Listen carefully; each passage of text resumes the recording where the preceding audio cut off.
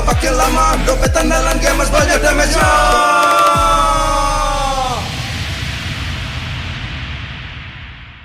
Level up bareng Special Edition Good Day dan MPL. Temukan kode unik, lalu scan QR-nya. Buat kumpulin Diamond Mobile Legends yang banyak dan menangin juga skin kerennya. Cobain semua variannya sekarang. Sebotol Good Day bikin GG Good Day. Yo, Good Day MPL, woo, Good Day MPL, woo, Good Day MPL, yes, Good Day MPL, woo, Good Day MPL, yes, Good Day MPL, yo, Good Day MPL, oh. Aku udah nonton. Fix, Hijin tuh jahat ke Minjun. Hijin kan emang gak mau pacaran sama papamu, mamamu, biarkan mereka. Di granat! Boom! Ya, gue kena ghosting. Terus ditinggal nikah sama Hijin. Padahal mereka udah cium. Anak yang nakal, saatnya kau dan aku pakai simpati buat nonton, musik, games, belajar, sampai belanja. Bisa pilih benefit sesuai keinginanmu. Tenang. menang kalah, mabar bisa good time. Wah, good time Mobile Legends bang bang. Enak coklatnya, bikin semua bisa good time. Ini nih mainnya.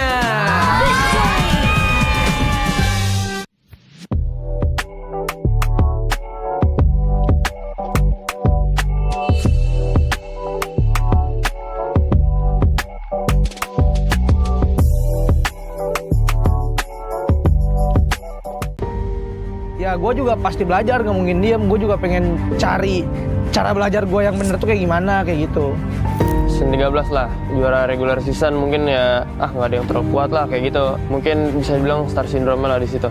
Kita benar-benar nggak pernah ngerasain yang namanya terpuruk banget, tapi di season 14 ini benar-benar bisa bilang kacau lah. Ada week yang gue rungkat banget tuh ya, apa ya, yang ini tuh udah sampai bingung banget aja gue. Udah kayak emang udah cukup dah. Pemindahan role akan menjadi tantangan terbaru untuk Nino tersendiri. Masa-masa sulit yang pasti waktu season 14 sih, pergantian role, karena ya di situ pasti ada overthinking, di mana pindah role itu suatu kesalahan yang sangat besar gitu loh di sport. Cuman ya gue belajar aja sih dari situ. Kalau misalkan gue bisa pindah role, gue sukses di role, siapa tahu gue bisa juara, nggak ada yang tahu kan. Ya gue juga pasti belajar, nggak mungkin diem. Gue juga pengen cari cara belajar gue yang bener tuh kayak gimana, kayak gitu. Alter Ego gugur di hari ini. Nino, tegakkan kepalamu kawan. Sorry kok, gue ngecewain lo lagi. Dulu tuh di fase bingung sama diri gue sendiri juga. Kayak gue aslinya nih bener layak atau enggak sih. Soalnya kan gue main sekali-sekali, terus turun lagi. Terus pas gue main juga kadang performa gue aneh banget kan. Jadi kayak gue bingung juga nih ya. Season 15 kita tuh pasti nggak lolos dari week 8 ya kayak. Habis di situ tuh gue ngerasa kok bisa ya sampai nggak lolos kayak gini ya. Padahal tim gue tuh kuat banget aslinya. Apa yang gue rasain di tim gue ya kita nggak tahu juga sih mau ngapain. Kita bingung aja. Aslinya kurang lebih sama sih kayak S12 sama 14 gitu. Cuman apa ya? Yang ini tuh udah sampai bingung banget aja gue. Udah kayak emang udah cukup dah. EVO season ganjil menuju MSC ternyata nihil. Struggle gue ambil dari season 13 lah, yang gue dapet upper juga tuh. Kita juara regular season Bigetron.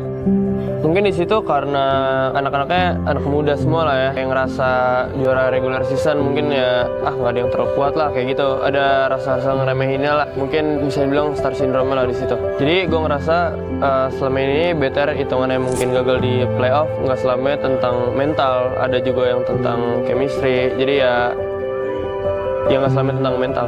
Mereka selalu masuk babak playoff, namun perjalanan mereka harus terhenti hari ini.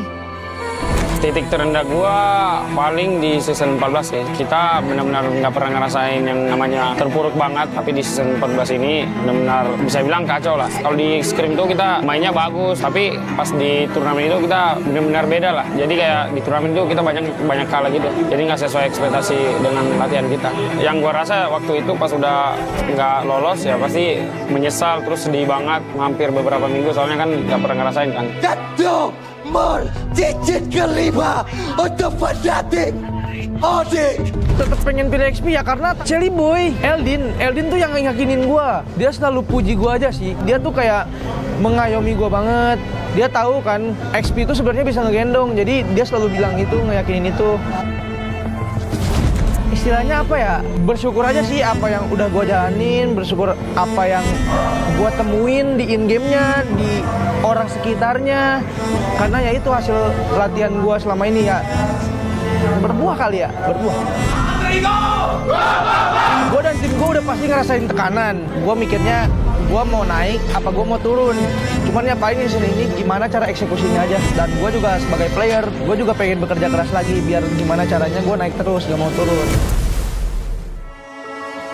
Cara gue keluar tekanan ya kayak nggak mesti mikirin hal-hal yang gak pasti aja sih, tinggal lakuin aja. Nanti juga ujung-ujungnya kalau gagal atau berhasil pun lu nggak bakal nyesel aja.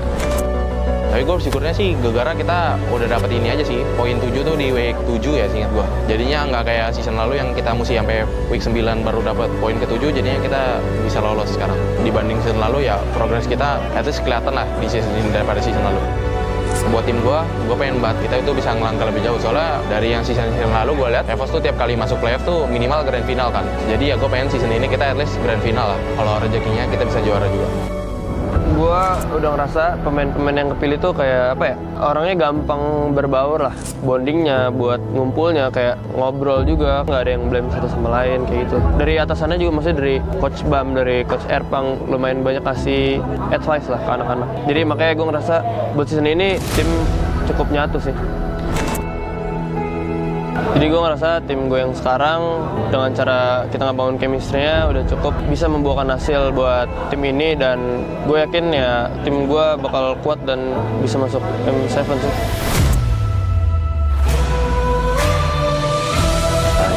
Mungkin kenapa bisa stabil ini karena chemistry kita sih, terus tujuan kita semuanya pengen juara. Kita benar-benar nikmatin prosesnya tiap minggu. Yang kita selalu diingatin juga coach kita, apinya selalu dijaga juga di setiap match-nya. Terus ya benar-benar yang bikin kita confident lah karena di posisi sekarang. Mungkin kenapa gue masih bertahan sama Oni karena bantu gue banyak lah. Banyak perubahan lah gue ada Oni. Jadi ya yang pastinya pengen balas budi lah. Tapi kita masih ada kurang M-Series kan. Nah terus di season ini ada M-Series. Jadi ya semoga aja di M-Series ini ya kita bisa kasih Tony. Mungkin ya yang berharap banyak dari kami ya pastinya kita bakal berusaha untuk kita bisa dapatin M7. Cuman kan di internasional kan levelnya yang pastinya beda kan, karena kita ketemu beberapa banyak negara kayak Filipina yang sekarang terkuat, terus Malaysia juga, Kamboja, Myanmar. Jadi ya ekspektasi kalian ya gimana, cuman kita bakal kasih yang terbaik lah nanti di ajang internasional.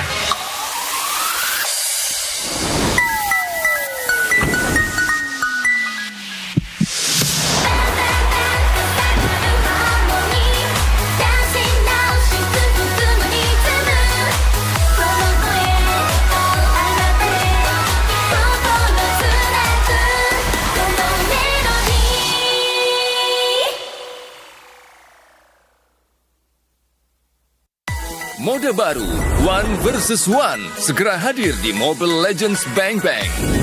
Di mode One versus One, dua player akan bersaing mendapatkan jumlah kill atau menghancurkan turret lawan lebih dahulu. Event prediksi juga akan hadir bersama mode ini. Player dan penonton bisa memasang prediksi untuk memenangkan koin prediksi seru. Mari, pelajari lebih lanjut tentang mode baru ini. Ada dua cara untuk memenangkan pertandingan mode One versus One. Cara pertama adalah mendapatkan 3 kill dalam batas waktu pertandingan. Cara kedua adalah menghancurkan turret lawan.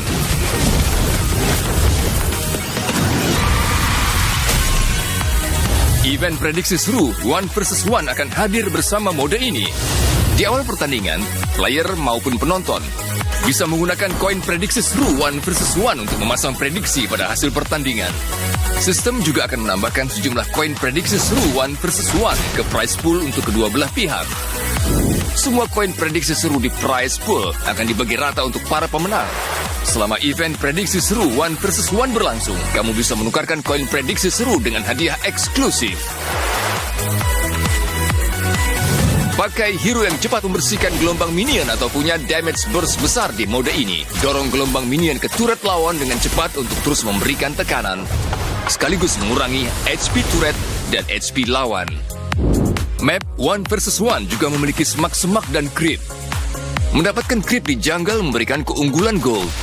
Manfaatkan semak-semak untuk bersembunyi dan lancarkan serangan kejutan. Mode One versus One segera hadir. Kumpulkan penonton dan berjuanglah meraih kejayaan.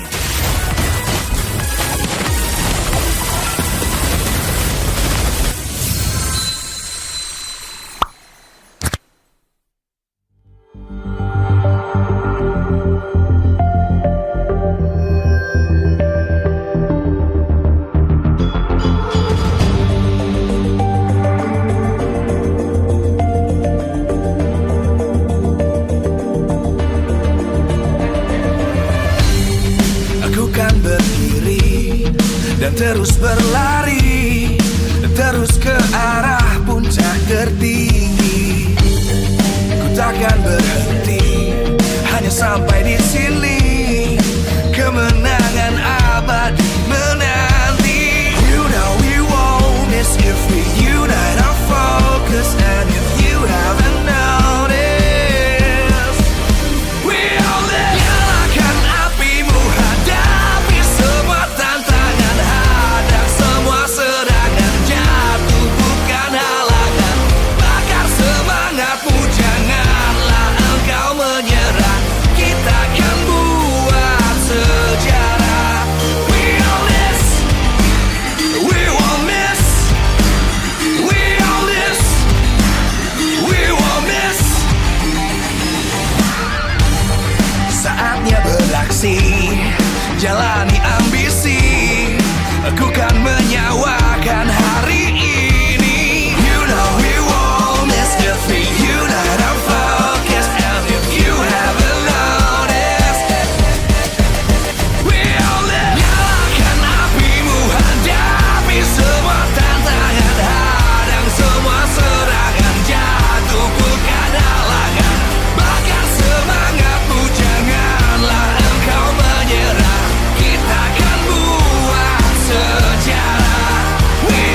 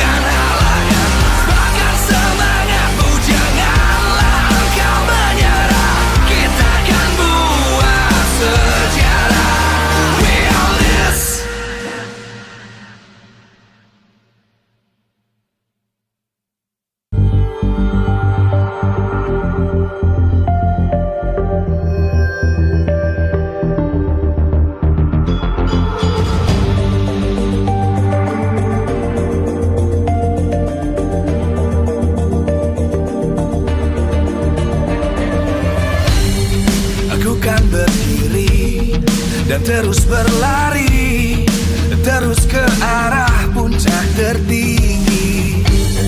Ku takkan berhenti, hanya sampai di sini.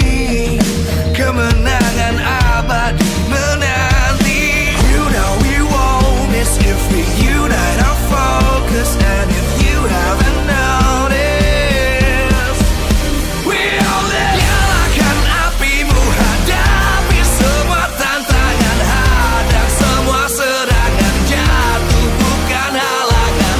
Bakar semangatmu, janganlah engkau menyerah. Kita akan buat sejarah. We all this, we won't miss. We all this, we won't miss. Saatnya beraksi, jalani ambisi.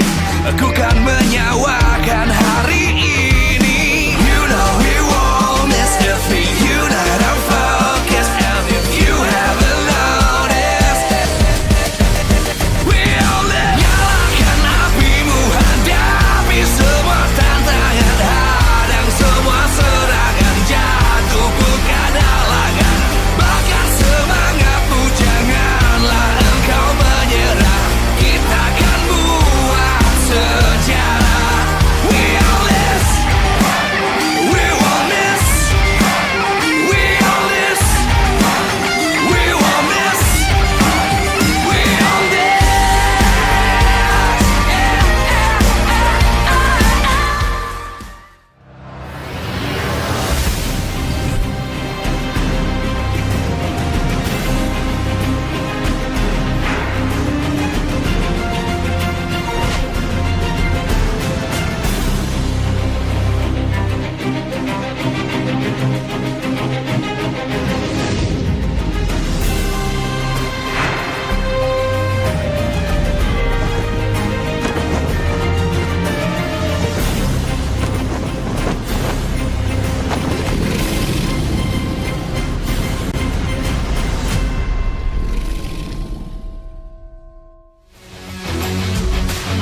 Live from MPL Arena, Jakarta.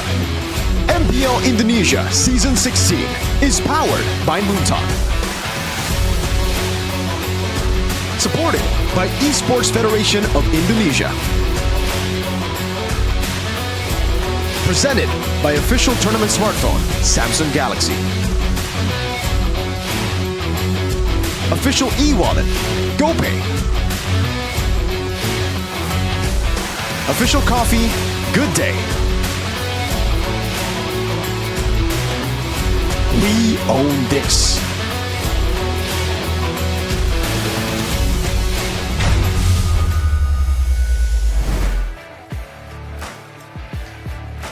Hari penutupan untuk regular season MPL Indonesia season 16 adalah hari ini. Di mana kita akan melihat bagaimana pada akhirnya tim-tim akan finish di regular season.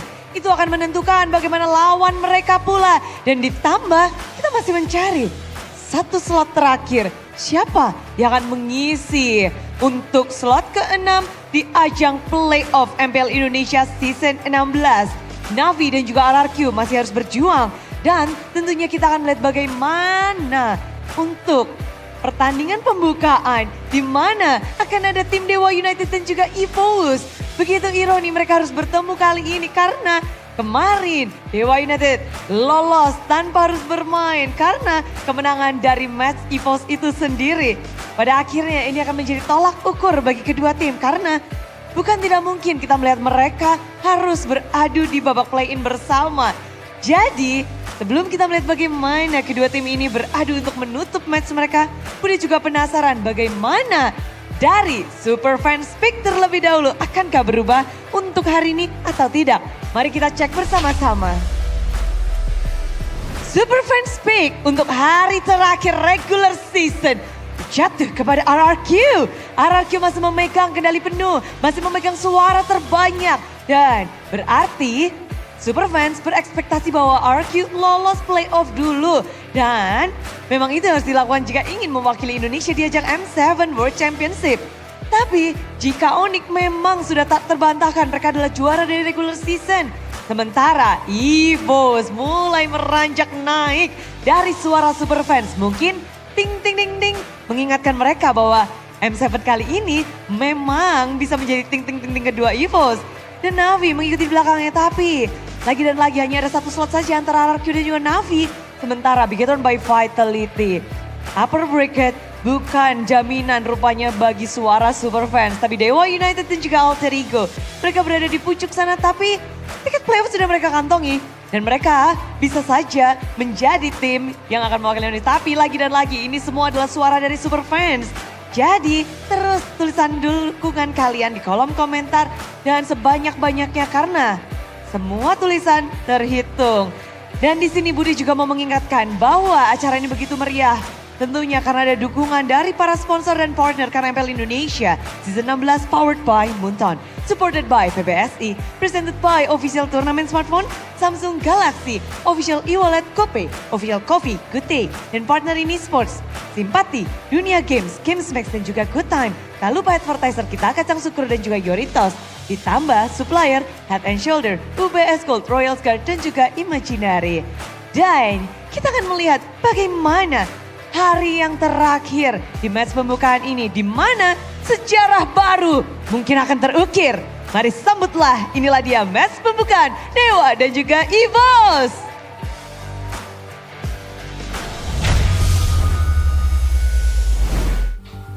Welcome, ladies and gentlemen, to the final day of the regular season of Season 16. MPL Indonesia, we own this, and in the desk today it's gonna be me, Donnie, Mirko, and as well as Arashi, who will commentate and also be a part of the final day. Arashi's a bit nervous, you know. Very nervous. I and Mirko am a little bit, yeah, we're chill. Nice pick will be ours perhaps, but RRQ, we gotta ask Arashi, how are you feeling? Of course, there's some nervousness, that's for sure, but hey, I think we can get it done, dude. 2-0. We've battled higher, more difficult odds before. We came out on top. They got this, man. Gotta get a 2-0 win though, Arashi. So it's like, it's different, right? Usually you just need a win. Now it's a 2-0. You give one game away to Navi and you're cooked. All we have to do is win. They gotta win 2-0 if they want to make it to playoffs. But more on that later as we focus on EVOS and Dewa United. You know, it's gonna affect the seedings if either EVOS or Dewa United wins this match. It will affect the standings as well. Later we will check the official standings. But Mirko, what do you have before any previews? Right, Dewa United, how are they doing? EVOS, are they the clear favorites? I think coming into this matchup, yes, EVOS have been more in form compared to Dewa United, who have been out of form entirely. The drafts have been read out, their gameplay have been read out, they're very early game centric, and they really are just too reliant on it sometimes, you know? They need to win out in the early game, they need to get that snowball. If they don't, it's tough. EVOS, though, have doubled down on that early game. They even went for a full melee composition just yesterday and won it out against Navi. So perhaps we might see that sort of approach as well from Dewa United, but according to you guys, super fans pick, you know, it's Onyx and RRQ still the so-called royal besties up ahead. What happened to BTR? Hey man, you know me, man. BTR, I think 5.85%, 5.84% is me. There's a 0.01% where they're actually boys supporting them. Yeah, so guys, just comment your team to at least increase the odds. Again, Onyx and RRQ, if they want to solidify their chance. Keep spamming them, especially RRQ, who needs a 2-0 win to go to nice pick. But guys, to give you guys a clearer view on what we have on the menu today, we got 3 matches, right? First match, we mentioned it, Dewa will take on EVOS, and the second, it will be Mirko's team taking on Alter Ego, who got the dub yesterday against Onyx in a 2-1 victory. And for the final match, Arashi, you gotta grab a big hold on your seat. Judgment Day, the decider to end out the season. Again, so some people are saying it's rigged, right? How the hell is this possible? For the results to be decided at the final match of the final day. Like, how did it get this close but it did. So we have to look forward to that. But before that, man, what do you think about Alter Ego though after that insane performance? Well deserved win. I think Onyx wasn't up to standard yesterday, but if you take a look at the standings, Arashi Onyx are still top of the table. For sure. Followed by Bigatron. You know, we will see Alter Ego and Alter Ego and EVOS in the 3rd and 4th. Again, guys, if EVOS win, they will go to 3rd, and Dewa United, if they win, they will go to 4th. So yeah, it will affect the standings later on. What do you think about the playoffs coming later on? Well, it's going to be really tough, man. Unfortunately for Dewa, they will still be 4-5 even if they win, so there's not really much of the change in the brackets later. But yeah, for Alter Ego and EVOS, it really depends on their performance today. They can choose, technically, if they want to go up against Onyx or Bigatron in the upper brackets, and they can get to choose their opponents. Because if EVOS get 3rd today, Alter Ego drop down to 4th, that means that EVOS will be going up against either RQ or Na'Vi, the last team to qualify into the playoffs, which I think, regarding form, is their best shot to actually make it out of the play-ins, right? Like, RQ and Na'Vi have been looking very, very shaky, both as well. At least, though, Na'Vi have stuck with their lineup. RQ, not really. And the question is, for me, will EVOS and Dewa stick to their lineup? Because like, they've already secured playoffs. Do they even want to show their best lineup here in the regular season anymore? Exactly. Is it necessary? Or are they going to try and, you know, hide some stuff or even show new stuff to throw off their opposition? That's it, man. Road to playoffs here. We'll take a look for Dewa versus EVOS. Man, it's the road to playoffs indeed. Facing the savior, will EVOS become Dewa's rival in the play-ins? There's a big possibility for that, and we got a little quote here from EVOS Bravo. For now, please go easy on us in the playoffs, so we won't be the first one to go home. But then, if Dewa go easy on you, Bravo, they would be the one who go home, who gonna go home. But that's gonna be also the quote from Key. Dewa just let us win, man, tomorrow and in the playoffs. And in the playoffs okay, too. Key, tomorrow is one thing. XBTR, by the way. That's why he's my GOAT, man. He's so blunt, right? He just goes straight for it. He's like, guy, we need to go through. Please just lose all your games. Fair shout, I guess, you know, but worth a shot. No chance, man. There's no way Dewa. They, by the way, just bought everyone in the MPL Arena martabak.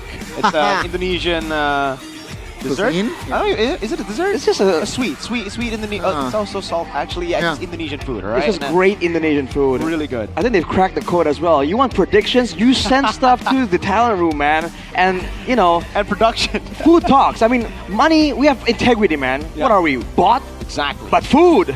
Dang. Yeah, that's a bit different. So, EVOS, you're against all talents, I think. Most talents because of the martabak. Yeah, should have sent some stuff too, man. It's their fault. Yeah, but to be fair, Dewa made it to playoffs because of them. They were the one. They were the saviors. That's why now they're asking for a lot from Dewa United. Repay us the favor we got you. We made you make it to playoffs. So come on, pay us back. Totally fair. Totally fair. But I don't think Dewa want to. I think Dewa really want to show everyone that this is their time. They've finally found some real momentum. Because before, they've had a great run and then a slump almost immediately afterward, right? This is for the first time in a long, long time. They have an actual momentum building towards the playoffs, and it doesn't look like it's going to slow down anytime soon. So I think they want to keep going at it for as long as possible, which is why I think taking it slower, letting teams, you know, get some wins is not in the cards for Dewa. And these are the previews as well, right? Again, sometimes the maintaining is harder than getting. So what do you think about the momentum? Will they be able to maintain this sort of quality? I think they can. By all means, they are a younger team, quote unquote. They lack in the experience department, but maybe right now, in the meta that's so volatile, so confusing to even a lot of the MPL ID teams, maybe that inexperience is actually working in their favor. They're a lot faster at just picking up weird playstyles, weird strategies, and if they can polish that even more, keep the core identity, but polish, you know, the rough edges just a little bit more, I feel like they're definitely a team to look out for in the playoffs. I can say that much. Yeah. This is before play. This is before the patch, even, by the way. This is first leg where they met very early onto the season. So we can't really use this as reference. Dewa were pretty bad at the time. They were still struggling to find what meta they need to play. It was still a lot of the Baksha Francos as well. We do see that combo, but not as much anymore. EVOS dominated them, man, throughout the series. I think for Dewa right now, it should be the same angle that Alter Ego took against Onyx. You just well, especially for Dewa, they have a pretty similar playstyle to Alter Ego, right? They need to snowball in the early game. They need to snowball through team fighting as well. So double down the early game team fights. Go for those compositions. Don't try to change too much of what we already know from you. Yeah, I think having that identity, maintain that quality is going to be very crucial for Dewa United. Two key players, I feel like, from Dewa United, especially after the patch.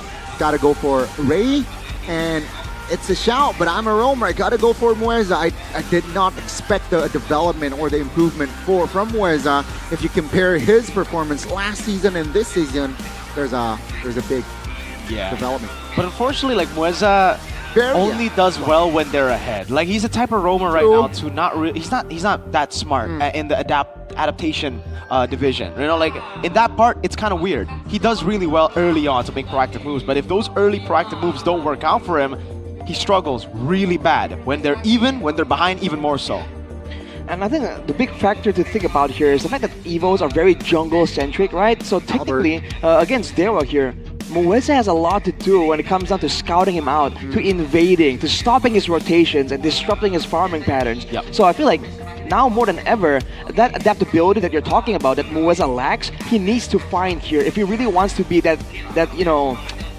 problem that Albert has to deal with constantly. Because if he goes with a straightforward approach, come on, man, this is Albert we're talking about. He knows how to deal with a straightforward approach. What the heck? Mueza has to get creative. Definitely cannot be too honest going up against Albert, who is very, very clean, especially on the assassins. And yeah, Albert also another key player here in this match in that jungler position. Will he be able to, out-retry the Retribution? Is going to be also the one to look out for, because Ray this season still consistent to his name. His Retribution has been very, very sharp. It's been great, man. Ray has been doing better on utility than assassins. Flashback to season 13 when I called him the worst jungler because we were in the utility meta and he's an assassin player.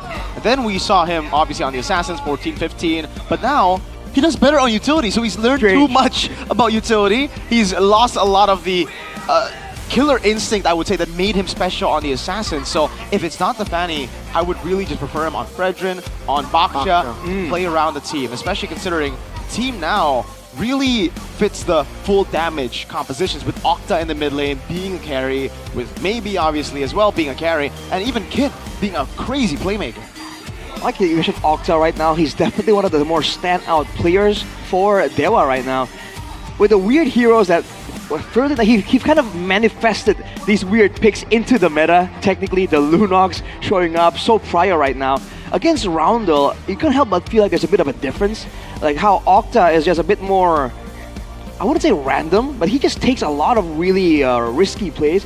Where Roundel, I don't know, he just seems a lot more reactive, which is why we say that Evo is a lot more jungle-centric, because we don't see Roundel take the helm as much, whereas for Octa, especially when they are ahead, he is very much willing to try and make those crazy plays, those flicker plays, and, it has backfired very, very often too. So, I feel like right now, this mid lane, it comes down to, even though both are kind of aggressive, it comes down to the prio game, right? It's not what they do on their own, it's what they can do for their team, and that kind of is in line with the meta by all means. So yeah, it's going to be very interesting to see the two players there, and yeah, keep an eye on Lunox, right? If we're talking about the hero, Lunox perhaps will fall for Dewa United, but let's just jump into the official team lineup where we will see Evos. That's going to be Sorizo. Wait a minute, I did not expect this. Sorizo will be deployed alongside Albert, Roundel, Key, and Erlon.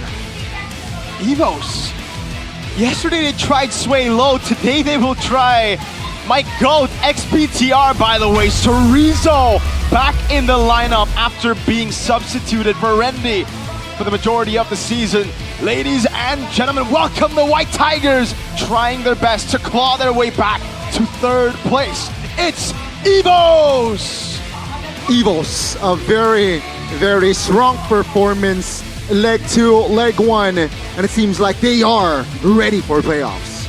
And they brought out Sorizo out of nowhere. Bang Otot, we call him. A familiar face in the Land of Dawn. Let's see what he can bring to the table, because they're up against Dewa United. It's going to be Kin, Ray, Octa, Mueza, and maybe the main roster of Dewa United, which with this roster, they have secured playoffs for MPL ID Season 16. But the job's not done yet. They want to bring in momentum to the playoffs. Their second ever playoff appearance. Can they end the regular season with a big bang? Welcome, Dewa United! The Apostles of God will try to take the White Tigers down in this match. The odds are slightly against them, but with this lineup, anything can happen. Against a curveball, so Riza showing out of nowhere. What is the angle here? Which weapon that they have will they use to really gain the advantage? With this roster, they have so many options, but it all starts here with the brains behind the entire operation. Our Marshal Gary welcomes Vin and Bravo against Coach Wright and Ajeng. Coach Wright. Coach Wright in the helms. I think also a good shout for Dewa United. Why they have been doing so great this season, it's because of Coach Wright.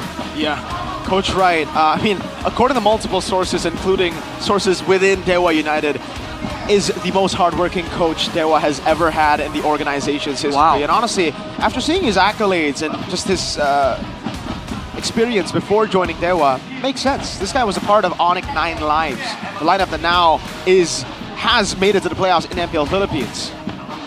Let's say here, Dewa United with... Oh, that's going to be a question here. Guys, audience topic voting. How can Dewa take their revenge after their first leg defeat against EVOS? And you guys, according to you, it's a close one, Arashi. 40% though, you got to press Albert's farming space. Do you agree? Well, exactly. It's no secret that a lot of people are thinking that EVOS, it's either Albert carries or nobody does, right? It's a bit of a solo group project is what a lot of haters do say. 40% makes a lot of sense. I like that second option though, that's quite close there.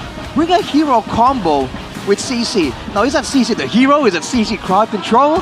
Technically against EVOS, the team that likes these chaotic fights, if Dewa can get a good combo, like a CC Gatot, you know, something that EVOS can't easily escape from, they can by all means end up zoning EVOS before they even start anything. Because again, they have an experience on their hands, but not on every single member. And when only 2 members in your whole roster have that experience to go into the danger zones and face the potential pick-off threats, you know, the rest of the team might be late to follow up or even back out completely and leave Key and Albert stranded.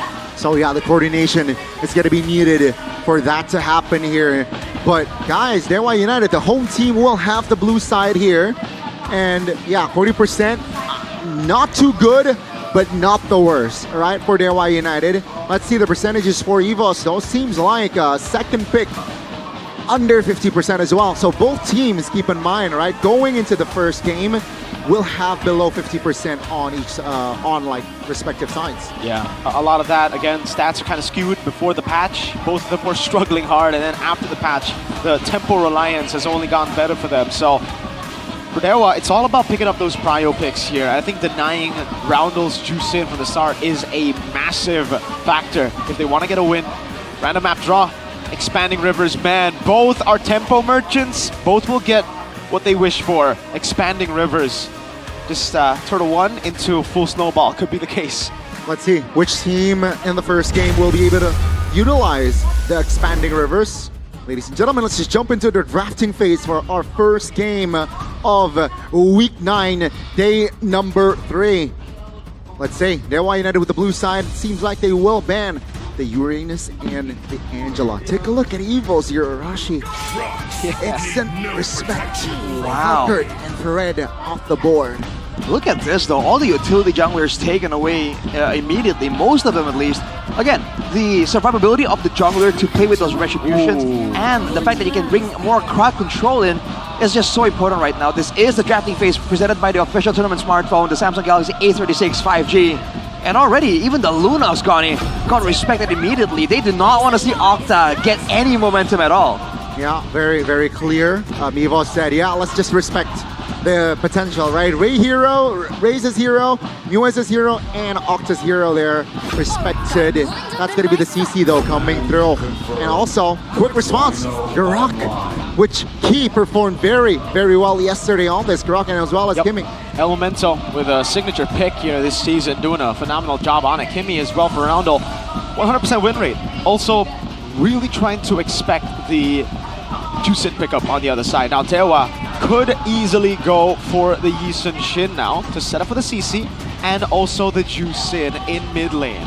CC will be flex all over, but if they really want to double down on the combo, I think the Gatot Kacha with the Yisun Shin could be Alright, different approach. So the combo Rashi, but Haya.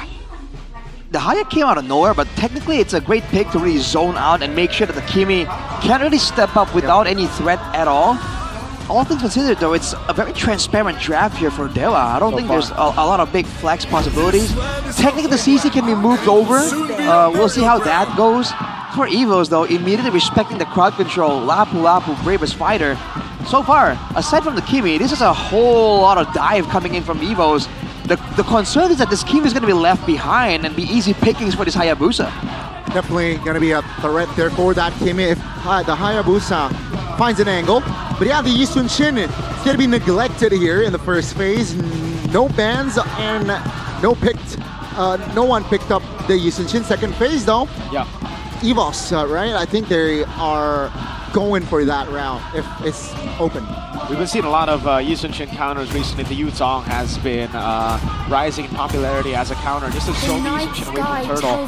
Desmeralda though will be banned away. Lapu, bad matchup against the Esme. So they want to give Kin a hard time in the XP. Now what's interesting to me is it almost seems like Evos are baiting Dewa to pick up the Arlet, right? It's a signature pick for Kin, but it's pretty bad right now. Evos have so much CC immunity. That could be the angle for Evos, but if they will bite on it with the Arlet, they don't really have a lot of good frontliners. And technically, tempo is one thing, but in order to actually get the tempo, to use the tempo to go for the neutral objectives, you need some kind of frontline to contest ground, right? If you're forced to immediately go all in when you see the first member, it's never really a good idea. So I think somehow, some way, Dewa might be averse to going for that option. Well, seems like, guys, there's this big info here. 75% for Dewa United on the expanding rivers, but you see Randy and Sway Low, who is currently subbed out, watching live in front of the stage. So yeah, that's interesting. No, Yutong fan right now. there. Wait, this is a smart hero. They're thinking the Lapu is gonna go gold? Wait, you're right. Actually, with the Lapu already shown, they banned the Yutong. Are they concerned that the Yutong might go gold? That used to be a thing, you know, way back. True. There's no reason why it can't come back now, right? Good damage, good sustain, no real bad lane matchups. We talked about this just a little bit. It's really not a bad hero at all right now in an array of different roles. Yisun Shin though, not in the dangerous grass, but the extra vision will allow Evos to plan out the movements even better and technically set up for better engagements for Key on the Grok. Well, seems like Kin's gonna take the bait. Arlet already hovered over. The gold lane will be the CC, and in the mage in the mid lane, Jusin very open right now. They can go for it. The meta drafts for Dewa United, doubling down on what has worked before, signature picks and all. But what does this mean? Do they go? I think they might pull a Phobius on us, man. Phobius, yeah. Last pick. Lapu, put in gold. Lapu, Phobius XP, try to counter Kin. I like that idea, man. Okay, it's gonna be X-Borg. We saw an X-Borg pick yesterday on Arfi. An Arfi, right? It's also in the gold lane position. So, and they were able to get the win yesterday on that X-Borg from Alter Ego. So let's see here, will Evos be able to replicate that sort of success here in the first game? Draft-wise, Arashi, final thoughts? Oh man, I feel like it's somewhat even. Something tells me though that just from execution, Evos might really get the better of him, because in a full-on 5v5 collision, I feel like Evos have a bit of an angle here to just get the AoE win, damage-wise. It's going to be very interesting, right, to see. The 10 heroes will be deployed. The 2 marksmen with the Yisun Shin and Kimi, will that be able to take Evos to victory? Alana Dawn is in our sights. Ladies and gentlemen, welcome to our opening game of Dewa United and Evos. All right. 50-50 drafts, I would say, man. A big battle around these team fights, Evos do have a lot more kiting pressure, so that's that. They do have 2 marksmen plus the X-Borg. I don't know if you want to count X-Borg as marksman, but yeah, X-Borg gold. We saw this yesterday, Arashi. Well, he has a bit of range, you know, and he's out of the Firaga arm. Oh, Octa! Hello! Interesting. Better watch out, man. You're alone. Mueza rotating to the gold lane there, leaving Octa to burn the flicker so early. Emblems here by GamesMax, and you're seeing agilities to augment that expanding river. There's a little bit more. And also the Festival of Blood for the X-Borg. So a lot of sustain built in off the bat for Evos. So again, if Dewa can get the pickoffs, the solo kills, that might work out. But in a 5v5, the AoE and sustain built in for Evos will allow them to just brute force the team fight win. Especially in the early game, Ray will not have anything to do in the first 1 or 2 turtles. Yeah. And the matchup here against Maybe, I heard this from Sheffin. X-Borg is a counter to CC in lane. I don't know if that's entirely true. We haven't seen this matchup in a while. So far, so good though for both teams. It seems like the pathing, nothing too crazy from the rotation. But in the top lane, it's a different story. So Rizzo, who subbed in today, losing a trade. Yeah, getting bullied a lot by Kin on a signature pick. He definitely knows how to lane on that hero. And look at Roundel. Just going into the rivers, getting infos and coordination from Evos so far. It's looking really good. The wave on the top side is frozen technically for Evos, kind of. So they're gonna be able to clear. Oh! What the heck? Out of nowhere. A pure solo from out of nowhere. Cerezo was not ready for that, and that should be first turtle over to Dewa United. Look at the resets, man. Pops in the final slash as well. It's gonna be the benches resets again. They can go for the dive. Octa! Crimson Beacon Kin gets 2 on a signature pick. Ray will walk up. Still has the red tree. Steals away from Albert. Mueza has AOG, so there's no chance they get the kill on him here, right? Might not even actually AOG out. He just walks away like a G. Oh no. Oh? Yo. Yeah, that's the side step there, but amazing early game for Dewa United. Got the turtle, got 2 important kills as well. Oh, Albert. Great pick by Ray on the side, getting the quad shadow down below as well. Final slash from Ken.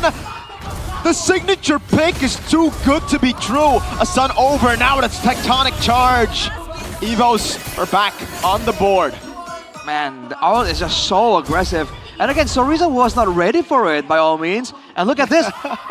Wow, for once, we're all on the same page. Mr. Pulung is not the solo opposition. The power of Martabak showing strong here. Oh man, Erlan in the bottom lane needs to be very careful now. So far the matchup hasn't really turned out to be what we expected, at least from Sheffin's description of the X-Borg CC lane. It's been pretty good for Maybe. Doing pretty well right here. And again, it's just the aggressive style of Dewa catching Evos off guard. I think Evos were trying to trap Kin with a gank there. That's why they set up the wave so close to Sorizo. They did not expect a full-on dive solo, man. Almost with the solo up top, by the way. Erlan forced to use the last Insanity. It's super safe. It's almost... Oh, man.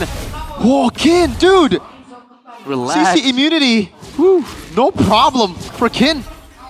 No problem for so far here for Kin. He has been the main reason why Dewa got this early game lead here. Just bullying Sorizo and bottom side 4v2.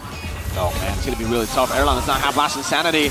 They disperse the damage quite well though, and it will be a failed time. Mueza caught all alone, but has the AOG. He's gonna be stunned up now. Roundo trying to go for the cancel as well. Mueza gonna get the AOG in time. Tectonic charge, retraction pulse. Mueza down. Albert picks up the kill. Kin able to go for the final slash. Gets a trade in. That's 2 of the roamers down already. Cerezo, I don't think he wants any smoke. Not right now. Free turtle to Dewa United. Wow, what a good recovery, right? Looked kinda iffy a bit for Mueza there, but they were able to find key, and that allows Dewa United to take the second neutral objective in the game. Like I said, 5v5 collision will favor Evos in theory, but Dewa are forcing Evos to use all of their big ultimates to survive a dive, to survive a gank. And because of that, when the team fights do roll around, when the neutral objectives do spawn, Dewa are just on it immediately, and they have burned out a lot of those good resources for Evos. Oh. Yeah, he needs to do that, dude. It's so tough. Kindle under turret, only gets a few shots. Actually, with 1 turret shot. Lancer Flare coming down as well with the Mountain Chakra used. They have the vision. They go for the bottom lane now. It will be maybe. Wow. Who's caught all alone up top. Kin is still doing so much, man. He forced to recall. The 2v1, Kin is able to sustain, but the bottom, you want to dive this time. Ray gets Quad Shadow in. Muez is going to go for the 2-man taunt. That's going to be the Brave Spider used up as key. Dispersion of damage. Tectonic Charge! And the stun! What a combo can! Still with the final slash. Going to get taken down though. This dive doesn't look too good. There's no more big resources to chunk a tanky Lapu Lapu. Kin for key is worth for the Tigers. Gotta be honest, that was a great trade for EVOS, right? They got the structure in the bottom side of the map as well, while the team fight happened top. So great compensation at least. It was a very forced dive for Dewa, dude. They spent so much time sitting around there. They weren't really committed to who's gonna juggle the aggro. Because again, they'll have ways to drop that aggro with the Gatot Kacha. They just did not seem all that convinced to go in at the same time. They cannot keep making mistakes like that. Oh, CC immunity. Well, you're not immune to the damage. Poe coming down again. That's going to be the reset. He did not have anything. Roundel brought back by the final slash. Now the AOG as well. Good kite from Roundel. Baits out a lot of resources. The taunt barely connecting there. Mueza might be burned down to the ground. Kin is going to go in. Last Insanity over to Mueza. Who's trying to burn him down and will be able to take him out. 3 turtles to Dewa. They want to go. Wait, Kin with a dive in over to Erlan. A bit too risky now. Mountain Shocker as well, but Kin has the vengeance to escape over to the green cap. Shadow kill Erlan. Not in time with the flicker. 3 turtles collected. EVOS State will have an advantage on the structure, but that's just only one. But after that, right, Dewa United just recovered. I think that was a clinical take, and it's all fine and dandy. well, again, all the big ultimates were used before. The fights weren't a big combo for both teams. It's initially a final slash traded for an ultimate. It's the AOG traded for a flicker of some sort. Oh, Roundel! What a lockdown here, man. Roundel just thrown down to the ground. Great patience from Kin. He didn't go for the vengeance. He knows that Octa could take him down all by himself. Now with no Roundel, should be able to defend this with an X-Borg and Yisun Shin. Oh man, this isn't just tempo for Dewa, dude. It's just constant aggression. It's not that Dewa are just moving faster than EVOs. They're just constantly forcing EVOs to respect a potential engage, a potential 1v1. And Dewa are the ones who can dictate, do we want to go and full commit onto it or not? But look at these moves again. It's a very risky move under the turrets, but this is what Dewa is using to force out the respect from EVOs. This is why EVOs can't walk up carelessly. They're constantly afraid of a big X-Factor play. Kin makes the Arlen look like a Lancelot, dude. Yeah. Very, very good mechanics there displayed by Kin, as we all know. 3,000 gold lead, 8 minutes. Very healthy lead. Again, what they will need to do is just maintain this, right? Don't blunder. Because last year we saw, 5,000. Oh, let's see. Yeah, he's going to get shredded down, man. Traction post landing as well. But Mueza still has the AOG and will be able to use it. 3-man stand on the back line. Tectonic Charge locks Kin down. He's still going to be able to go in with the vengeance now as Octa looks for the trade with the Crimson Beacon. Gets the knockup again, but Rizzo, there's no way they go all in on him. Wow. Full 5v5. A turret up top falls in favor of Dewa, and they set up perfectly for the Lord. Amazing, man. They've proven that they can stifle the big team fight from EVOs. They got a turret on the top side, and now Key. That's the flicker out. I think, yeah, that's going to be the knockup coming down as well.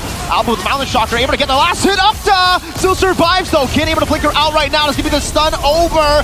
He tried to go for the resets one more time as Albert is able to cat away now. Last Insanity used up over to Maybe, who's going to blow up. A stun landing as well. Cerezo picks up the killing spree. Ray with a walk-up now over to Erlan. Pops in Retribution and the Shadow kill! And he gets the Sky Piercer. That's a cherry on top with the Lord taken. The timing was perfect. The execution was great, and Dewa United with the Lord now will be able to push and apply more pressure on towards the Tigers. It looks like they were overextended for just a little bit, but the Shadow kill, Ray equalized immediately. Evo is now definitely on the back foot, and I think they're quite far behind. They can't really even hope to win reliably with a proper 5v5, even if they all land big combo ultimates. They have to initially deal with the Lord first, and if they use any ultimates to do so, they are gonna jump on that opportunity ASAP. considering all the lead, Evos aren't that far behind, huh? Like, yeah, it's a 3,000 gold lead, but item-wise, they're doing pretty okay. It's just Roundel who's really underleveled against Octa.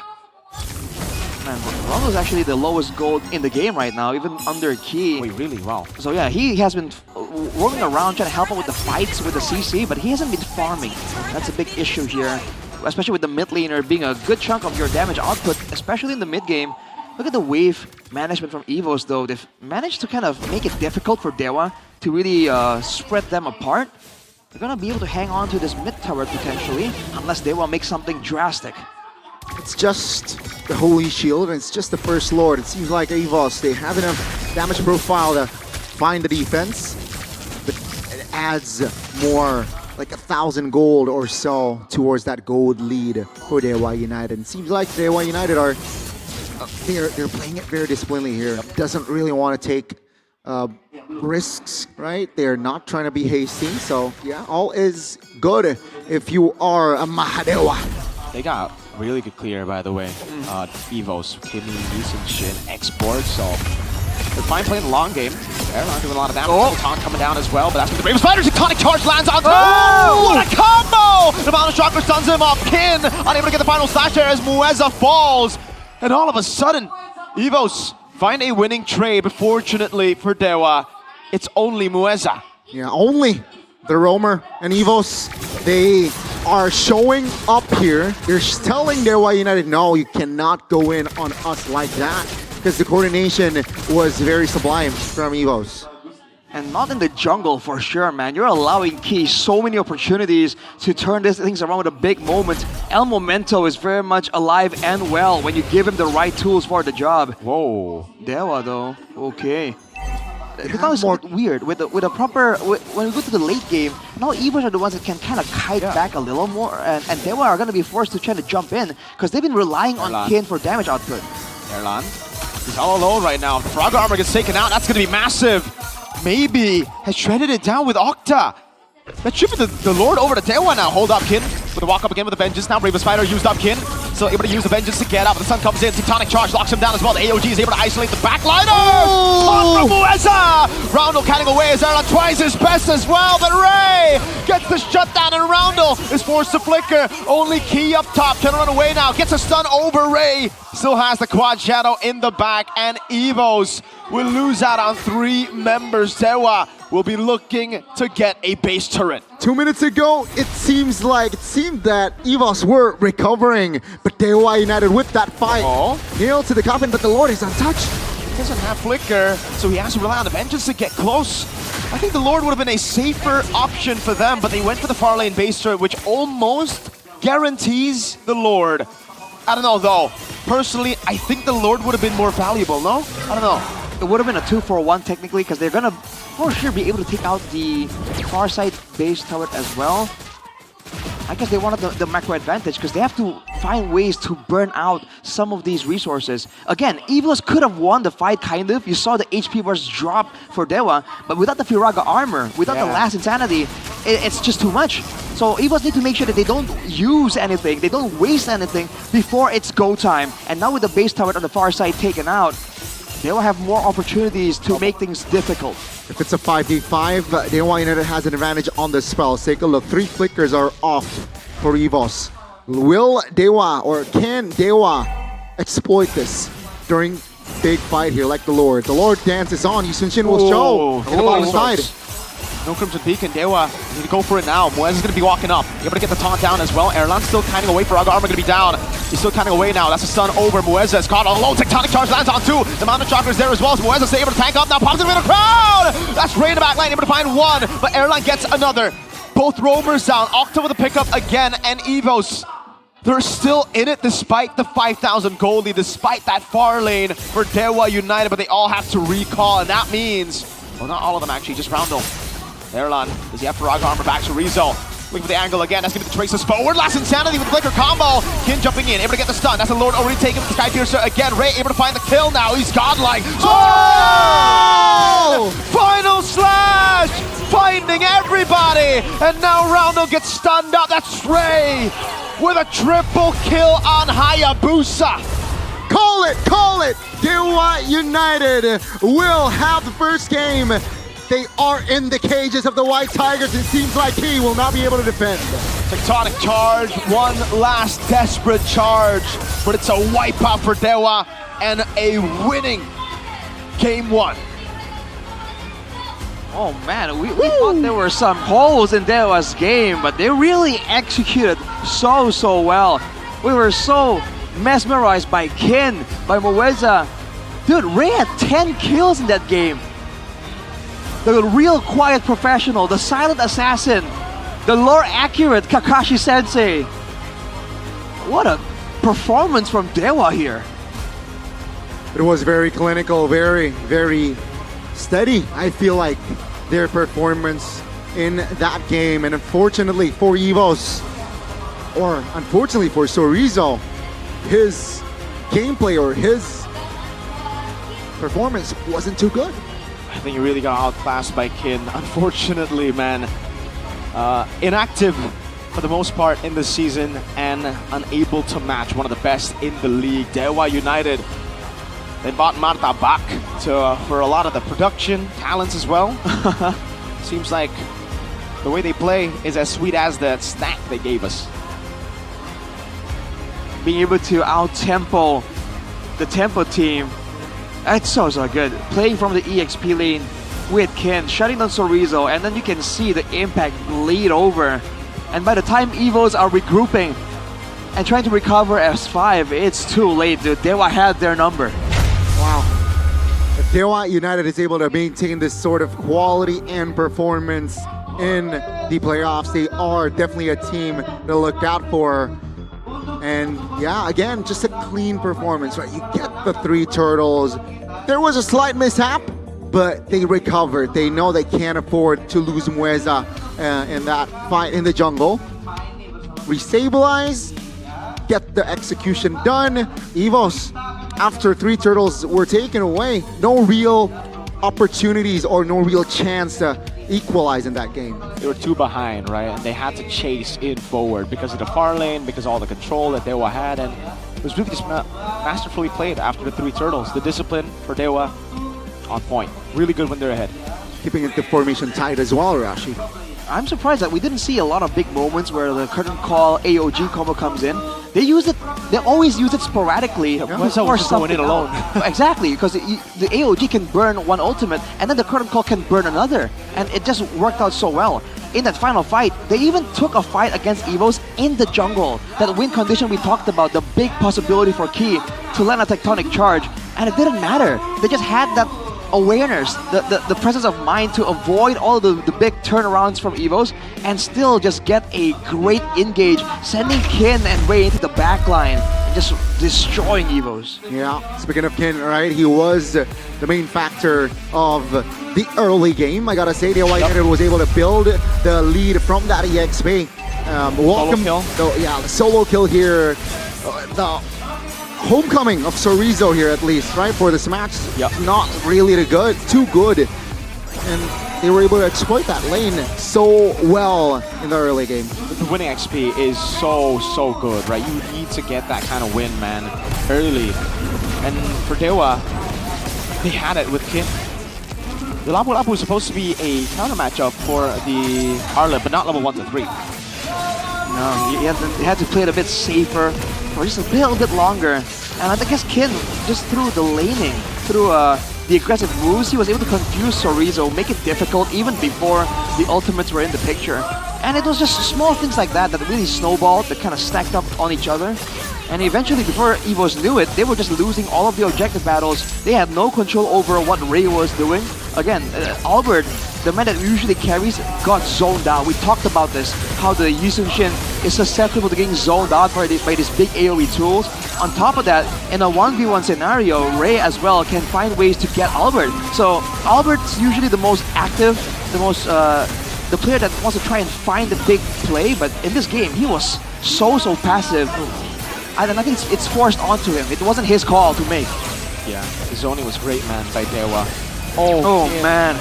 I always loved the off-angle flickers for final slashes. Yeah, this was the nail in the coffin. He was all alone. So yeah, a reset here. Mind you, Key was able to perform on that Grok yesterday very well, but in game 1, he struggled to find key moments. 15 minutes though, 20-9 the kills.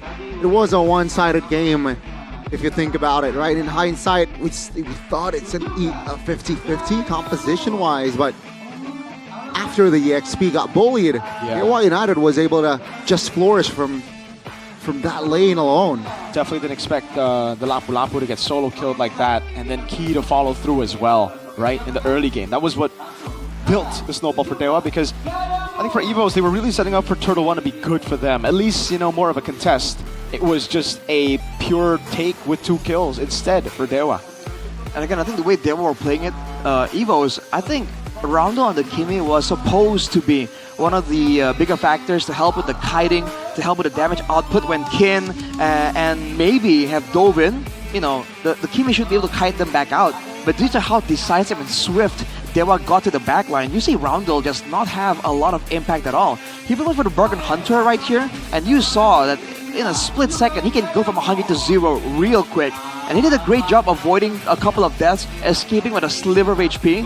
But against a composition like this, even if you escape with a sliver of HP, you're basically done. There's no way you can get close at all and not get immediately wrecked by any single member on the side of Dewa United.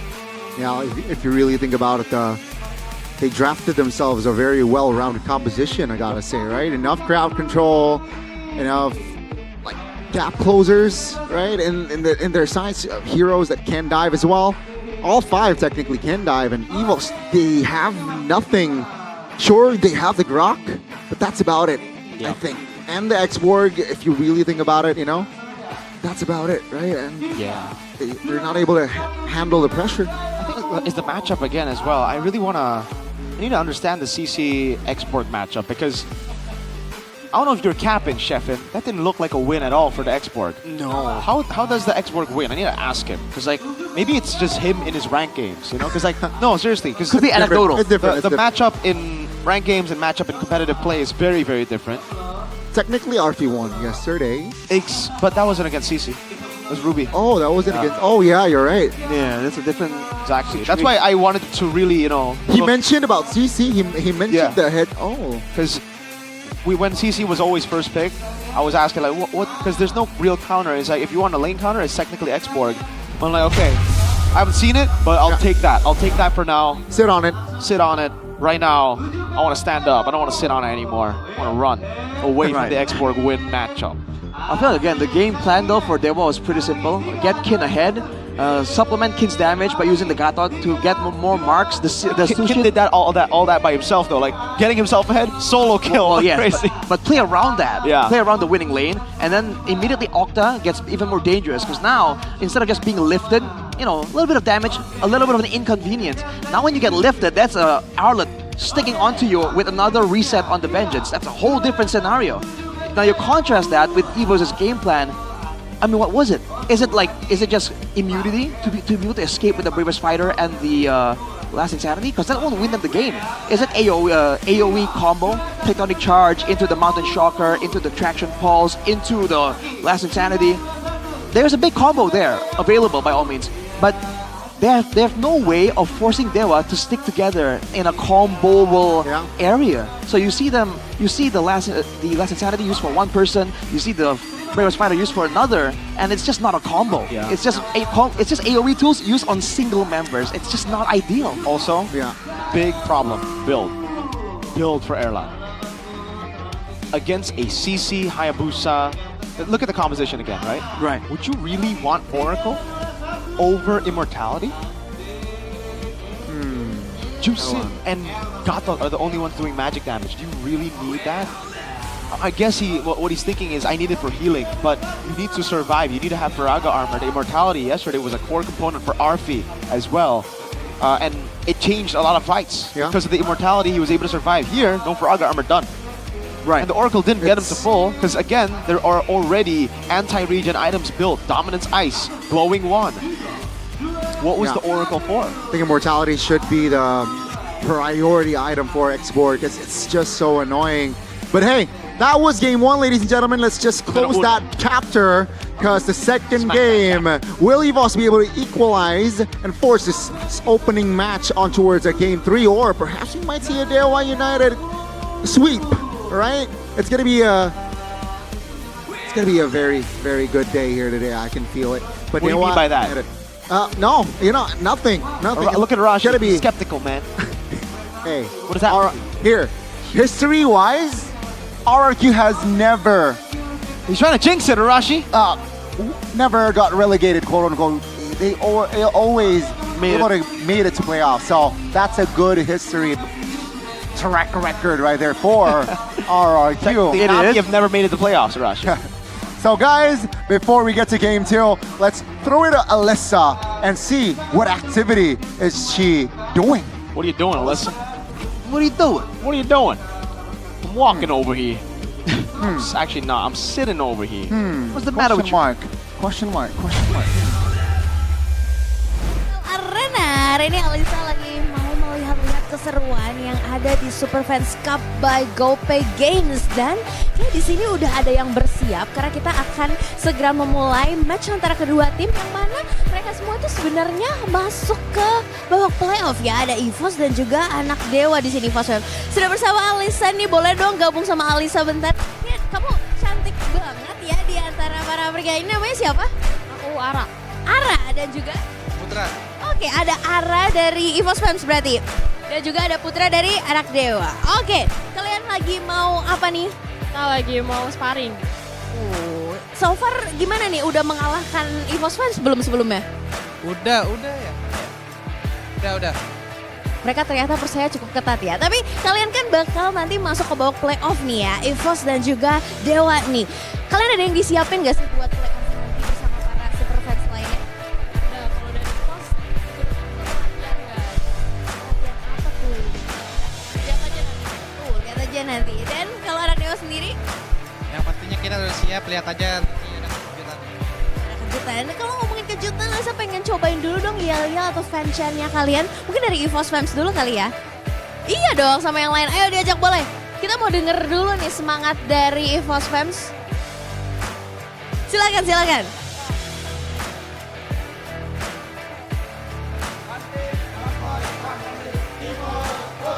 One team, one by one family EVOS Fans. Anak Dewa jangan mau kalah dong. Berdiri. Langsung aja. Silakan. 1, 2, 3. Dewa United Champion! Dewa United Champion. Kayaknya semangatnya masih kurang membara nih, tapi nggak apa-apa. Alisa bakal lihat semangat kalian.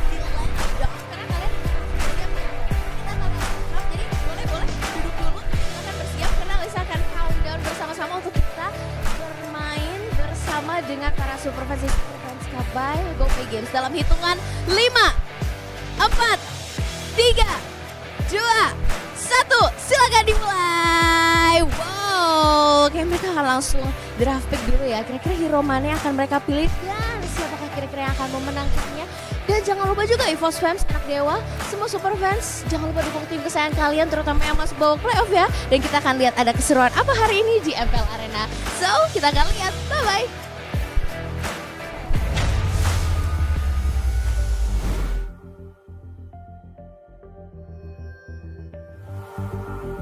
Off, showing us the Super Fans tournament. Super Fans tournament. Hey, Sonic Republic, you gotta step up, boys. But hey, Dewa United 1-0 up. They showed a clean performance in that game, and I gotta say, not a good performance from the side of Sorizo. Yeah, no, not so much. And again, he wasn't really known for being an aggressive laner either. So putting him against, a laner like Kin was definitely a bold move. Because remember, Sorizo got notoriety kind of for playing heroes like the Uranus, like the Esmeralda, the macro annoyance type of heroes. He wasn't flashy 1v1, solo kills. Yeah. Right, as far as I remember at least. Yeah. So out of nowhere, out of being inactive, into a lane against Kin, that was a tough one for Sorizo, man. You can't help but feel for him. Yeah, but I don't know. Like, why would you even take trades level 1 to 3 against the Arla? It's kind of like a fundamental problem there. It's not, but it could be inactive. Him being inactive for quite a while. Yeah. A bit rusty against the rookie who's had amazing first season here in MPL ID. And, Amazing mechanically- active first season. And it was also Arlet. Crazy. I actually don't like the Alice ban. It is still not. It has not convinced me just yet as well. I think for Evos, it's better if they ban at Juicin or even Arlet there instead of the Alice, because I understand that the Kimi and Yisun Chim will be quite vulnerable, but don't you already have the shred with Exborg if that was the plan? No, it's making me think that Evos do not have the foresight. It's kind of like just they're going with whatever they see. Was the Yuzong ban critical from the side of the AY United? I actually think it's to set up the Arlet matchup, like, because Yuzong is the only one that can really bully Arlet in lane. Okay. I mean, you did mention that the Arlet pick seemed a bit like a bit of a bad idea in the middle of the drafting phase. Maybe Evos had, they saw that, and then they didn't really process it as much, and they're like, you know what? Yeah, bad. The Arlet won't work here, and they kind of ignored the fact that it's not just any Arlet. This is Kian's Arlet, and with a team that played for him, right? So maybe that will be a big factor here in the second drafting phase. Let's see. Let's welcome the drafting phase here. It's going to be Dangerous Duress. So a different vibe from game one. The Hellcat should be banned here again. And yeah, with Evos having first pick, seems like it's going to... Now, they banned out Ceredrin earlier. It's going to be the Arlet now. Making an appearance in the banning list. Evos, first one to make their move. What will it be? I think it should be Juicin. Yeah. I think the Arlet also in game one would have really struggled, but then the Juicin came around. It's like, oh, there you go. That's another way for them to reset, right? So the Juicin is very, very prio. Almost like it should be first picked every game, but they don't. Oh, they go for the Angela, man. Wow. This is alright, but also, Garok gets picked up. Them play the hero. Yeah, I was about to say, well, because Angela Yuzong was a nasty combo, we've seen it before, so picking up a strong laner here that can technically be flexed and taking it away from Evos would be a great move. But the Grok though, I don't know about picking it this early on. I think it's a deny pick away from Key. Yeah, he's only played Grok the last 2 days, including the game earlier. Makes sense. He won 2 times out of 3 yesterday. He won, he lost. So now it's 50-50. His Grok. It's 50-50? Yeah. I'm not sure if I like those odds, man. Okay. And yeah, in Dangerous Grass, usually for Dewa, they would prefer getting more like pick-off heroes. Because the Kalea is still open, but I think it'll be more risky that comes in as a matchup against the Yuzong. Wow, big throwback, right? Season, I think, what, 10-11, where we see a lot of Esme versus Yuzong interactions. Esme, Uranus as well. Uranus and Yuzong. A lot of interaction those days. It's got to be the Joy and the Lancelot as well in the jungler, head-to-head, and Assassin head-to-head. Very, very interesting to see. I thought the Lunox would come through over the Joy here. Yeah. Because Dewa have a lot more heroes to play with, right? They have the Fredrin, obviously, which is still open. They have the Joy here, the Hayabusa can come through again. Maybe they want to make sure that they have an Assassin, because Rayon the Assassin, again, when it was a full-on 5v5 like that, the team with the Assassin have more cards to play. We saw that in some of the matches in day 1 of this week as well. And we saw it again in game number 1 there, where Rayon the Hayabusa can pick and choose, right? Like it's a buffet. Oh, I want this, I want that, I'm going to skip on that, I'm going to pick that. And he had a 10-0 KDA. Right now for Evos though, the fact that they went with the Esmeralda, I recall, was it last season or 2 seasons ago when we saw Sorizo, still in Dewa was it, when he played the Esmeralda and just 1v3, 1v4 and just wrecked everyone. In a way it's a bit of a quote-unquote signature pick, but because of the inactivity, I don't think it counts as such. It's still a blank, right? Right now, recent form at least. So yeah, last ban here for the side of Dewa United. Will they continue to apply pressure on the roaming position, right? They deny Grok, they deny the Gatot, and now they deny the Hilda. Yeah. So, asking a question, what are you going for, right? Kalea doesn't really fit this composition. Yeah, they don't have shreds, so like even if they go Kalea, it's kind of just like there, you know? Yeah. Added sustain. So, with that in mind, Evos, are they going to continue to apply pressure in the mid lane as well? Octa, we saw an Odette, I believe, from Octa. Oh wow, that actually doesn't look too bad. Exactly, no? it's not far-fetched. This is a dive comp right now. So far, so I think they are gonna bank Octa to last pick. Then him, it's gonna be the Kimmy now. No. Yeah, Kimmy is the safe choice. Exactly. I think it depends. If you go with Odette, yeah, it can work. But if Evos get tanky enough to tank your Swan Song, then your shielding gets absorbed by the Esmeralda, and they run you over. So if they want to go for that Odette, it's kind of iffy, and it's only set up by a Tectonic Charge, a very long cooldown ultimate. So I think they should be looking at something else. That's what my gut tells me. Especially against the Angela, they need some kind of burst, some kind of nuke. Yeah. I honestly think for Dewa, the export gold lane should work. Because Sushin here again. Oh, 1-1 first. Wait a second. There's no... Oh, they want to go Kalea? Wait, then where'd the Grok go? Wait, no. They need a mid laner. Karsa? Against Lance Esme? Oh, you mean for Evos? Oh, I was thinking for Dewa, because again, burst damage, but yeah, a bit too risky against all this mobility. What do Evos even go for? They already have an Angela, so no mid. Just they need Prio. Yeah, they need a Prio assister. Cho, Khalid? Khalid sounds okay, I think. No one to stop the Joy though right now. That means they have to put it on. Yeah, this is confusing. This is tough. This is tough. They lack in crowd control as well. I feel like they're gonna go for the Claude and the Badang. So that's the lock. AOE, you know, they're going to have 5 players, Arashi, that can technically dive on towards the composition of Dewa. Dewa United, they have enough kit to neutralize that dive potential. Yeah, do they want to get more nuke to deny the shielding, or do they want to get some kind of disengage? This is full dive. Yeah, some big AoE tool that can stop the dive or punish the dive sounds okay. Like Sana? Oh, I kind of like that, but Octa it's still special? risky. It is still risky though. Oh, okay, they stick with the juice in. Boo, boring. Yeah, let's see. It's gonna be the Zushin here locked in last for the side of Dewa United. And ladies and gentlemen, this will be the 10 heroes that will go inside and into the Land of Dawn. Will it be Dewa United taking the clean sweep?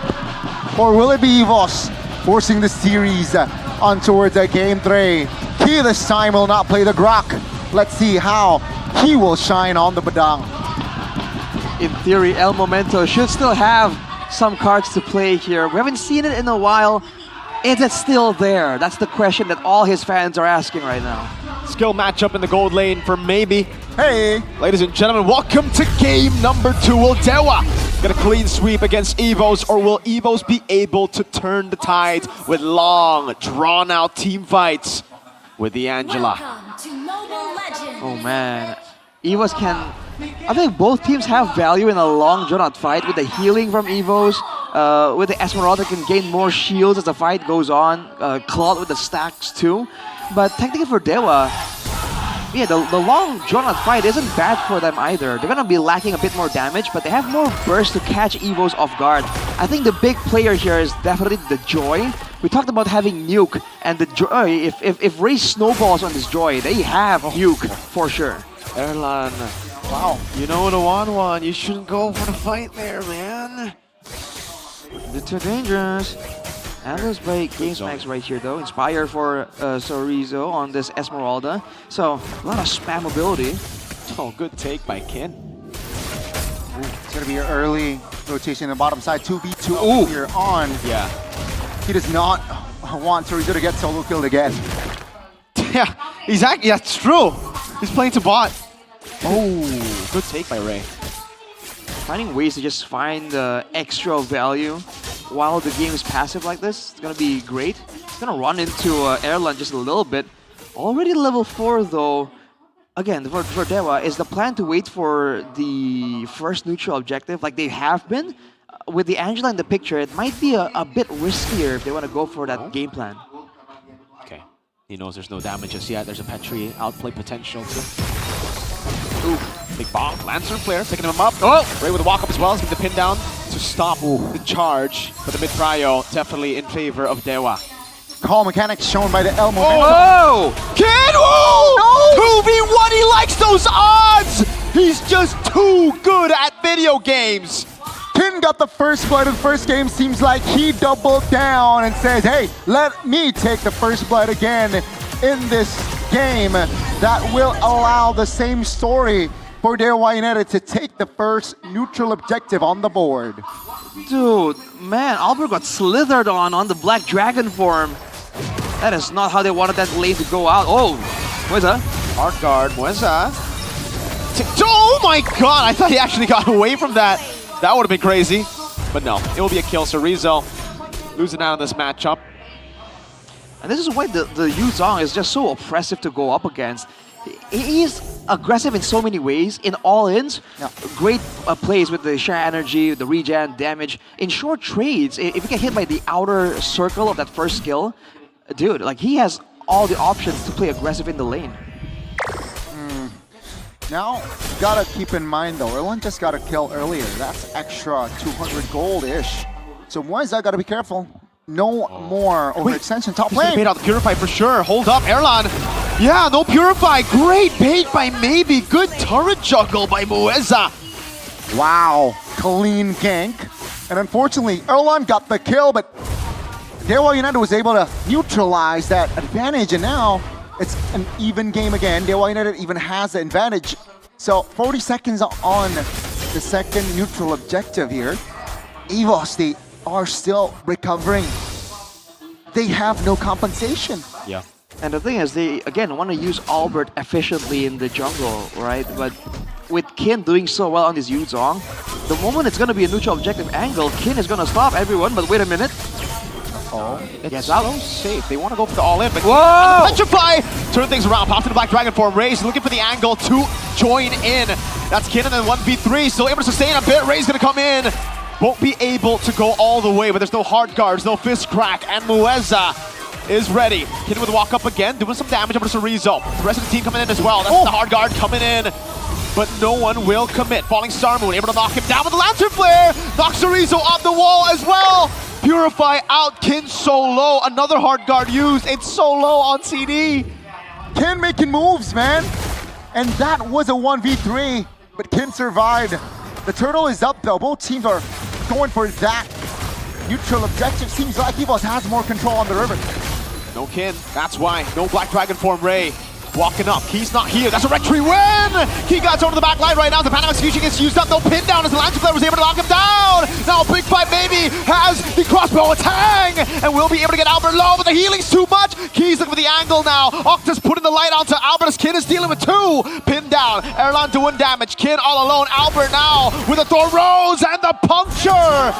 Can he get away? No! He gets taken out. Dewa United lose out on the fight. Will be able to defend the mid lane as EVOS push in. Oh no, no, Cerezo. Do not Falling Star Moon in turret. Too aggressive there from Dewa United, but EVOS, what a way to take the turtle. And after that, Albert just bought enough time for the composition of EVOS to recover. And they really abused that hard guard, again, on such a low cooldown, 20 seconds-ish, more or less. It's just so good for EVOS. If Dewa go for winning trades, it doesn't matter, because the Angela's going to be back before you know it. Honestly, that's a great option for the EVOS. If you can't do it, Kin, let's just fight when Kin isn't in the area. Hard guard play, though. Very aggressively, but I guess they can afford to do so with the short cooldown. Is this the solution? Make sure that Cerezo does not get into any 1v1s against Kin. So far it hasn't been 1v1s, it's been 2v1s. Cerezo. He has Purify, but I don't know if you'll be able to run away. Oh, the hard guard is back up again. Disgusting, disgusting. Okay, they need some Sea Halberds, man. Okay, there you go. That's a glowing wand. Oh, look at this. Wait, I think Kin is going for an Oracle Rush, potentially? I'm not quite sure. Oh no, Brute Force maybe, Kin. Wow. Yeah. Alright. So now it's still somewhat even. They have stifled the aggression of Kin. Oh, Kin! Dude, this is unfair! Leave the man alone! Hey, Kin is never in a 1v1, man. He's always in a constant state of 2v1. One Rose. the last turtle here, possibly. And we might see a 4v4 without both EXP laners. It should just be great. All right, like Esmeralda is pretty important to the fight as well. Pick up with the hard card already used up. Now it's going to be Mueza. Erlan, blazing to it from Erlan, I guess. All right. It's just a disengage afterwards. Evos. Oh my god. They're denying it. But Kin did go for the Oracle, mitigating the damage from the Esmeralda and Angela, and also increasing his own regeneration with the Shah energy. It's great itemization from Kin here. Evos, though, after denying the Yuzong presence, they haven't been able to use Albert efficiently either. Oh, wait. Good crack. Key? That's a free crossbow tang! Oh no, it gets translated to Erlan! Oh my lord, that could have been real bad because the hard card came to Key.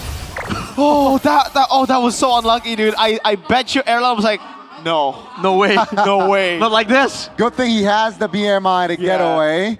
But that was a very iffy wall charge as well. Tectonic charge from the side of Mueza.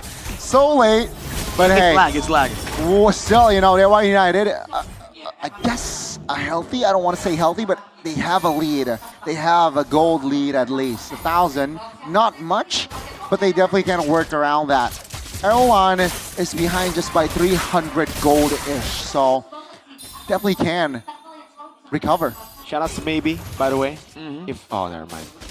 I was about to say, I love the attack speed build more than the crit build, especially in this game, because you just rely on your fly. But you will be going for normal. Hans Claus, Albert. Rose, Phantom Execution. Petrified from Kin, but Albert has tough boots and a brute force breastplate. Key does not have flicker though. He has a punch to the face, but that's about it. That should be another knockup. Tectonic charge. Oh no, Roundel! Black Dragon chasing a little girl on their turret. I don't know about this though, Kid. Okay, Erlan walking up while Sermon locks him down, but it will be a free crossbow of Tang. So Riza has Purify, so I don't think they'll go in for it. No Roundel, no Key for one guy. An overcommitment from Kin, and this allows Dewa United to still have the control. Albert, though. Ooh. No Phantom Execution. I think this is a free Lord. Not yet. Oh. Roundel's back up.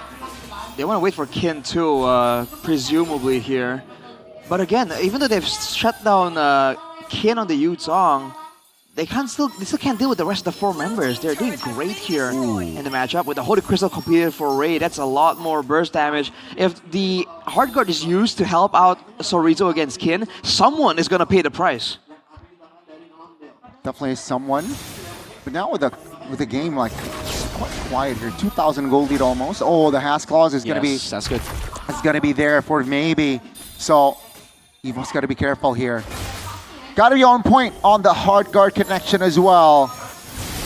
Now, both teams here just being patient, not wanting to pull the trigger just yet. How's the wave bot? I think that's Evo's build up, no? I think so. I think so. Yeah. I think it's building up for Evo, so they will have some urgency. And Evos can't even send the Angela out. But oh, wait, Florizo. You want to all in on that, though. Great reaction from Octa. Charge combo! And maybe he's going to go for the flyby over the Key. He's able to escape now as Albert's going for the Thorn Rose. Phantom Execution as well. Get in the back line. Fish Drag! Almost taken out. Maybe for Sorizo and Erlan. Kin recalling.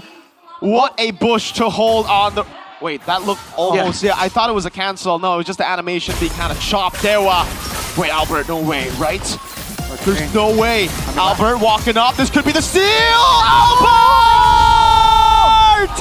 The baby alien can do no wrong. He denies the retribution, and Evos, they have chances to get back in the game. Put some respect on his name, dude. Retribution, Ray who? Albert going in there, highway robbery, steals it with a drive-by play. That's gonna be time bought for Evos. Wait a minute, Ray. Falling Star Moon, but he has, oh my god, Albert is following through with the help of the hard guard as well. But that means they've used a bit too much up top. Erlan doing damage over the Octa. They should be able to deal with this, yeah. It'll just be a tier 1 take. Maybe not even right now. Sorizo does not have the Falling Star Moon. He's looking for the angle in the back, but he does not have Flicker. Tier 1 falls in the mid lane. That's a 3-item power spike already for Erlan. Purple buff given. Albert with the red shirt. Wow, Albert just bought enough time here for EVOS to be online, especially Airline. He got the golden staff.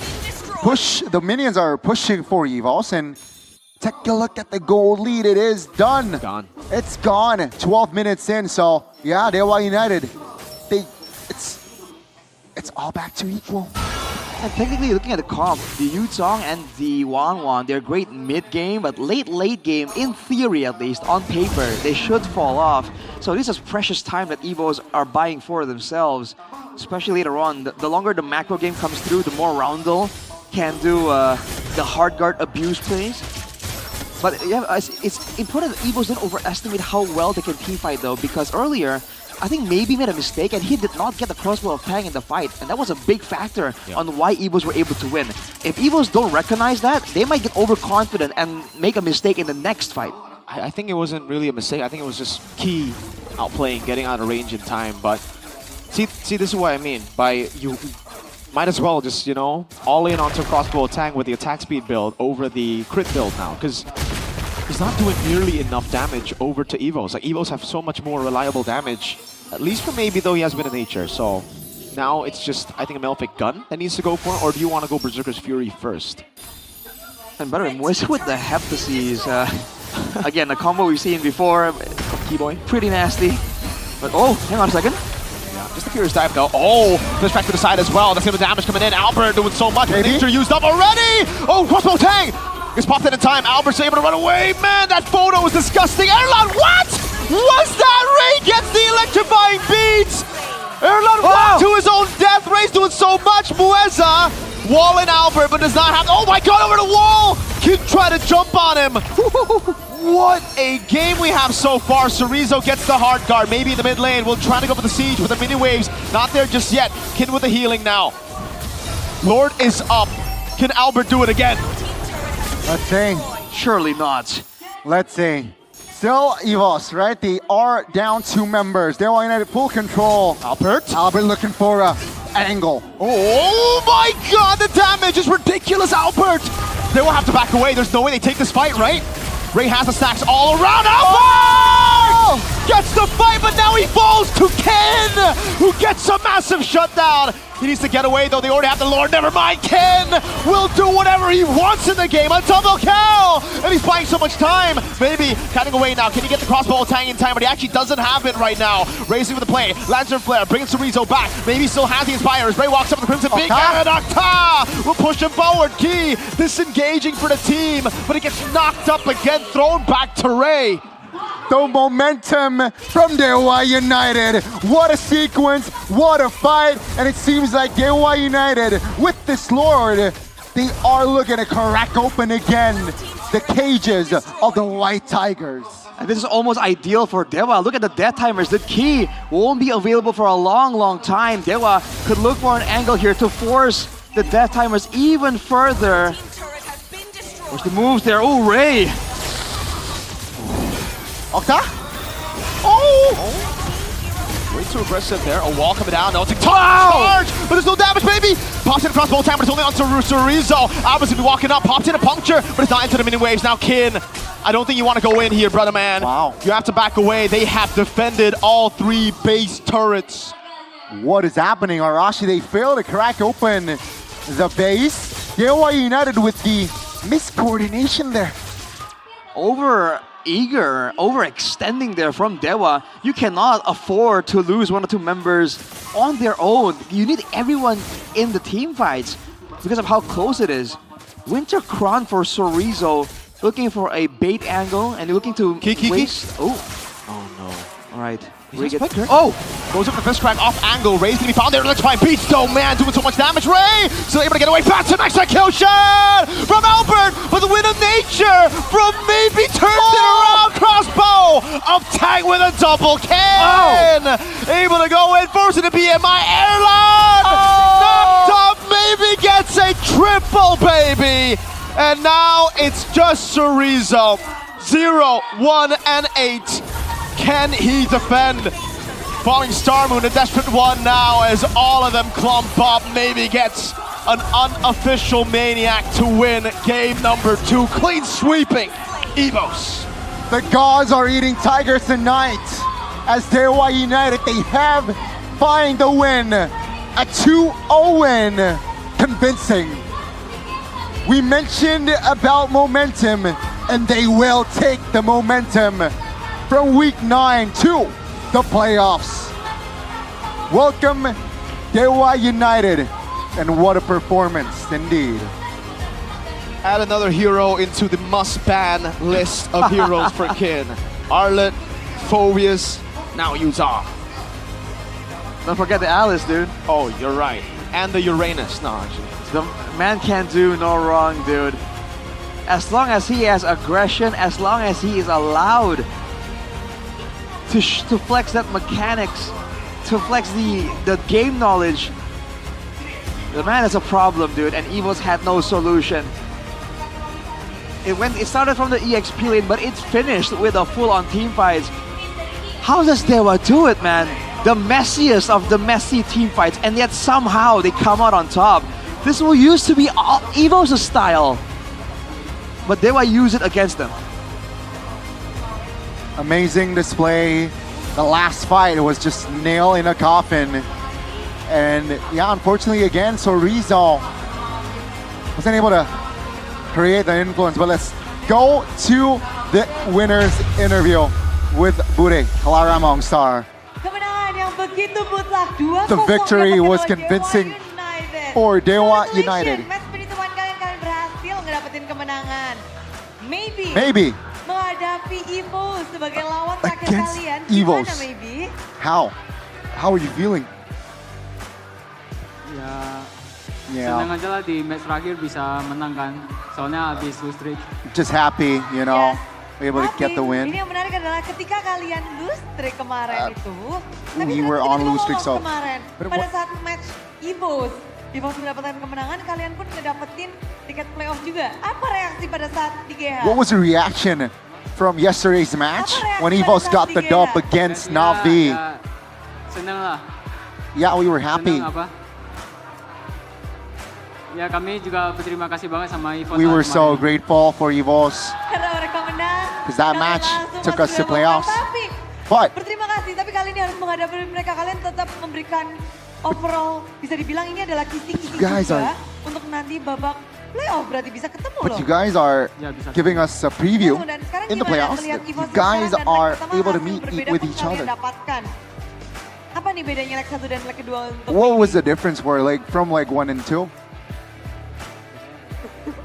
tanya teman juga boleh, call a friend. You can call a friend. Seems like maybe is confused in answering the questions.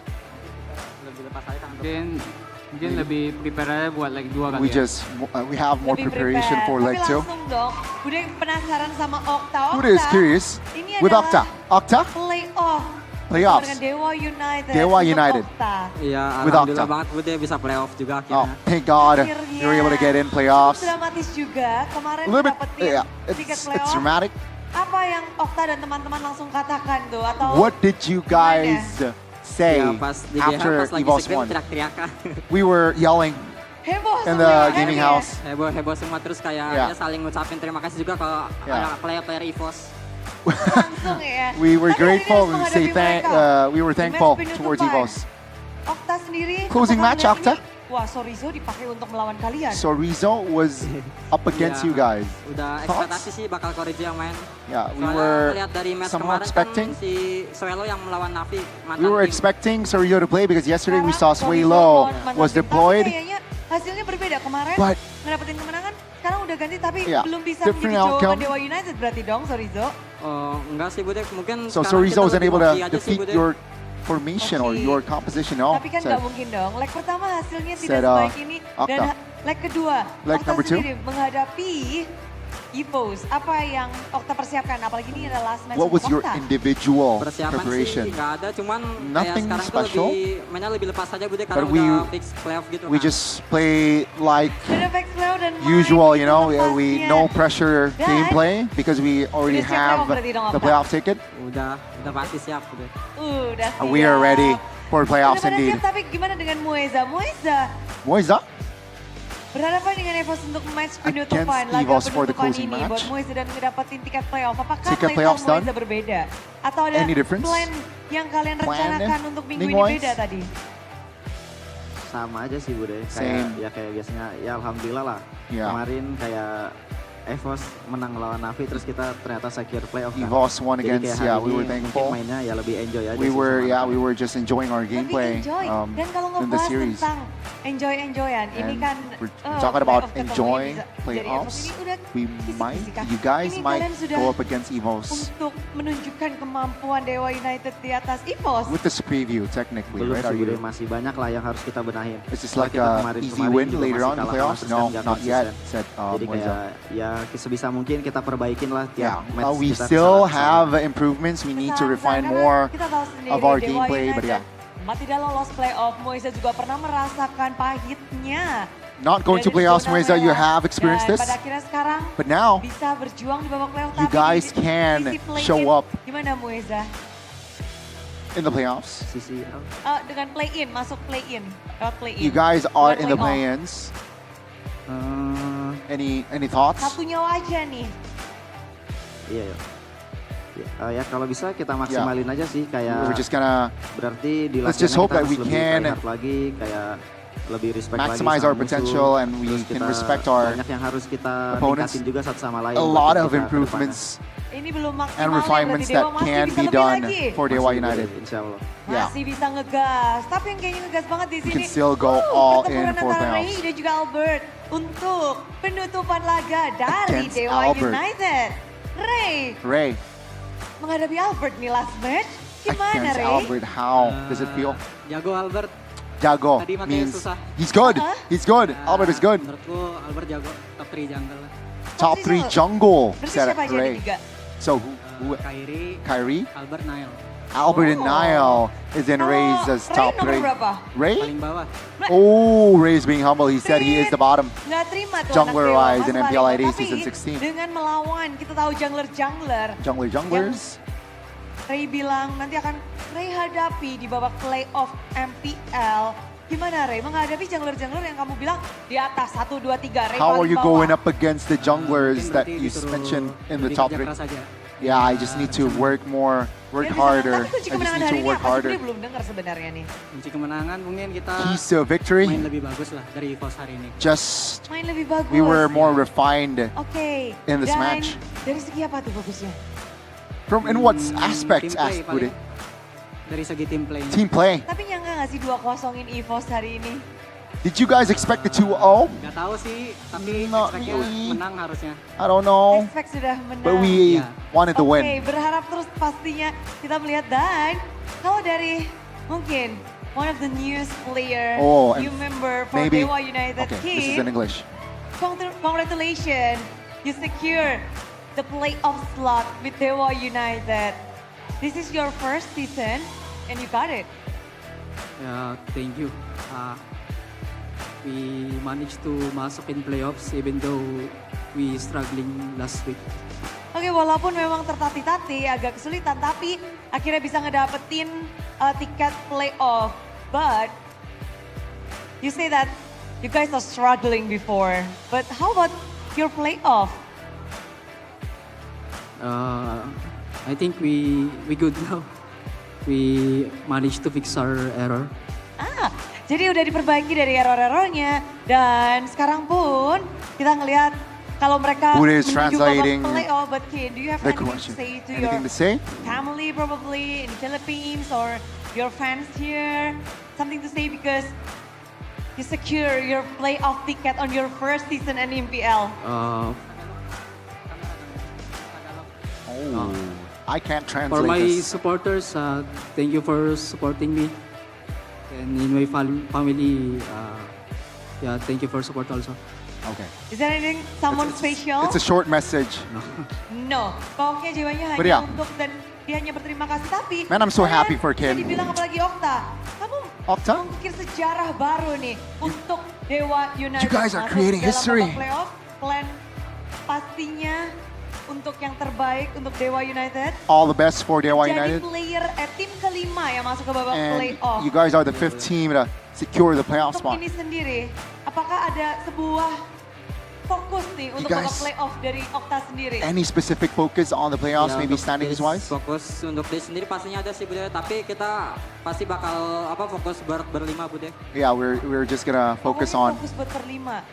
focus Tinggal satu tiket within lagi sebenarnya ya said untuk Okta. babak playoff. Dan One more ngomong-ngomong ticket. tentang sejarah, Dewa United baru mengukir sejarah baru.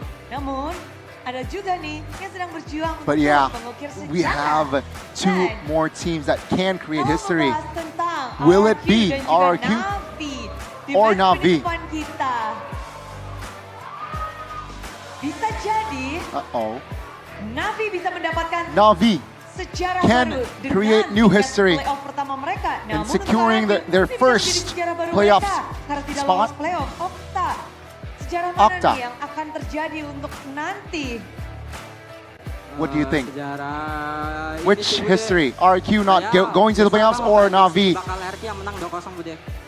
taking first? Oh, 2-0 RRQ. Ooh, 2-0 Banyak teman saya di sana Bude. for RRQ said Okta because my friends are there. Ada yang mau kamu sampaikan Said kepada Okta. RRQ mungkin karena kamu udah dapetin tiket playoff duluan nih.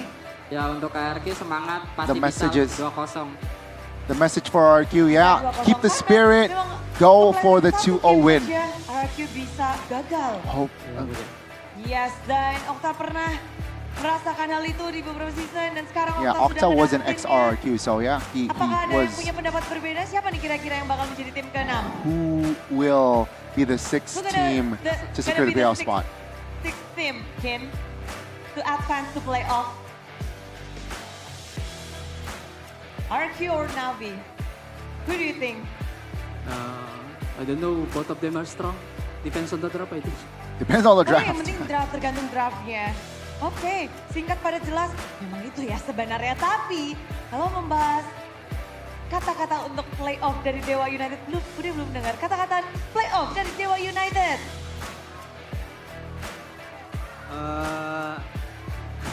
Any words for Dewa United fans, the Mahadewas? Ini aja Bude mau pantun Bude, boleh nggak? Boleh. Oh, he wants a pantun, basically a poet that is Indo. Jalan-jalan, ke pasar bareng Om Oma. To the market. Pulangnya ketemu Pak Tata. Oh, I can't translate this in Halo English. anak-anak Dewa, ke pick 2 kita. It needs to rhyme to make it work, but yeah. Anak-anak Dewa bersiaplah. Basically, they're ready for playoffs, United and memenangkan they're match ini thankful dan for akan Mahadewas. But hey, welcome to playoffs, Dewa United Esports.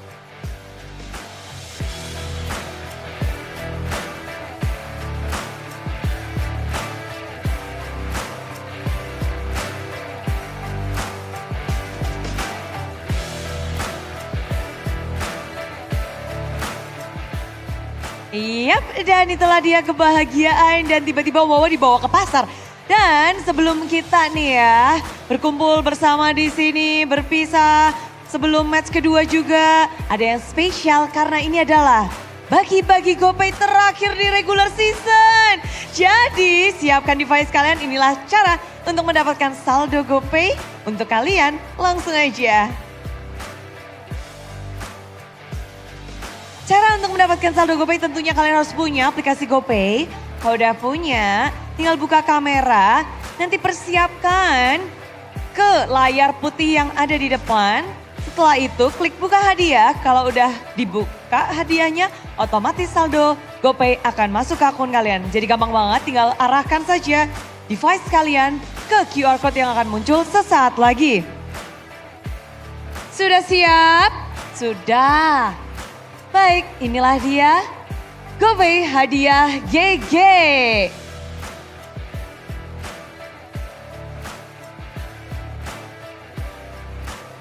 Gercep banget ini Ray Retribution merasuki jiwa-jiwa dari Super Fans. Congratulations, selamat dan tentu saja biasanya di playoff juga akan makin meriah nih bersama dengan GoPay.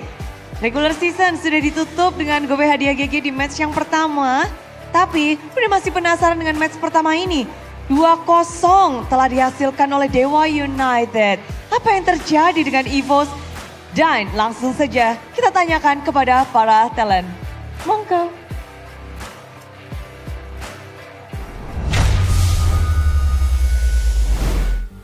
After a thrilling first match, the opening of Week 9, Day 3, seems like we gotta give congratulations to Dewa United. It does seem like they were able to answer all of our, pre-match questions. Will they be able to maintain? Will Ray early games stay great in that retribution? It seems like in this game, retribution. Even though there was a steal from Albert, but most of the time Ray was just so on point and reliable. Erlan, man. Erlan, questionable. Erlan, as a fan of you, man, it's getting really hard to defend you, bro.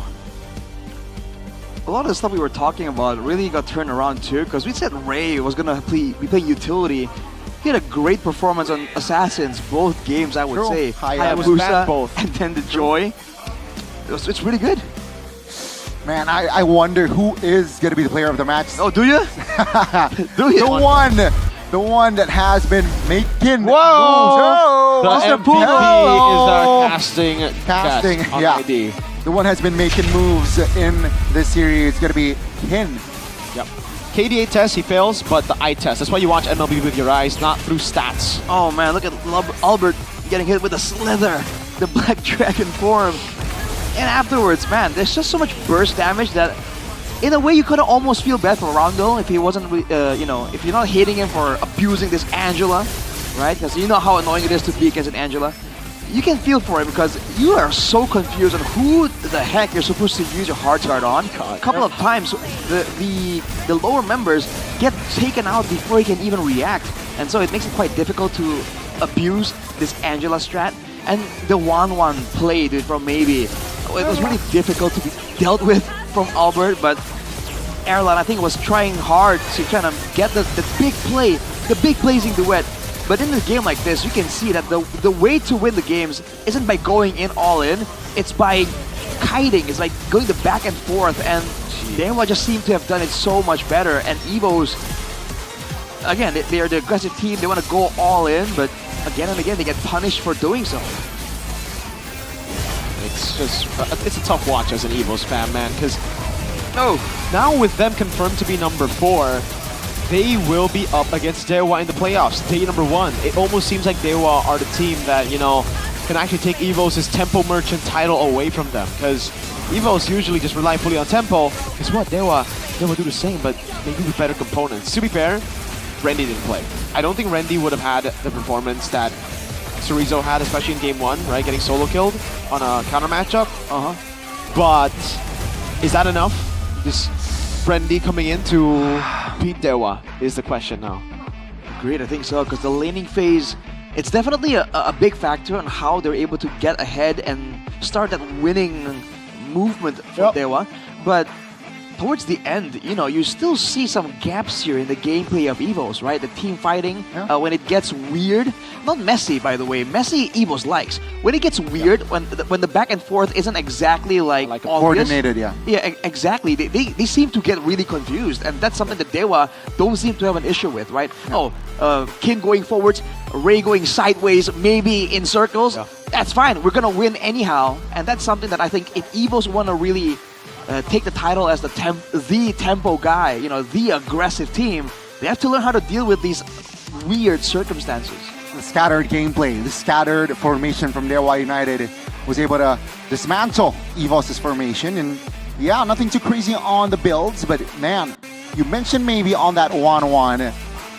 Now, do you still stand with your build, or I think this build also, I still stand on my build, especially this game, because it was this game. Yeah, because you see earlier, so many crossbow tanks, but there is not able to convert on the crossbow tanks with builds. Is it because of the Angela though? Is it not? Exactly. With more HP, the attack speed build threats even through more. So if you're in this game relying on just your crossbow tank, which I anticipated and we actually did get to see as well, might as well go for that build. If you don't get the crossbow tank, which is majority of the 1-1 games nowadays, you just want to poke and hit and kite, then this build would be better, the crit. Right. Okay. So there you go, guys. For your a little 2 cents for your RG games on that 1-1. But 16 minutes, Arashi, it's slightly higher. But do you feel that Evos was able to actually, they have, I feel like they have more odds here to actually really pull a 3-game series? I was impressed at how they were able to use the Angela, because we've seen a lot of teams pick it up and fall flat on their faces. The fact that they were able to use the Angela, not just to abuse like a winning lane, but to even deny a winning lane from their opponents in the form of Kin. I think I appreciate the creativity, right? The angle they were going for. Unfortunately, Kin was just different, dude. Like, dude, 1v3, and he was like, bro, what's next? Who's next? And he just repelled 3 members solo. And it's not even like a late game snowballing Yuzong. Exactly. It was an early game Yuzong that was slightly ahead, and he was still able to do that. 2v1 against Albert and Chorizo, by the way. Bro, get out of here, dude. That's the thing. I think right now the hottest hero, at least for week 9, has been the Yuzong in the XP lane. So better keep an eye on that hero on your ranked games as well, and the playoffs as well. Maybe now teams are starting to respect that potential. And also, guys, just want to say that I'm gonna show off. Whoa, you got, when did you get that, bro? Hey, it's mine. He has his It has been mine all season from the long. start. Yeah, all season long. So, guys, I want to also show this off to you guys that this is actually a Samsung Galaxy A365G. Whoa, dang. I'm an awesome generation. These guys are a little bit too young, but we're the same age. Awesome generation. What the heck? With this phone, it's gonna just come with win streaks and also just smooth play all day long. 100%. Use this phone, Samsung Galaxy A365G, that is equipped with a Snapdragon 6 Gen 3 processor and up to 20 gigs of RAM, up to 256 gigabytes of storage. It's an awesome phone. It is an awesome phone, man. Your gaming content will be even more awesome with a 50 I'm playing MP right camera now. as well, by the way, because you guys can use this phone not just for gaming, but also for content creation. Head over now to Samsung.com/ID or your nearest Samsung store to grab Galaxy A365G, because also for you content creators out there, you get the awesome intelligence My Filter feature, letting you create your own awesome filters. And with Circle of Search, finding gaming items or anything you see on your screen, anything you see anywhere is so easy. Which is great, because, you know, I was out of the country for last week. Oh, did you use it? Dude, the ability to just circle what you see, you take a picture, you circle it, and it looks it up. You can also live translate. You wouldn't think it's all that, you know, useful, but dude, in some circumstances, it's a lifesaver. Okay, I got more, all right? What is more? You got the phone, you need the good provider. I have something that is called Sympathy. Get your Sympathy now and enjoy tons of benefit from streaming, gaming, shopping, and also music. If you want safe internet browsing, which I always use, it's all here in Sympathy. What's even more exciting, every Sympathy purchase gives you more MLB Diamond vouchers that help you push rank like a freaking pro, like Kin. For you, just 35,000 IDR is all you need to get 3 gigabytes of data, plus 30 minutes of calls, and SMS.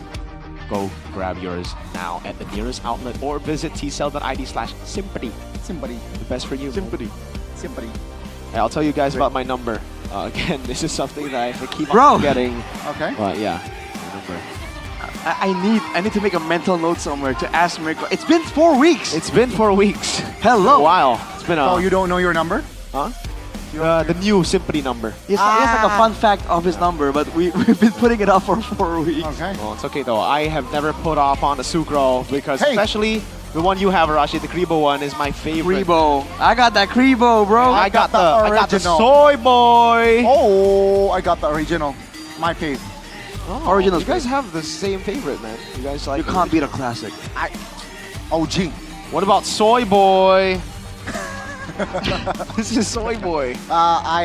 This is not a Soy Boy. I still prefer. Kribo is not Soy Boy, no? I still prefer this one. Oh, these are peas. These are peas. Yeah. So go check out the Sucro because baby. if you guys want to be pro gamers snack with Sucro. Hashtag Gasla. Gasla. ASMR. ASMR, baby. This is Soy Boy. But hey. Whoa, bro. That's a bit too crazy. He's getting rowdy. He's getting so rowdy. Getting so rowdy. It's getting gnarly here, ladies and gentlemen. Naughty. On the desk, gnarly. Gnarly. Oh my god. It's getting gnarly. He said this yesterday and I called him out for it. I was like, gnarly. Who is this? The 1950s? Gnarly waves, dude. Not the 1950s. It is the Yeah, it's a good word. Well, Hey, that gnarly early bird program though, if you want to get those tickets Gnarly. for the I playoffs, was about to say. gnarly. it's about to get gnarlier. Where's the location, Gani? Pick Nice. The venue is called Nice. What about how many seating options we got? Huh. That is a very, very good question because we have Mythic and Legend. Okay, that's two. Also, do we have free entry for festival area? Hey, that is, yeah. Festival, all free. Free entry, wow. And we saw what last season was grand. Yeah, it was a lot of grand. people. It was rowdy and gnarly. Well, in Pick though, do you have to drive there? Because like, I'm not sure about the public transportation situation, man. This guy, man, this old guy. There's a free shuttle bus. There's also a transit Same age. card. We have the commuter. We have also the commuter line that will transport you from point A to a nice Pick 2. Yes, sir. I see. There's Dang. so many ways to get to Pick 2. So many great ways. And if you guys think, oh man, you know, I didn't get tickets, I can't come. Again, free entry for all you guys in the festival. So, Team Stage Performance, Super Fans Parade, Restreamer, X Watch Party, Meet and Greet, Career Fest, and many more. There's so much for you guys to experience in MPL Indonesia Season 16 playoffs. Not just the games, because the booths, everything you saw earlier, even the career booth is actually really cool. And here's the thing. The 1st of November and the 2nd of November, those are the dates for the LBF and GF. By the way, we have Super Fans Parade. Also, another Restreamer X Watch Party lower bracket finals and grand finals. Yes. And many more. Many more. Might as well just put ETC right there, etc. ETC, etc. Or in Indo, DLL. DLL. Then Lion. Yes. Exactly. EDC. Or DSB as well. Yeah. What is DSB? That's Bagaimana. Ah, okay. That's how you know he's a foreigner. Sorry. Or a young blood. Hey, young blood. He's a young blood. You guys are old blood? No, veterans. We're the old guard. The old guard. Oh, whoa, whoa, whoa, whoa, Guys. whoa, whoa, whoa. Guys, get ready, all right? Put your thinking hats on, because it's time for trivia. The question is, who was the captain of EVO's Legends when they got M1? The captain. Now this one I'm The captain. Okay, think about it and we all say it at the same time, all right? Wait. Give me a second. You ready? The captain. El I have two Capitan. names in my name, Yeah. but I gotta choose one. I think one is more fitting as a captain, so I will. You ready? Yeah, I guess. Okay. Ready? Yeah. 1, 2, 3. Luminaire. Oh, we have the same guess. Yeah, because I thought it was either Donkey or Aura, but Luminaire is a good. Exactly right. But Luminaire is pretty good too. I think it's Luminaire. Because he might be the shot Bob, caller, but who not is the it? captain. What's the answer? I know you know. Oh, we're all wrong. Dude, that was my first thought, and I'm No. like, no, right? I don't think he so. was my No. second. He was my second guess. I didn't even think about him, dude. He was my first, but I thought myself, no way. Somehow. Oh, damn. Fair enough, man. That- we didn't get the answer, but if you guys got the answer, Yeah. go and answer it now. Visit the official MPL Indonesia Instagram account at mplid.official because it's none of the ones we said, so it makes it one or rect. Pick one. Or maybe we scammed you. Maybe it was one of our answers. But yeah, ladies and gentlemen, also we talked about Supro, but there's another snack that I feel like. And what is that, Ganas? Doritos! It's a snack that not only boosts your mood instantly, ladies and gentlemen, but also makes you even stronger in the Lanadon. It's Doritos XMPL. It comes with a Mobile Legends package and also Mobile Legends vouchers right inside of the package. Get the snack, get the diamonds. Who's your rank? Question mark? Easy. Dorito makes your day more fun. Yesterday, Rashi, fun fact, Mirko opened the package and he got the MLPP voucher. That was actually really fun. That's what I'm trying to do, dude. Like, I'm trying to, okay, I don't know if you do this, right? But you try and shake it and you're like, is there a voucher in here? You kind of try and discern if you can hear something extra. I don't think you have that sense. You don't think I can rival Daredevil? You're not Matt Murdock, bro. You're not him. I need more chemicals in my eyes. Yeah. I feel like there is one in here, though. Open it. Let's see if your feeling is right, Arashi. Let's see.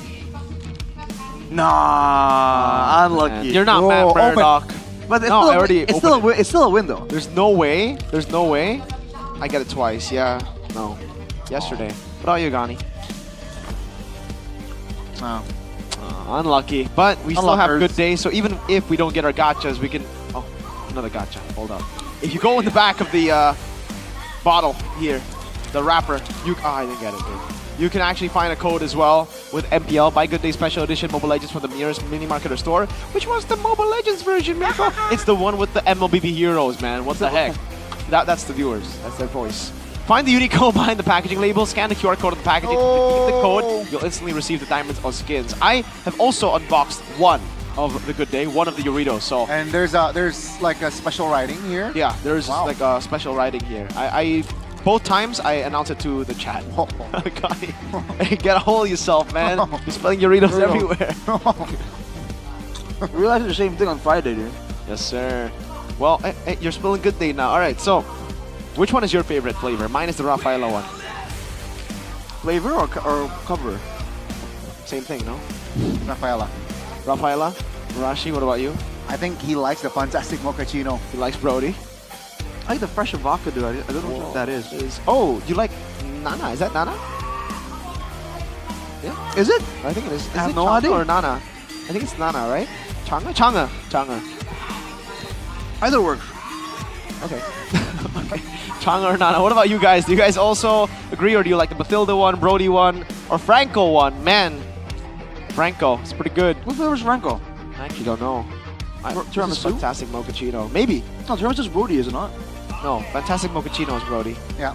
Oh. Fantastic mochaccino is Brody. Originale cappuccino Is Rafaela. Oh yeah. Guys, we talked about playoffs MPL earlier. I like to also remind you guys that playoffs MPL is coming soon and it's free entry. Oh my God! So if you're abroad, come to Indonesia right now. You Free have entry. time to watch both MPL of playoffs MPL and playoffs MDL. Yeah. And one is free. And one is free. That's value, dude. Exactly. That is V for value. Hey, go check it. Look, that's Gugun right there. Yeah. Who's next to Gugun, And, Donnie? hey, there's Bigatron and there's Onyx Prime. Wow. Look, it's Randy. Playoffs. Who's? It's Randy, Gunny. It ain't Randy, man. It's Randy. It ain't Randy, man. I ain't confirming nor denying. What do you mean? Stop the cap, Arashi. That ain't Randy. That ain't Randy, man. It could be, though. What? Man, it's getting very, very wild and rowdy and gnarly here on the desk. Woo! And it's just the first match. Wow, man. I can't wait for the match. I honestly just can't wait for match 3. Match 2, it's like, aye, dude. I'm waiting. 14, bro. It's No, because they were stakes earlier. If Evos won, then there will be stakes for match 2. But now, even if All Trigo lose, they will still be number 3 confirmed. So it's like, they're literally... Bigatron, if they lose 0-2, 5 minutes per game, they will still go upper bracket. Let's make it interesting. There's literally So you think nothing. we should skip it? It's a filler match. It's a filler episode. Oh, it's like a flashback in Naruto. We don't Like, go can- that far. can we get back to let's not the action? insult BTR and All Trigo like that. That is like Naruto, you good, but those filler episodes are absolute. You know what I mean? Booty. Booty. Hey, guys, right? Before the second match, Alter Ego taking on Bigatron. Let's throw in a Clara Yes, yep, Monster. derby. Let's go. Bude Clara Monster. What is up?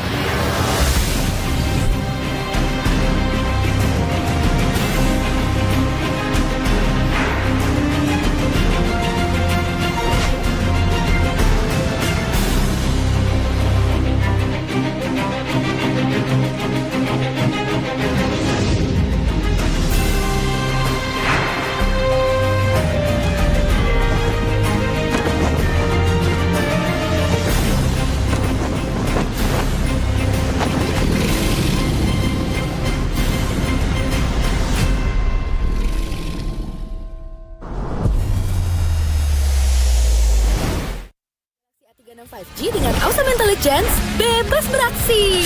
Snapdragon 6 Gen 3. Pusrai, lancar. Yay! Charge bentar, gas lagi. Kunjungi toko terdekat dan beli sekarang.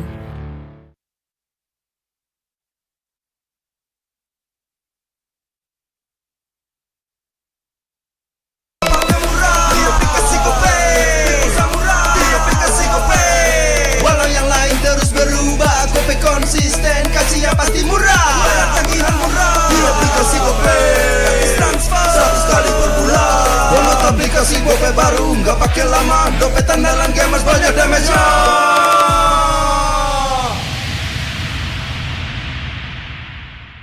Level up bareng Special Edition Good Day dan MPL. Temukan kode unik, lalu scan QR-nya. Buat kumpulin Diamond Mobile Legends yang banyak dan menangin juga skin kerennya. Cobain semua variannya sekarang. Sebotol Good Day bikin GG Good Day. Yo, Good Day MPL, woo, Good Day MPL, woo, Good Day MPL, yes, Good Day MPL, woo, Good Day MPL, yes, Good Day MPL, yo, Good Day MPL, oh. Aku udah nonton. Fix Hijin tuh jahat ke Minjun. Hijin kan emang gak mau pacaran sama papamu, mamamu. Biarkan mereka. Di granat! Boom! Ya! Gue kena ghosting. Terus ditinggal nikah sama Hijin. Padahal mereka udah cium. Anak yang nakal. Saatnya kau dan aku Pakai simpati buat nonton, musik, games, belajar, sampai belanja. Bisa pilih benefit sesuai keinginanmu. Tenang. Menang kalah, mabar bisa good time. Wah, good time Mobile Legends bang bang. Enak coklatnya, bikin semua bisa good time. Ini nih mainnya.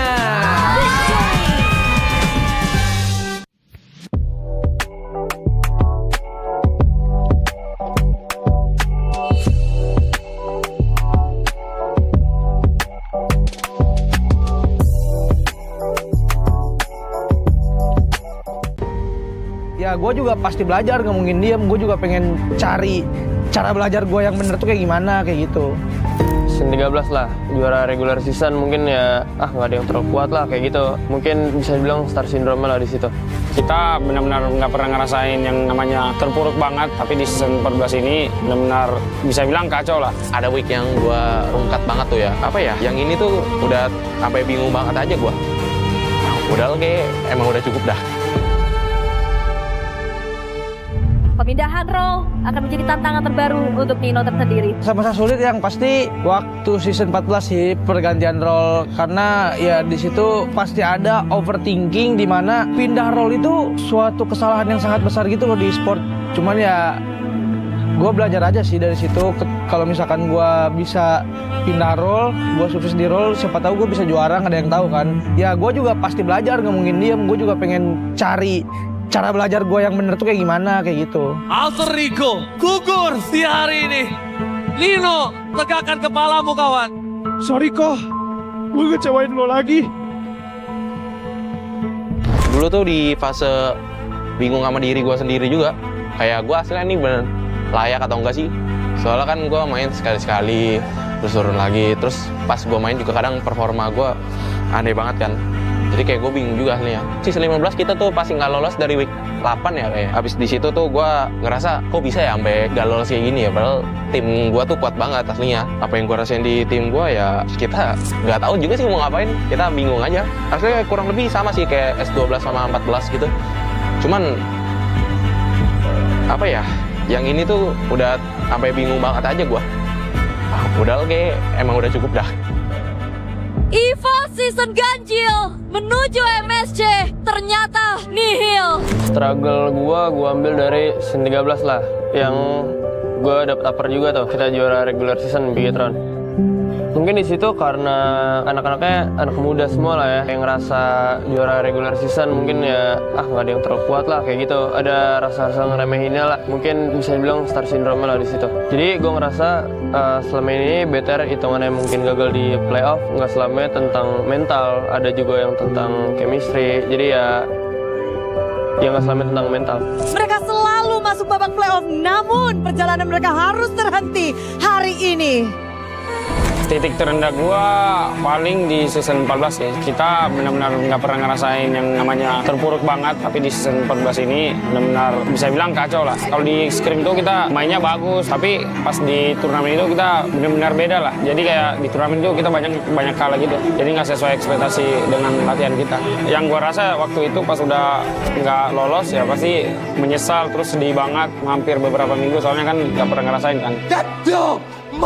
Digit kelima untuk Fanatic Odik. Tetap pengen pilih XP ya karena Shelly Boy, Eldin tuh yang yakinin gua. Dia selalu puji gua aja sih. Dia tuh kayak mengayomi gua banget.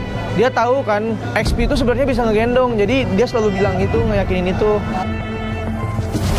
Istilahnya apa ya, bersyukur aja sih apa yang udah gua jalanin, bersyukur apa yang gua temuin di in-game-nya, di orang sekitarnya, karena ya itu hasil latihan gua selama ini ya berbuah kali ya, berbuah.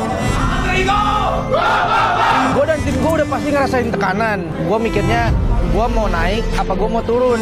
Cuman ya paling di sini ini gimana cara eksekusinya aja. Dan gua juga sebagai player, gua juga pengen bekerja keras lagi biar gimana caranya gua naik terus, gak mau turun. Cara gue keluar tekanan ya kayak nggak mesti mikirin hal-hal yang nggak pasti aja sih, tinggal lakuin aja. Nanti juga ujung-ujungnya kalau gagal atau berhasil pun lu nggak bakal nyesel aja. Tapi gue bersyukurnya sih gara-gara kita udah dapet ini aja sih, poin 7 tuh di week 7 ya seingat gue. Jadinya nggak kayak season lalu yang kita mesti sampai week 9 baru dapet poin ke-7, jadinya kita bisa lolos sekarang. Dibanding season lalu ya progres kita at least kelihatan lah di season ini daripada season lalu. Buat tim gue pengen banget kita itu bisa ngelangkah lebih jauh. Soalnya dari yang season lalu gue lihat EVOS tuh tiap kali masuk playoff tuh minimal grand final kan. Jadi ya gue pengen season ini kita at least grand final lah. Kalau rezekinya kita bisa juara juga.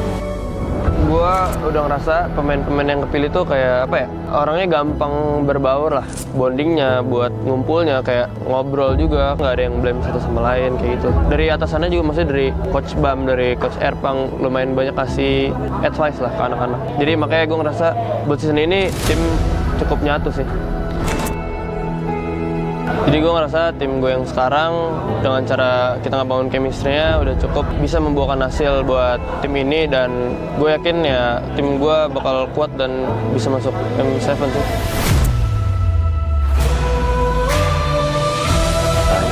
Mungkin kenapa bisa stabil ini karena chemistry kita sih, terus tujuan kita semuanya pengen juara. Kita benar-benar nikmatin prosesnya tiap minggu. Yang kita selalu diingatin juga coach kita, apinya selalu dijaga juga di setiap match-nya.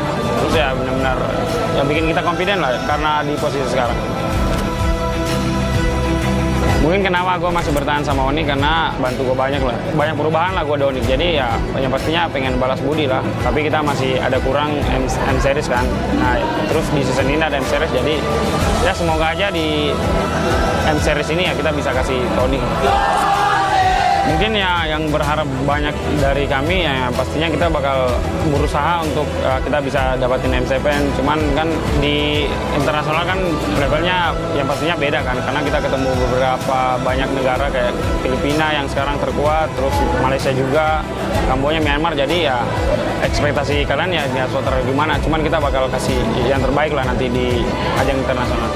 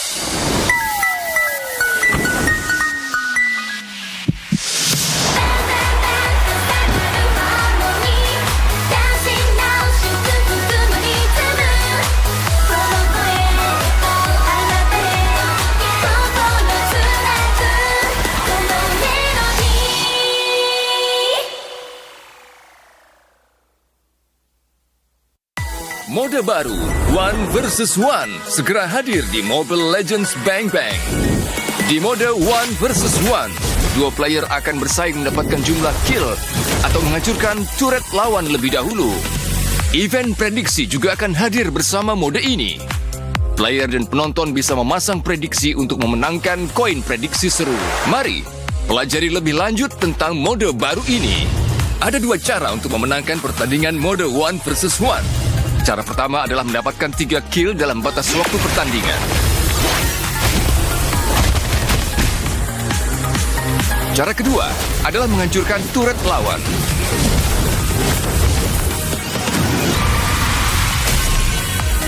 Event prediksi seru One versus One akan hadir bersama mode ini. Di awal pertandingan, player maupun penonton bisa menggunakan koin prediksi seru One versus One untuk memasang prediksi pada hasil pertandingan. Sistem juga akan menambahkan sejumlah koin prediksi seru One versus One ke prize pool untuk kedua belah pihak. Semua koin prediksi seru di prize pool akan dibagi rata untuk para pemenang. Selama event prediksi seru One versus One berlangsung, kamu bisa menukarkan koin prediksi seru dengan hadiah eksklusif. Pakai hero yang cepat membersihkan gelombang minion atau punya damage burst besar di mode ini. Dorong gelombang minion ke turret lawan dengan cepat untuk terus memberikan tekanan, sekaligus mengurangi HP turret dan HP lawan. Map One versus One juga memiliki semak-semak dan creep. Mendapatkan creep di jungle memberikan keunggulan gold. Manfaatkan semak-semak untuk bersembunyi dan lancarkan serangan kejutan. Mode One versus One segera hadir. Kumpulkan penonton dan berjuanglah meraih kejayaan.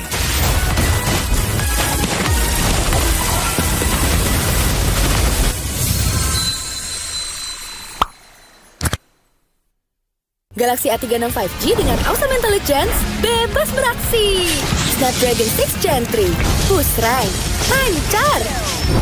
Yay! Charge bentar, gas lagi. Kunjungi toko terdekat dan beli sekarang.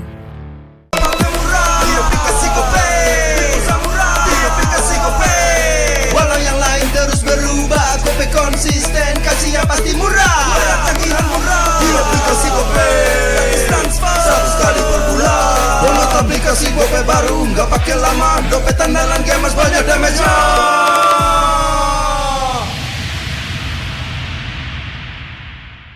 Level up bareng Special Edition Good Day dan MPL. Temukan kode unik lalu scan QR-nya. Buat kumpulin Diamond Mobile Legends yang banyak dan menangin juga skin kerennya. Cobain semua variannya sekarang. Sebotol Good Day bikin GG Good Day. Yo, Good Day MPL. Woo, Good Day MPL. Woo, Good Day MPL. Yes, Good Day MPL. Woo, Good Day MPL. Yes, Good Day MPL. Yo, Good Day MPL. Oh. Aku udah nonton. Fix, Hijin tuh jahat ke Minjun. Hijin kan emang gak mau pacaran sama papamu, mamamu. Biarkan mereka. Di granat!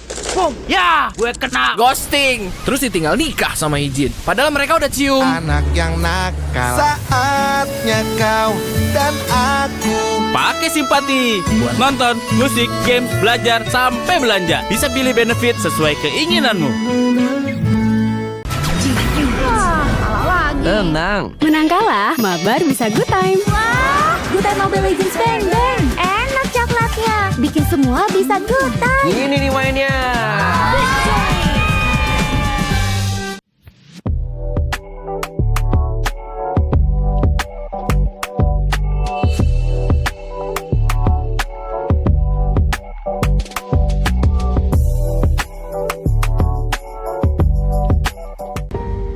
Ya gue juga pasti belajar, gak mungkin diem. Gue juga pengen cari cara belajar gue yang bener tuh kayak gimana, kayak gitu.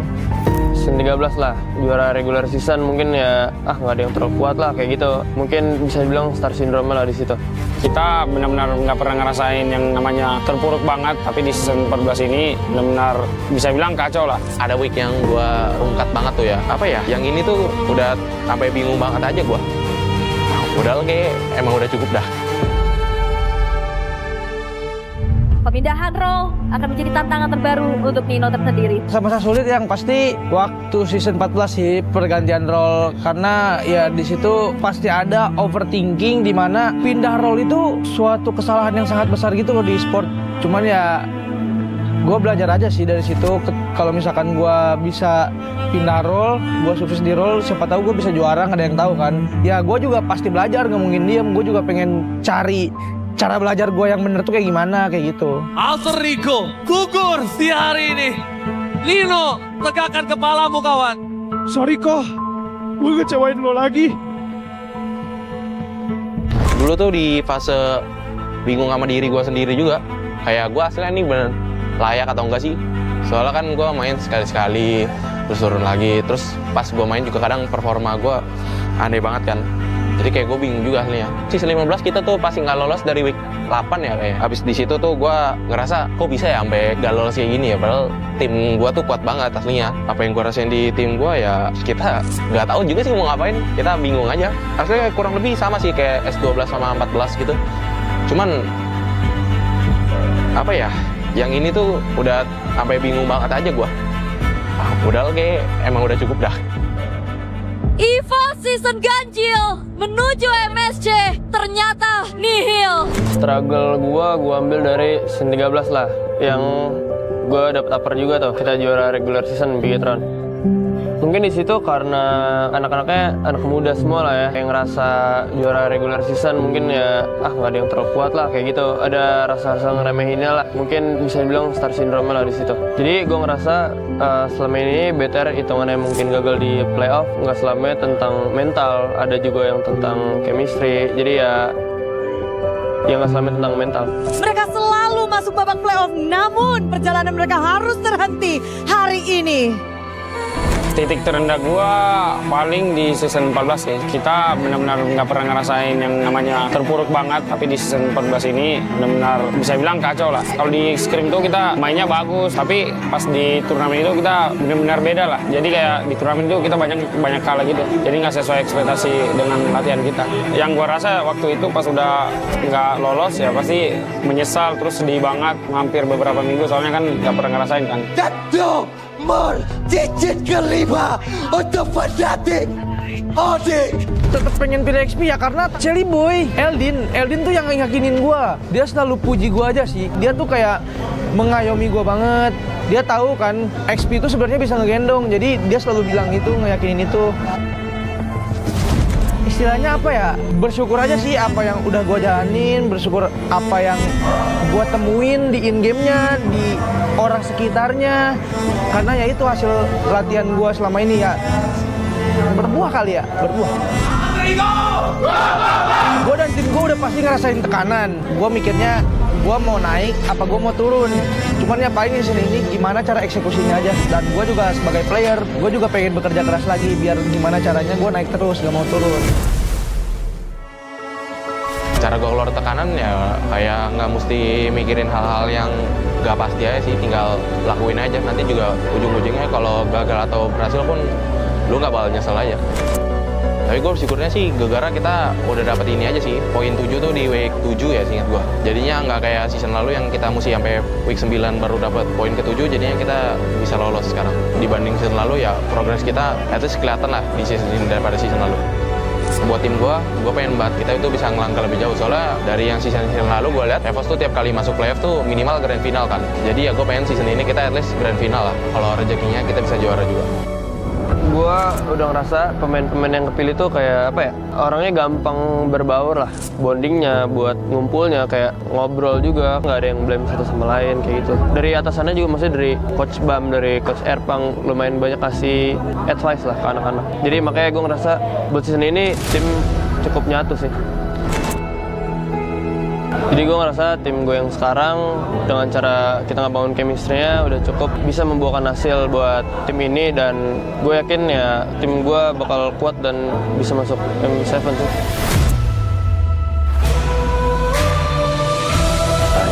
Mungkin kenapa bisa stabil ini karena chemistry kita sih, terus tujuan kita semuanya pengen juara. Kita benar-benar nikmatin prosesnya tiap minggu. Yang kita selalu diingatin juga coach kita, apinya selalu dijaga juga di setiap matchnya.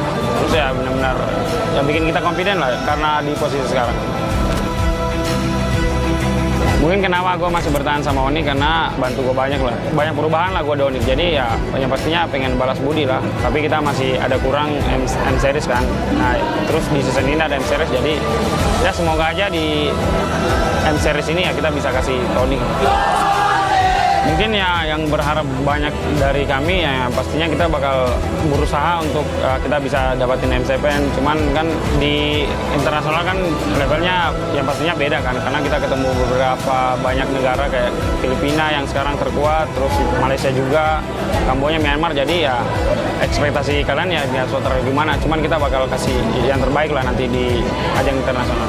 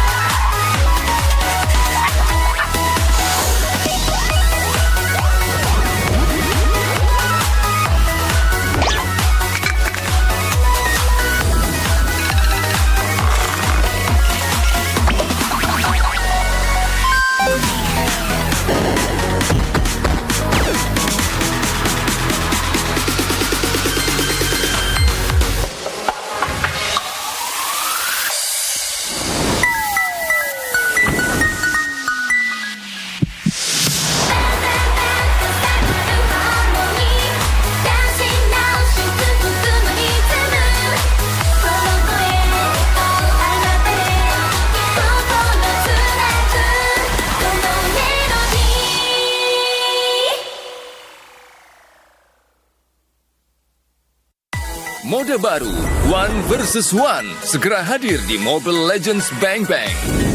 Di mode One vs One, dua player akan bersaing mendapatkan jumlah kill atau menghancurkan turret lawan lebih dahulu.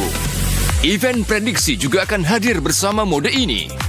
Player dan penonton bisa memasang prediksi untuk memenangkan koin prediksi seru. Mari, pelajari lebih lanjut tentang mode baru ini. Ada dua cara untuk memenangkan pertandingan mode One vs One. Cara pertama adalah mendapatkan 3 kill dalam batas waktu pertandingan. Cara kedua adalah menghancurkan turret lawan.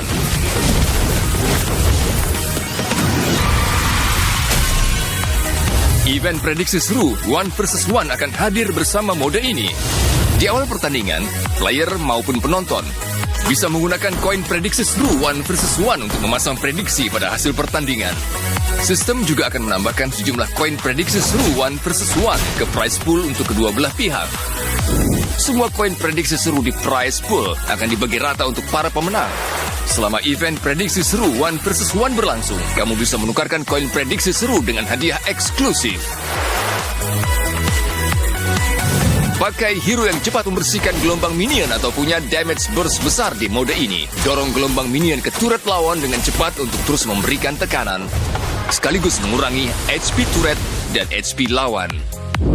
Map 1 vs 1 juga memiliki semak-semak dan creep.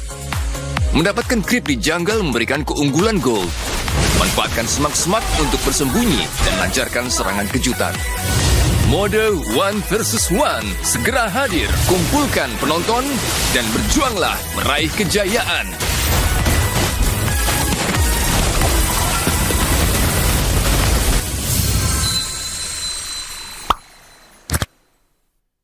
Galaxy A36 5G dengan awesome intelligence bebas beraksi. Snapdragon 6 Gen 3, push rank, lancar. Yay! Charge bentar, gas lagi. Kunjungi toko terdekat dan beli sekarang.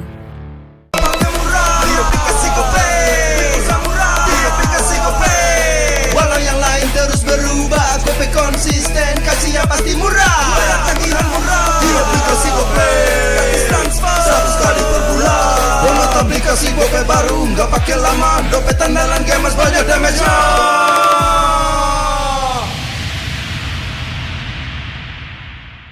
Level up bareng Special Edition Good Day dan MPL. Temukan kode unik, lalu scan QR-nya. Buat kumpulin Diamond Mobile Legends yang banyak dan menangin juga skin kerennya.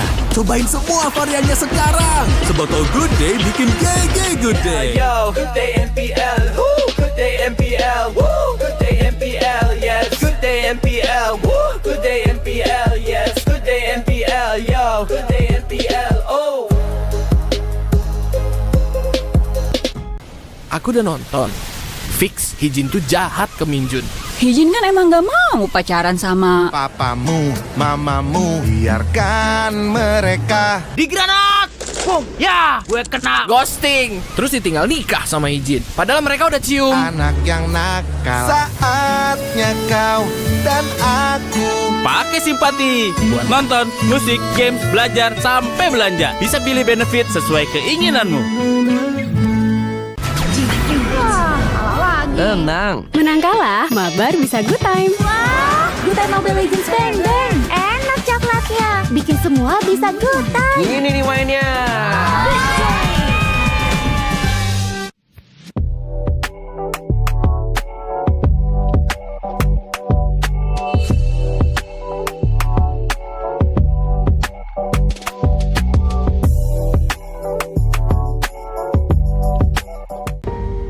Ya gue juga pasti belajar, gak mungkin diem. Gue juga pengen cari cara belajar gue yang bener tuh kayak gimana, kayak gitu.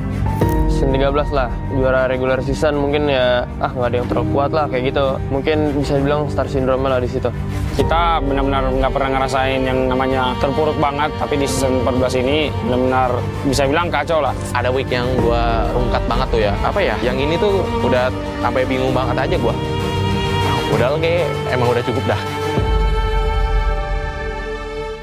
Pemindahan role akan menjadi tantangan terbaru untuk Nino tersendiri. Masa sulit yang pasti waktu season 14 sih pergantian role, karena ya di situ pasti ada overthinking di mana pindah role itu suatu kesalahan yang sangat besar gitu loh di e-sport. Cuman ya gue belajar aja sih dari situ. Kalau misalkan gue bisa pindah role, gue sukses di role, siapa tahu gue bisa juara, nggak ada yang tahu kan.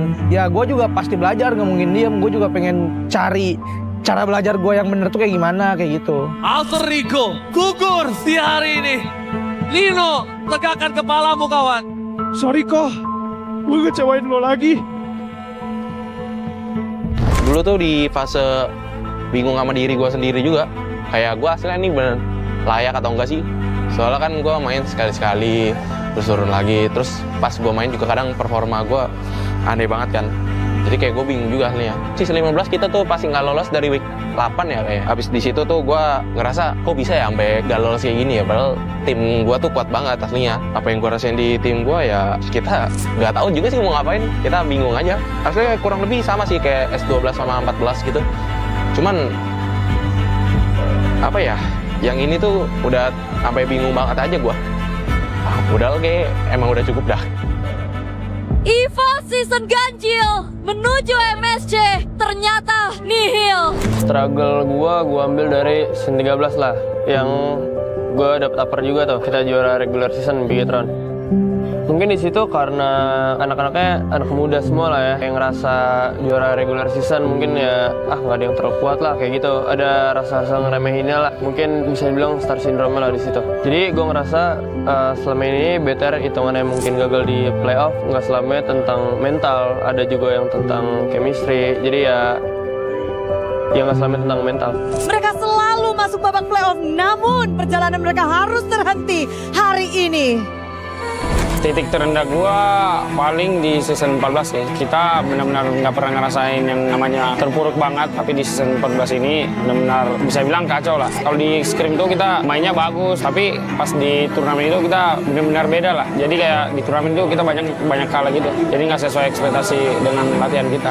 Yang gua rasa waktu itu pas udah nggak lolos ya pasti menyesal, terus sedih banget, hampir beberapa minggu soalnya kan nggak pernah ngerasain kan. Digit kelima untuk Fanatic Odik. Tetap pengen pilih XP ya karena Jelly Boy, Eldin tuh yang yakinin gua. Dia selalu puji gua aja sih. Dia tuh kayak mengayomi gua banget. Dia tahu kan XP itu sebenarnya bisa ngegendong. Jadi dia selalu bilang itu, ngeyakinin itu. Istilahnya apa ya, bersyukur aja sih apa yang udah gue jalanin, bersyukur apa yang gue temuin di in-game-nya, di orang sekitarnya, karena ya itu hasil latihan gue selama ini ya berbuah kali ya, berbuah. Gue dan tim gue udah pasti ngerasain tekanan. Gue mikirnya gue mau naik apa gue mau turun, cuman ya paling di sini ini gimana cara eksekusinya aja. Dan gue juga sebagai player, gue juga pengen bekerja keras lagi biar gimana caranya gue naik terus, gak mau turun. Cara gue keluar tekanan ya kayak nggak mesti mikirin hal-hal yang nggak pasti aja sih, tinggal lakuin aja. Nanti juga ujung-ujungnya kalau gagal atau berhasil pun lu nggak bakal nyesel aja. Tapi gue bersyukurnya sih gara-gara kita udah dapet ini aja sih, poin 7 tuh di week 7 ya seingat gue. Jadinya nggak kayak season lalu yang kita mesti sampai week 9 baru dapat poin ke-7, jadinya kita bisa lolos sekarang. Dibanding season lalu ya progres kita at least kelihatan lah di season ini daripada season lalu. Buat tim gue pengen banget kita itu bisa ngelangkah lebih jauh. Soalnya dari yang season lalu gue lihat EVOS tuh tiap kali masuk playoff tuh minimal grand final kan. Jadi ya gue pengen season ini kita at least grand final lah. Kalau rezekinya kita bisa juara juga. Gue udah ngerasa pemain-pemain yang kepilih tuh kayak apa ya, orangnya gampang berbaur lah, bondingnya buat ngumpulnya kayak ngobrol juga, nggak ada yang blame satu sama lain kayak gitu. Dari atasannya juga maksudnya dari Coach Bam, dari Coach Erpang lumayan banyak kasih advice lah ke anak-anak. Jadi makanya gue ngerasa buat season ini tim cukup nyatu sih. Jadi gue ngerasa tim gue yang sekarang dengan cara kita ngebangun chemistry-nya udah cukup bisa membuahkan hasil buat tim ini, dan gue yakin ya tim gue bakal kuat dan bisa masuk M7 sih.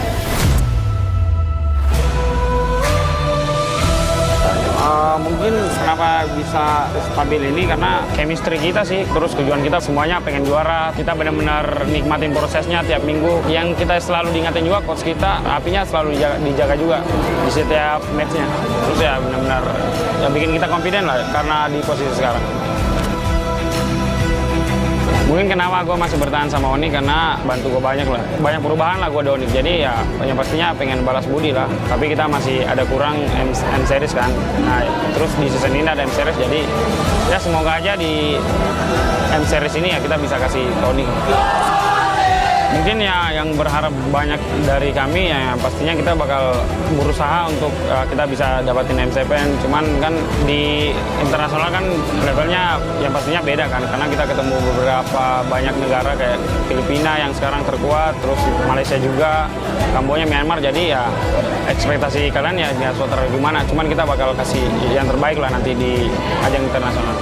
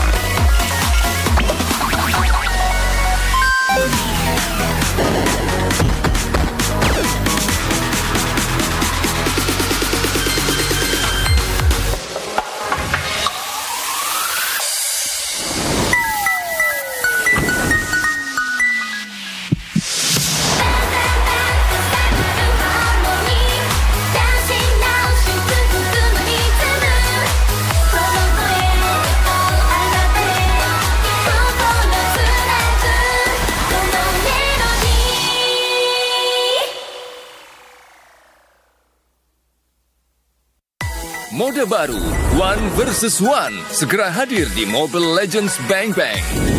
Di mode One versus One, dua player akan bersaing mendapatkan jumlah kill atau menghancurkan turret lawan lebih dahulu. Event prediksi juga akan hadir bersama mode ini. Player dan penonton bisa memasang prediksi untuk memenangkan koin prediksi seru. Mari pelajari lebih lanjut tentang mode baru ini. Ada dua cara untuk memenangkan pertandingan mode One versus One. Cara pertama adalah mendapatkan 3 kill dalam batas waktu pertandingan. Cara kedua adalah menghancurkan turret lawan.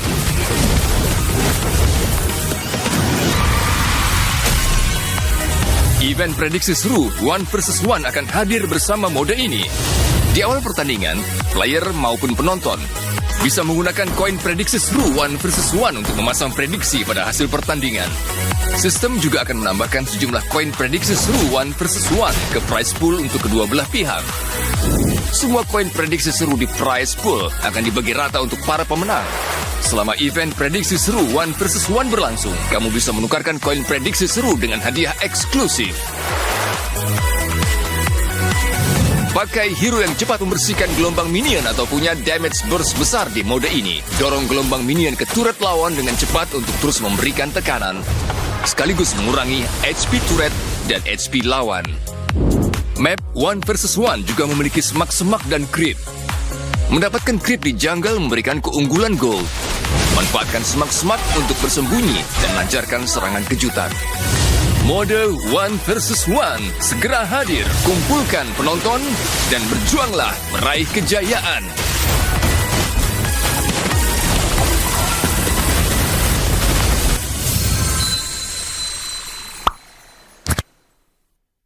Galaxy A36 5G dengan awesome intelligence bebas beraksi. Snapdragon 6 Gen 3, push rank, lancar. Yeay! Charge bentar, gas lagi. Kunjungi toko terdekat dan beli sekarang.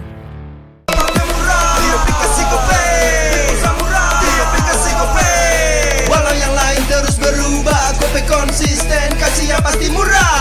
Tagihan murah di aplikasi Gope, gratis transfer 100 kali per bulan. Download aplikasi Gope baru, nggak pakai lama. Dompet andalan gamers banyak damage-nya.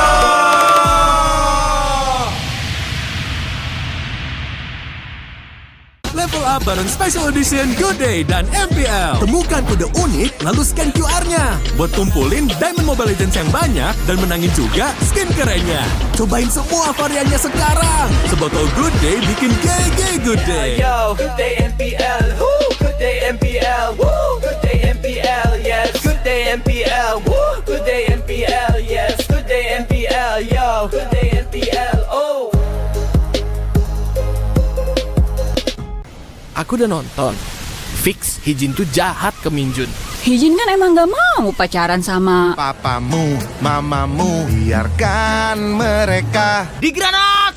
Boom! Ya, gue kena ghosting. Terus ditinggal nikah sama Hijin. Padahal mereka udah cium. Anak yang nakal. Saatnya kau dan aku Pakai simpati buat nonton, musik, games, belajar, sampai belanja. Bisa pilih benefit sesuai keinginanmu. Tenang. Menang kalah, mabar bisa good time. Wah, good time Mobile Legends Bang Bang. Enak coklatnya, bikin semua bisa good time. Ini nih mainnya.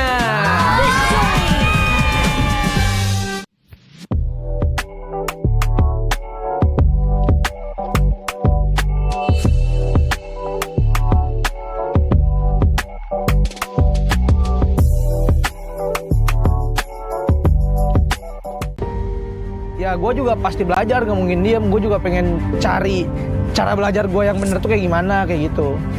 Season 13 lah, juara regular season mungkin ya, nggak ada yang terlalu kuat lah kayak gitu. Mungkin bisa dibilang star syndrome lah di situ. Kita benar-benar nggak pernah ngerasain yang namanya terpuruk banget, tapi di season 14 ini benar-benar bisa bilang kacau lah. Ada week yang gue rungkat banget tuh ya. Apa ya? Yang ini tuh udah sampai bingung banget aja gue. Udah kayak emang udah cukup dah. Pemindahan role akan menjadi tantangan terbaru untuk Nino tersendiri. Masa sulit yang pasti waktu season 14 sih pergantian role, karena ya di situ pasti ada overthinking di mana pindah role itu suatu kesalahan yang sangat besar gitu loh di e-sport. Cuman ya gue belajar aja sih dari situ. Kalau misalkan gue bisa pindah role, gue sukses di role, siapa tahu gue bisa juara, nggak ada yang tahu kan. Ya gue juga pasti belajar, nggak mungkin diem. Gue juga pengen cari cara belajar gue yang bener tuh kayak gimana, kayak gitu. Alter Ego gugur di hari ini. Lino, tegakkan kepalamu kawan. Sorry kok, gue ngecewain lo lagi. Dulu tuh di fase bingung sama diri gue sendiri juga. Kayak gue aslinya ini bener layak atau enggak sih. Soalnya kan gue main sekali-sekali, terus turun lagi. Terus pas gue main juga kadang performa gue aneh banget kan. Jadi kayak gue bingung juga aslinya. Season 15 kita tuh pasti nggak lolos dari week 8 ya kayak. Abis di situ tuh gue ngerasa kok bisa ya sampai nggak lolos kayak gini ya. Padahal tim gue tuh kuat banget aslinya. Apa yang gue rasain di tim gue ya kita nggak tahu juga sih mau ngapain. Kita bingung aja. Aslinya kurang lebih sama sih kayak S12 sama 14 gitu. Cuman apa ya? Yang ini tuh udah sampai bingung banget aja gue. Udah oke, emang udah cukup dah. EVO season ganjil menuju MSC ternyata nihil. Struggle gua ambil dari season 13 lah, yang gua dapet upper juga tuh. Kita juara regular season Bigetron. Mungkin di situ karena anak-anaknya anak muda semua lah ya, yang ngerasa juara regular season mungkin ya nggak ada yang terlalu kuat lah kayak gitu. Ada rasa-rasa ngeremehinnya lah. Mungkin bisa dibilang star syndrome lah di situ. Jadi gue ngerasa selama ini BTR hitungannya mungkin gagal di playoff, nggak selamanya tentang mental, ada juga yang tentang chemistry. Jadi ya nggak selamanya tentang mental. Mereka selalu masuk babak playoff, namun perjalanan mereka harus terhenti hari ini. Titik terendah gua paling di season 14 ya. Kita benar-benar nggak pernah ngerasain yang namanya terpuruk banget, tapi di season 14 ini benar-benar bisa bilang kacau lah. Kalau di scrim tuh kita mainnya bagus, tapi pas di turnamen itu kita benar-benar beda lah. Jadi kayak di turnamen itu kita banyak kalah gitu. Jadi nggak sesuai ekspektasi dengan latihan kita. Yang gua rasa waktu itu pas udah nggak lolos ya pasti menyesal, terus sedih banget, hampir beberapa minggu soalnya kan nggak pernah ngerasain kan. Digit kelima untuk fanatik Odik. Tetap pengen pilih XP ya karena Jelly Boy Eldin tuh yang yakinin gua. Dia selalu puji gua aja sih. Dia tuh kayak mengayomi gua banget. Dia tahu kan XP itu sebenarnya bisa ngegendong. Jadi dia selalu bilang itu, ngeyakinin itu. Istilahnya apa ya, bersyukur aja sih apa yang udah gue jalanin, bersyukur apa yang gue temuin di in-game-nya, di orang sekitarnya. Karena ya itu hasil latihan gue selama ini ya, berbuah kali ya, berbuah. Gue dan tim gue udah pasti ngerasain tekanan. Gue mikirnya gue mau naik apa gue mau turun. Cuman ya paling di sini ini gimana cara eksekusinya aja. Dan gue juga sebagai player, gue juga pengen bekerja keras lagi biar gimana caranya gue naik terus, gak mau turun. Cara gue keluar tekanan ya kayak nggak mesti mikirin hal-hal yang gak pasti aja sih, tinggal lakuin aja. Nanti juga ujung-ujungnya kalau gagal atau berhasil pun lu nggak bakal nyesel aja. Tapi gue bersyukurnya sih gara-gara kita udah dapet ini aja sih, poin 7 tuh di week 7 ya seingat gue. Jadinya nggak kayak season lalu yang kita mesti sampai week 9 baru dapet poin ke-7, jadinya kita bisa lolos sekarang. Dibanding season lalu ya progres kita at least kelihatan lah di season ini daripada season lalu. Buat tim gue pengen banget kita itu bisa ngelangkah lebih jauh. Soalnya dari yang season lalu gue lihat EVOS tuh tiap kali masuk playoff tuh minimal grand final kan. Jadi ya gue pengen season ini kita at least grand final lah. Kalau rezekinya kita bisa juara juga. Gua udah ngerasa pemain-pemain yang kepilih tuh kayak apa ya, orangnya gampang berbaur lah, bondingnya buat ngumpulnya kayak ngobrol juga, nggak ada yang blame satu sama lain kayak gitu. Dari atasannya juga maksudnya dari Coach Bam, dari Coach Erpang lumayan banyak kasih advice lah ke anak-anak. Jadi makanya gue ngerasa buat season ini tim cukup nyatu sih. Jadi gue ngerasa tim gue yang sekarang dengan cara kita ngebangun chemistry-nya udah cukup bisa membuahkan hasil buat tim ini, dan gue yakin ya tim gue bakal kuat dan bisa masuk M7 sih.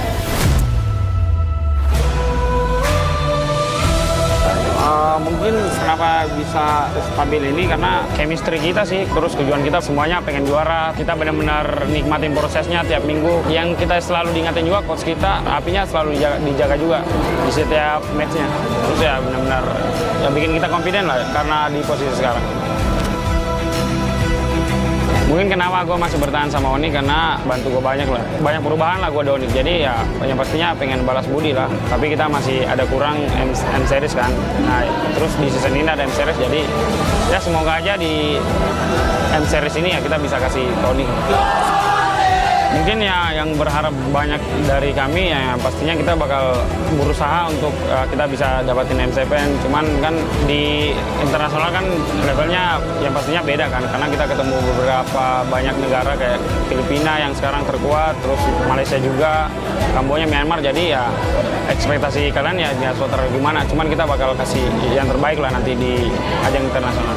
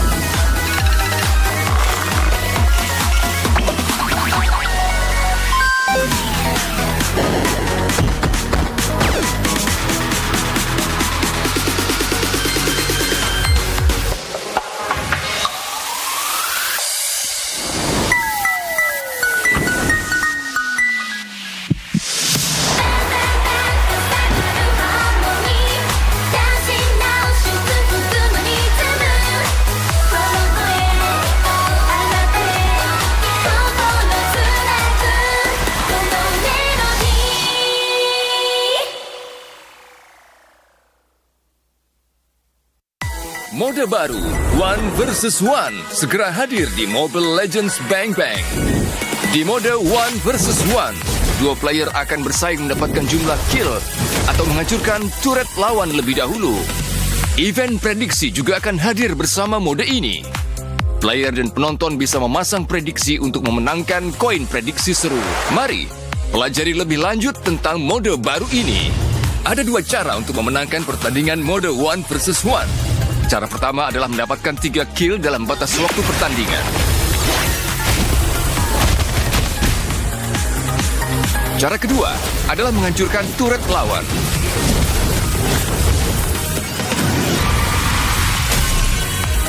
Event prediksi seru One vs One akan hadir bersama mode ini.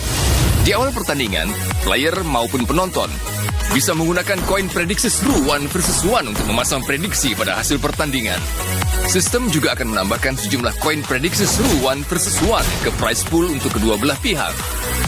Semua koin prediksi seru di prize pool akan dibagi rata untuk para pemenang. Selama event prediksi seru One vs One berlangsung, kamu bisa menukarkan koin prediksi seru dengan hadiah eksklusif. Pakai hero yang cepat membersihkan gelombang minion atau punya damage burst besar di mode ini. Dorong gelombang minion ke turret lawan dengan cepat untuk terus memberikan tekanan, sekaligus mengurangi HP turret dan HP lawan. Map 1 vs 1 juga memiliki semak-semak dan creep. Mendapatkan creep di jungle memberikan keunggulan gold. Manfaatkan semak-semak untuk bersembunyi dan lancarkan serangan kejutan. Mode 1 vs 1 segera hadir. Kumpulkan penonton dan berjuanglah meraih kejayaan.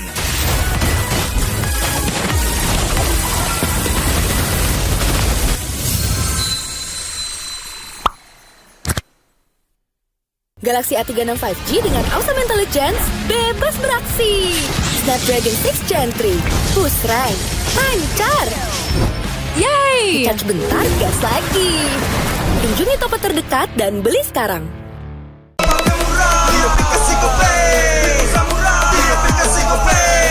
Walau yang lain terus berubah, GoPay konsisten, kasihnya pasti murah. Tagihan murah di aplikasi GoPay, transfer 100 kali per bulan. Download aplikasi GoPay baru, nggak pakai lama. Dompet andalan gamers banyak damage-nya.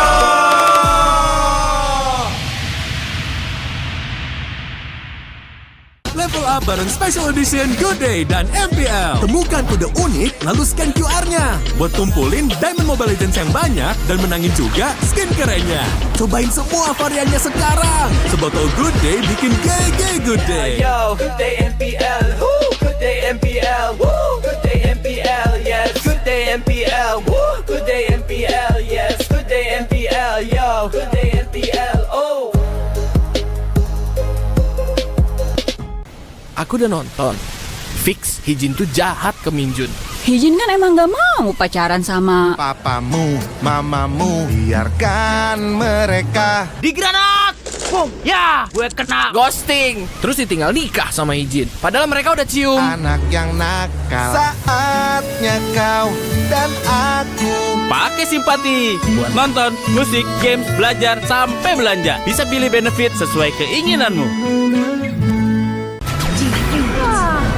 Tenang. Menang kalah, mabar bisa good time. Wah, good time Mobile Legends bang bang. Enak coklatnya, bikin semua bisa good time. Ini nih mainnya.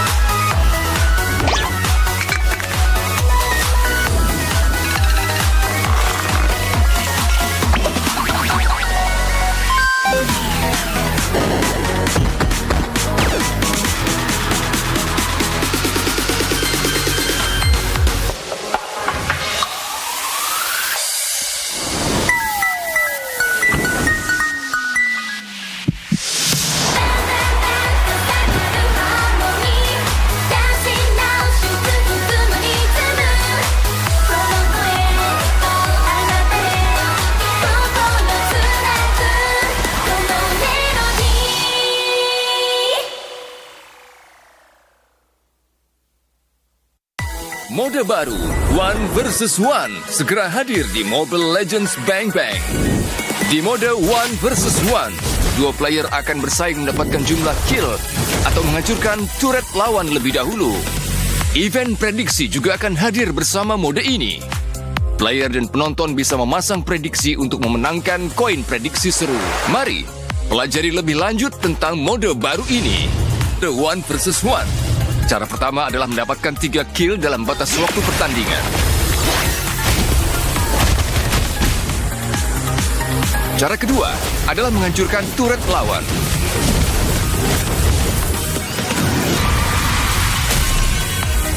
Event prediksi seru One versus One akan hadir bersama mode ini. Di awal pertandingan, player maupun penonton bisa menggunakan koin prediksi seru One versus One untuk memasang prediksi pada hasil pertandingan. Sistem juga akan menambahkan sejumlah koin prediksi.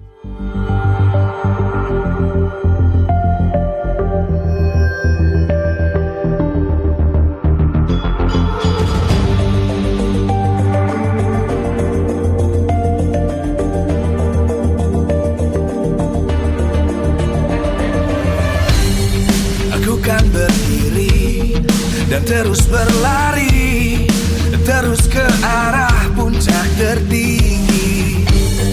Ku takkan berhenti, hanya sampai di sini.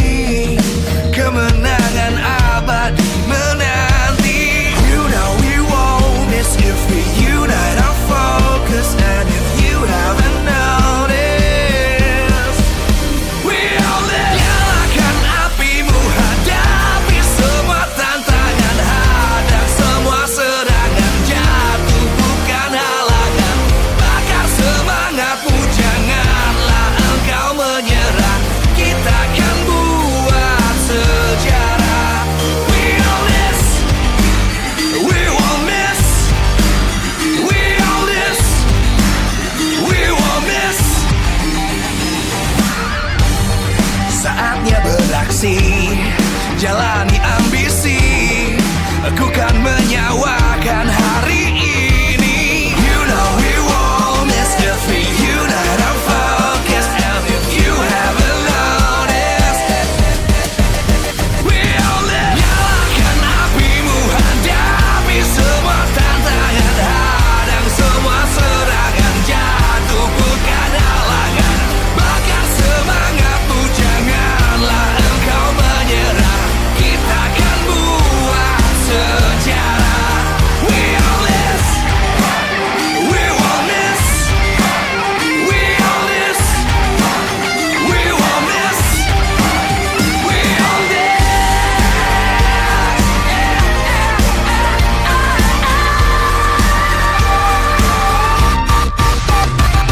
Nyalakan apimu, hadapi semua tantangan, hadang semua serangan, jatuh bukan halangan.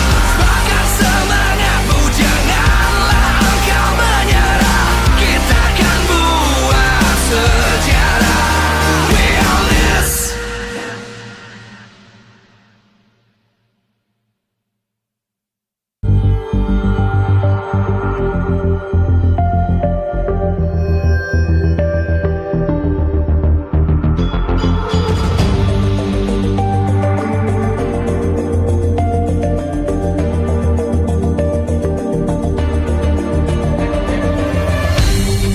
Aku kan berdiri dan terus berlari, terus ke arah puncak tertinggi. Ku takkan berhenti, hanya sampai di sini. Kemenangan abadi menanti. You know we won't miss if we unite our focus. And if you haven't noticed, we all live. Nyalakan apimu, hadapi semua tantangan, hadang semua serangan, jatuh bukan halangan. Bakar semangatmu, janganlah engkau menyerah. Kita akan buat sejarah. We all this, we won't miss. We all this, we won't miss. Saatnya beraksi, jalani ambisi.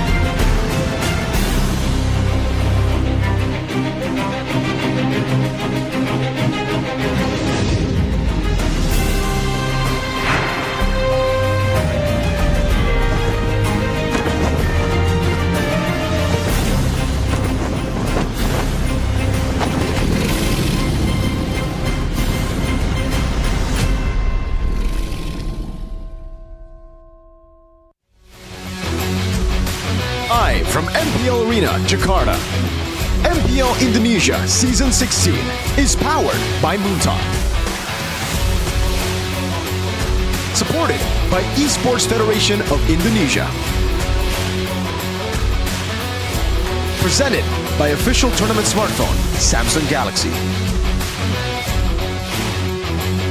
Official e-wallet, GoPay.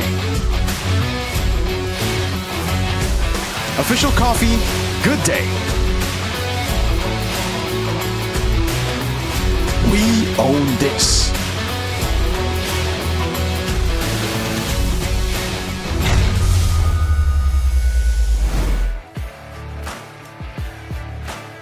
Sesaat lagi match kedua. Di hari yang terakhir, MPL Indonesia Season 16 regular season akan segera hadir. Di mana pertemuan dari tim-tim yang memberikan kejutan di season ini. Bukan hanya kejutan, namun performa apik dan juga mengerikan.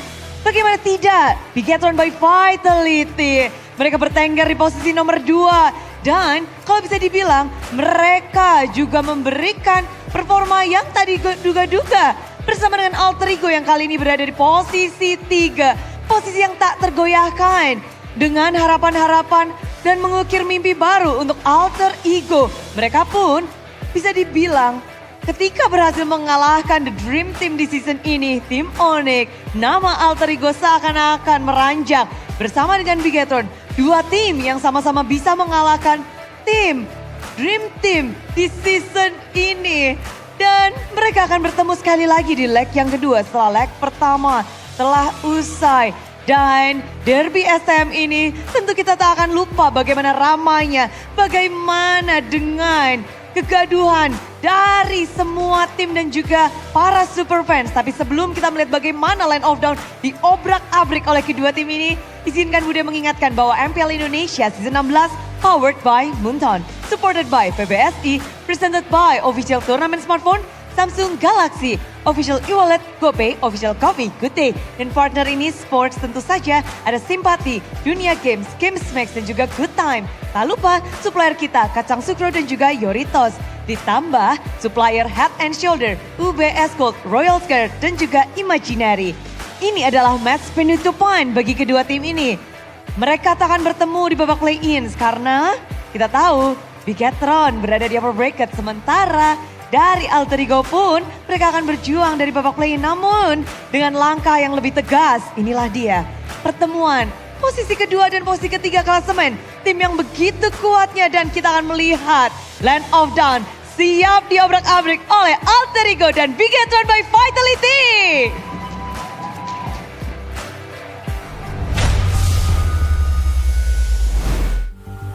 After Dewa United claimed a win against EVOS earlier on, let's move and shift our focus towards the Derby SM here. It's going to be Bigatron by Vitality. We got Miracle in action, as well as Arashi and myself up against Alter Ego, who is currently in form, especially after they beat Onyx yesterday in a 2-1 victory. Doubling down on early game as we anticipated as well. Zephyr came out with game 3, an amazing draft, Arashi. X-Borg in gold, Hellkurt first phase. So many things that can actually still come out now that surprises us, even though the meta looked to be set in stone. Dude, like MPL is looking kind of Irish right now because everyone's doubling down. Kind of crazy, man. I feel like the region has always been known to be aggressive, but it's kind of funny now that we're seeing the meta encourage it even more. And yet, technically, all things considered, it's a slow development, man. It's been a couple of weeks since the patch dropped, and we are still finding incremental improvements in aggression, which I thought by week number 2 would be coming in full swing for the Indonesian teams. But before we talk more about the upcoming match, we got a special guest here who is a good friend of Mr. Mirko Arashi. Oh my god. We my got goat. the CEO of Bigatron by Vitality. Oh my god! Hey! My goat! It's Aura farming. Schoolboy Derby, bros. What's up? What's up? How you doing? Go ahead before we get into the questions. How you feeling for the STM Derby? I'm good. Nothing to lose, but it's all about pride today. Nothing to lose. It's all about pride. I like that mentality coming from, again, the strongest figure, the main figure of Bigatron by Vitality now. Just before we talk more, quick predictions. Comfortable 2-0, or do you feel it's going to be a close one, 2-1? Oh, before yesterday, I would say 2-0, but after seeing alter ego also beat Onyx, I'll say 2-1 probably. 2-1. All right. Well, I got a question for you. What's the most memorable STM Derby moment for you, Koedwin? Because we've seen the STM Derby go through phases, right? From Season 7 all the way to Season 16, different lineups entirely. We had a whole sarong battle at one point as well. So what's the most memorable STM Derby for you? I think the hottest one, at the peak of the hotness, right, of the spiciness of the derby was back in Season 7, and the one where BTR sent Altigo back home in playoff, and we went Altigo go home, right? that was the taunt, right? Yeah. Well, what do you think about Bigat's performance, especially with the addition of these the new players, with the M Series experience with Nile and Airpong? Do you think they've had a massive impact, or do you think it's more so the newer faces, like for example Shogun, because everyone has been hyping him up? Everyone played a part in this season's success to secure upper bracket. Starting from, of course, the head coach, right? I think it starts from the top. The head coach, Coach Bam, and how he manages and assemble his coaching staff, and then the players. So Nile was actually a player that he wanted, right? So he requested, which was surprising for me, right? So interesting. Yeah, so everyone did well this season. Very, very well indeed. I'm sure you're proud of your performance, your team's performance throughout the season. Now I gotta ask the question here: is it time? Go Ed. Is it time? We have Bigatron by Vitality in M Series world. Amen. Very safe answer. No, on a serious note, this is the best feeling I have for the team to make it all the way. I'm glad to hear it. You know, like Big Boss. After 15 seasons, right? Yep. This is like the best feeling that I ever had. Now I gotta ask a follow-up question. Okay. You feel confident with Bigatron? Who do you think is going to accompany Bigatron and enter the M7 world stage? Definitely Oni. Hey, I'm just he's an Onyx fan. He's farming. He baited you to answer Onyx, man. But you know what? I have a question that you have to answer without giving us a political answer, right, Koed? So, who's the golden boy now? Is it Shogun or Eman or Nile? Shogun. Shogun. Shogun. Okay, that's the golden boy. That's a new golden boy. All right, that's his favorite player. All right. Well, right now, who do you really view as like the main leader right now? Is it just the only remaining veteran in Bigatron, Moreno, or is it someone else, do you think, leading the team right here in their current form? I never see this day coming, right? Where Moreno becomes the captain and they're setting a role example for the others. I didn't see this day coming. From the first day he stepped into Bigatron, as the bocha. But now it's leading the team, like really leading, guys. So great captain. Yeah, you did not see that coming. But a final message from you, perhaps to the MPL viewers, or even specifically the Bigat Troopers. Anything to say? No more Bigatron, but this time around Bigatron all the way to M Series. Amen. Amen. Let's go. Thank you so much, Koed. We will release you. Thank you for your time. I appreciate it. I love the personality you bring to the table. Keep it up. And yeah, I hope for the best for Bigatron by Vitality. See you around, Koed. Love the trip, man. What a great guy. That's my GOAT right there. That's my GOAT, Koed, right? Okay. Shogun is his favorite player. As of yet. The golden boy right now for BTR. And honestly, it makes sense, you know? In the past, we've had a lot of trouble in the lineups, and it's never really been a rookie who shined the most in the season. It was always, the veterans or even, the other players on the team. But finally, we get to see Shogun, the guy with so many doubts around when the season begun, take center stage in a lot of these matches, especially the one against Onyx. He was the MVP there. Exactly. I personally was a doubter of Shogun earlier on this season, but he has proved me wrong, and Yeah, he is the one to watch here in the Alter Ego match later on. Who is going to be... It's going to be interesting because he will go up against Nino, a well-known vet in that EXP lane if Bigatron does deploy Shogun, by the way. And the trend so far is that the newer faces, especially in that EXP lane, have been monsters, dude. Randy, Kin, right? I think Shogun as well in the lineup. I do wonder what's Alter Ego's plan here, because they are trying to pitch up their old veteran, you know, the wonder kid of season 7, right? Nino, up against them and in a possible fighter duel. Exactly. But guys, we want to shift our focus to you. Who do you think is more worthy for M7? Is it Rin or is it Nile? You gotta type 1 for Rin, you gotta type 2 for Nile. Hold up. Yeah, exactly. Yazuke. Or Yazuke, yeah. Yazuke or Rin. Not for Yazuke, Type 1 or type 2. Should be Rin and Ron. Wait, is he playing? What? Is this just a preview? Wait a minute. Okay, we were not told about this, so we usually we have to wait for the lineup, but I don't think they do this without confirmation. So either they're trying to scam us or Rin is playing. To be fair, Alter Ego might have made a very sudden change. Knowing that Evo just lost earlier, there's no reason for them to deploy their best lineup. Meanwhile, BTR, if it is Nile and not Ron, does look like BTR want to just gain momentum for the playoffs later. Exactly. That was for the jungler Rin and as well as Nile. What was he mocking the camera? I like the dramatic look, but let's talk about the roamers now. Who do you think is more worthy? Type 3 for Alec, type 4 for Finn. Mirko, stop typing 4, man! Hey, I'm typing 1, not 4. Why would I type Alec, man? I'm typing a lot of 1s right now for my GOAT, Finn, the human.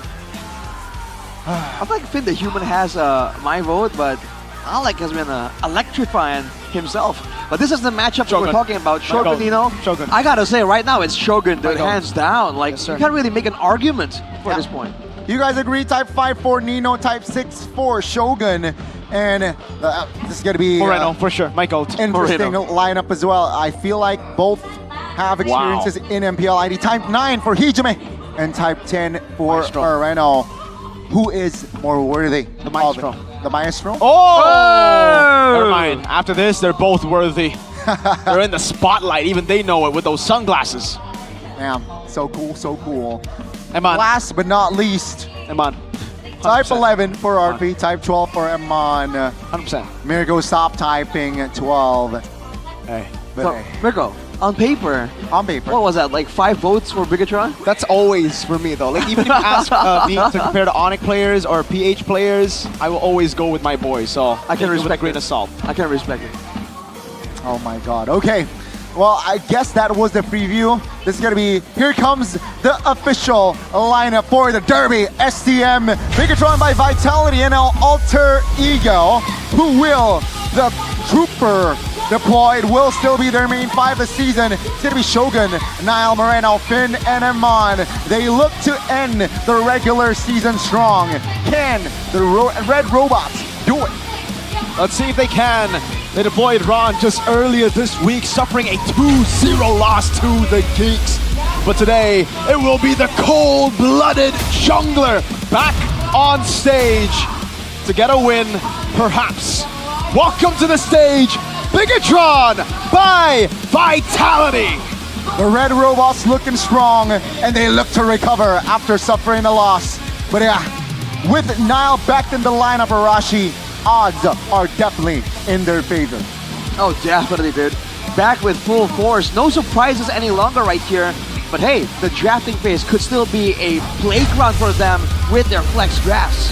Here comes the official lineup for Alter Ego. Does feel like it's going to be Ren, Nino, Ren, Hijime, and Alec and RP. So no Yazuke for their final dance in the regular season. Will the 3-face mask be able to do it? They have the momentum right now, doubling down on early game. But ladies and gentlemen, it's a different look. Who's that in the middle? That's not Yazuke. Rin is back on the block. Can he be a big curveball to send BTR down? Welcome, Alter Ego Esports. With a surprise of their own right here, Rin without the color for hair. This is normal Rin. Does it show that he has grown past his infancy in MPL and he is ready to come back with a vengeance? And that's the thing. Normal, quote-unquote, Rin, normal hair Rin feels abnormal, all right? We're so used to seeing Rin with the colorway on his hair. But yeah, let's talk about Coach Erpang, Coach Bam for Bigatron by Vitality. And we got Zephyr and Styx on the other side playing the dual chessboard. And yeah, what will they bring to the table today? It's actually assistant Coach Erpang and Coach Bam. I see. The longer the monikers, the titles, usually the better. Yeah. Usually, just like Coach Yem. Exactly. I think if I were to be coach, I'm just gonna put my IGN as head trainer and head coach. Head trainer and head coach Gani? Yeah. All right. Mental health specialist. Coach, head coach Gani. Site therapist. Sanitation assistant. Whoa. To help with cleaning after the players' mistakes. Well, who's more worthy here, Rashi? The results are in though. Rin? Results are in? The jungler are, yeah, you lost the battle actually, Miracle. Type 1 for Rin seems like we'll be able to get the dub here for Rin at least. It seems like Rin is more worthier, Rashi. According to the public, it seems. Do you concur? I don't know, man. I feel like Nile with the experience definitely should be up there. I'm wondering if the public knows something that we don't, right? What has Rin been up to? What has he been cooking in his streams? What has he been showing the people that the casters are not aware of? Let's see though, all smiles for Rin. Seems like he's relaxed, but he's prepared, right? There's that vibe always. And again, the results are in for the mid laners, it feels like. Oh no, it's just the junglers. We're gonna see the top 5 total assists as a mid laner in MPL ID. Yep, San's already completed all his matches, by the way, so Moreno has a chance to take over here with just a few more over the course of a possible 3-game series against Alter Ego. Does he want to collect more assists or does he want to collect more kills though? Because I believe that they don't combine technically, so hey, we'll have to wait and see. But so far, Moreno and Hijime close behind Sans. Moreno much closer. Already shows how active they are here, especially again with the current meta being high-paced. Both these teams know how to do so, but I dare say they themselves know how to take it slow as well, depending on the draft and circumstances, which is why I feel like the drafting phase is going to be a bit more interesting compared to match number 1. Definitely, it's going to be a battle already from the drafts here. Zephyr, Styx, and as well as Coach Bam and Coach Erpang. But you can see your first pick selection for the side of Alter Ego, and their numbers are very, very good. 66% as a blue side.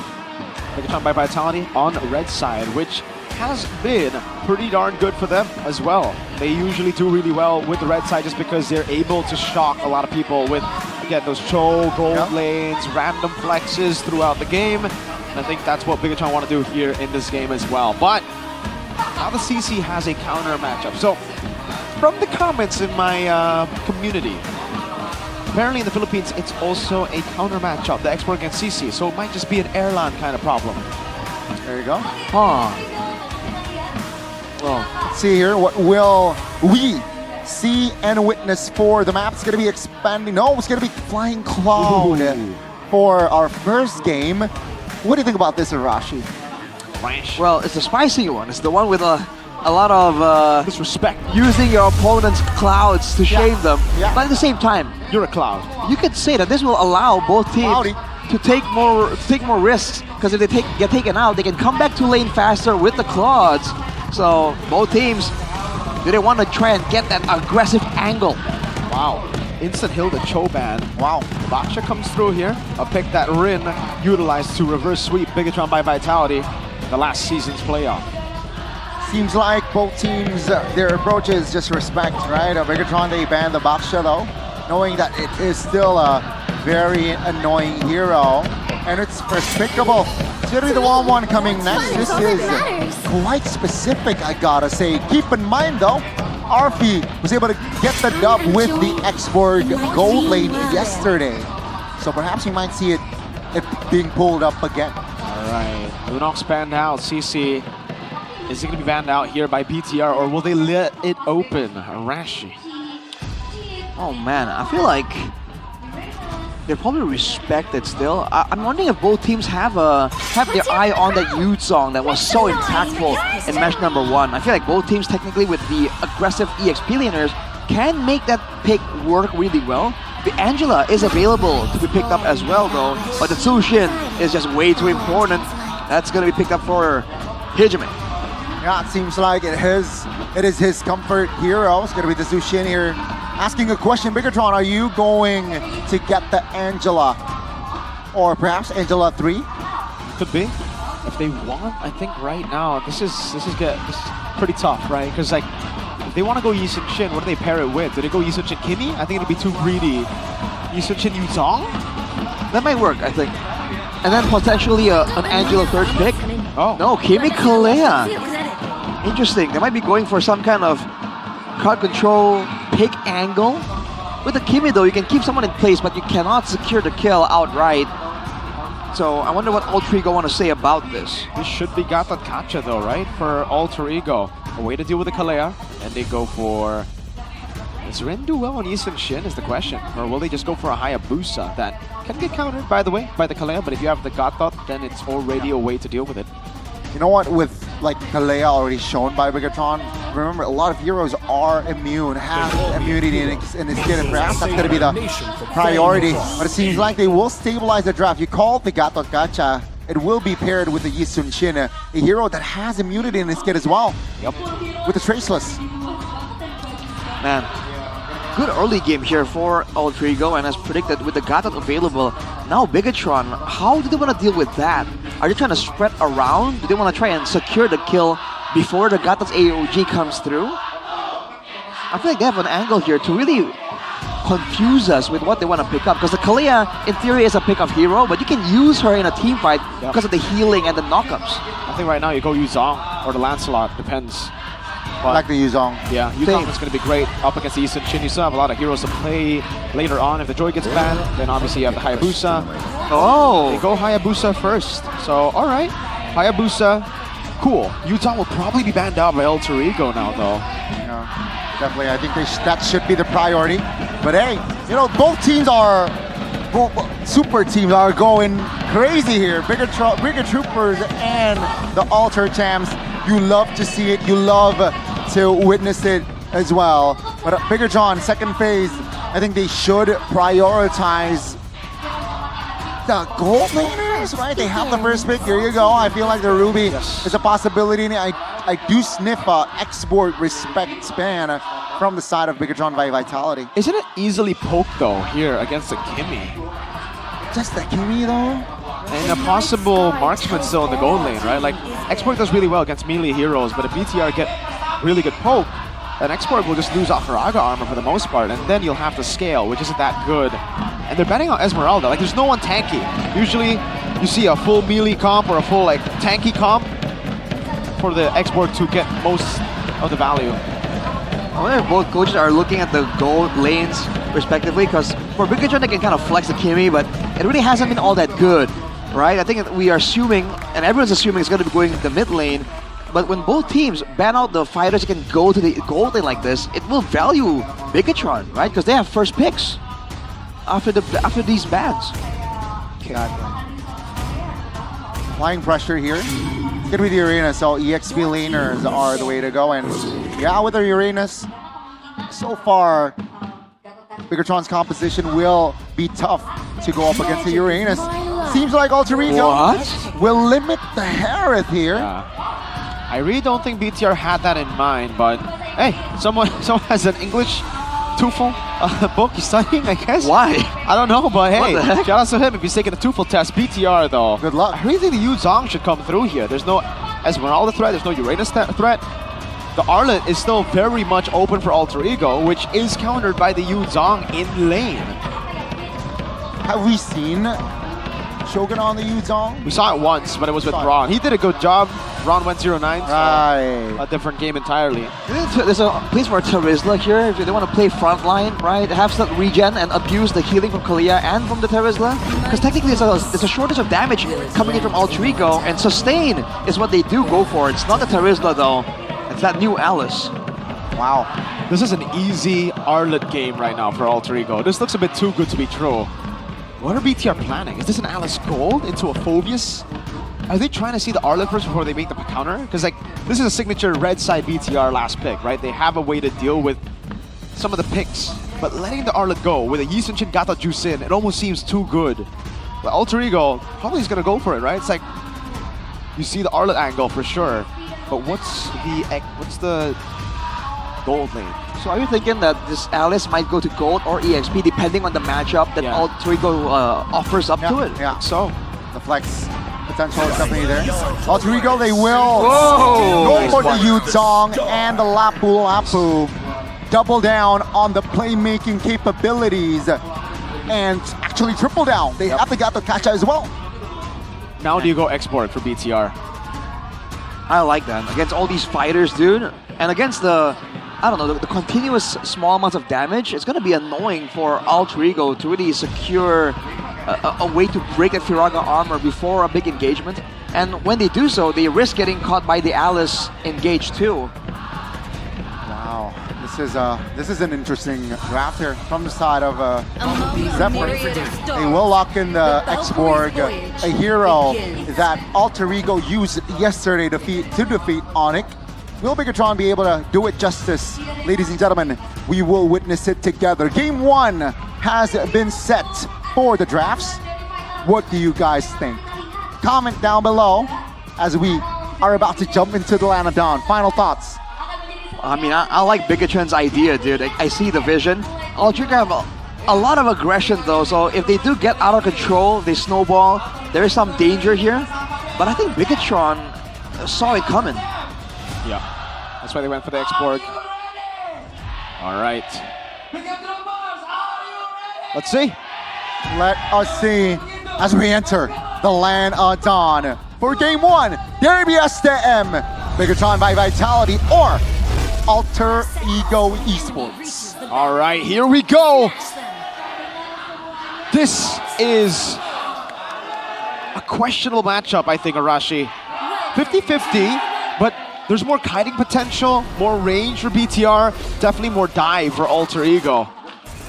Well, we've seen it before, but there's this, something nags me when I see this fighter in the gold lane situation, but then having an assassin on top of that. We talked about having the playmaking potential, and for Alter Ego, it's all coming from the frontliners. For Bigatron, there is a Hayabusa that can, catch Alter Ego off guard. So that's where some of my thought process is. I really feel like there's a bit of favor here towards Bigatron. Looking at the emblems by GamesMax though, tenacity for Moreno. He knows he is going to be in a lot of danger. Oh, 3v2, that's a taunt! That's the burst! Rin finds it! That's gonna be 2 members off the board instantly! Alter Ego shifting their gears early. Early kills for Alter Ego. BTR unable to respond properly, and it's Alec holding the bush early. Alright, really a good early start there from Alter Ego. Managed to snag that early skirmish. Again, Bigatron, they don't have a lot of tankiness in this early game, so if they want to let Moreno do some damage and actually have some impact in the early game, they need the right allocation of protection and aggression. Definitely going to be a hindrance for the Hayabusa to get the early farm. In the bottom side though, Orphe takes a lot of damage here. Yeah. And gotta be careful for cold laners who is on the fighters. Yeah, melee heroes, man, this is a bad matchup. So Iman definitely gonna control it. And the control he has will translate over. Oh, Nino walking up aggressively. Does get level 4. Petrify the Fierce Dive used up. Shogun gonna be caught. Still has the healing from Finn. Alex walking up as well. Great blink away. Finn's gonna be caught though. Has the flicker out. Nile zoned away. Level 4 for Nino, but he's already used the Black Dragon form in the Petrify, which means Moreno will have to flicker away. Great take on a turtle instantly from Alter Ego. Very well coordinated, I feel like, right, Arashi? So much more aggression available. Big ultis too. Alec not really in danger just yet. Bigatron are just struggling with a lack of frontliners because they need items before Finn. Oh! Great immobilization on a 2, but there's no one there. I think Shogun. Oh, wait a second. Now comes in last second. And AOG locks Finn down. The damage coming through again. Traction pulse. Locking Alec down, but it's just Alec. But it is Alec who gets the double. That's a little bit of unfortunate events there for Alter Ego. And they got the double. What is that? Let's go Delwyn, man. How is that a prediction? Hey, it is what it is, man. Interesting. Oh. Purify. Yeah, not enough damage. Just the Purify baited out.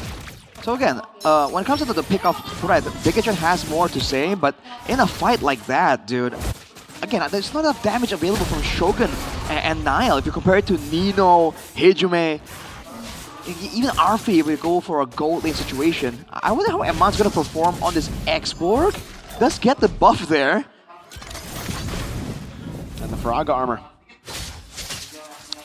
That Faraga armor is going to be so beneficial towards the later stages, because again, Alter Ego have a lot of like trailing damage, damage that like you kind of forget about, like the damage from the Sushin, like the damage from the Sha energy from Nino on the Yuzong too. So the Faraga armor is going to allow Bigatron to kind of ignore that just a little bit.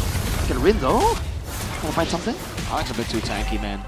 They can't deal with him just yet. I think they need a man to really deal with Mr. Alec, who's very deep in enemy territory. Nile, a level below Rin, will go to the orange buff and will be bullied here. Shogun needs to assist Nile a bit. Yeah, very healthy lead though. For 2,000 gold lead already in hand before 5 minutes. Second turtle though, let's see. I think it's going to be a 5v5, but X-Borg is way behind. Shogun. It's just going to be Finn taken out. Black Dragon Form used up as well. Big resources down already. BTR on the defense. Well, Nile already used the Retribution to secure his contested orange buff right before the turtle take, so Finn going in there is a bit interesting by all means. And now look at the play from Alter Ego. They know that no one can really threaten Alec without expending a lot of resources, so they send him out there for information and they cut off the map as Bigatron try and struggle to get Nile his farm, getting that purple buff. Yeah, level 9 Rin, level 7 Nile. 2 levels behind this Hayabusa, so again, just a tall mountain to climb. No Viraga armor for Eman, but it seems like in the mid lane it's going to be the action. Purify out though. Wow. Easy answer. The bottom lane, Eman bullied by Alec and Arfi for now. Man, Finn has been actively going to this mid lane again and again, and yet Hijume is doing a great job making sure he has the Purify available if he wants to walk up a bit more aggressively. Just like that, Bigatron, they're stuck trying to play defensive. Eman has to play card Faraga armor as well. It'll be pop right as it comes back up. Might be looking for a dive here. Eman will not be able to defend this turret, so it's a fully... Oh! Never mind. I thought they were going to go for the dive there against Eman, but they won't be able to. We'll just back away. Look at the moves from Bigatron. They keep sending Shogun to the mid lane here. I'm guessing it's just to protect Moreno, but that's kind of stifling Shogun's own income and experience gains. So the Alice scales, by all means, needs some items. If Shogun does this, he's going to lack impact. Oh! Purify this time around. The Shadow Kill comes around. Hijume will be taken very low. Oh my god! Nile is able to find it. Petrify on the back line. Moreno able to escape, but look at the damage coming through. Moreno will fall to the DPS. The DOT, rather, of Nino on the Yuzong. It's a 2-for-1. Alter Ego again finds the better trade. That's going to be the last turtle coming to the Lanadon. Seems like it will be uncontested, and Alter Ego will collect perfect turtle this time round. Alec doesn't have the AOG. It's going to be a two-man taunt as Arfi walks up. Does not have the bravest fighter. Now it actually is going to be coming back up as he goes in for the stun. He's able to find it. Shogun will not engage. Now he goes in for the blink again. Will go for the ultimate. Arfi very, very low. Will be taken down. Moreno picks up the kill. Spin is able to escape. Now last Insanity to the midst of it all. Shogun immobilizing all of them. And it turns the fight for a bit. The traction pulse locks Alec down. That's Nile landing the quad shadow and the shadow kill, but has to run away. Great mountain shocker. Complete zone away from the mid lane turret. BTR stabilize. Beautiful recovery from the side of Bigatron. They lose out on the turtle, but the fight there was perfect. Alec, Arfi was a little bit too deep in enemy territories, which Bigatron was able to capitalize. Not just the kill, they got the tier 1 mid lane as well. That's Alter Ego not respecting Bigatron's damage potential. You can't stick around and allow Eman on the X-Borg to build up the stacks on you, because that's where the true damage really comes through. And they, in trying to contest that buff, they stuck around for way too much in the jungle, right? In the cramped spaces where Alter Ego has value, but so does Bigatron. So execution is definitely key right here. And timing on when to use your big ultimates is going to decide how these fights really go. Moreno's still farming. How's the gold situation looking like? Oh, wow, they're tied mid lane. Interesting. Surprisingly, Moreno, with the babysit of Shogun, is able to actually farm enough. Eman now under fire. There's a few health bars. And the last insanity, but the Frog armor's gonna be down. That's a flicker out. Eman taken out now with a turret down below. Not in response just yet. Moreno gonna be stunned up. Spin walks up, but there shouldn't be any more of a fight with Eman out. Oh my lord, the damage over. Nile will be able to take the purple, but that's a red tree down right as the Lord spawns in the game. And Moreno, wow! Skypiercer! At this stage, I don't think it's worth it. Do you concur? It's just dangerous, man. He hasn't really been able to output all that much damage. We'll see how this goes as Victor Palembang Luke shows up here. BTRP Luke. Hey! Luke, what happened? He's gone! What? Wow. Was? Alter Ego almost up 5k as they collect the Lord. Now with this build-up, they want to fight. Whoa, they go on to RP though. The AOG, was a bit off. Eman cutting away now, does not have the flick, and the Frog armor is going to be down. The immobilization will land there. Mountain Shocker does not. That's the burn down. RP taking low, flickers back to safety. A win for Alter Ego. No Finn. Nile doesn't really find the angle. No shadow kill. But the Black Dragon form is still in play. Nino still holding on to it, waiting for the Lord. Mind you, this is the first Lord, so let's see Bigatron by Vitality. Will they be able to, at least cut loss while defending this Lord? I think they're going to lose all turrets outside of the base. Oh, Eman. So gets a last insanity down. That's a blow up. It should be a free tier 2 in the mid lane. RP gets a stun on Moreno. Alec will not go for the taunt. Rin 2 levels ahead. Lord still in the bottom lane, but they still have holy shields. And Finn will try to delay this push. Trying to get the wave together at least. Full stacks on Eman, on the Lord. They want to keep the holy shield for as long as possible so that the wave doesn't come in too... actually stop the charge entirely. Alright, great moves from Bigatron. In fact, one turret still stands on the top side. Small victories here for Bigatron. But their issue still stands. Whenever they want to use, they want to start anything aggressive, they have to always consider the fact that their backline is always going to be under fire, and they need to save some tools here, whether it's a Tsunami Slam, whether it's the big AoE knockup from Shogun. So their defensive and aggressive options are one and the same, whereas for Alter Ego, they have no defensive needs here. They just go all in and try to win outright. Especially with the goal lead that they have, Alter Ego will not be gun-shy and looking for a fight. But yeah, now things, tempo, slow down. Take a look at the freeze lane bottom side. They're making Bigatron Vitality starve with the farm as well. AOG! Moreno jumps away. They will get a turret though, however, but they've used the Black Dragon form. Eman's cutting back now, pulling him back as well. Traction pulse doesn't land. Just a defense for BTR. Mountain Shocker down already though. They want to reclaim a bit of position. That's an all-in over to the Dragon, but there's no follow-up. Now it's Knowledge going to get taunted down. RP with the Black. Oh, that's a Brave Spider over. Finn still sustaining the backline, and Shogun is able to dish out so much damage, sustaining back as well. The kite back with the jump in forward. That's going to be the blink out from Shogun. Eman doing a whole lot of damage. Will lose on the Faraga. Gotta be careful there with the true damage of Eman. Nile though, with the Flying Claw, perhaps looks for an angle. Shadow kill. He has the Black. Oh, the quad shadow is what I mean. Nile's gonna blink all around. No shadow. Rin will get the kill. There's no shadow. And Eman's a bit too late. Rin. Oh, Eman walks up. No Nile for the Lord. Wow. Alter Ego. It looked kind of iffy there, but Nile kind of gave like free food. Arashi. Good moves from Alter Ego to punish Nile when he's trying to surprise them, flex some moves. They just went straight to the final quad shadow in the back, and just like that, he's stuck. Oh, Alec! Stole the purple away! Yikes, dude. 8K and growing for Alter Ego. Bigatron, it seems like they have the right idea, but they haven't been able to use Moreno's crowd control as efficiently as they would have liked. And on top of that, Eman is the main damage dealer, it seems like, for this team, and he is not outputting enough damage just about yet. Going with the War Axe into the Brute Force Oracle, so by all means, it's a hybrid type of build, but now you have to question, with Moreno not really having space to deal some damage, does Eman have to go a bit more aggressive, find ways to last Insanity deeper into the fight? It's gonna be interesting. 9,000 goal lead, perhaps this is gonna be the final push of game one. Let's see the offense and the defense. Oh, very deep dive there, zoning them from the waves. Moreno going to be petrified, taken out for sure. The DOT ticks down on him. Eman pops in the last Insanity. Shogun's still able to defend right now.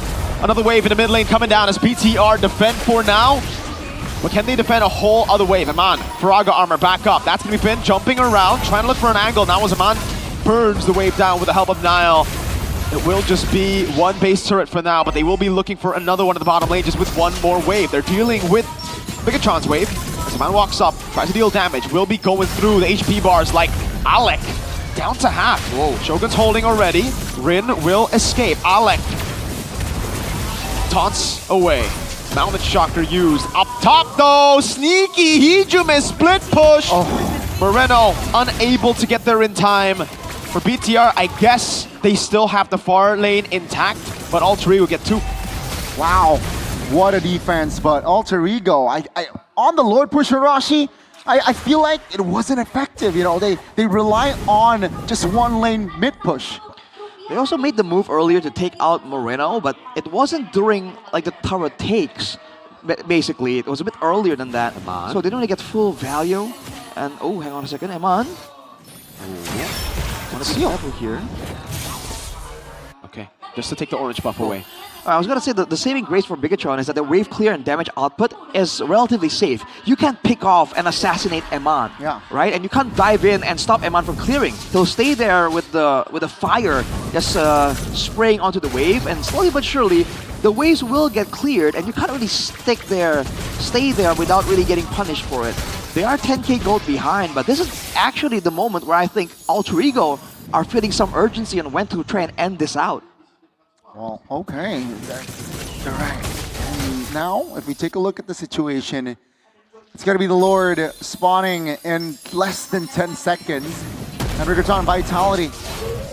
Do they contest? I don't think so. I think they have to. They have to. It's kind of a gamble. It's a big gamble, because if not, they're going to definitely pay the price. I think they should really figure out what Finn is trying to do or should do in these fights. Is he going to try and delay? Is he going to try and protect Moreno? Is he going to try and actually go for a pick-off? Of course, not onto Hijume, but they have to figure out what's his role, because I feel like he's kind of sporadic throughout the game so far. And needs some more vision. With the shred. Alex down below holding him down. This is amazing from Alec, man. Wow. Rin's sunned up now. Rin's looking to play. Flicker out. Shogun blinks away.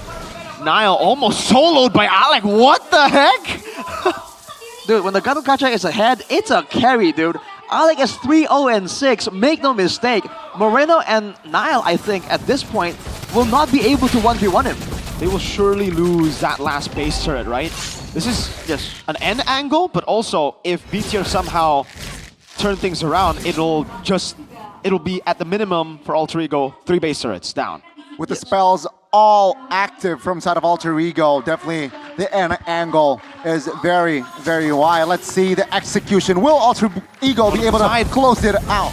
They read it now. That's going to be a dive in from Rin. The Black Dragon form as well to the back line. As Spin goes in with the AOG, will lock him down. Tsunami Slam out already. The base is wide open, and Alter Ego should be able to get it done now. Can they target it enough? Wait a second. It's taking a bit too long. The minions aren't there. Oh no, Alter Ego! There's no minutes. They hold it down. They go all in, and now it's going to be double. Moreno picking up a triple. Alex gonna ball and falls. Oh God! Goes in for the chase. What? Alter Ego mismanaged the waves. There's 30 seconds on the death timers. Moreno picked up a random maniac. It's not endable for BTR, I don't think. Wait, is it? Minions are up. 15 seconds on the clock for Rin. The Red Terminators, they have defended, and now they are on the offense. There's no flicker on Finn. There's no surprises available for Bigatron to try and catch Rin out. Rin and Nino will be up. Nino will be up in 5. Arfi in 5. Rin is up. No, I don't think they can end. Alter Ego will not be able to find the angle to end there. But take a look at the gold leader, Rashi. And at this point, it doesn't even matter. That's the problem with having very little siege, but I think they could have actually targeted the base, no? They could have. I really feel like they could have. They tried to do so many things at the same time, and the wave got cleared. Again, this is the benefit from Bigatron. So much AoE, they were fighting while clearing. You can't say the same for Alter Ego. Moreno picked up stacks on that Sky Piercer as well. Now Alter Ego have to be a bit more careful. They have the far lane macro advantage here. They have the AOG to cover the distance too. But now Bigatron are actually hitting hard, and Alter Ego cannot neglect it.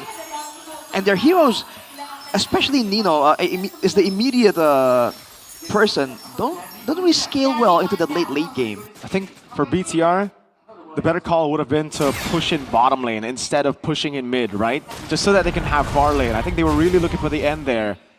And now it's going to cost them because the mid is probably the least effective turret to take. And Man has Immortality too now. Oh man, the scaling should already be here. I think for Eman, he's playing a lot more boldly this time because he does have more equipment. He has an extra bit of Immortal just in case. So, well now, Bigatron can actually take a bit more risks, right? Because Shogun and Eman should be really tanky at this point. And the only real DPS tool is Rin, right? There's not a lot of DPS available after that 7 to 9... Their full burst. About 8,000 gold swing towards Bigatron. A big one, indeed. And mind you, ladies and gentlemen, this is the Evolved Lord. So, either Alter Ego or Bigatron gets the Lord, it will increase their odds. But let's see here. Will they pull the trigger to fight and neglect the Lord? I like the kind of zone in the back. Concealed by Finn. Oh no! Arfi way too aggressive. That's going to be the AOG locking him down. Shadow kill coming in. And oh! That's a kill for Nile. The quad shadow's away. The Black Dragon's going to be coming down now as Nile. Can he get the quad shadow out? The Petrify over. Nile will die. That's Rin picking up the kill, but that's 2 on the board. Nino does not have the Petrify. Rin's looking for the angle right now on the Mountain Shocker, but he will just trace this away as Aman gets the orange buff. No, it's Hijume actually. It's Nino. Furious dives away. A wave in the bottom lane, but I don't think Alter Ego can blitz the Lord. Shogun going to be sent down below as the rest of BTR try to 3v3 it out. What a game we have, ladies and gentlemen, and we have reached the 20th minute. Mobilization into the Purify. Hijume has the Crimson Beacon. Mid-wave coming down as well now as the Winter Crown gets bought out by Shogun. BTR holding on the Lord. Rin has Retry, so they have to bait Rin in. There's no other way. Rin's still there. Eman's gonna spot him, doing a lot of damage there, but it's both. No, my God, Finn! He gets the Tsunami Slam! It's an attempt in the bottom lane. Nino, can you save the game? This is the only chance they have. Finn for the knockup. Eman trying to deal damage. Flame on right now. Black Dragon form. Can they get the Lord Nino? No, he cannot. Finn will claim it. It's an immortality bite for Eman as he kites away from Nino. Finn is able to sustain up. He gets stunned up, but Niall is able to go in with the quad shadow now. Can he get the shadow kill in time? He's going to be taunted out. Hijume very low. That's another knockup for Finn. Shadow kill! And it's another for Moreno. Shogun still dealing it away. Eman's going on Hijume. Last immortality. Now fires him in the crowd. What the hell did we just witness? The Red Terminators, they're terminating Alter Ego. 4 members are off the board, but Rin will be back in 5. But Bigatron Vitality with the Lord Evolve. Now up, they look to end game 1. Holy moly, Arashi, there's a wave up top though. Oh, Nile gets sent to deal with it. It's 3v4 anyways. Wait, Shogun gets sent to deal with it. Nile goes in. Hijume! A desperate play! There's nothing he can do, to be fair. Rin tries as well, but Eman will try to stop him. Now it's just Rin with no ultimate. Finn walks up. That is Moreno! Gunning Alter Ego's Crystal down. The early game was perfect for Alter Ego, but they couldn't end the base. And Bigatron, by Vitality, will take the comeback. They will take the Lanadon in game 1. Oh man, what was that game, dude? It seemed so done for Bigatron, but they took it back. They took it back with force against the brute force of Altrigo. They show that the machine will outpace, will overpower the human. Arashi, we have not seen a 10,000 gold lead comeback this season after the patch. Until now.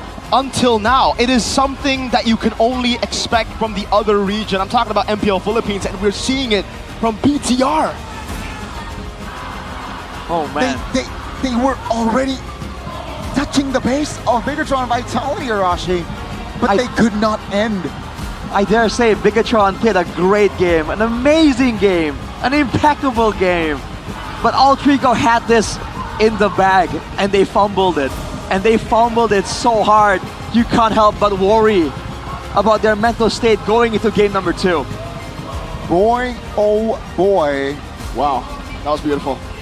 That was a very, very brutal loss for the side of Altrigo. Because personally, for me, I'd rather lose a landslide victory than a close one. But man, I love how my team plays, man. Beautiful, good Mobile Legends. Oh my god. That was a little bit too close for comfort, Mirko. Exactly. The fact that they came back from that is more impressive. It's more Altrigo's fault though than. Hey, Gani, Onic couldn't do that yesterday against Altrigo, but BTR can, you know. I gotta say though, the fact that it got that close, it came down to Finn securing the Lord. It came down to Altrigo failing to target the crystal. I mean, I'm a bit concerned, but overall, at least for now, that's a great showing from Bigatron. It's an Altrigo passive again, right? Like we thought this was gone this season, but it's back again. Yeah, and it was again just very brutal. Player of the game though will be Mr.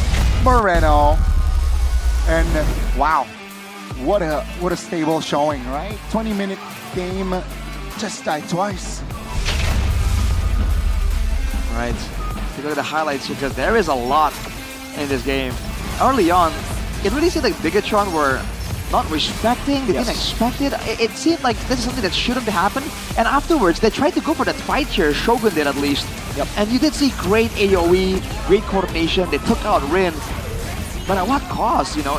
In theory, right, this should not be the kind of fights that Bigatron want to give to Altrigo in the early game. And you saw that with the small bit of advantage, it's all the way into the jungle for Altrigo. But when they overextend, you can see that the damage from Bigatron has been there. Wow. But for the most part, Altrigo had more. This was the moment here. The Lord was still there. Was it the crowd control? Was it the damage? Dude, Eman held that wave too, Shogun. Yeah. Good job, wow. It definitely, there was a part played by Bigatron. It was not just plainly an Altrigo throw. But you can't help but feel like that it really could have been over for Bigatron there. From there, after an 8k, 9k gold swing, before even talking about the actual gold differential, talk about the mental state when you're that close to victory and you've had the adrenaline dump. Man, this was Finn. Shout out to him too, though. Finn securing the Lord there. No, because here too, look at the sustain. He literally baited out all the resources alone. And then Nile came in to clean up. Look at the sustain. Oh my god, so clutch, dude! Man, that's why the Kalia is so good, man. After the initial healing from the abilities of Altrigo, they don't have a quote-unquote healer, but Finn is there for Bigatron, and from there, I think we all knew it was done. Hidrume tried to make the desperate play, Rin got the kill, but at that point, it doesn't matter. The war was over. The war was over at that point, but man, what a game. You know what? Dewa United and Evos earlier, it was a crazy match, but game 1, Altrigo and Bigatron, Derby STM is here, folks. 21 minutes of game time. This reminds me a lot about Season 7, man. Like 7? Yeah. Oh. Like the fighter goals. Right, okay. Oh, the yeah. 21-minute game time. Right. Bigatron play to late game, Captain Brand strategy. Yeah, okay. Just with Captain Moreno instead of Captain Brands. Oh, wait. Renbo scaling hero. Key. Sicilian, oh my lord. And yeah, Key on a pick-off hero. Now it's Finn on a pick-off hero. Dang. Flashbacks. Flashbacks indeed. Wow. Unfortunate for Altrigo Esports. man, they look very, very strong early, mid till minute 12. But item-wise, Arashi, I see you smirking. What do you feel? No, I was just looking at the damage numbers. I was wondering if Arfi on the Lapu Lapu, we didn't highlight him a lot, was able to do much, and he was actually the 4th highest damage dealer. I think again, it really all went so well, but when you have a throw of that magnitude, ouch, gold-wise, and don't forget, a Maniac for Moreno with a Sky Piercer, that's 40, wait, yeah, 40 stacks, right? Yeah, that's just all the stacks on the Sky Piercer too, so it's just layers and layers of value from that moment for Bigatron. Wow, yeah, I mean, yeah, I see you, I see you, Mirgo, I see you, I see your team. I haven't seen Arashi's team, but yeah, oh man, it's game 1. Job's not done for Bigatron Vitality.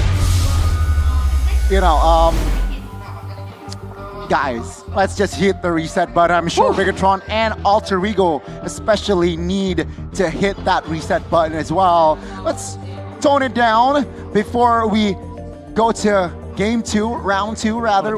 We will see, of course, right? Will Bigatron be able to take the 2-0 win? Or perhaps Alter Ego might force a game 3 for the first time in week 9, day 3 today. But before that, we will see what Alyssa is doing Arashi later on. No. And what is she up to? I am kind of curious because, guys, go replay the drafts. The bigger troopers and the Ultra Champs, they were going ham indeed. They were burning up the heat here, and it does feel like Alyssa, beside Arashi right there, is definitely ready to be thrown. Right next to you, Arashi. Right next to you. You see? Oh, this. Yeah. There, yeah. And the troopers. On the troopers. Gotta give it to you, America. The troopers, they didn't show up on the fan thing, right? But in person, dude, they are loud. Yeah. Man. We prefer to be off social media, you know, so. Shut up, dude. Yeah. And social media is everything there is fake. Oh, I give you props. There's need to glaze over it, okay? Relax. Are relax. you saying that, like, the ones on social media are... A lot of the fans are, you know, like they put a skin on every time their team loses, and then they trash talk other teams. That is kind of wild. They hate watch, you know, and then they flip-flop on teams. They're like, oh my god, I'm an Onyx fan, and then when Onyx lose, I've always been Alter Ego, and then I've always been BTR. Man, there are fans like that? Yeah. Despicable. Despicable indeed. Are you that type of fan, Arashi? Absolutely not. My track record is clean. Says who? We don't change. Says who? Says who? Like, says who? Why are you self-proclaiming? We don't know. Who else is supposed to proclaim it if it ain't me, dude? Are you an Onyx fan? Are you? Says who? Says who? But yeah, guys, we are still waiting. We are professional rage baiter. Guys, that's my love that's language. A skill, you know. That's your love language. You rage bait people. I rage bait people. What an annoying favorite love rage bait? language. Chef and Arashi. Both. All right. But hey, Alyssa is ready. Let's throw to Alyssa.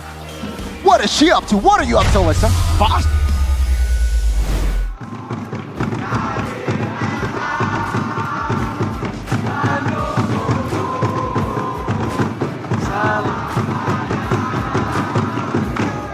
Wow, Bigatron apa nih kak? Bigatron! Wow, luar biasa sekali mana suara dari Bigatroopers. Kembali bersama Alisa dan pastinya masih melaporkan langsung dari MPL Arena nih. Hari ini Alisa lagi bersama Bigatroopers yang kayaknya merayakan kemenangan mereka dan jalur yang begitu panjang, karpet merah ya untuk ke playoff nih ya. Dan sudah bersama siapa nih Alisa di sini? Nama gue Adon. Kak Adon, halo Adon. Jadi gimana nih kamu udah semangat banget untuk bawa seluruh Bigatroopers untuk ke Nice Peak 2 nih? Iya betul, seru banget. Kita juga bakal nggak sabar sih untuk kesana ke Nice Peak 2-nya.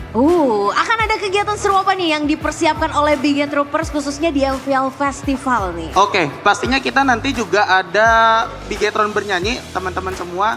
Itu nanti ada BA-nya, ada talentnya juga di sana.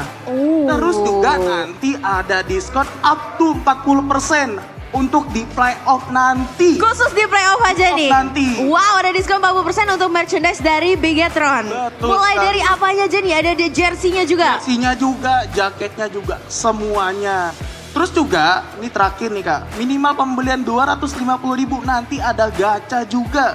Wow, seru sekali. Bisa dapetin hadiah apa sih dari gacanya Nah, Bang Ika? nanti ada merch Bigetron dan juga ada voucher diskon pastinya. Luar biasa, jadi double-double ya diskonnya Double ya. banget. Oke. Jadi datang dah, jangan nggak datang, harus datang Bigetropers pastinya. Harus datang langsung ya maksudnya ke playoff. Tapi Alisa mau tanya juga, kalau misalkan kita kayaknya Bigetropers yang di rumah tuh ngefans, pengen ketemu sama para pro player atau sama BA itu bisa juga gak sih Kak? Pasti bisa banget, nggak pasti bisa. Jadi lu datang aja, nanti kalau mau foto lu bisa datang ke kumpulannya Bigetropers. Kakak, gue mau foto sama ini, nanti gue anterin. Wow, langsung ya fan service-nya nih luar biasa. Tapi Alisa pengen tanya, ada gak sih sesuatu yang mungkin limited edition atau eksklusif hanya ada di playoff aja dari Bigetron? Pastinya nanti kita juga ada merch eksklusif Kak, yang dijual hanya di playoff nanti. Jadi teman-teman yang mungkin suka merch-nya BTR Gear dari Bigetron, cocok banget lu harus datang di playoff nanti pastinya. Langsung aja pastinya langsung datang ya ke playoff. Tapi nih kalau misalkan para Bigetropers yang dari luar kota atau mungkin dari luar negeri juga nih pengen datang dan tapi cuma bisa 1 hari aja, apa sih kegiatan yang wajib banget dilakukan kalau di playoff? Pastinya nanti kita juga ada yang tadi gue bilang, ada Bigetron bernyanyi teman-teman, dan juga pastinya Bigetron bakal memberikan permainan yang bagus yang benar-benar maksimal pastinya untuk ditonton. Terbukti di hari ini juga sudah comeback, padahal tadi jauh banget tadi kan skornya. Betul, kita bisa lihat ya. Tapi kalau kamu sedikit melihat dari kedua tim ini, kan dua-duanya sama-sama yang bisa membantai Onyx nih ya di season kali ini nih. Menurut kamu sendiri performa Bigetron, tim kesayangan kamu di season kali ini seperti apa sih, Kando? Iya, menurut gua performnya Bigetron saat ini benar-benar yang lagi di atasnya. Tinggal bagaimana untuk mempertahankannya di playoff pastinya. Tinggal mempertahankannya aja, konsistensinya yang harus tetap dijaga ya. Oke, menarik sekali, tapi boleh nggak sih ada pesan-pesan ajakan nih mungkin untuk teman-teman para Bigetropers dari seluruh Indonesia untuk datang? Silakan. Oh iya, pastinya untuk teman-teman Bigetropers, kita nanti khususnya di Jakarta, Jabodetabek, kita bakal menyediakan shuttle bus khusus Bigetron Troopers. Jadi nanti pantau sosial medianya Bigetron by Vitality dan juga Bigetron Troopers pastinya. Langsung aja di follow ya. Gratis. Langsung aja, karena kita mendengar ya keluh kesah mungkin ada yang aduh jauh banget dari rumahku. Don't worry, karena ada shuttle ya yang disediakan. Jadi langsung aja para Bigetroopers nih kunjungin Instagramnya dan langsung aja ajakin semua keluarganya, family, friends, MPLD juga bisa ya di sana ya. Betul banget. Betul banget, karena banyak banget keseruan dan kita akan melihat akan menjadi saksi apakah Bigetron yang akan mewakili Indonesia di M Series nanti. Thank you Kak Ando. Dan kita mungkin fanchan lagi ya, seru-seruan lagi. Langsung saja Bigetroopers. Ayo! Bigetron Esport Jaya.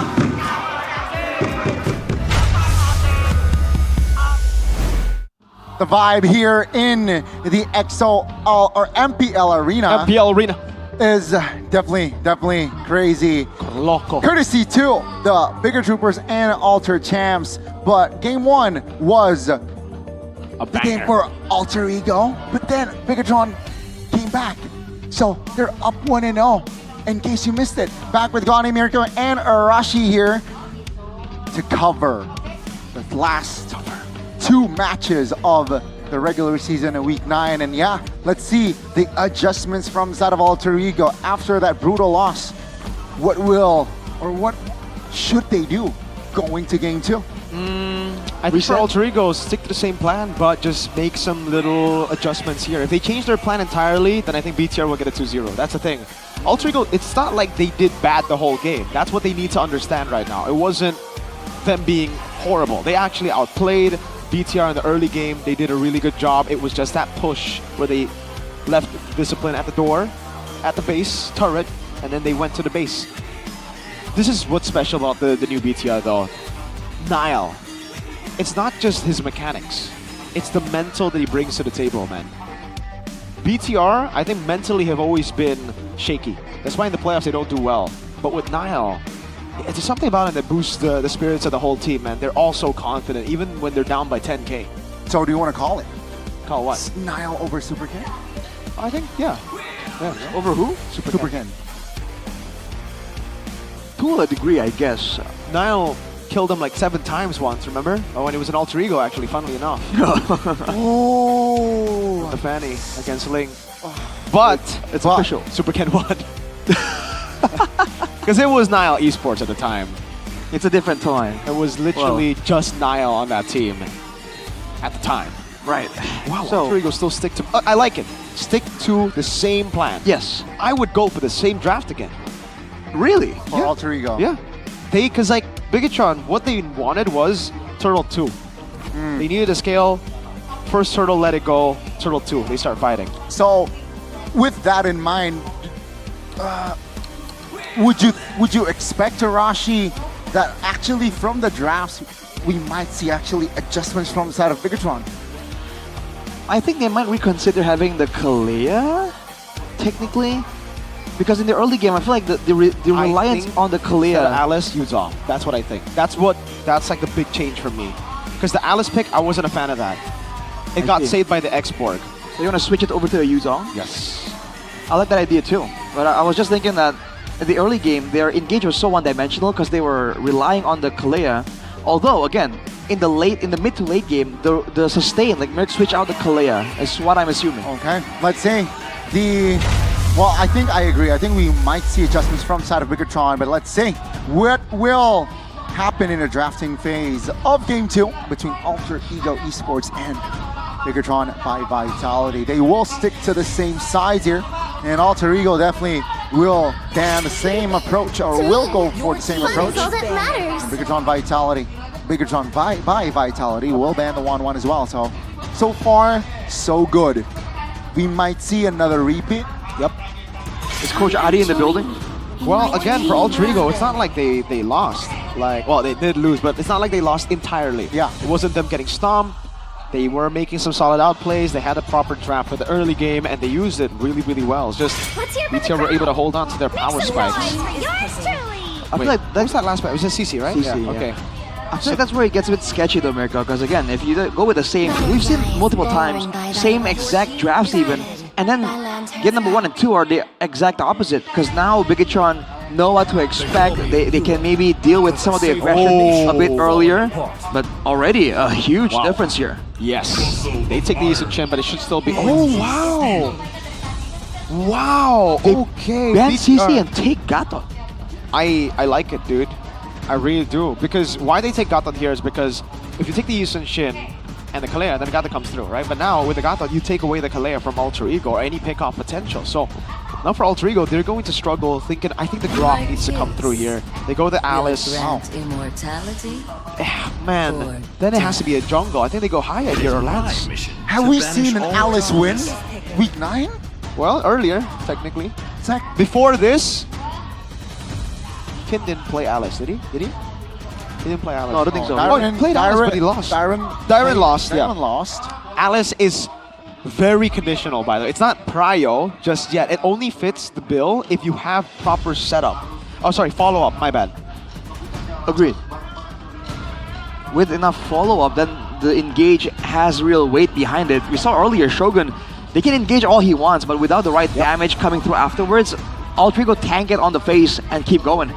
But now, again, Lancelot Sushin, it's a whole different composition technically. Did they go Arlen? Still divey, but Uranus. Oh, this hero was banned earlier, right? And it's so good. Alter Ego have no burst.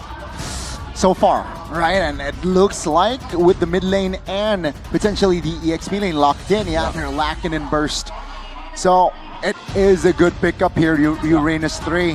Bigatron Vitality, Coach Erpang, you're cooking so far. Second phase.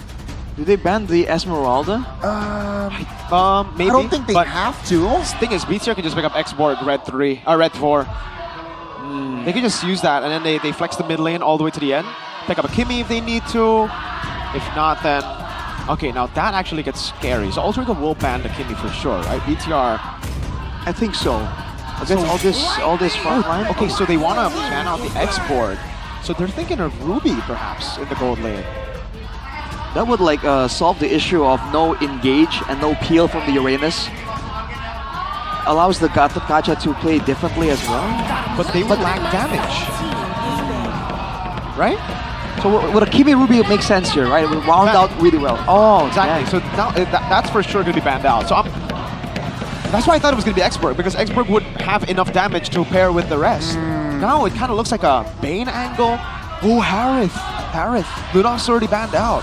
This could just be a normal pick in the gold lane for once for Iman. Yeah. Wow, that feels like it's been forever since we've seen a Harith in the Yeah, gold that's in lane. the challenge, especially after the patch, right? Yeah. Harith pick rate has gone down. So now ban Yuzong though. Oh wait, no, Alice is already picked up, so they don't even need to ban it. Exactly. No Yuzong. More Esmeralda then, yeah, because the Esmeralda can be flexed into gold. Or just ban the roams. Yeah. Oh, Right? that's a good outcard, yeah. Good call. So the Mountain Shocker will be utilized to its utmost potential without the Dark Knight Falls coming through from the side of Alter Ego. And Alter Ego, they will ban the Ruby out. I really didn't think about the Ruby anymore because they look like they don't have damage right now. Yeah, I feel like both teams require damage, kind of. It really should be the Harith here, but then the Esmeralda comes through, so they might just be looking for a last pick. No, Lord, they take it first. Why didn't I think of taking it on red 4? I was kind of thinking about it, but I thought maybe they would think it's a bit too much. But who cares? And now you Two can go heroes. Raku, yeah. No, exactly. Two heroes can sustain oh. well and tank well. On top of that, having the Gatot Kacha too. Oh, this is awful, dude. Like, if you are the Lancelot, there is no target available here. Not at all. Does this deal enough damage if you want to go Angela 5? Oh, I don't think you go Angela here, no? Oh man. If a sustain is the name of the game, too greedy. Maybe. It might be too greedy. They need a damage dealing mid laner still though. But it's not too crazy actually. I like the vision, Goni. Yeah, I like the vision. I can see it working out. Oh, Brody! Against the Esme, pretty solid. And the Khalid. The lead. Okay, so at least they get mid prio. Oh man. They go for the natural counter and yeah, the Brody actually elevates that pick. Because if it wasn't Brody, let's say it's another fighter, I wouldn't go Yves there. But because it's Brody, I think Bam and Airpound were like, oh my god, this is amazing. We can zone the Brody. Yeah. There's not much risk or threat towards us because of the amount of peel that we have. Yeah. And their backline, Alter Ego, will be so far apart from BTR's. This is very, very interesting, Rashi. They can even leave the Gatot Kacha on like babysit duty right next to the Yves, and just like that, no Lancelot. Wow, ladies and gentlemen, this will be the draft set for Bigatron and Alter Ego. Let's just jump into the Lanadon as Bigatron, they will look to get a clean 2-0. While Alter Ego, they want to fight more. They want to take this series on towards a game 3. Let's find out. Oh boy, if they want to get any tempo whatsoever, it has to start very early on. Level 2, level 3. And even if they do, the moment they lose their grip on the game, the two massive side laners are just gonna sustain through everything that Alter Ego can throw at them. So this is a tough game mentally for Alter Ego as well. Really good mid prio though, at least for Alter Ego. At least in the early phases, there's no way you can out-farm or out-clear a Khalid. But the poke is a problem for the Yves versus... Oh, Shogun. Whoa, he actually got low. Oh, what? What? Oh no, they went... Why? Alec was down. All alone? Oh no, Rin. That is not looking too good here for the side of Alter Ego. And yeah, Bigatron, that was a very important kill. The only window here for Alter Ego is to try and get Shogun when he's low, because Uranus in the early game, the reason why you get picked off so often too, very early, is because you wanna, when you trade, you don't really get shielding or anything, so you're by default gonna be a bit lower before you regen back up, as opposed to something like an Esmeralda that stays at high HP. So there are gank windows for Alter Ego, but they ain't gonna stay open very long, especially after the first couple of items. And this lane is so annoying, right? Because like Shogun actually gets all the benefits up against the Alice. You get it's this constant stack. It'll be good if you can actually dive him here, but I don't think they have enough. No, it's I don't think so. Rin? Phantom Execution, it's a flicker, Al, and yes. They use all the tempo that they had for nothing now. Well, XP Crab. All right, at least they get XP Crab. What can they do with it though? This is crazy. This is crazy. Oh no! Oh my! You have to, guys. The tempo. The coordination is definitely lacking here for the side of Alter Ego and Bigatron. They will take their time here. Yeah, there's no need because like Rin is the one who needs to brawl. Yu Sun Shin is like, all right, I'll just farm.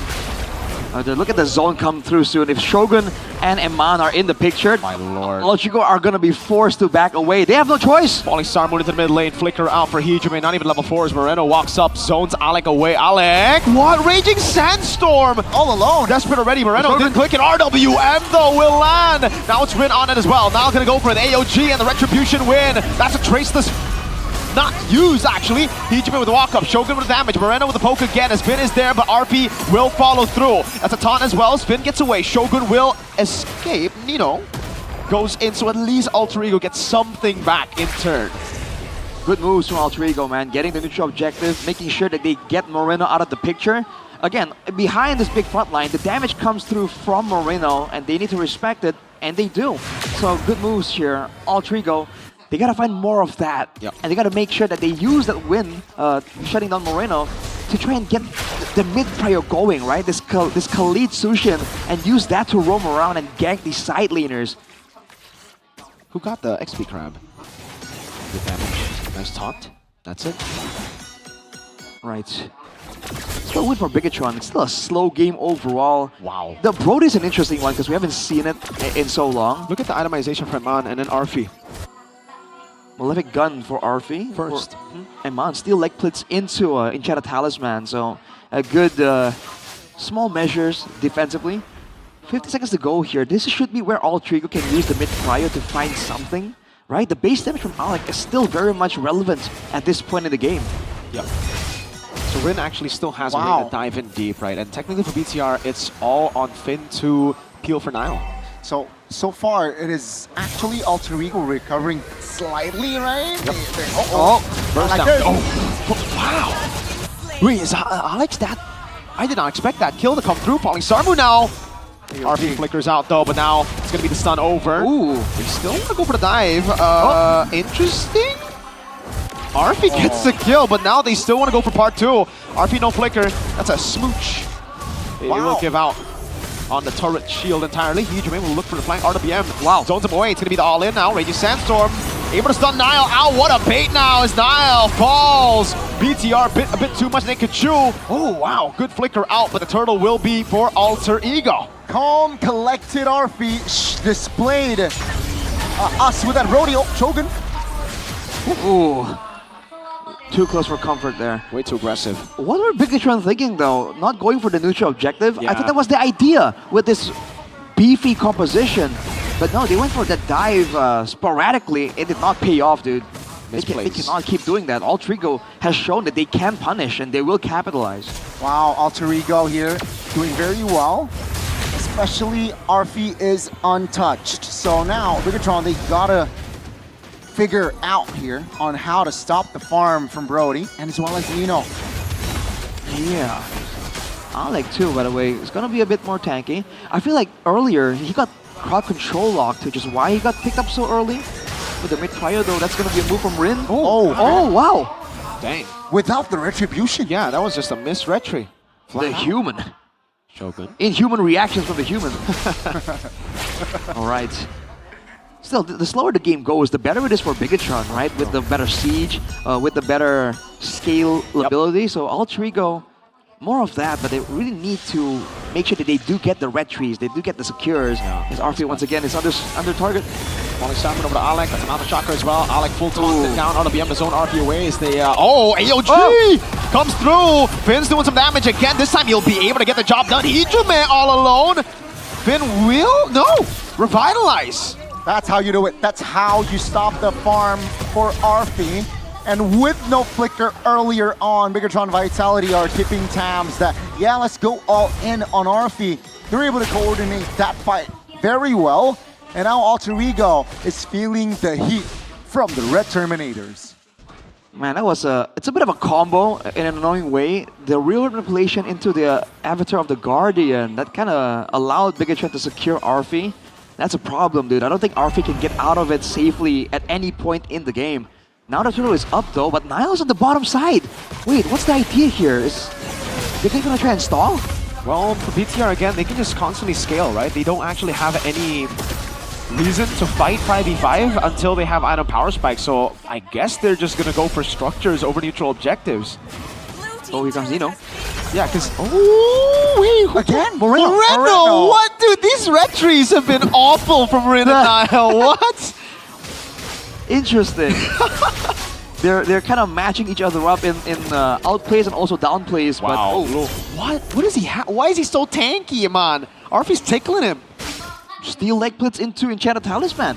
And wow. Oracle on the way too for Eman. So if you think that Arfi isn't doing damage now, he's gonna be doing any damage once that Oracle is completed, dude. Keep in mind, Arfi is building the Sea Hopper though, so that's gonna be another item to note.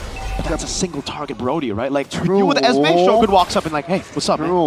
True. You can just tag team and like, okay, I took enough damage, your turn. Tag teaming him is wild, man. Yeah, man. Two directions. Overwhelming, perhaps, right? There we go. Sea Halberd completed finally.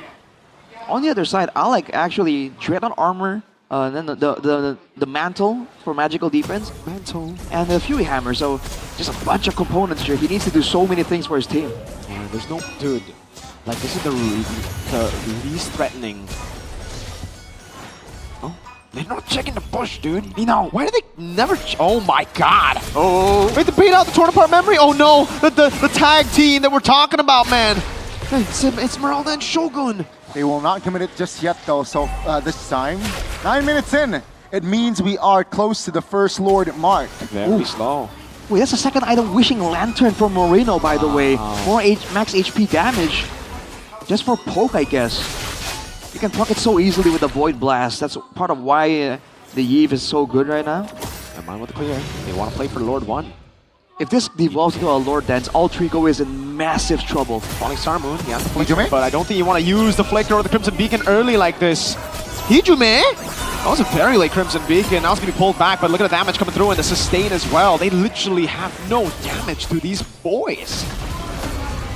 Both teams actually sustaining so far, but with the river like this, right? I think it's slightly leaning towards Bigatron with their scale control. Forever, dude. Both, right? Yeah. And to make things worse, there's no way for Altrigo to burst down the Lord at any point in the game. So if Bigatron want to play the unstoppable split push Uranus or Esmeralda, throwback to Season 7 type deal, it is so easy for Bigatron to do so. Oh, wow. Either Finn has Happy Feet or Rin just Rift. All spells are up here from both teams, and both teams are taking a slow push. Top lane will be a structure freely for Bigatron by Vitality, well managed by the side of the Red Terminators. And Alter Ego, they need some sort of compensation, but is there an angle? Not yet. Dude, Bigatron don't even have to take the Lord. They can just recycle this and send Eman to cut another wave and just get turrets for free. Alter Ego can't break the stalemate either. So far, it looks like anti-MLBB from BTR, man. They're just like... Yeah, it's disgusting. No, we're not going to play. Like, we're just going to have that slow push up top. We're going to let you guys try to engage first, and then we'll capitalize. Wow. It's non-MLBB. What are you going to do? Like, pick off the Uranus with a Sushi and Brody? No, Brody's up top still. Are they pulling the trigger? That's so. With the conceal, yeah. They're going to zone Rain in the back line. Nino's going to be looking for an angle. That's really Sandstorm Flicker out of the Traceless. And a Mountain Shocker actually locks him down. That's the block right there. Moreno gets taken low and will be taken down. Eman dealing with Rin now as Shogun has to back away, respecting the damage. But Eman's going to go over to RP, doing a lot of damage again as he picks up the kill. Over to Niall! Shogun next to the chopping block. Has the Flicker out, but RP is not having a good day, man. Eman, does he have enough damage or sustain? Let's see. Eman's running around now. It's going to be Nino with the walk up now as Finn is able to go for the taunt. Rin, Phantom Execution forward. So tanky. This is the longest fight of all time. No one's dying. And no objectives have been taken. It's non-MLBB. Man. Oh my lord. I'm trying to find a comparison like what it feels like watching this? It's like watching paint dry. No, it's like, I don't know. It's like watching a I was thinking of some kind of collision, but it doesn't even make sense. At least with collision, there's kinetic energy. This is just watching two guys hit heavy bags in the gym. Okay. That's a slow push setup for Bigatron, by the way. Very detailed there. Yeah, very neat, right? Comes out of Bigatron. No flicker. Comes a beacon, but the flicker is still down. Shogun doing the same thing. Item check, Arashi? Are we waiting for some items? Well, Arfi has the Sea Halberd and the Heptacy, so he has burst for just a little bit and then nothing else. Nile on the... Brody's up top. He shows. Is this a Lord angle though? Because that's where Alec is trying to make a play here. Yep, Alec with a conceal. That's going to be the ring now. Mana Chakra as well. Raging Sandstorm does land. As Dino goes into the backline, goes into the flicker as well, but Alex is going to be taken very, very low. Has the healing a little bit more. That's going to be the Lord targeted down as Nile looks for a way to get in. Retreat battle. Rin wins it out. Nino. Oh, what a taunt! Oh, still the blink comes down. RWM though. Nino will fall. Lord given over to Alter Ego, but BTR take 2 for the price of 0. 2 for 1 technically with the Lord. Bigatron by Vitality will be able to take more ground here, but they got to deal with the enhanced Lord for now. Top lane, that structure is gone. And Alter Ego, what happened there? It's just Bigatron again having to respond to the dive because they have a real backline. I don't know about that. Alec, go, whoa! Good Raging Sandstorm out. At least they defend that turn. They actually went on the trade because the tier 2 up top was taken and Shogun was busy dealing with the wave in mid. Alter Ego actually got more compensation from the loss. That was definitely value for Alter Ego, very much so. Looking at the items, by the way, for Hijume, he has the Ice Queen's... Oh, Arfi. And Man is just too tanky. Walk through all of them! What the heck? AOG doesn't land. Oh, Moreno? What's going on, man? It's so awkward. Bro, like, this is just a fight between the frontliners, right? The backliners, are just not playing. accessories. They're not MLB being right now. Iman goes in with Falling Star, able to land on 2 as Shogun is able to tank up so much. Finn doing the same thing. Iman dancing around as Alec keeps on rolling. I mean, trying to find the climax in these fights. I don't think there is a climax. Hits from Bigatron, hits from Alter Ego, hits from Bigatron, and then Alter Ego. Raging Sandstorm, flick around, Finn goes out, Hijume Crimson Beacon, they pull Shogun back. Hey! They got a kill. Finally, something. But there's no objective. 60 seconds on Lord. I think they can afford to lose Shogun. You do. Sorry to cut you off, Gandhi, but like they're building blade armors here. It's an all-in. Moreno in the backline, still able to cut away now. As Alex going to be taken very low. Oh my Lord, almost killed. RWM, they're all caught in it. Flicker out, AOG. That's Nile, who claims the purple, jumps in over to Nino. Damage coming through again. Oh, fade away from Nile. It connected, and Bigatron by Vitality. It was a 5v5, now it's a 5v3, but 30 seconds on the next Lord. It seems like they will try to find the turret in the mid lane, and Hijume will flicker out of that Mountain Shocker. Tempo slowed down, but Nino and Alec cannot go like that again. Yeah, Moreno just needs to play it safe, honestly. Like, he's the guy right now that needs to play. And Finn, I think he just needs to kite back. Let Eman and Shogun do their thing. Play with Moreno and Nile. You're the only guy who can peel. Like, Esme and Uranus don't have peel. They're just dancing around you. Maybe, you know, play defensive instead of getting 5 kills on the wrong position. Finn, what is going on, dude? Hey. He's pulling an Owen. All right, fair.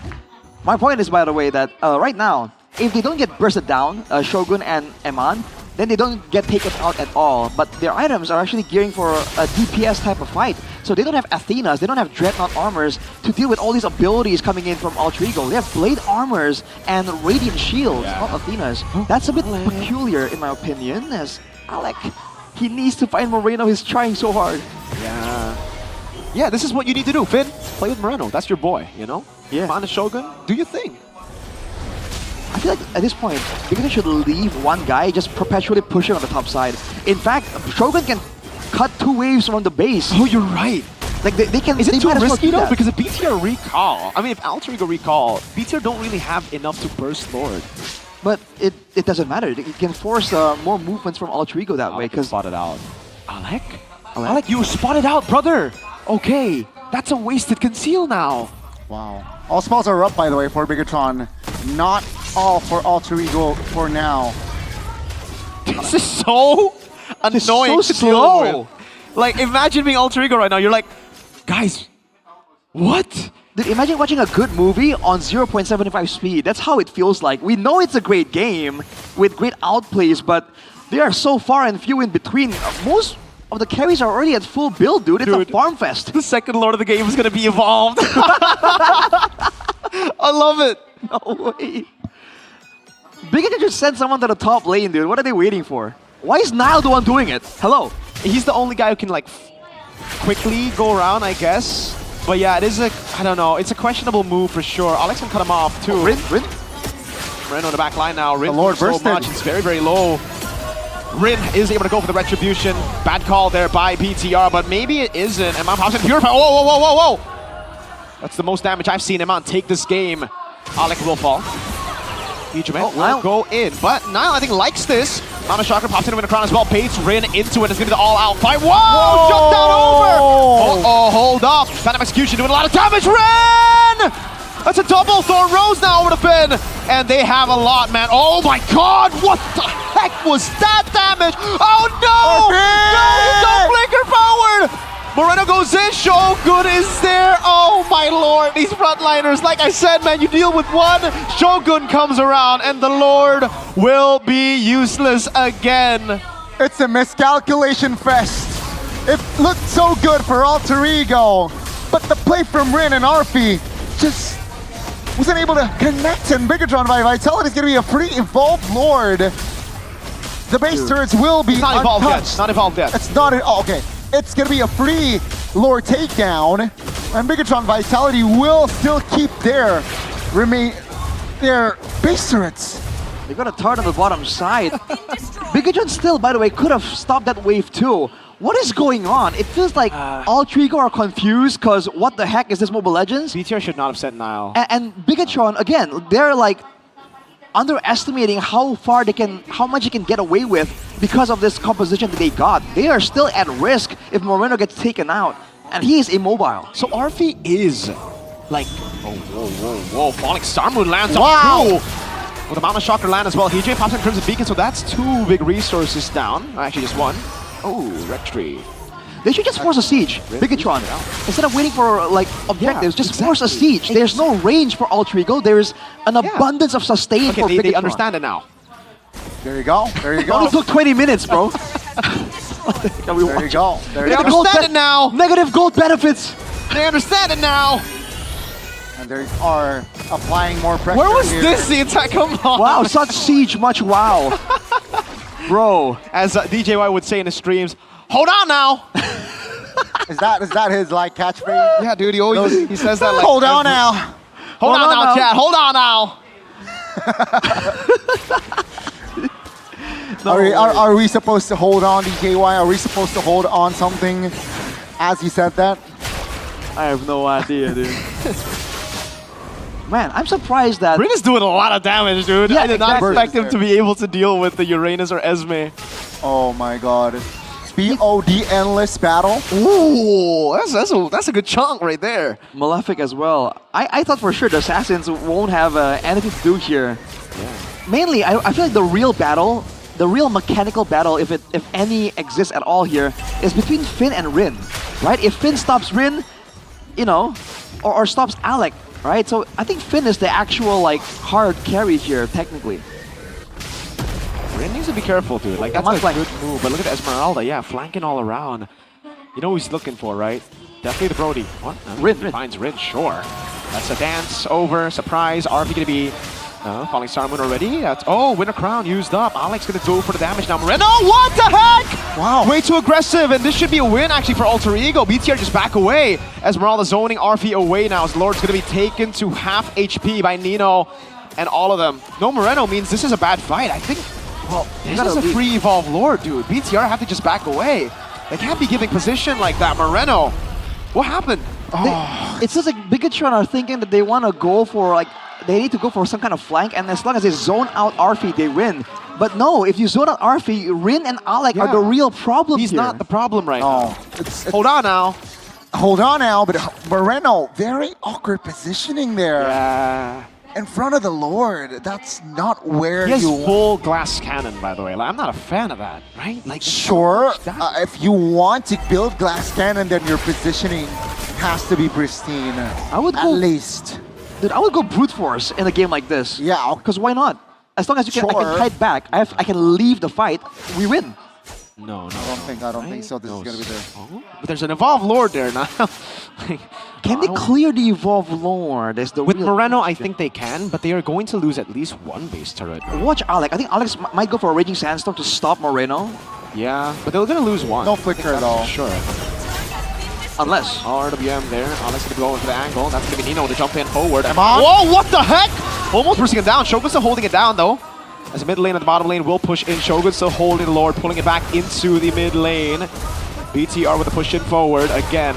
That's going to be the bottom lane cleared out by now. Bottom Mana Chakra as well. Shogun's going to be chunked low, very, very low. Thrown back as well. Pops him in front as the AOG comes in. Mana Chakra locks Alec down. Oh, Alec in the back line. Moreno! Take it again. Evolver still there. Nile will lose his... Oh! Just immortality. Nino! Rose Gold Meteor. Nile! Look at the base! Still alive. And Mon still able to clear it out. And again, we have a little bit of deja vu. Rin this time. Can he go for the end now? The mini waves are actually still being held down. That's going to be the base targeted down. And Alter Ego force game 3 out from this matchup. Ladies and gentlemen, what a long game. But Alter Ego, this time around, they have found the main base and they were able to crack it. And we are going to game 3. What? Unbelievable. We thought it was done all the way from the beginning. But no, that is not how that has gone. The game was so slow. I thought Rins was playing. Dude, I can't believe it. I thought there was no way Alchigo could win. Same, dude. I thought it would just be a zone, but I really feel like Bigatron really threw this one, Merton. Yeah. Nile going up was like, okay. And even in that fight, like, I don't understand the fixation of Bigatron on diving towards Arfi. Yeah, he does not matter, my guy. You need to play for the back, dude. Moreno is the guy. Like, they keep on chasing forward when they should have just kited back. They should have put Moreno on like a Valentina or something if they want to play like that, you know, if they want to leave Moreno to his own devices. They should have just picked up Esmeralda mid if that was the way. Yeah, that would have worked better too. Okay, probably not in the early game, but... Look, 3 members in the front, by the way. Like, who's supposed to help out the people who actually matter? Yeah, the backliners were all just so... You need to provide enough space for the backliners to deal damage, and frontliners did not do that. They were just doing whatever they wanted to do. Finn as well, man. Finn as well. AOG forward so many times instead of going for taunts to kite back with Nile. It seems like they did not understand like the game plan of that composition. You know, like, did the coach like improvise that draft? Because it was good. It really was good. It looked good as well for a good minute there. But Alter Ego, they were able to just find the right executions, right? During Lord Dance, during fights especially, I feel like Rin was just able to do more. And unfortunately, for the side of Bigatron by Vitality, the early game win, the mid game win was for nothing. Yeah, dude. Here, I think this is where, Rin got the double. This is actually where the BTR got a win. Sure, but no, the miscalculation there. I think it's an equal trade, to be quite honest. This was a win, I think, for BTR. Sort of. This was the one where it all went to Rin. You've seen Finn the Human. Have you seen Rin the Human? Rin the hot-blooded jungler. The hot-blooded jungler. The hot-blooded jungler. Wow. There's not much to say. Like, there wasn't any big game-changing moments. Notice the pattern, man. Whenever Moreno and Nile have protection, for the most part, the fights just go smoothly for Bigatron. I'm surprised they didn't pick up on that. even when the game kept going. Wow. So unfortunate. The dice was really good though. I like this combo, the AOG into the real manipulation. They really should have taken more turrets, dude. Like, I don't know why they were just playing so safe like this, but they should be the ones to push it forward. And then when the backliners get dove, it's like, okay. They should be cutting too. Like we saw earlier when Eman cut the wave, immediate value. And to be fair, that was the turret on the middle. It's like the first turret on the top side. But still, the same logic still checks. I think they were really concerned about the pick of threat, which is why I think Rin deserves this player of the game. He was able to get into the minds of the Esmeralda and a Uranus, so much so that they dare not walk into the jungle against a composition like this that in theory cannot or should not be able to take them out. I want to see it again here. This was the... Okay, yeah. 2 for 2. But then, this... No! Yeah, he just took too many... he got stacked up by the Lancer player. Even the Winter Crown there from Nile used up so early on. Well played, man. Yeah, like, it just looked like they were kind of uncomfortable on the picks. Starting mid to late. Like, early game, it looked like they were a bit too comfortable because they were making some really weird plays, like the initial dive on RF. Yeah. But yeah, RF did not get to play the game, but it's okay because they won. 1-5 Brody, 2 assists. Let's see, RF is number 3 damage dealer from the bottom. Wow. So, Romer. He only has more damage than the roamers, that's it. Wow. Everyone else did more damage than he did. And it was... Yes, carry, quote unquote, carry. Technically it was a tough game for Brody, right? I know. Really hard, so... Very, very hard. Man. The state of Mobile Legends, as we know. So, wow, Alter Ego. Dodged the bullet there. I mean, gotta give credit towards Hijome as well. I think he played the Zushin very, very well. See, I think he had the, by all means, different hero, right? But he went for the Brute Force, understanding that it's about movement here, which is why early on we saw, who was it? I saw there's an Ice Queen on the Hijime as well. We see Ice Queen sometimes, but not as often as before. It's here because, hey, if we can get to the right members in the backline, we win, right? It's about movement here, which is why I think at one point even one of the players from Bigatron had the rapid boots for a little bit, I think, understanding the need to rotate fast too. But yeah, towards the end there, I guess too much Bigatron are not really comfortable with the style of play. And then Alter Ego with their great initiations, right? With Nino and Alec, they were able to overwhelm Moreno and Nile because again, there was no backup from Finn or Eman technically. The only other person that can kind of help out with some semi-peel. Because he went for the Ice Queen's wand too, right? For a bit of extra slow. Yeah. So they all understood the need for utility there. Definitely. And yeah, I mean, if you don't look at the like who won, blah blah blah, you just look at the stats.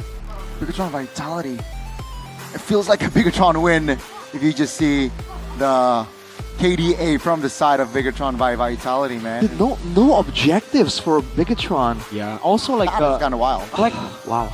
In a way, there was like, I understood if they wanted to go for the full, all right, give them the objectives and play for the sides, right? But then you have to use the structural advantage by going for more deeper sieges into Alter Ego, like we said. But instead, then they just contested Lords without a lead. It was still like even, right? The gold lead. So exactly, they can't burst. If they had a Lunox, then they would be able to burst. See, that's yes. the thing. But they don't. So why play around Lord like that when? Oh no, it's like they gave Alter Ego their win condition.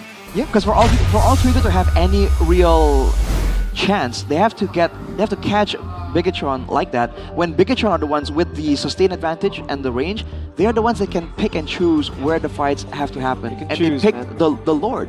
So it feels like they're playing like how they would be playing usually, but with this composition, you can't do that. No, you can't. But hey, it seems like Alyssa is ready with Fandi. That's the Bigatron's brand ambassador. Let's throw it over. Alyssa, go for it. Alyssa ada Syabban Halo. kita bertemu lagi ya. Tapi kayak ada yang beda nih Kak Fandi nih. Betul. Sekarang identitas dirimu ini tidak lagi alter ego nih sepertinya. Iya, ini kan Iya ada yang di Yes. sebelah nih ya, ada keluarga baru ya Kak Fandi. yes. Jadi sekarang Kak Fandi lagi sebagai Biga Troopers nih hari ini. Dan kedepannya juga dong. Dan ke depannya Nggak hari juga ini ya. doang, iya. Oke. Posisi Kak Fandi sendiri sekarang tapi gimana sih mendukung penuh Bigetron kah atau masih dukung-dukung juga lah AE apa gimana nih? Ya full Bigetron dong. Oh full? Iya. Oh udah gak setengah-setengah ya? Itu udah bunyi itu udah. Aduh. Respect tapi respect, tetap respect. Tetap respect Iya. ya. Tapi support Bigetron. Oke, Alter Champs, jangan panas, jangan emosi ya, tenang. Oke, tapi Kak Fandi sendiri, AE dan BTR ini kan adalah tim yang berhasil menaklukkan Onyx. Betul. Dengan julukan baru Sky King Slayer. Sebenarnya Kak Fandi sendiri expect gak sih ini akan terjadi kepada Bigetron juga? Sebenarnya expect-nya iya sih kalau lawan Onyx menang sih pasti Bigetron. Oh, memang sudah pede ya? Waktu awal season tuh memang ini aja, masih belum adaptasi. Oh, belum adaptasi ya. Jadi tapi- baru panasnya di leg kedua ya. Tuh, kalau playoff, berdoa Bagaimana? ya, banyakin doa aja. Oh, yakin doa aja ya. Aku gak optimis sih, tapi harusnya bisa dong. Bisa, cuman ntar diserang IG-nya. Oh. Oke, kita akan nantikan ya. Nanti apakah di playoff akan bisa menaklukkan kembali ini. Tapi selain hari ini, AE kan dan Bigetron hari ini bisa ketemu lagi. Dan mungkin di playoff juga. Dan menurut Kak Fandi sendiri melihat derby STM hari ini yang satu sama. Gimana sih peluang Bigetron bisa lolos ke grand final nih pastinya nanti? Sebenarnya kalau lawannya, ntar kan ada kemungkinan kita ketemu AE kan? Yes. Berarti 2 sama 3 kemungkinan ketemu ya? Betul. Ya, agak upper berat bracket. lumayan sebenarnya. Tapi kalau misalkan selain AE yang mengancam banget nggak ada sih ya. Oh, jadi cuma AE aja nih? Cuma AE doang ya. Tapi sisanya kayaknya RRQ kan kemungkinan ada kemungkinan lolos kan? Betul. Hari ini loh kita bakal menjadi saksi loh. Iya. Nah ngomongin soal itu, habis ini kan kita akan masuk ke matchnya RRQ dan juga Navi. Betul. Prediksi dari Kak Fandi sendiri seperti apa sih? Oke, jadi match 1 tuh penentu semuanya ya? Yes. Gua sih lebih prefer yang lolos playoff RRQ. Oh, kenapa tuh? Nih para Kenapa? Kingdom pasti di kolom komentar mulai Ya, panas. nggak apa-apa, boleh. Karena gini, Navi juga deserve untuk di playoff nih. Ya. Betul. Tapi playoff bakal lebih seru kalau ada Kingdom. Oke, jadi kerinduan akan kehadiran Kingdom di situ ya. Iya. Oke, kita akan lihat berarti menurut Kak Fandi bisa nih 2-0 Bisa lah, bisa. untuk melawan Navi? Percaya sama Rins lah. Oke, kita percaya. In Rins we believe ya. Kita Yes. akan lihat ya habis ini apakah bisa posisinya naik. Tapi kalau ngomong itu kan sebenarnya Navi juga harusnya bisa dikasih kesempatan untuk kali ini bisa ke playoff nih. Kenapa? Bisa. Kenapa nggak Navi? Why RRQ? Karena RRQ itu kalau di kondisi kepepet kayak gini biasanya ada aja. Ada energi kepepet terakhirnya ya? Ada energinya. Oke, Jadi kalau oke. misalkan saya harap di playoff bisa ketemu, pinginnya sih ketemu RRQ dulu. Oh, apakah ini bagian dari strategi nih? Bukan bagian strategi. Oke, kita akan lihat ya. Dan pertanyaan terakhir, nih kalau Alter Champs pada bilang Kak Fandi minta balik, gimana nih? Mau nggak Kak Fandinya balik? Apa nggak usah? Nggak usah ya? Nggak jadi deh, nggak jadi pertanyaannya Nggak usah. ditarik balik, nggak ada yang mau balik ya ternyata ya. Oke, dan boleh dong pesan-pesan untuk Bigetron nih Kak Fandi, silakan. Oh ini pesan-pesannya. Iya dong. Ya udah kita menuju M7 lah insya Allah. Amin. Menuju M7 kita akan lihat apakah bisa Bigetron kembali mencuri poinnya ataukah Alter Ego yang akan memenangkannya. Bigetron. Silakan, caster, take it over.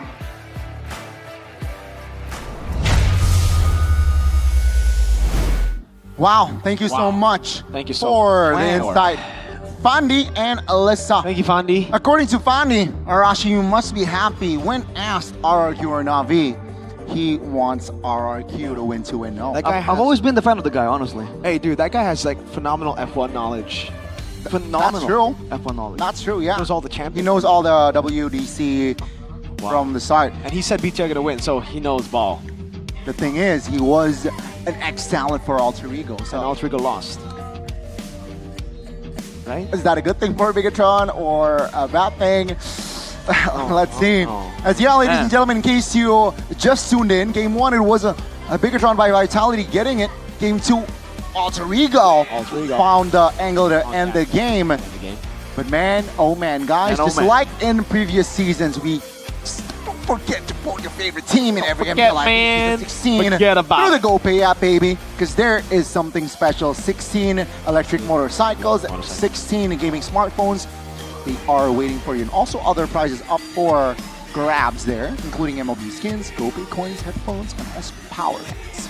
Power banks, dude. For all of you who can't manage to just plan to charge your phone before you leave the house. Hey, sometimes it's difficult, man. It's that deep. Yeah. Sometimes. Dang. Sometimes, like when you're in the house, you need to use your phone. That's why you just get a Samsung phone, bro. Yeah, exactly. Yeah, it lasts the whole day. Rashi, is there more? Is there more?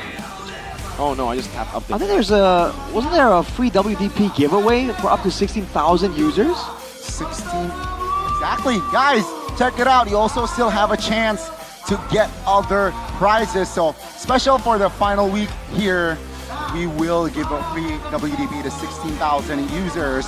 But guys, after that, you predicted the champions, you get a chance in winning the Lanadon as well. And how do you increase that odds?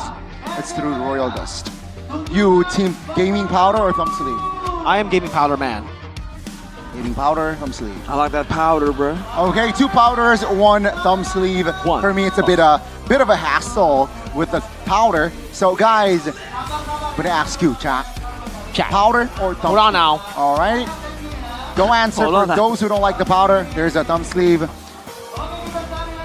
Just to increase the odds of winning in your ranking. Yeah. Buy it now, boys. Buy it now. I want to show the thumb sleeve product, but we don't have it. I want to show Royal Dust being used to play MLBB, but I don't have it right now. But it's really, really good. The reason I'm about to hit Glory with 80% win rate is because of Royal Dust. That is kind of wild, though. 80% win. 80%. Did you guys get the initial prototype package? I did. Yeah, dude. Shout out to Cole Leos, by the way. Shout out to Cole Leos. Yeah. So go ahead, Thank you, Cole Leos. enjoy the discount, 70% right there with the king of gaming dust, Royal Dust Gaming. #1 accessories for winners, champions. And you guys can also get gaming cards if you buy it. So, yeah. Gaming cards. Gaming cards. Yeah, Arashi is into it, but Arashi's into a lot of things.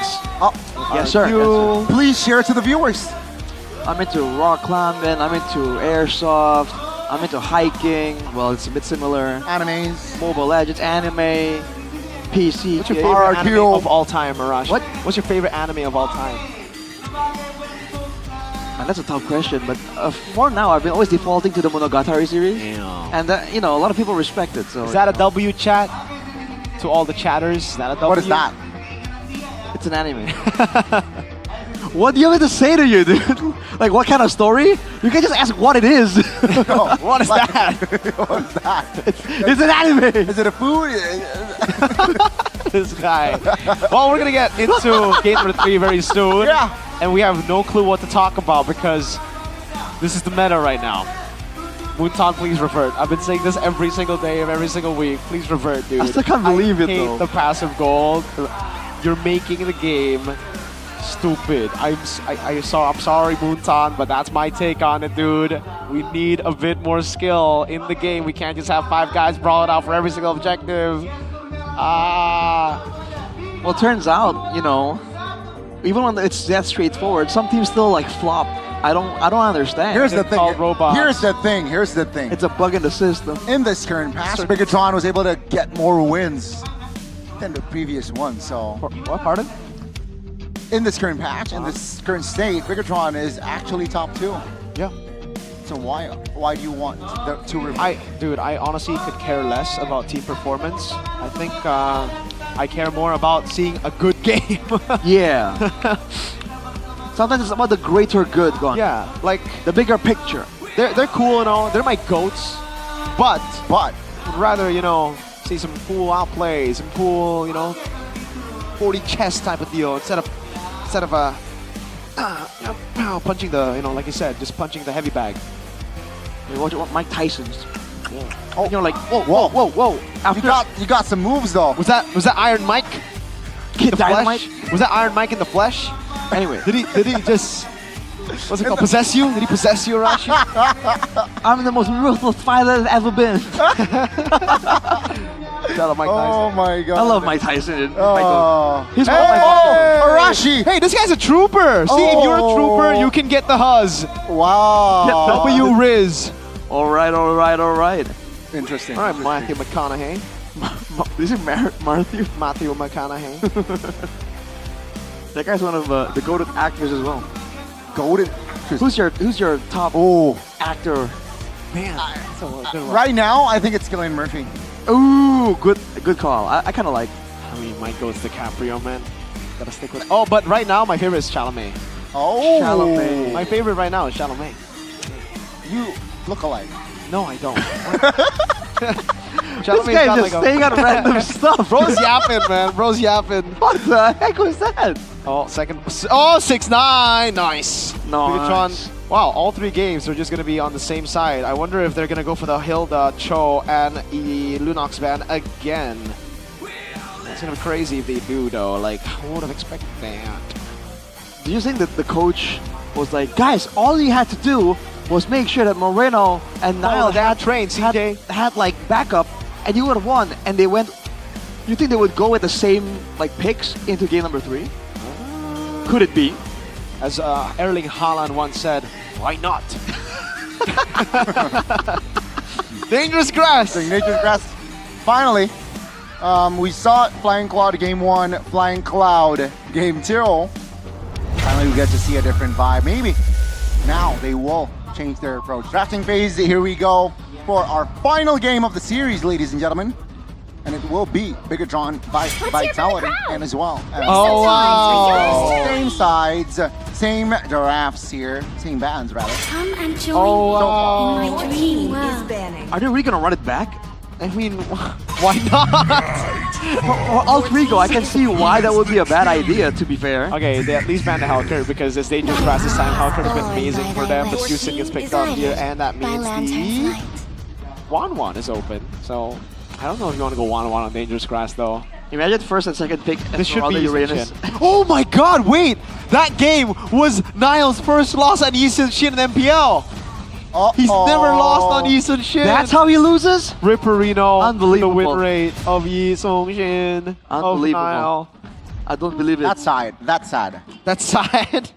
That's sad. Oh no! That was his 10th game on Eason Shin, so it's 90% now. Oh my lord, he had 900%, man. I don't believe it. Oh, it will be the Eason Shin, this time with the Kalea. So at least now they have more peel. So if they want the Yves, it makes more sense now because they have actual peel. But I don't think they're going to go Yves again. There's a reason why we don't see Yves, and then there's a reason we see Kimmy in the first phase. I think you got to just go Kimmy, right? But then, oh man, all 3 can go for the Black Dragon.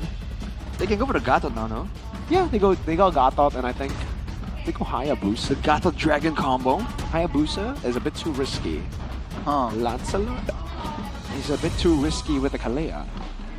It's a little bit too risky indeed. So they're taking their time, but they will find the Gatot Gacha and the Lancelot here for the 3rd game. And it's like conventional, right? Yeah. In this current pack so Hayabusa far. Joy is a bit too risky compared to the Lancelot. It is the safest choice. Well, I guess the safest would be Fredrin, but they already have Juiced and Gatot, so that would be kind of stupid.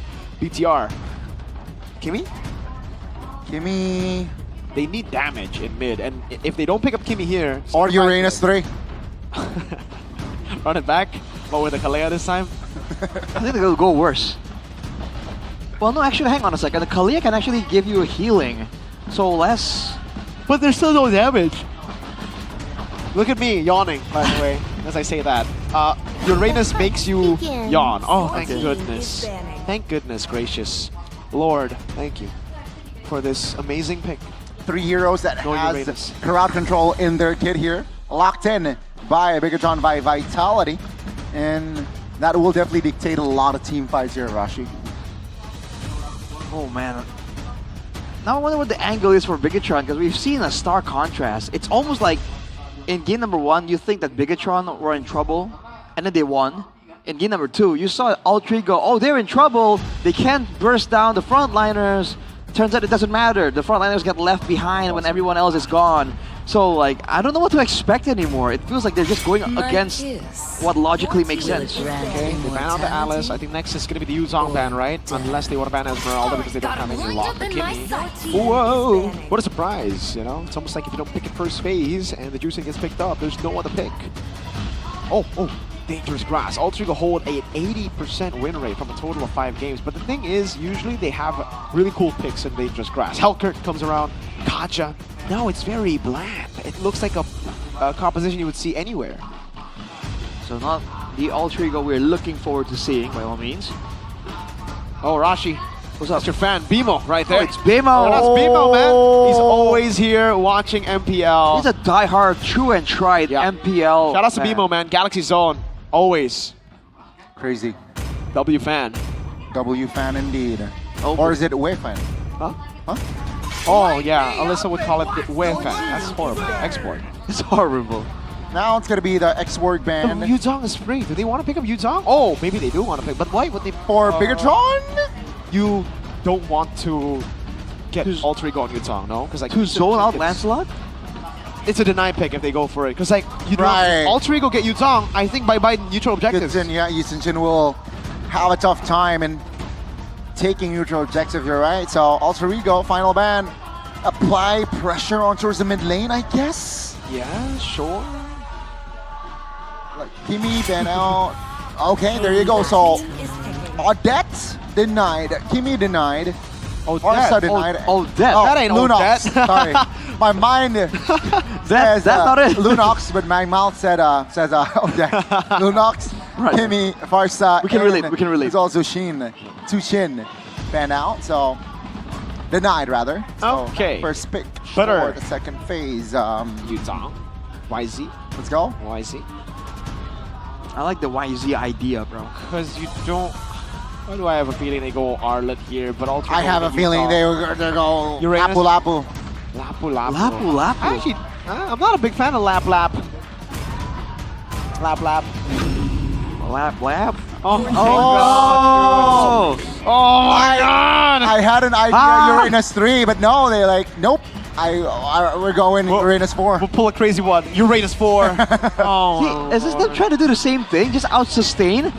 You need damage. Okay, what damage, Arashi? What damage in the mid lane for Moreno? Well, what damage? If are they going to protect Sicilian? If they protect the Sicilian with the Ruby and the Kalia, yes, I can see that working out. Yes. Okay, but this is going to be a Yuzong. It'll be weird if it's not a Yuzong. Well, if you run sprint against Yuzong, you can actually get away from it. It's not a Yuzong. Never mind. Oh, at least some shred. That's good. But it means you're not going to be online for a while, brah. So Farsa's ban. Farsa would actually be the choice here. That's a good ban by Alter Ego. Yeah. That's what I thought. Dude, it has to be Sicilian. Burst damage. What else, man? What are we thinking here? Something to combo with the Aurora? With the Kaleo, No. like instant kill? How about the Vexana? Vexana against Mobius. Yeah. Actually pretty good too. Aurora, Vexana, Sicily. What? Which I was made for. I do not understand. I do not see the vision. I see the vision. I see game 2 all over again. That's the vision. But at least this time they have more playmaking. Like the Rumi can CC you. Oh, I can't call this game though. I think it's so hard to predict at this point. Looking at these drafts, man. These coaches, they really saved the best for last. The final day, and we're seeing some really crazy compositions. Okay. Let's see. BTR. They have the lineup rating and the counter index. Right then. It's gonna be an early game for... Early game should be for Bigatron this time, yeah? But they have the same problem of the Yve being vulnerable. Have they adapted? Have the coaches hammered it into the heads of the team, of the players? Hey, the Yve needs assistance. Lanadon, here we go for the final game. Will it be the Bigatron and the Bigatron Troopers winning it out, or the Alter Champs and the Alter Ego Esports here for the Derby S16. All right.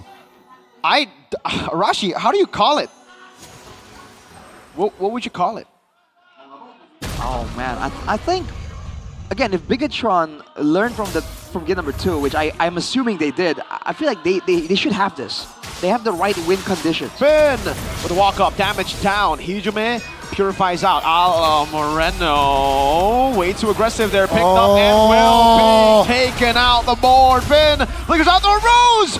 Almost catches him. Moreno, you need to respect this, man. That flicker is looking a lot like Rin's.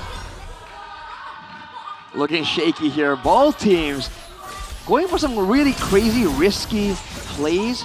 Eman against Arfi though, Ruby against Natan. I feel like this is actually not all that nice for Eman, for the Ruby, because the Natan can kind of push you back, have a healthy amount of disengage. Okay. So far, okay. That was a very quick first blood at forward side of Alter Ego, but Bigatron, they have recovered from worse. And Alter Ego, it seems like their pacing is going to be kept 3v2 potential here. No, now just wants to clear. Volvius against Uranus. Interesting head-to-head. No, I think Uranus wins out that one. I mean, with the help of the boys for sure, but I thought it was just going to be an all-out win. All right, level 4 for most of BTR's members. Mountain Shocker for Nile. That's Shogun with the walk-up. Nino gets level 4 as well. Nile is going to shoot the Mountain Shocker out of the question. Finn goes in, that's going to be the Mountain Shocker, but Alex Crimson Beacon gets used up. RWM as well. Rin picks up the Retribution as Nile's going to be caught. There's Nino jumps in. Hijume looking for more. Now as Finn is able to sustain, but Rin is doing a bit too much damage, and Finn does not have Flicker. That's Hijume with 2. Shogun not able to do much on the Uranus. Unfortunate there for Bigatron. They're trying to really match Alter Ego in these brawls, but it's really not allowed. Ooh, good steal there from Eman. Very well done. Arfi though, you want to be careful, man. Like you're still against a Ruby. Yeah, this is a very healthy lead, I gotta say. 3 minutes and 2,000 gold lead. Some would say that's a mountain, right? With just 3 minutes of game time, and Arfi is doing crazy work in the bottom side of the map. I gotta say, Bigatron by Vitality should somehow assist. Oh, or sneaky. Oh, cheeky. Hey, wait. Huh? It reset. Oh my Rin, no. I cannot believe. How? Boss, Shogun's right there. AOG, what? Real world manipulation. Hijume. Rin, no way. No way did that just happen, dude. The miscalculation. Lord, oh Lord. Oh, it was almost looked so good with the outplay steal, but he fumbled it. I can't believe you've done this. He went from smooth criminal to smooth brain. Oh no, oh no. Oh no, that was... Oh no, it's now the green cap taken. Turtle 1 advantage. Yeah. It's all almost gone. I guess you can see the mental toll for both teams after game number 1 and 2, where it's such a back and forth, it's such a long game. The fatigue must be setting in. That's the only explanation we have. Yo, that's crazy. I saw the icon from the orange buff not disappear, and I'm like, hey, wait, wait, no. Really try to... Oh no, look at the setup as well, though. They're going to go on Nino, for sure. They're looking for Nino. Okay, they don't want to go for Nino. Hijume scouts them out. They will go on to Turtle. All right, so on the bright side, Bigatron, they have a more standard, more generic team composition, so the whole no peel situation, I don't think it's going to happen anymore. But now Shogun, being with the Uranus, I wonder what the angle is for Bigatron, right? Is he meant to be a frontline tank? Is he meant to find info? Or is he meant to play macro? Because right now, Alter Ego are having a lot more macro pressure. Okay, Mountain Shocker repeated them. Natan's taking all of it, though. Finn will go in for... Oh, the Gotcha comes in. Yep, that's going to be the counter. Oh, Crimson Beacon to the back line. Nile's going to be caught. Lands a flare. Phantom Execution lands on Nile, taking him down. Now Nino goes for the pursuit. It will be... Oh my god, look at the flight from Arfi! Not enough down. Oh, wow! I thought it wouldn't be enough, but they still get it. And Mansil chunking him down. Moreno finally getting the peel he needs, but it is a win, 2 for 1. And it should be free for Alter Ego on Turtle. Wow, what a momentum built up by the 3-face mask. And wow, this is just so different, man, when we see this game and the game previously. And Bigatron, they are struggling here, Arashi, to at least find something on the board.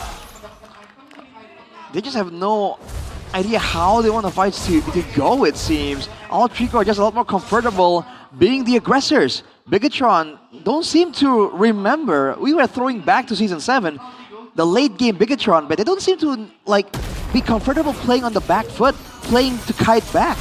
Yep. The Natan is also... Oh, that's a big whiff there. Natan is really, really good here because there's... If you want to play on the other side, right? And constantly group up, Natan gets free gold. He usually is bad against like normal marksmen because you just get bullied hard in the lane. Against a Ruby, unless like the Ruby gets a... I'm offended. This guy's free farming. And Shogun on a Uranus, that's food. Yeah. They can't deter him all that well. Between Iman and RP, by the way, it's about 1,000 gold already in that lane alone. That's the bulk of that gold difference. And you can see that for RP on the Natan, dude, like he can hold his own in short trades and even all-ins, depending on how he plays it out. It's very much a skill matchup, so Iman has to do more, but oh, look at this. AOG is not present actually. Nino is able to go for a lot of damage, but he will fall, especially for... Oh, that actually is a very delayed take. Iman in the bottom lane gets traded though, so it's actually worth it for Alter Ego still as they push in forward to the mid lane, and it is Lancelot farming. Now Shogun pops in Consecration. Rin, part 2. Vin with a walk up. Now, oh, great Phantom Execution. Good peel from Vin. Now gets his orange buff. Yeah, so far, again, so good. Now, Iman, very awkward there in the bottom side. I saw the minimap, and it was a 2v1, and he's still committed now. Yep. Bigatron, last turtle. Are they going for it? I don't think they have a choice, right? They need to go in, but they can't. RWM was used up, Phantom Execution. Oh! Able to flicker out, Tsunami's time comes down, and Hijume gets shut down. Shogun in the midst of it all right now as Iman tries to deal damage. He's gonna be fit jumping in, and oh my lord, RP got caught in the damage! BTR! Explosive damage! And now, oh, very interesting dive there. They want to tank up the turret, and they do tank up the turret. They will be able to get the mid lane. Rin stashing all over the place as Shogun is able to zone him away. Tier 1 over to BTR. Purple buff over to BTR. All fine and dandy for now for Bigatron. It seems like they will continue to apply pressure. Finn though.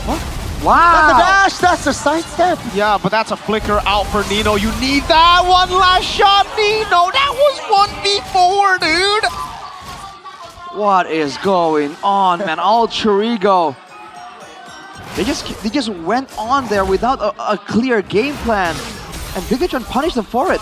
Arfi, that was doing so well, playing it safe without any urgency, he used the... He altered forwards in that fight, and he got punished immediately. Dude, you have range. That's your advantage. You cannot dive into a melee comp like this. He did not need to be all that close. Now the gold lead is gone for Alter Ego. The gold lead they painstakingly built. They kind of they allowed for Arfi. Now Bigatron are catching up, and they have a lot more map pressure with that mid turret taken out. And remember, for BTR, in the Dangerous Grass map especially, it'll be very... Oh my lord, that's gonna be Mana Shock. Lockdown again, Hijume popped in the Purify way too late.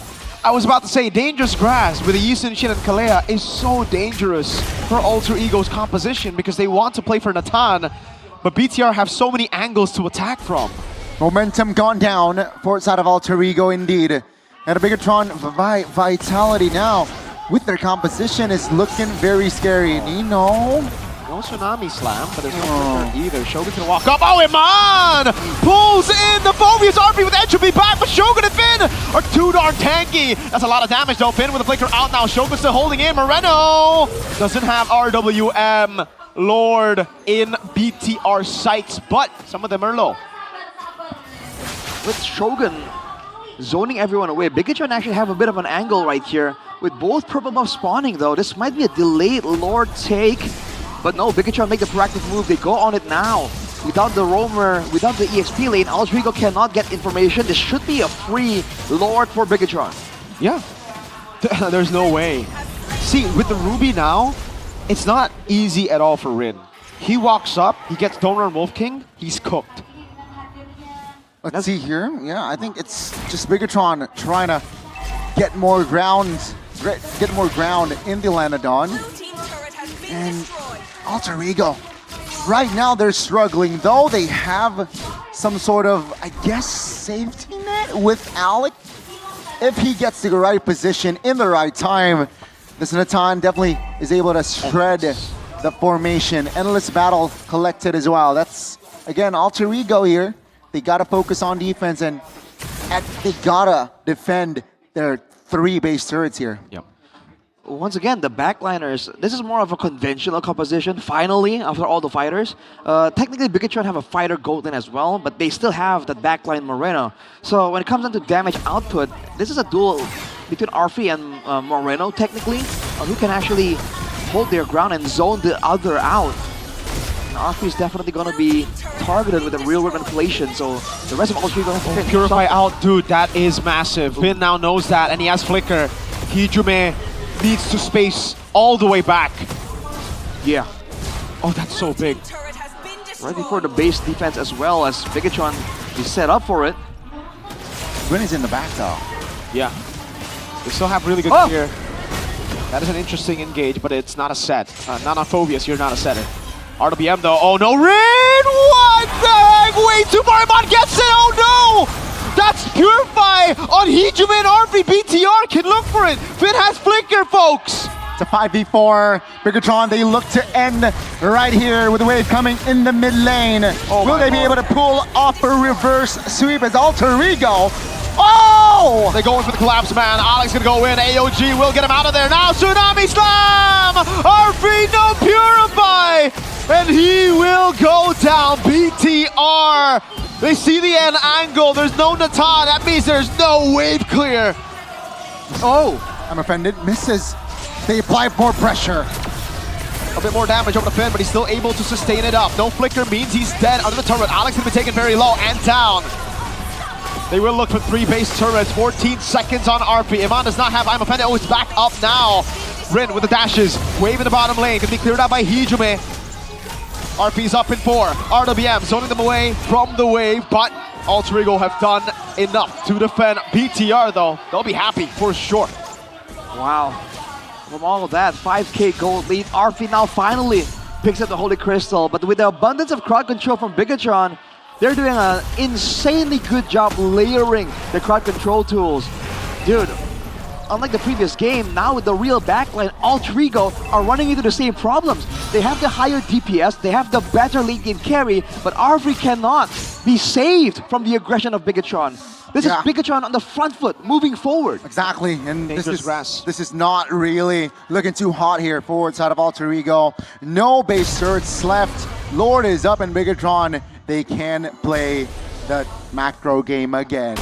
And the difference between this map and the Flying Clouds, right? It's so difficult when you're behind because of all the bushes. So Alter Ego can't actually split up top, because as long as some of the BTR members are unseen on the map, they're always going to be thinking, oh, Iman's somewhere in the bush. Finn has not been seen at all the whole time, so he's somewhere flanking us. There's so many angles, right?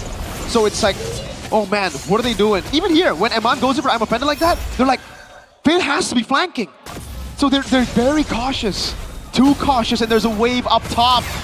Finn now will be going for it. Oh, Flicker in. Phobia is going to be down on Mountain Chakra as well. Nino taking very low. Shogun still in the midst of it. Iman is able to get the I'm offended with the Flicker combo. RWM dreads through the HP. Shogun gets the assassination on RP. Now walking up, Hijume, Crimson Beacon, Rin doing a lot of damage with the peel. It's unlike game number 2. They have it in the books. BTR take Alter Ego down with a wipeout in the end.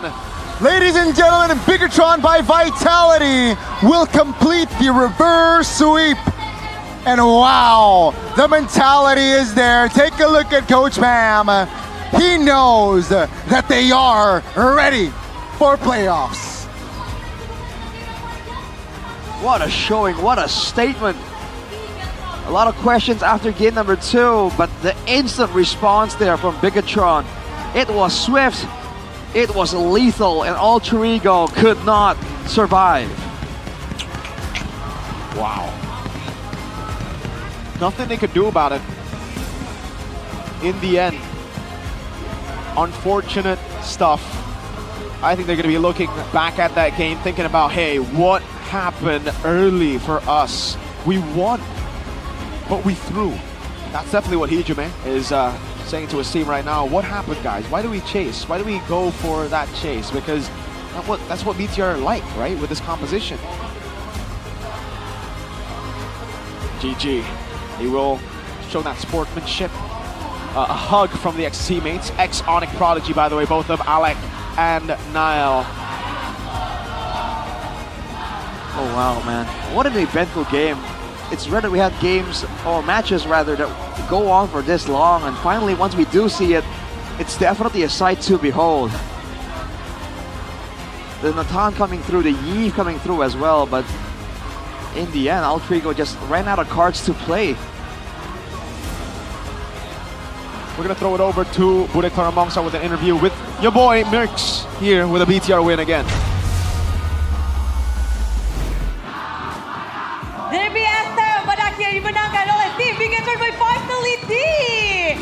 Pertarungan yang begitu brutal.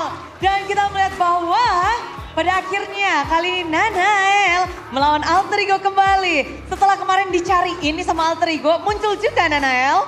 Niall, you're able to perform today. Harusnya nggak main, tapi karena ditanyain mau main. So yeah, I wasn't supposed to play today. It was supposed to be Ron, but because they asked me if I wanted to play, I said yes. Sama mantan-mantan. Gimana Nanael pertemuan di season 16? How does it feel, Niall, meeting Altrigo in season 16? Buat mereka kayak terharu lah gua, soalnya mereka jago banget lah. I'm happy. I'm really happy for Altrigo because they are really, really good. My teammates from before, my ex-teammates, all of them have all improved so much.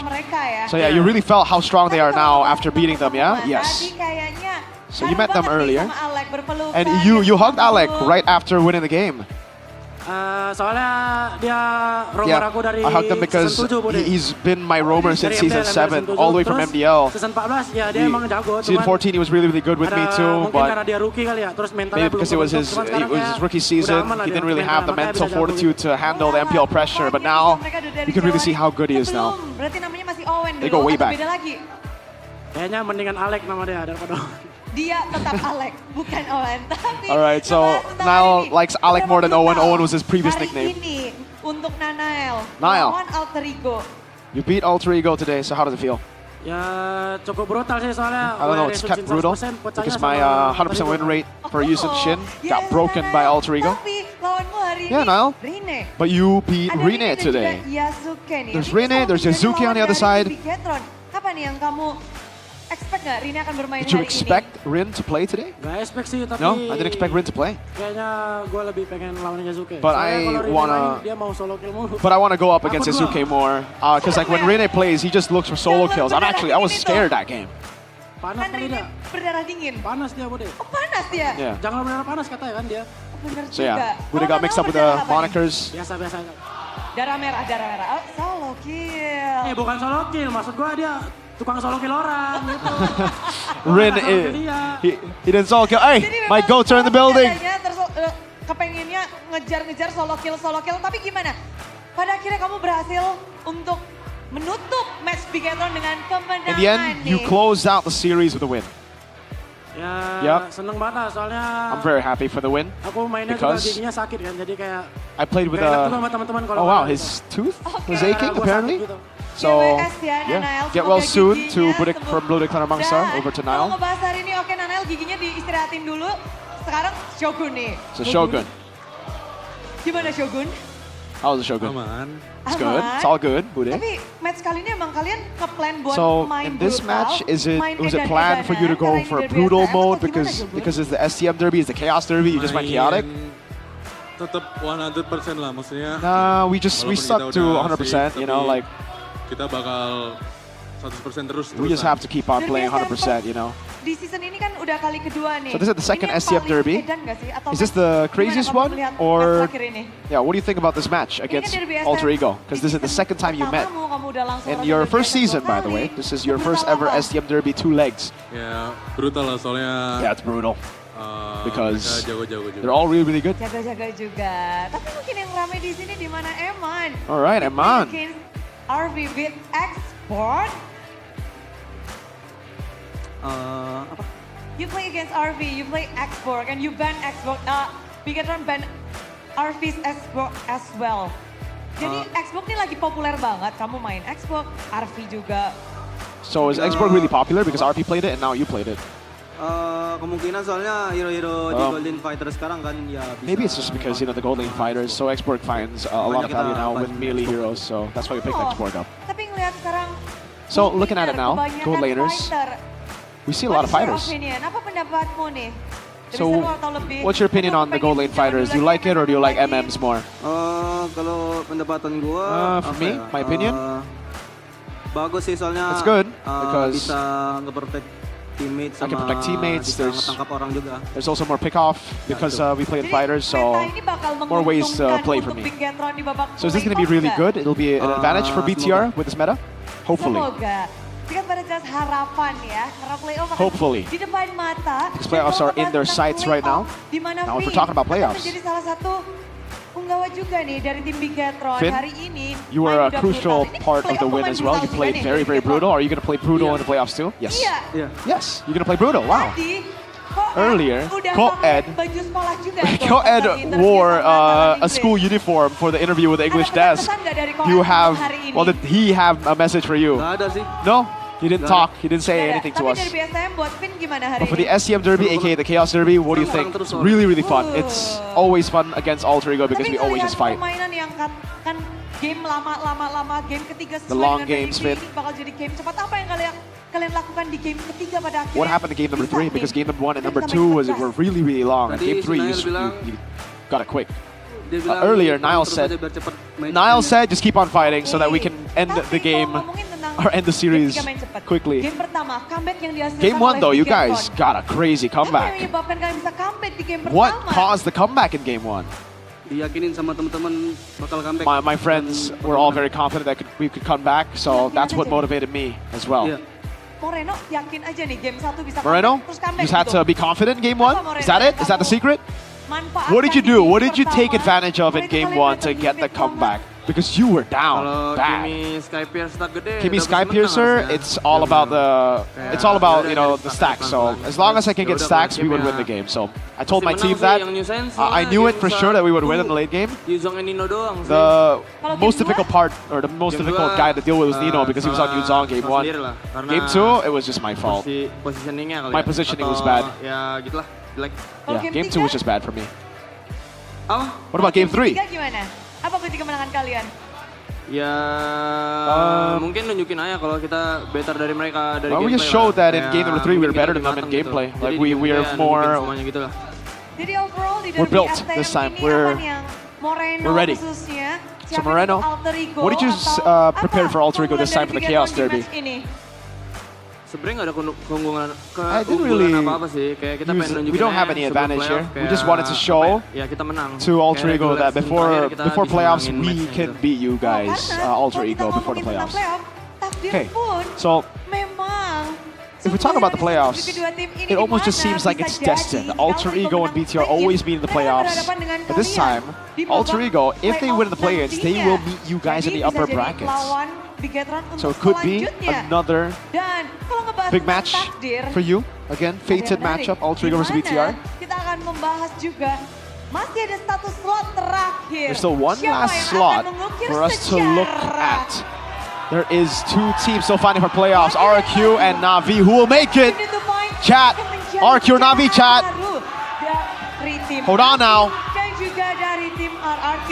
Untuk Navi mungkin akan menjadi playoff pertama mereka. Navi Dan can mungkin secure their first ever playoffs. RQ might not make it to the playoffs for the first time Kalau ever. Moreno melihat, So Moreno, di minggu berdarah ini, with this penutupan bloody match week ini, going on, amazing matches so takdir mana far. nih, sejarah mana yang Who? akan muncul? Kalau ngomong-ngomong soal Who's gonna make it to playoffs? ini semuanya ditanyain ya.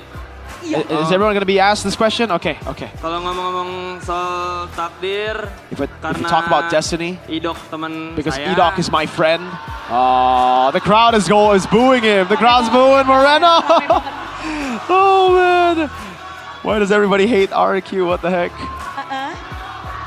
Karena Idok teman saya. Because Edok is my friend. Kayaknya 2-1 menang RRQ. Oh, RQ will win 2-1. That means Navi goes through. Wow. RRQ menang 2-1. Oh no. Ya, tetap di match-nya di RRQ yang menang. RQ will cuma win, ya mungkin but I think it'll be 2-1. 3 game loh. 3 games. Agak war ya karena RRQ That's very worrying, Moreno, because RRQ needs to win 2-0 to make it to playoffs. Oh, Moreno said, hey, wait. He takes Shogun's spike. Oh, he wasn't aware. He wasn't aware. He's like, you need 2-0? RRQ needs 2-0. All right, because I'm a friend of EDOC, I need RRQ to win 2-0. What a save. RRQ, come on, win 2-0. 2-1 juga nggak apa-apa, yang penting menang. 2-1 is okay too as long as they win. Ya 2-0. Tapi 2-1 yang penting menang di match So, ini. Iya. Yep. Oke, kalau dari Vin siapa Vin? Vin. Jangan mana? 2-1 RRQ. 2-1 RRQ. Oh my lord, everyone's saying 2-1 RRQ. Kemenangan terakhir soalnya. Oh, their last win. Wow, Finn. Wow. He said RRQ, that's going to be their last win, so he's saying no playoffs. Ya, gue pengen ketemu RRQ di playoffs sih. Oh, he wants to meet RRQ in the playoffs, so RRQ win 2-0. Ya, soalnya udah lama gak ketemu lah. Because it's been a while since he met RRQ. Ketemu playoffnya kapan ya? Last time I met RRQ in playoffs was, MSC 2022 all the way back. So Maksudnya that's MSC 2022? Oh, what do you mean by MSC 2022? Is that the one that you won in the grand finals 4-0? Hey, that's what he was, Niles poking fun at Eman. That was him. By the way, Eman got finals MVP there. Karena RRQ sih, soalnya sih. RRQ. Kalau Navi yang Dorio bilang jungler Indo gak ada yang bisa Because main. Navi said RRQ the Indonesian junglers can't play, so I think it's better for RRQ to make it. Berarti 2-0 RRQ nih setelah ini. So 2-0 RRQ. 2-0. 2-0 RRQ. RRQ, ayo bisa, Jaya. RRQ, you can do it, Jaya. Ada Shogun? Shogun. Nggak tahu prediknya mau berapa tapi I don't know. I don't care about the prediction. Semoga yang terbaik yang menang. Hopefully the best win. Come on, Shogun. Oh, he's like, come on, Shogun. He's told to choose one, so he's confused. This is why he's the golden boy of Co-Ed, by the way. Co-Ed likes humble players. 2-1 RRQ. 2-1 RRQ. Wow, that means Itulah dia, Navi tapi is gonna go to playoffs. Tentu saja mereka akan menyusul, salah satu dari kedua tim yang akan menyusul ke babak playoff. So we'll see who makes it to playoffs kita later. Dong untuk perpisahan kita di regular season, untuk Big Game. We're gonna hear it from Bigatron. Bigatron, last message to send over to the crowd, the Bigot Troopers. Thank you buat semua Bigot Thank you Troopers. to all the Bigot Troopers. Semua penonton MPL yang udah belum kelar ya, sorry. To all the MPL thank you udah Bigot nonton Troopers. kita selama regular Thank you for watching us in the regular season. season. Playoff, doain kita terus. Keep on praying for us, keep on supporting us. Hopefully this season we don't choke in playoffs. And hopefully we get to qualify to internationals. Oh, Niall! Niall said, hey, thank you to the Alter Champs for doubting us. Wow! Wow, that's heated. Niall's ex-alter ego, so yeah. Wow. Give it up for BTR by Vitality, who secured upper brackets and their last match win in the regular season. Wow.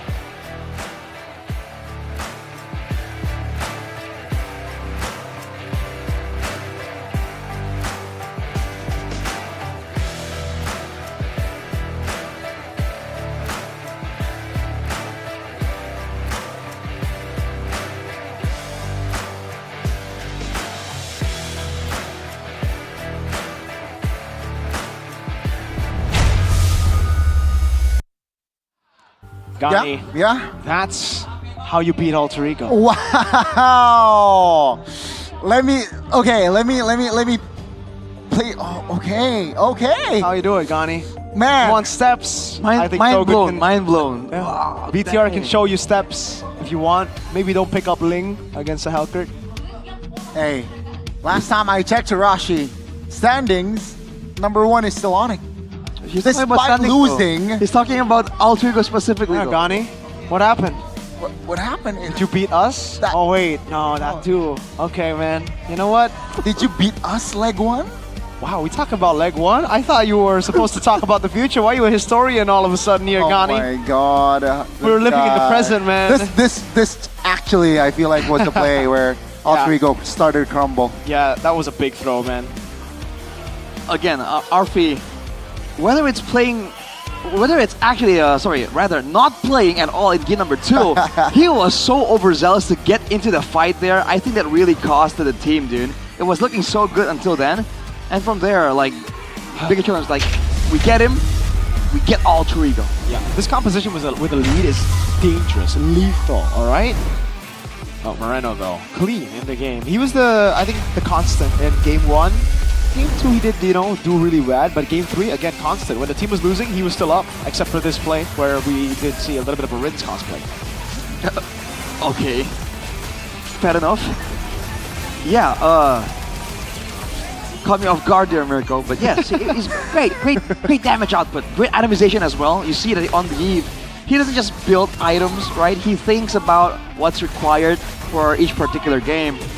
And the real manipulation by Moreno, I think it's really on point, in the sense that it never really misses, first of all, and sometimes, even though it doesn't really keep you in place for too long, the slight bit of immobilization allows for the team to get the catch, get the commit, force the commit onto the opposition, and that's how they were able to get a lot of value wins here. And again, maybe taking notes from game number 2, but understanding that the slows enables Nile, enables Eman to catch up, to try and get the big plays to happen. And again, like we see here, a very selfishless reward manipulation style from Moreno. And afterwards, it's just about positioning. And with a comp like this, with this much crowd control, you can see that he looked kind of shaky in game number 2. That's probably because Rin wasn't really zoned out, wasn't really disrupted by anybody. With the right coverage here, you saw that he's basically untouched, right? And he was outputting a ton of damage here, and there was no answer coming back from the side of Alter Ego. Wow. Again,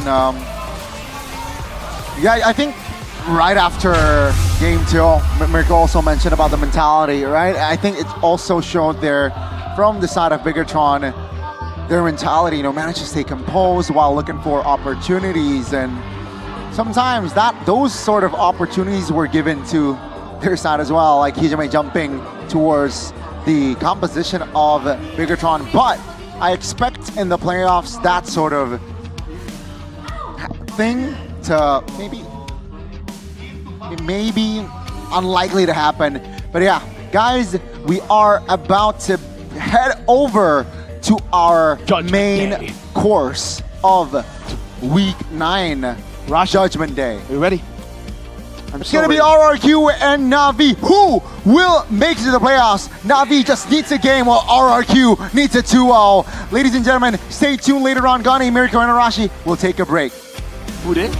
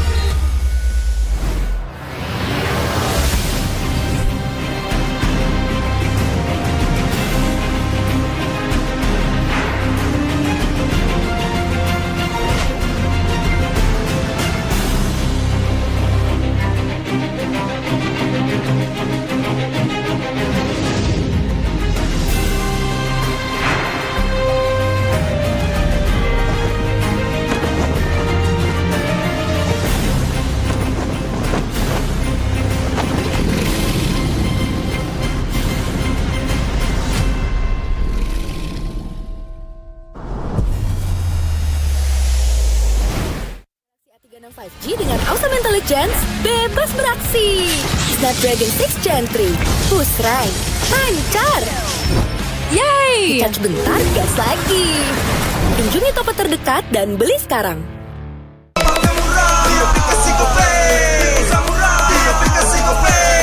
Walau yang lain terus berubah, Gope konsisten, kasih yang pasti murah. Tagihan murah di aplikasi Gope, transfer 100 kali per bulan. Download aplikasi Gope baru, nggak pakai lama. Dompet andalan gamers banyak damage-nya.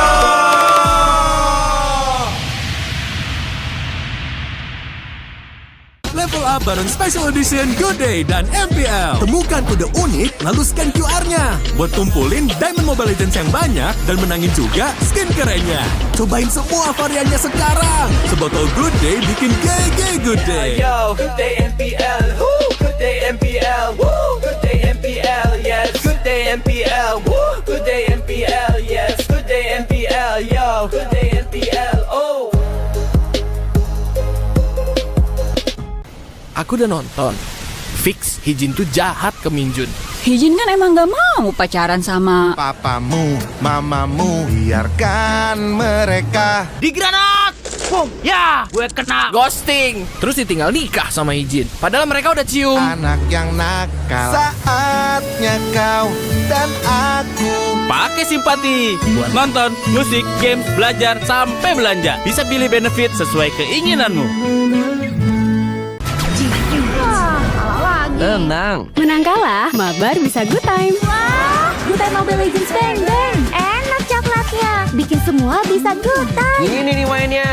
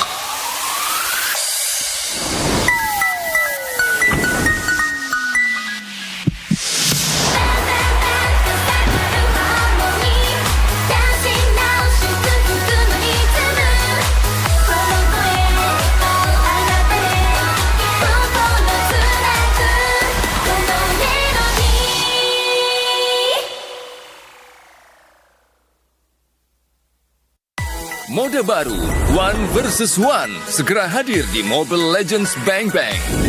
Di mode One vs One, dua player akan bersaing mendapatkan jumlah kill atau menghancurkan turret lawan lebih dahulu. Event prediksi juga akan hadir bersama mode ini. Player dan penonton bisa memasang prediksi untuk memenangkan koin prediksi seru. Mari, pelajari lebih lanjut tentang mode baru ini. Ada dua cara untuk memenangkan pertandingan mode One vs One. Cara pertama adalah mendapatkan 3 kill dalam batas waktu pertandingan. Cara kedua adalah menghancurkan turret lawan.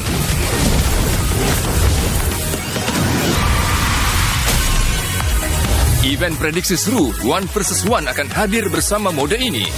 Di awal pertandingan, player maupun penonton bisa menggunakan koin prediksi seru One vs One untuk memasang prediksi pada hasil pertandingan. Sistem juga akan menambahkan sejumlah koin prediksi seru One vs One ke prize pool untuk kedua belah pihak. Semua koin prediksi seru di prize pool akan dibagi rata untuk para pemenang.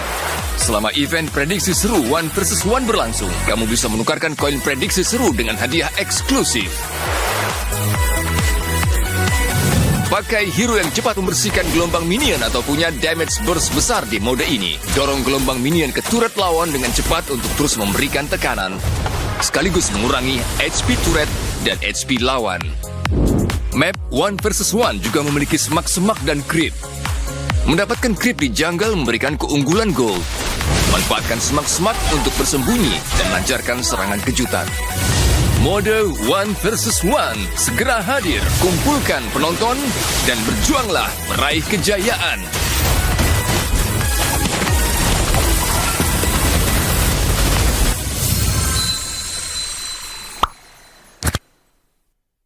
Galaxy A36 5G dengan awesome intelligence bebas beraksi. Snapdragon 6 Gen 3, push rank, lancar. Yeay! Charge bentar, gas lagi. Kunjungi toko terdekat dan beli sekarang.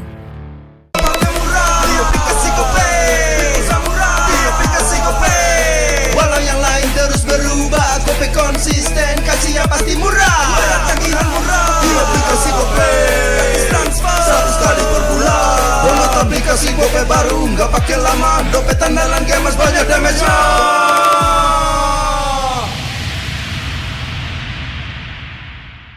Level up bareng Special Edition Good Day dan MPL. Temukan kode unik, lalu scan QR-nya. Buat tumpulin Diamond Mobile Legends yang banyak dan menangin juga skin kerennya.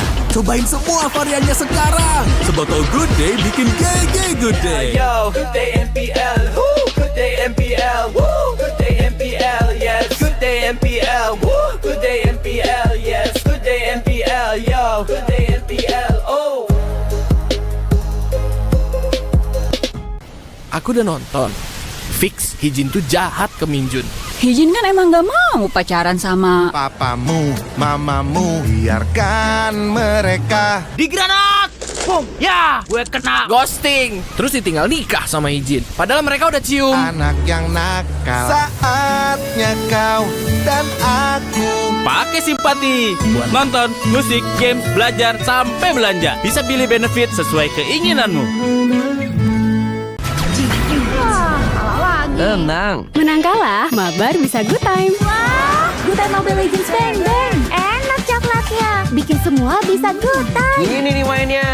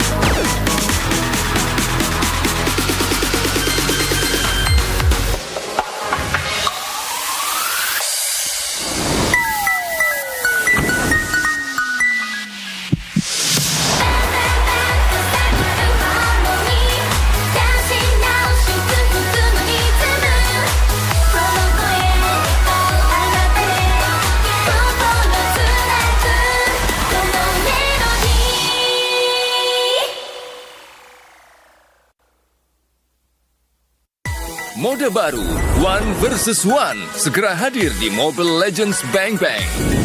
Di mode One versus One, dua player akan bersaing mendapatkan jumlah kill atau menghancurkan turret lawan lebih dahulu. Event prediksi juga akan hadir bersama mode ini. Player dan penonton bisa memasang prediksi untuk memenangkan koin prediksi seru. Mari, pelajari lebih lanjut tentang mode baru ini. Ada dua cara untuk memenangkan pertandingan mode One versus One. Cara pertama adalah mendapatkan 3 kill dalam batas waktu pertandingan. Cara kedua adalah menghancurkan turret lawan.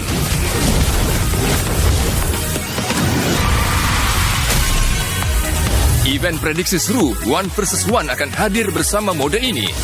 Di awal pertandingan, player maupun penonton bisa menggunakan koin prediksi seru One versus One untuk memasang prediksi pada hasil pertandingan. Sistem juga akan menambahkan sejumlah koin prediksi seru One versus One ke prize pool untuk kedua belah pihak. Semua koin prediksi seru di prize pool akan dibagi rata untuk para pemenang. Selama event prediksi seru One versus One berlangsung, kamu bisa menukarkan koin prediksi seru dengan hadiah eksklusif. Pakai hero yang cepat membersihkan gelombang minion atau punya damage burst besar di mode ini. Dorong gelombang minion ke turret lawan dengan cepat untuk terus memberikan tekanan, sekaligus mengurangi HP turret dan HP lawan. Map One versus One juga memiliki semak-semak dan creep. Mendapatkan creep di jungle memberikan keunggulan gold. Manfaatkan semak-semak untuk bersembunyi dan lancarkan serangan kejutan. Mode One versus One segera hadir. Kumpulkan penonton dan berjuanglah meraih kejayaan.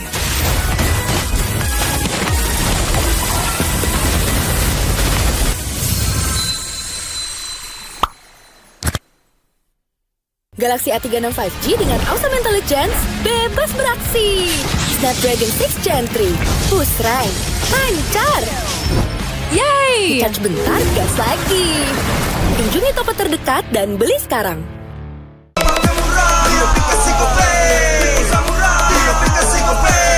Walau yang lain terus berubah, Gope konsisten, kasihnya pasti murah. Bayar tagihan murah di aplikasi Gope, gratis transfer 100 kali per bulan.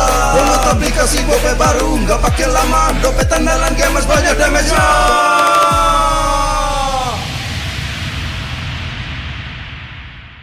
Level up bareng Special Edition Good Day dan MPL. Temukan kode unik, lalu scan QR-nya. Buat tumpulin Diamond Mobile Legends yang banyak dan menangin juga skin kerennya.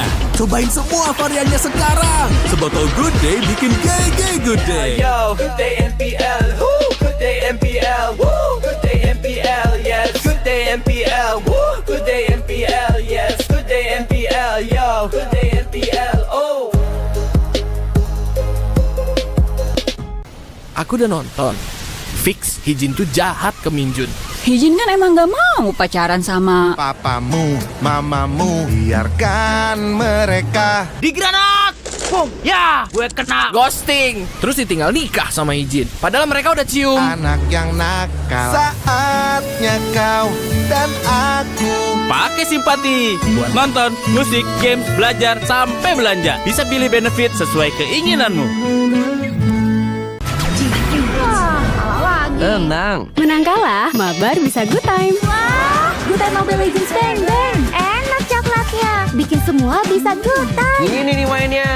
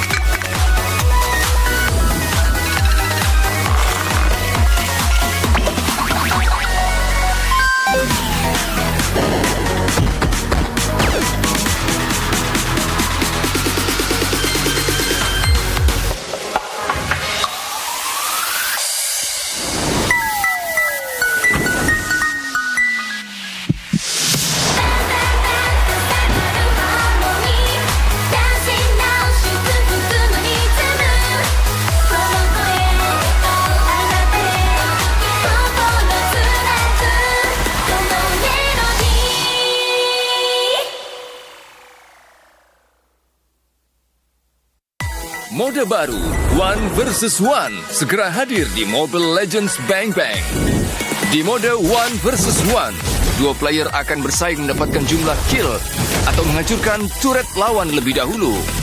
Event prediksi juga akan hadir bersama mode ini. Player dan penonton bisa memasang prediksi untuk memenangkan koin prediksi seru. Mari, pelajari lebih lanjut tentang mode baru ini. Ada 2 cara untuk memenangkan pertandingan mode One versus One. Cara pertama adalah mendapatkan 3 kill dalam batas waktu pertandingan. Cara kedua adalah menghancurkan turret lawan.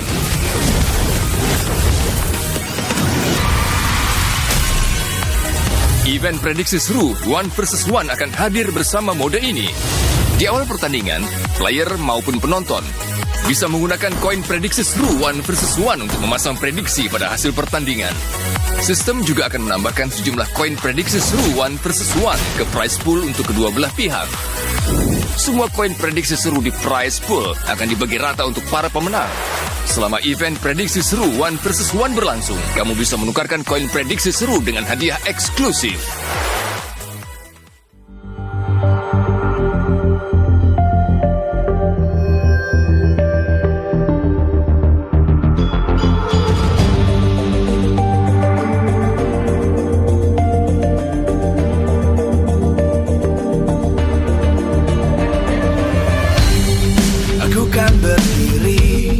Dan terus berlari, terus ke arah puncak tertinggi. Ku takkan berhenti, hanya sampai di sini. Kemenangan abadi menanti. You know we won't miss if we unite our focus. And if you haven't noticed, we'll nyalakan apimu, hadapi semua tantangan, hadang semua serangan, jatuh bukan halangan, bakar semangatmu, janganlah engkau menyerah, kita akan buat sejarah. We won't miss, we won't miss, we won't miss, we won't miss. Saatnya beraksi, jalani ambisi, aku kan menyawakan hari ini. You know we won't miss if we unite our focus. And if you haven't noticed, we'll nyalakan apimu, hadapi semua tantangan, hadang semua serangan, jatuh bukan halangan, bakar semangatmu, janganlah engkau menyerah, kita akan buat sejarah.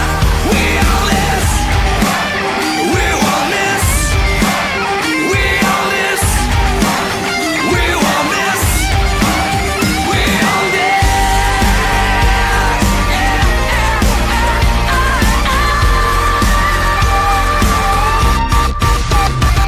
nyalakan apimu, hadapi semua tantangan, hadang semua serangan, jatuh bukan halangan, bakar semangatmu, janganlah engkau menyerah, kita akan buat sejarah. We all miss.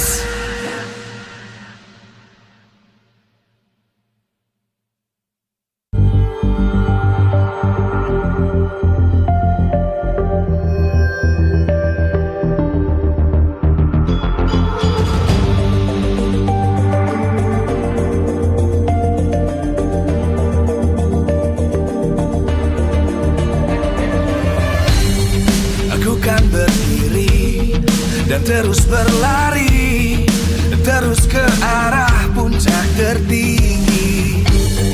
Ku takkan berhenti, hanya sampai di sini.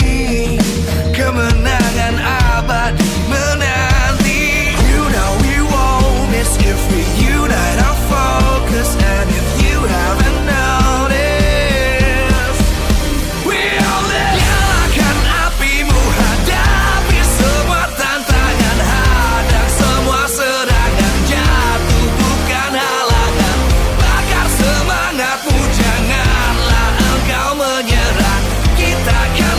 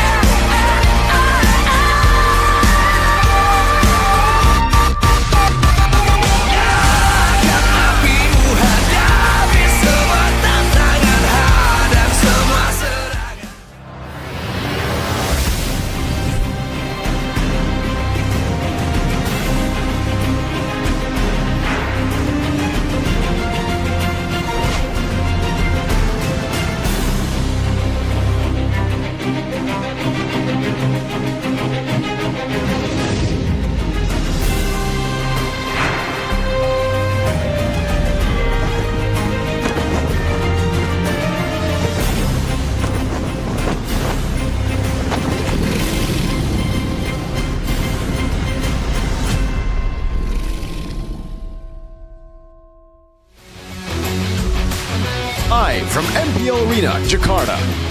MPL Indonesia Season 16 is powered by Luton.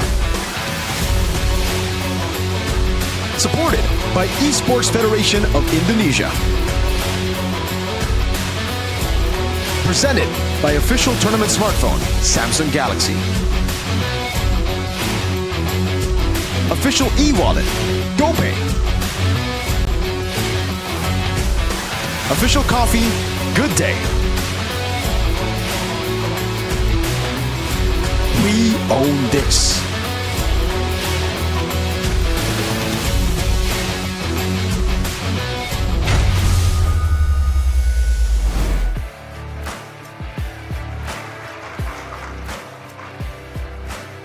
Di mana ada awal, pasti di situ akan ada akhir, dan sesaat lagi kita akan melihat bagaimana nasib dari takdir kedua tim yang akan berjuang menutup regular season MPL Indonesia Season 16.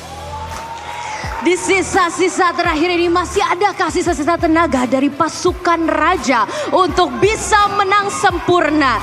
Di minggu berdarah ini kita akan melihat siapakah yang akan mengisi satu slot terakhir untuk bisa melaju ke babak playoff. Benar, semua hal harus mereka kerahkan dan kita harus melihat bagaimana pertarungan terakhir untuk regular season dan juga untuk salah satu tim. Apakah Navi bisa mengamankan satu game saja atau di sini RRQ yang bisa memenangkan dengan 2-0. Kita akan melihat siapa yang akan masuk playoff dengan ketentuan yang sudah kita hitung bersama-sama.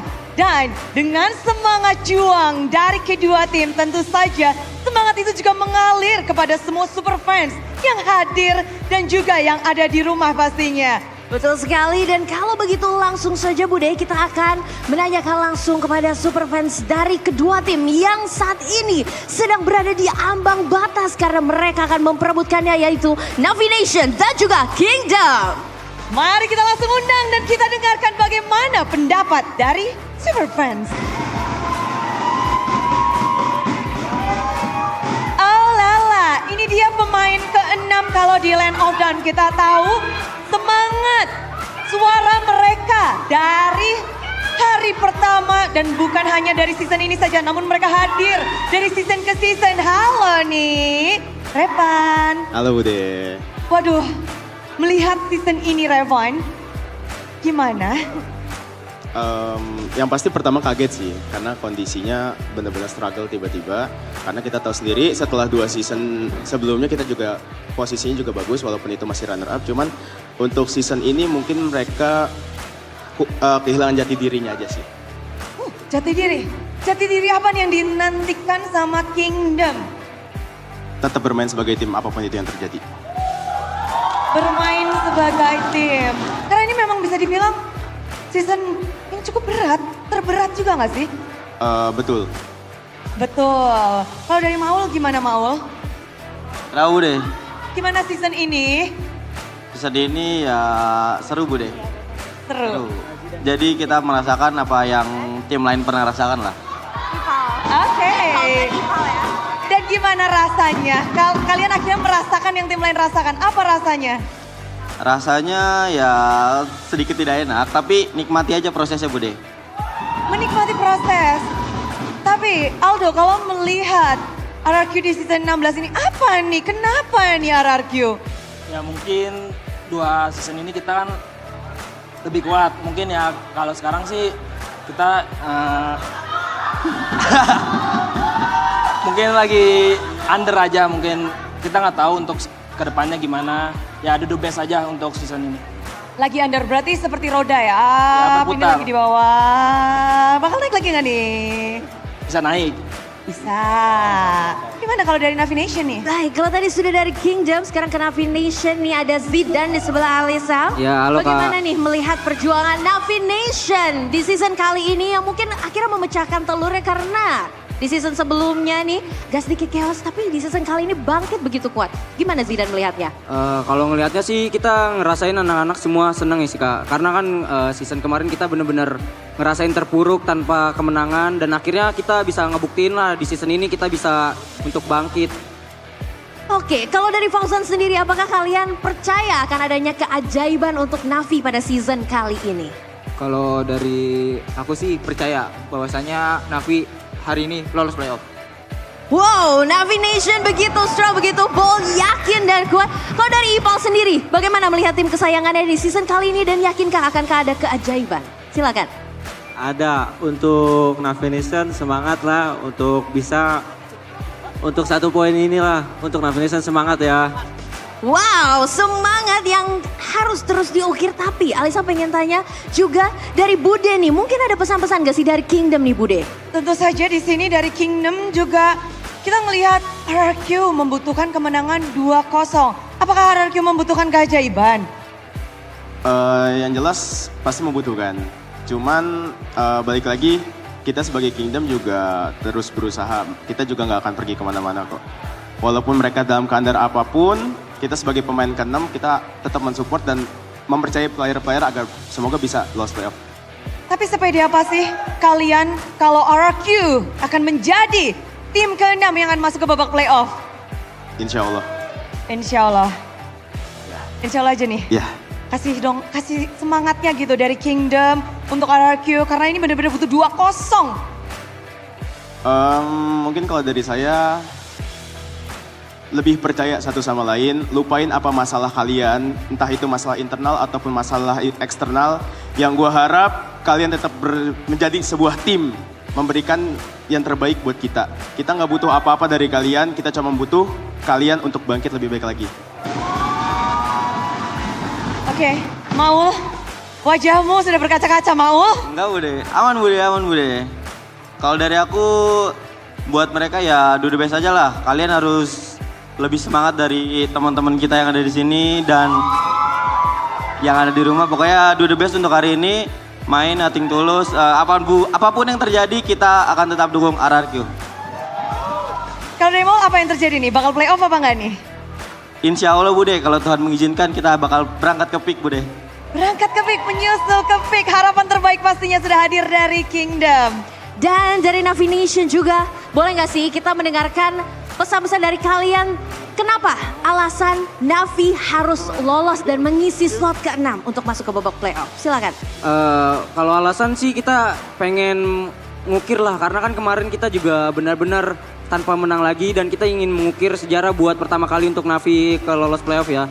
Dan untuk semua coaching staff, player, kita nggak butuh apa-apa buat dari kalian. Kita cuma ingin di match ini sih kalian memberikan permainan yang terbaik dan apapun hasilnya ya kita akan tetap didukung kok. Akan tetap dukung. Dari Fauzan? Kalau menurut aku karena kemarin kita 0-16, jadi untuk kalau hari ini lolos playoff, hadiahkan ini untuk anak-anak Navi Nation karena anak-anak Navi Nation udah dukung kalian dari week pertama hingga week akhir ini. Semoga hari ini ada keajaiban, tampilkan gameplay terbaik. Keajaiban yang dinantikan juga dari Ipal, silakan. Untuk dari saya, untuk pesan untuk Navi Nation, semangat terus untuk menang dan bisa masuk playoff. Terima kasih. Kita tunggu apakah Navi akan bisa untuk pertama kali ya masuk ke babak playoff. Dan silakan Bude, mungkin ada kata-kata terakhir dari para Kingdom. Oh, kata-kata terakhir berarti Aldo yang belum ya? Aldo belum nih. Ayo, untuk Kingdom kita semoga hari ini kita ke nice pick, bukan nice try. Yang diharapkan adalah ke nice pick 2, bukan nice try. RRQ harus mendapatkan 2-0, sementara dari Navi mereka hanya membutuhkan 1 game saja. Dan takdir apa yang harus mereka hadapi karena ini akan menjadi sejarah baru. Akankah Navi yang akan mengukir sejarah baru atau RRQ? So, bersiaplah Super Fans, sambutlah inilah dia laga penutupan regular season MPL Indonesia season 16 untuk slot babak playoff Navi dan RRQ.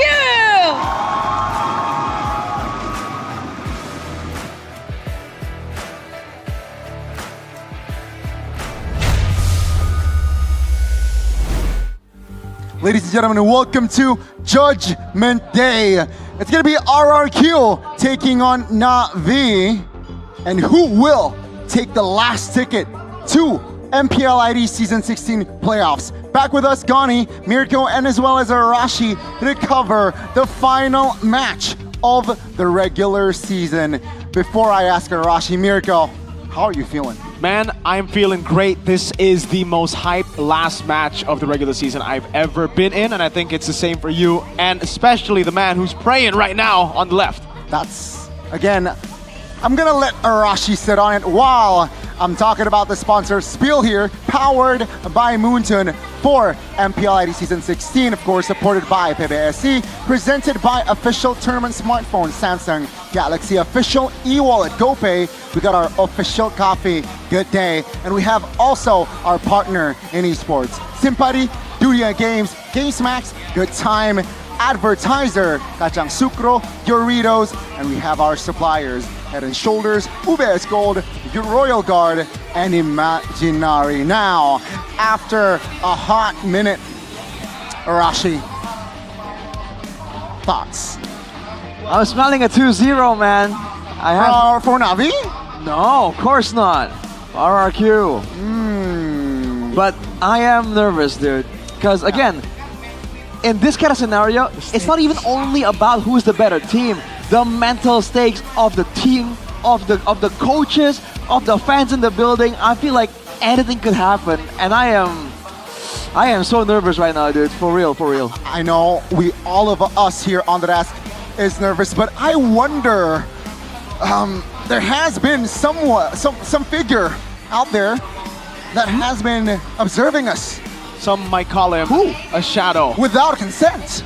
Some other people call him Ocho Gahaba. I call him Babaero. Wolf. Let's call him. Let's bring it back here. Wolf, back from the Philippines. He's here? No, he's there. Whoa, he's in the void. Hello, Wolf. How are you feeling, man? I'm happy. I'm happy to hear your voices for after a very long time. I'm happy to be talking to you once again, dudes. I missed you. I missed you guys. It's been too long. I miss you, man. Wolf, we miss you. We miss you, buddy. But hey, you know, you're in the Philippines. You have been watching MPL ID, I'm quite sure. And what do you feel about this upcoming final match of regular season? Yeah. You know, I already said that MPLPH Season 16 was the most competitive. But then you guys one-upped it by actually making your last match a very important match. A match with higher stakes. So yeah, you beat us to that kind of part. But I really like looking at the drafts recently coming up from MPL Indonesia because I'm seeing a lot of fighter gold dates. Eman is playing Esmeralda, Joe. We're seeing what, X-Borg? Oh my goodness. I love watching it, man. Yeah, I think it's been great. Again, in MPL ID, we've seen a lot of really experimental picks. Very creative as well, but we are going to look at this, the Legacy Breakers. Once upon a time, Rebellion were so close to actually getting RQ out as well, but they lost to Geek Fam. They also made EVOS miss out on playoffs. Now, that era could be the start of, like, again, for them, a way to stop RQ to make it playoffs for the first time ever. Wolf, in this matchup, who do you favor? Because Na'Vi only need a game, so you need to take that into account. Yeah. Hey, man. You only need 2 Filipinos for me to sign on it, and it is definitely gonna be Na'Vi. I looked at how Adoryu as well as Rico played in this scene, and I think they're surprisingly comfortable in just a short period of time. So yeah, I'm sorry for RQ fans, sorry Arashi, but yeah, my heart is with Na'Vi this time. He went for RQ, Rashi. I mean, he's entitled to his own opinion. We'll see how this plays out. What do you think about... I'm curious to ask Wolf, actually, about what kind of stress are you expecting here? Is it from these two teams, is it going to be the same old, or is it going to be more like match number 2? Because we have no idea what we're looking at. Because similarly enough, Wolf, both these teams have not adapted to the meta yet. Both of them still play a lot of their gold lane marksmen, and on fighters, they don't do too well. Now, when you're at this specific spot where you just need to win one game, at least that's for Na'Vi, and then for ARC, you need to secure a duel. I think you have to rely with your usual tactics, and I feel like there is no good enough reason for RQ as well as Na'Vi to change whatever they're doing. However, I think for for Navi, I think they're more incentivized to go fighters this time in the gold lane, because I think that they can surprise RQ, like because they only need one game anyways. When you ask me about intensity, oh my goodness, this is the I cannot imagine how they feel this, but specifically for RQ, because there's a lot of pressure from the fan base. It's this probably is the first season where they cannot go to the playoffs. So it's you will not wish it on anyone. This kind of pressure, man. Wow, very, very good response there. But I want to take you to a different sort of vibe here. Question based on your observation, I gotta ask every guest star here: who do you think will participate in M7 and represent Indonesia? Come on, Wolf. Come on, Wolf. Two Good question. teams. Good question. We know Two what. teams. Come on, Wolf. Two. Give us names. Come on, all right. I like that we're going there. All right, first of all, BTR is the best team, so I think they're gonna get to the. My goat! That's my goat, dude! All right. Yes! Wow. So, Nael, hopefully there will be a chance to meet him once again. So it's gonna be great to see him in the world stage once again. And second is, when I looked at the matches from Onyx, it's crazy, especially when they are during their win streak. They're scary. They can even like match up with teams internationally. You already can see that they are international already. So I know that this sounds like a cop out, but I am gonna say it's Onyx, and then of course BTR. Okay, the duet pair, Onyx Bigatron. And with that, thank you so much, Wolf, for your time. We will have to release you.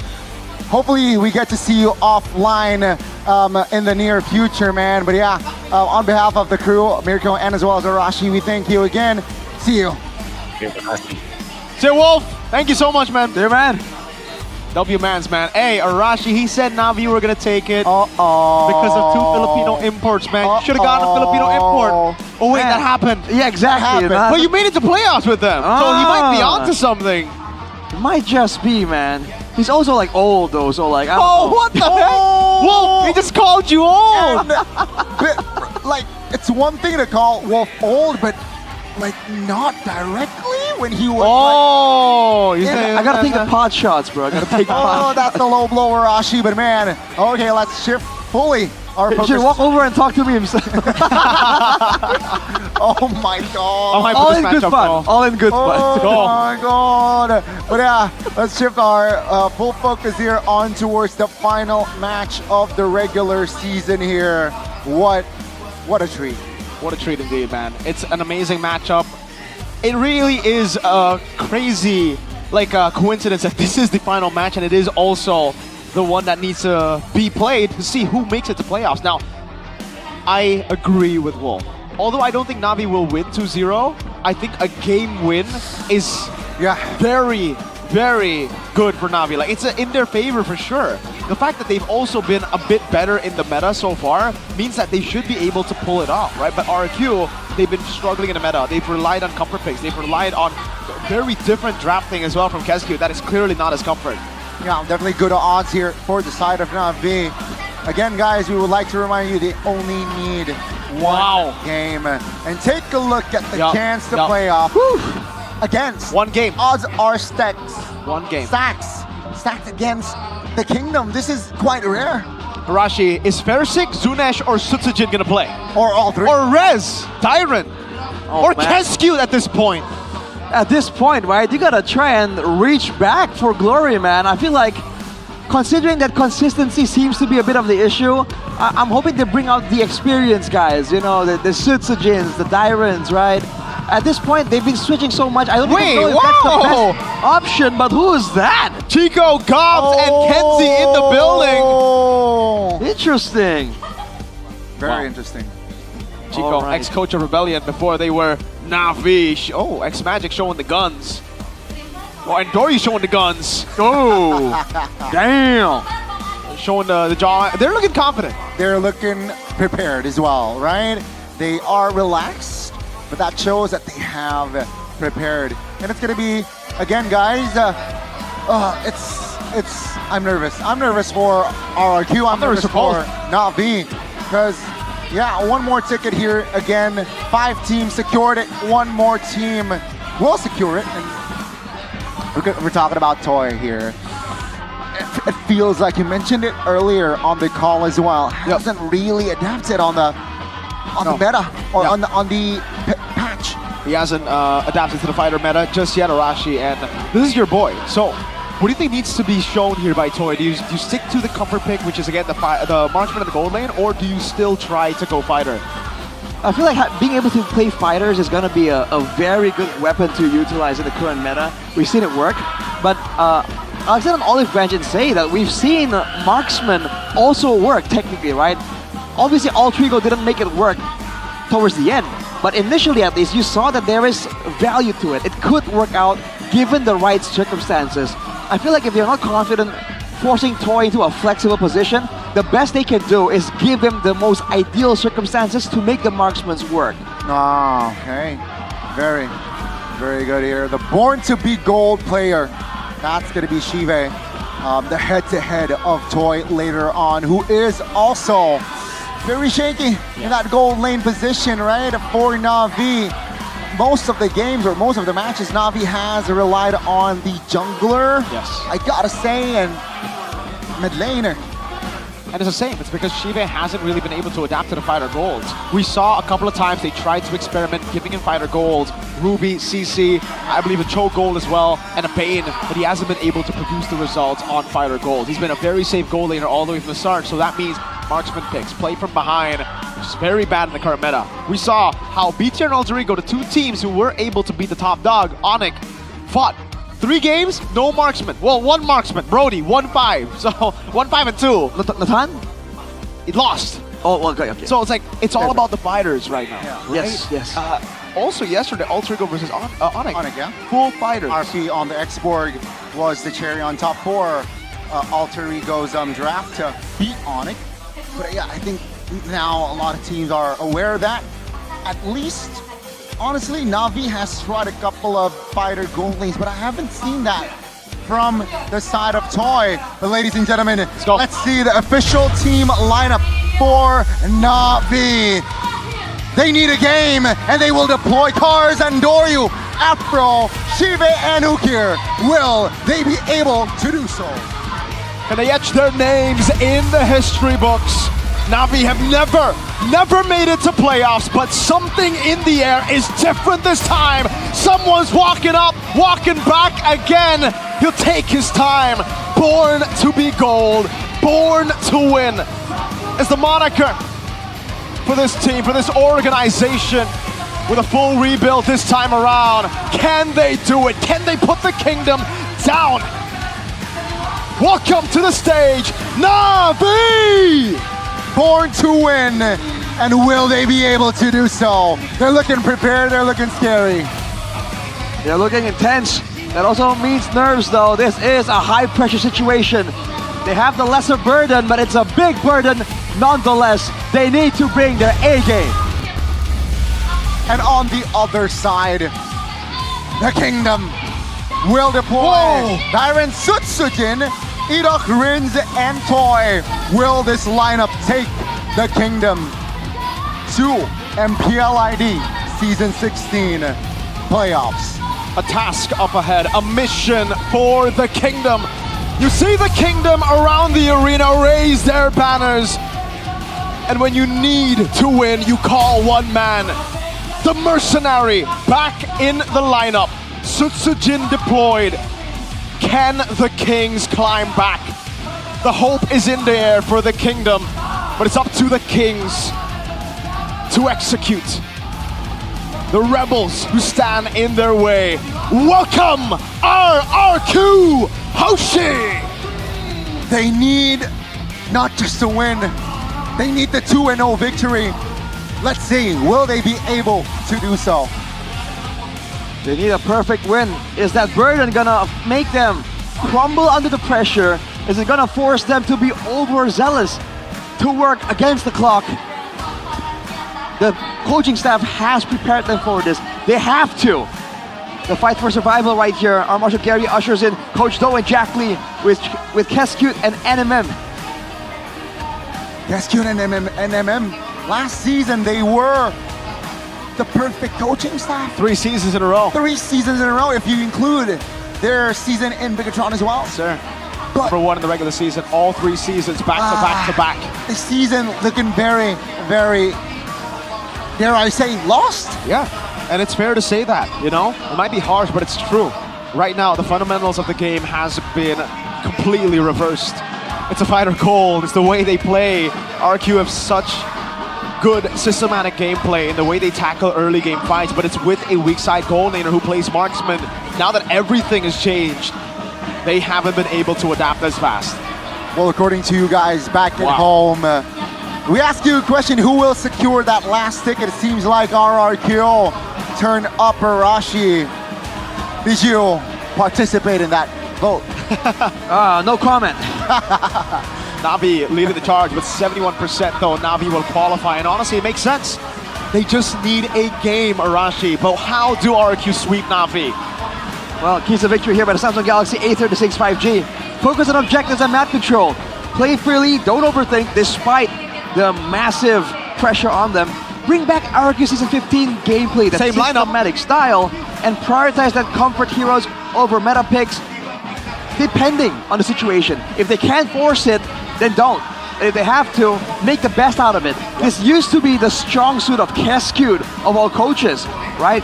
Making the best out of an unideal situation. They need to be able to bring back that same magic if they really want to get a 2-0 clean sweep. Very, very possible to do so, but Navi, what do they have to do to get a game win? Andorian and Ukir, the duo, perform solidly, ready for the playoffs. Bring a strong draft to dominate the early game if they want to play for tempo the way the current meta forces them to do, and implement the meta. Play a fighter in the gold lane that they have been trying to apply to their situation, and if they want to use the Yi Sun Shin, especially in the dangerous grass, they gotta ban out the Yuzong, man. RRQ will not let that Yi Sun Shin go unpunished. Exactly. We saw earlier, just yesterday, against EVOS, Navi lost due to the Yuzong in game number 3, and Doryu was completely dismantled. And fun fact, Dyron, signature pick back when he was in Rebellion, it was Yuzong. He likes those fighters, he likes those, I would say, aggressive picks. Yeah. Keskewed, it all lies on you, brother. The saying has always been trust in Keskewed, but now I think the trust in the meta fits better for Aldo and Jack Lee. Seems like the away team, though, will have the first pick. And if you see the numbers, Arashi, it's actually very positive, 53%. RQ, though, with having a red side just below 50%. So odds-wise, ain't looking too good for the Kingdom. It is the better option of the two, though. So if you want to talk about statistics, that's definitely the angle here. Looking at the members of RRQ, there's certainly pressure visible on their faces for the coaching staff too. A bit less, but you can see Coach Do is all in right here. He needs to bring the best out of his team. He needs to bewilder Keskewed. But it all depends on the map as well. The random map draw decides. I'd say it will be the Broken Wall. Neutral map. I would say this is the most neutral for both of them, right? Like, there are a lot of advantages you can get for Dangerous Grass, for expanding rivers as well, but Broken Walls, this is all about you, man. How do you execute? How do you play around those Lord and Turtle fights? Well, let's see. Let's jump into the drafting phase, ladies and gentlemen, for the first game. Broken Walls will be the map, and let's see. Navi, open things up with a respect ban already. On towards the duet. Call me a hero. They know that RRQ do well with comfort heroes. That's why the keys to victory pointed out comfort picks, so they take it all away. No Selena for Rins, no Franco for Ida Arashi. I think it's a solid plan, and they're on blue side, so they can actually still force out the prio pick before RRQ. RRQ had to go for all prio bans, meaning Angela comes around RRQ. So they snatch the Yuzong away, just like we saw earlier, or they let the Yuzong come through. Oh boy, I think letting go of the Yuzong will be a bit of a mistake. The Angela, though, breaks that monotonity, you know, the systematic style, systematic kind of tempo. So I feel like it's a great option for Navi to try and take up first. RRQ, though, I'm expecting some kind of surprise from Keskewed somehow. Because there's no way they come into this matchup not really expecting something like an Angela. It has been in the meta for a while now. Yeah, I mean, with the bans like that, like Navi, I think it's very hard to spot that scenario. RRQ will respond with the Kimmy and the Alice early on now. We haven't seen too much of a positive Alice game. RRQ, they're gambling and take a look at Na'Vi. We mentioned the Yuzong being a crucial pick. It will be picked up for the side of Na'Vi and alongside the Lancelot. They want to brawl it out. They know RRQ are really good at systematically dissecting games through getting early leads. But in the brawl, I do believe Na'Vi are the stronger team. RRQ, they're still trying to stay as systematic as possible. This looks like a front to back. But against a Yuzong Angela though, we've seen how annoying, almost impossible it is. Just early in match number 2, the Yuzong alone means that one person is gonna feel the wrath of the Black Dragon. Right now for RRQ, if the Kimmy is the only backline member, get ready for a lot of deaths. Wow, this is actually outside of the hall, ladies and gentlemen. Wow, it's a full house. Wow, look at the band. Look at the bands here. Okay, it's gonna be okay. Tig and Grok here making an appearance in the banning list. They just need to force Toy on Granger now. And it'll be so good. Na'Vi have a full dive comp. I think at this point, they might even pull off a, I don't think Ruby gold, but what gold, Arashi, would fit this composition right now? Esmeralda? Oh man, fighter in the gold lane, huh? I think it's gonna still be a bit tough if they want to try and go for that. But I did not see, I don't see any marksmen that can withstand this kind of aggression. They have to kite back as much as possible, and the 1-1 is taken out. Back then, the Aerital would be the most valid option, but considering the state of things right now, I don't think so. Alright, so it will be the 1-1 and the Herod here banned out. Wow, quick pick up there. RRQ, they have set their eyes on the Kalea pick. The combination though, I'm not convinced. Na'Vi, 2 heroes, they have a good playmaker in that Yuzong. Angela with the outplay potential as well. They will lock in. They triple down on fighters. They got the Kacha and the Esmeralda. Has to be Lunox. Will be deployed here from side of Na'Vi, and Lunox is on the board. But take a look at Toy. Carry against the Yuzong. It's good, ideal, but 3. The thing is, you deal with the frontliners, but you cannot deal with the rest. Remember, like, you go for the tanky guys, got the Kacha Esmeralda, sure, but what about the Yuzong on you? What about the Lancelot on you who can dive through? Do they have enough peel, Rashi? They have a lot of peel, to be fair. The Kalea, the Fredrin, the Alice even. But again, if in the early game, the carry goes 0 and 5, it's all for nothing, man. The systematic nature of RRQ needs to be shown here. If they can get this carry to the late game, this is the one marksman that can kind of humanize this immortal, undying fighters in the meta, and the lineup rating and counter index favors RRQ for now. It does. Ladies and gentlemen, this is the Land of Dawn, our opening game for RRQ and Na'Vi. Who will strike first? Judgment Day has come. Who shall make it? Will it be Na'Vi or RRQ? Setsujin, Impure Rage, Arashi, and Doryu. Killer instinct with a killing spree. And looking at the Clash of Eras, first and foremost, Afro against Edok. Usually this should be a straight up win for Edok, but considering the circumstances, we might be surprised here by the performance of Afro. Looking at the state of things, it doesn't seem like RRQ are going to be playing for that Litho for now. Emblems like Games Max though, Festival of Blood here for both the EXP laners. I think Cars will have a lot more to say in the early game as the Litho falls into the hands of Na'Vi already. Master Assassin on this carry. Will he be able to deliver the damage 1v1 there? And yeah, it's so, I don't know, they're taking a big risk here with this carry pick. Sure, you can deal with 1, but with 3 fighters that can jump on you, plus the hard card, it can overwhelm Toy later on. Let's see though, all fine and dandy so far. Nothing too crazy rotation-wise. That's a freeze. That's a freeze on the top side from Toy. Yep. He is zoning Shive. So that's a good adjustment in the early game, definitely different. Oh! No, Edok! He tried to get a cheeky little knock-up right as Endori took turret aggro. But that has now turned into a bad play. Disadvantage, no flick. No flicker on the Kalea means that you're just that much less fearsome. as an engaged tool. Rotation to the EXP side. RRQ trying to play the systematic. Oh no. As predicted. Dyron is a bit far behind right now. Cars, but he's not level 4. Is this rotation too early?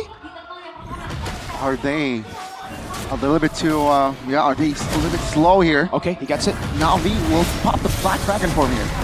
With a hard guard, that means free turtle. There's no way they can test this. Edok does have the Tsunami Slam. And Toy Red Trees wins out turtle number 1 up top. Toy already ulting, but not winning out on the trade by a lot. Shibe will get the rotation advantage. Textbook turtle take with this sort of composition. Shibe will try to clear the mid wave as well. We have a small trade here. Afro. It's level 4 though. Hard guard comes around though. He's good. He's very, very tanky. The hard guard's very short on cooldown, so there's not much they lose up. Okay, Toy goes to the gold crab. There's a bit of a duel here when it comes to sustain, technically. Oh, Tsunami Slam. Give it a full lockdown now, but Apollo just walks away. Doesn't even use the Revitalize. And that's where you see the problem now. He can pop the Revitalize. Rin's already going in. Now it's going to be Andori with the jump in. Phantom execution as well. No, he misses the Thorn Rose.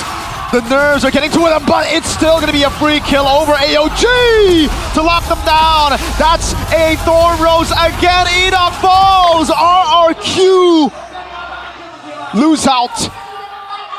Ideal early game for Na'Vi, but not for RRQ. Here comes the talent prediction by GoPay. Oh, Papulong and all. Interesting. I wasn't aware that we have so many emojis here in the predictions. By all means, clearly I'm the only believer. Let's see how this goes. Hey, I believe in RRQ, but not 2-0, Rashi. That's the thing. Gold crab take. All right. All things considered, Toy hasn't really been shut down just yet. And later on, even the Black Dragon in the air can be shredded down by the carry. This was an option back then when the fighters were still somewhat popular. Again, it's a lot more difficult now with teams understanding really how to play around it.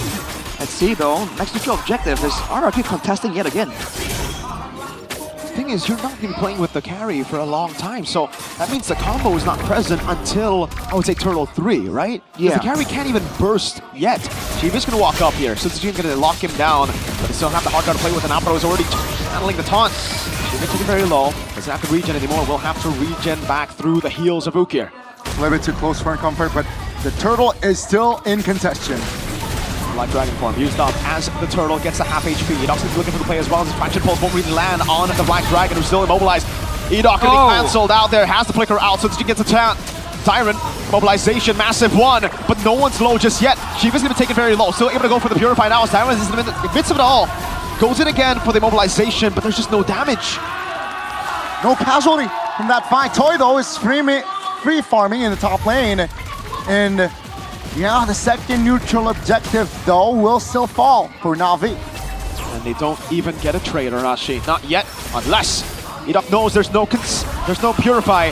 Tsunami Slam, shred down. AOG though! We land on Edok, so even there, it's a trade. 1-for-1. In the mid lane, it's a battle, and Doryu gets away. It's a 1-for-1 roam for a gold, and the Esmeralda defended his turret for now. Gold-wise though, only 500 of a lead for Toy. Didn't even get too much value from it. Trying to extend it even more, but look at his swap coming through. Cars is now the one leaning against Toy. That's a whole different ball game. What's the idea for RRQ? They're keeping the gold lead. All things considered, very, very close, only at 700. But this game feels like a ticking time bomb, dude. It feels like one of these fights is gonna blow up with a wipeout, and that could be the end of it for either team. There's a big... Tempo is gone down here, Miguel. Tempo has gone down. I think both teams are playing it very, very carefully. Toy though, I think if the tempo is like this, Toy is... He enjoys it. He benefits. He benefits. Yeah, exactly. So RQ, they really want to take things slow. Na'Vi, they got to pick up the pace if they want to have more control on the map. Yep. This cut from RRQ, trying to get the rotational advantage. So they're going for another fight. Wins. Thorn Rose lands as well. Phantom Execution, but it's in two. Oh no! Two tanks. He has the hard guard though, so he's very, very tanky. Tyrant will jump, but there's no hard guard for a few seconds. This could be the angle for Edok. He's not going to jump. They're gonna go for the turtle instead, but the Black Dragon form is still ready and will be used up by Cars. Utilizing it already, the blink into the back line gonna be used up now. Sutsujin goes in, that's gonna be the retribution. Tyron is the one who picks it up from the back line. Will get targeted, Tsunami stab to peel. Cars still able to get away with the Furious Dive as well, but get trimmed down by the Appraiser's Wrath. Now it's going to be Apro next to the chopping block. Ukir, very low under turret. Tyron will not risk it. And Doryu in the mid lane won't be able to get a trade, so it's a net win for RRQ. Rex Reg and K on their turn off the mid game. It looked a little bit shaky here in the early, but seems like entering mid game, RRQ, they started to roar. Uh-oh. Shive won't be able to defend here. That's a free turret too. Good trades here from RRQ. You can see the audience understands what's at stake right here, even though they want to fight. Overall, the kingdom is relatively quiet. They know job's not over yet. Nowhere even close. Ladies and gentlemen, let's see the audience prediction here. 55% to 45, so technically a close one if you're up against the kingdom. Definitely. Na'Vi have to try to attack from different angles, and they need to understand that it's okay if they don't get the kill. As long as they zone from the neutral objective, they're good. But earlier, they went for the chase way too far. Cars got picked off because of it. Yeah, a little bit too ambitious there, definitely, from the side of Na'Vi. And yeah, now RRQ sits on 1,000 gold lead. This is huge. If you see at Toy, right? He is untouched and collecting the farm very, very well. He actually is, what was that, 2,000 almost gold ahead from Shive, which means someone else is on the deficit.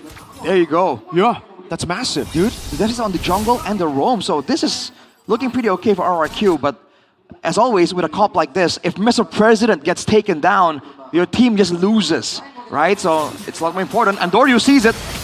He will go for it now. Phantom Execution as well, as that's going to be the AOG locking him down. Tsunami Stand will come through though, and that's going to be Doryu locked down. Still the chase though, oh my lord! What a Petrify, but there's no follow-up just yet. Red's going to be taken low now, as Doryu gets the kill with the Thorn Rose. Dyron unable to go for it. Cars! Shut down! Mr. President has fallen. And all 5 members of Na'Vi still stands. Oh, never mind, Cars were traded. But yeah, 4. That's value for Cars. 1 for 2. But RRQ, they got overwhelmed. Yep. Toy got overwhelmed, and now with the Lord of Na'Vi are on it. There's too much danger. It has to be peeled away from the team. Look at this though, 3v4. RRQ try something. Falling Star Moon already. Toys back up, Rins as well. That means they've delayed enough to stop Na'Vi from taking the Lord, so it's not over. It's still very, very even. Sutsujin trying to go for the quick knock-up, but Apro is able to escape. See, right now the benefit for RRQ is they have the chance to blitz down the Lord if they can set up for some kind of distraction, right? That means there's pressure for Na'Vi to always stay in the front and get that information. They cannot leave these neutral objectives unattended. Slowly but surely here, and if you see the cooldowns on the spells, Na'Vi, they're up. Black Dragon form used up, and Doryu into the backline. Phantom Execution as well. They don't care about the Lord, they want to go for the fight, but that's going to be the chain CC. The AOG though locks him down, and again, you deal with one, but the rest of the team collapses on you. Lord taken by Dyron again, but Edoc's going to be falling as Apro takes in the hits. And he will be able to survive for a bit longer. Rins can't get the kill. The flask of the Oasis from Ukir. Kill-wise, it's a 2-for-1, but RRQ, they got the Lord. And it's a reset. I dare say that's a 1-for-1 trade for Toy. He was able to take out Andoryu, if I'm not mistaken. Considering that happened, it's a 1-for-1, and the neutral objective falls into the hands of RRQ. I think they would gladly take that trade. Now they can play for a siege where Na'Vi are gonna be slightly forced into a front to back. But again, depending on how they want to play this, there's always that dive option for Na'Vi. They cannot be letting go of the Lords like that, right? Like if they've zoned everybody away, I think it'll be better to actually just go on Sutsujin. Edoc has the flicker here, so keep in mind, all spells from the side of RRQ with this Lord, they look to siege with full potential. Who will be the target here? From Edoc, as the Lord will touch the base turret here. Taking it slow, but Na'Vi, they will be able to clear it all Tier 2 mid and bottom is still alive though. Look at the moves though. No attempt for Wind of nature. to try and get it. Yeah, they sent they sent Toy into the jungle to farm up even more. They are funneling all the gold possible. That's why he's at such a gold advantage.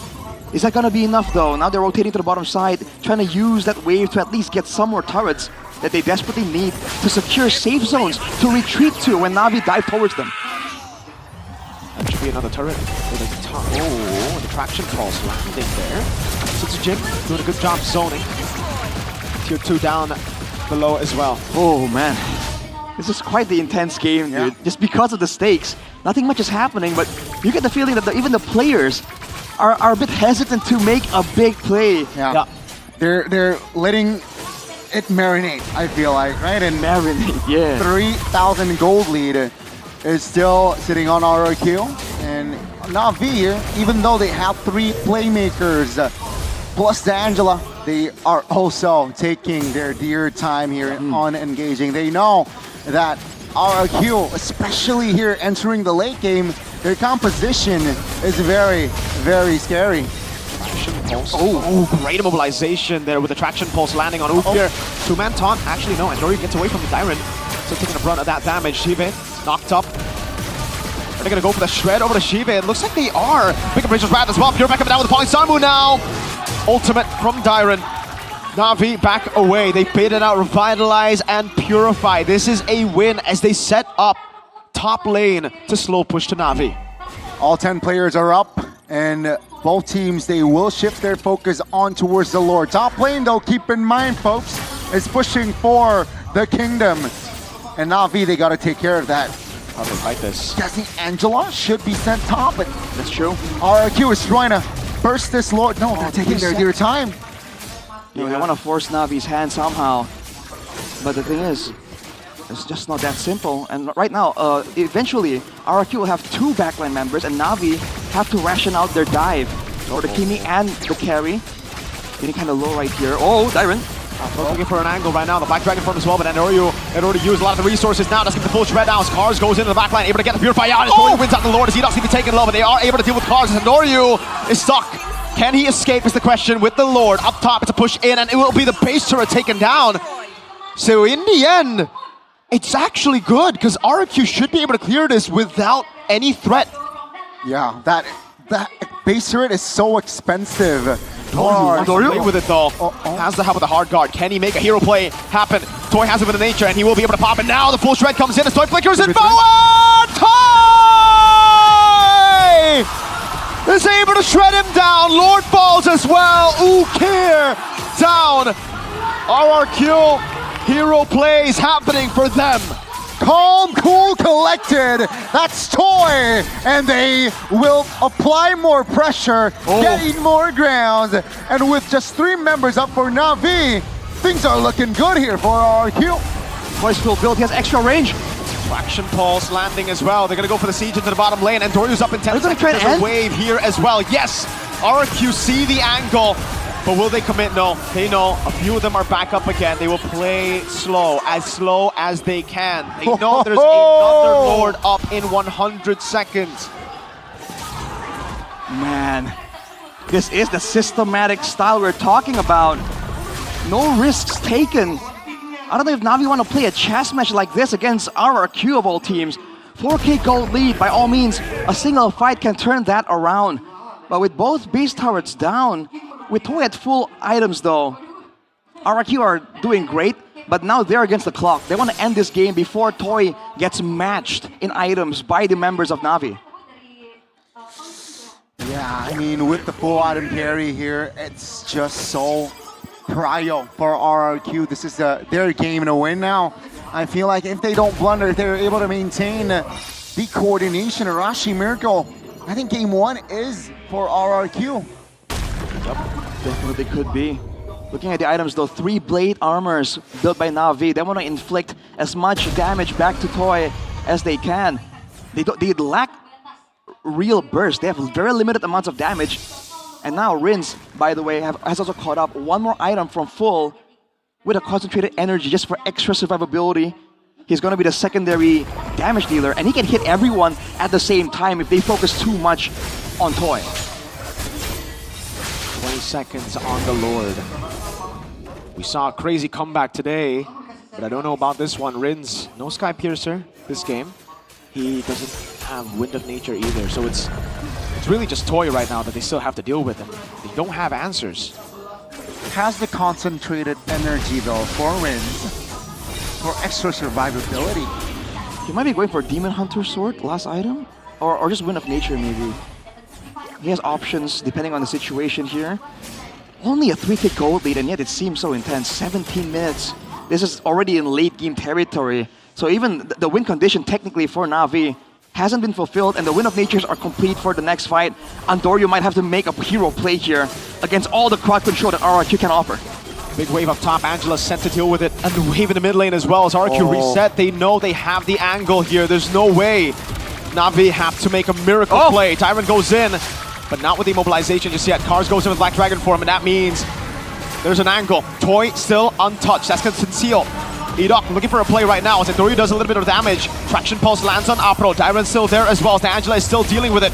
Edok has the flicker and the Tsunami Slam, but he has to hold it for a bit. Andorio holding on to the Lord right now. Sunsujin walks up as well. That's a hard guard coming out. As that's with the Thread coming out as well. That's a red tree battle, and it is Rins who goes for the double. Sunsujin claims the Lord. RRQ keep their playoff contention alive. It is over for Na'Vi. They'll have to try again in game 2. Rex Regium Kaon was pressured early game, but one moment from Toy will be able to be enough to take game 1 and take us to game 2 later on. And now pressure is on Na'Vi. Wow, dude, a painfully slow game, but that's just the way RRQ likes it. Low action, despite the high stakes. They played the front to back and they made it work. An 18-minute late game comp from RRQ. Well played. Honestly, don't know who to give the MVP to. They all played as a unit. Sunsujin, my personal vote might be for Toy, dude. That guy was under all the pressure in the sides of almost every single member of Na'Vi, and he kept it calm, cool, collected with the help of his team for sure, but that's a heavy burden to be carrying, and he got it across. Yeah, no snowball built up for Na'Vi early, man. They were really hesitant to take a lot of the fights early on, and that really should have been the angle for them to punish. This was the icing on the cake. Rex Regium Kaon find the wipeout. The Lord as well, just have a laugh, and well played. Man, Na'Vi expended so much there before the fight even opened up. And the move there, did you see that? Toy and Edok hid away from view, even popped the conceal to enter the fight. They used every trick in the book to ensure that they can get a proper front to back, man. They even sent out Rins as bait. You saw that, they showed the Kimi so that the carry can stay hidden. Very well coordinated RRQ earlier for game 1. And yeah, after a very, I don't know, like 50-50 early game, maybe slightly leaning towards Na'Vi, they were able to recover RRQ and keep things grounded, I feel like, right? They were able to stabilize, they were able to coordinate most of the fights very well. And so unfortunate, Na'Vi were a little bit, I don't know, hasty, I think. No, I think they were actually too scared. It's like, aside from the neutral objectives, they never decided to fight, they never decided to pressure. Carry is very weak early, right? It's the weak side. And Na'Vi, after getting the first 2 objectives, didn't try to pressure the weak side at all. They instead were like, all right, let's just farm for the next neutral objective. They were playing RRQ's game. They might have been pressured because, again, all the way from the early mid-game, right, at about 6 minutes, I got this weird feeling that RRQ are the ones who are winning the zone game, right? They were the ones who were able to actually get the buffs from Na'Vi, actually, when they had the later composition. Well, here is your player of the game for first game. Well-deserved, gotta say, right? Farm, farm, farm, and then toy, toy, toy. A late game carry is still scary, especially if you combine it with the Galea. That's the thing, man. Carry is DPS, but it's also burst. It's also shred. So it's one of the only marksmen, I think, in the current meta that can really be a threat to a lot of these dive heroes, you know, just because of how fast you get taken out with the max HP damage. Although in the early game, man, it definitely was not easy for Toy to get there with all the dive available, with the Angela as well. Dude, the fact that they were able to get some wins in the fights here is impressive in its own right, but immediately you saw the adjustment come through from Na'Vi, putting RRQ on the back foot. But even then, they lost the Lord here, and I think that was zoned. I think that was fatal, man. So Sujin was zoned away. They had to play for Toy. So Andoryu really shouldn't have just like went in. He should have trusted the team as well. It almost seems like for them, they were playing as individuals all throughout. You know, they all wanted to make plays. They all wanted to carry the game, and this was the most obvious one. Yeah. Oh man. Toy flickering forward too, like to just make a move like that in a split second in a game like this where everything is hinging on the line. That surprised me, honestly. Red Tree win here for Sujin, seal the deal, but also Toy win of nature. Yeah. Also Rin's win of nature, so they got the win of natures available right before that fight popped up. That was really ideal timing for RRQ too.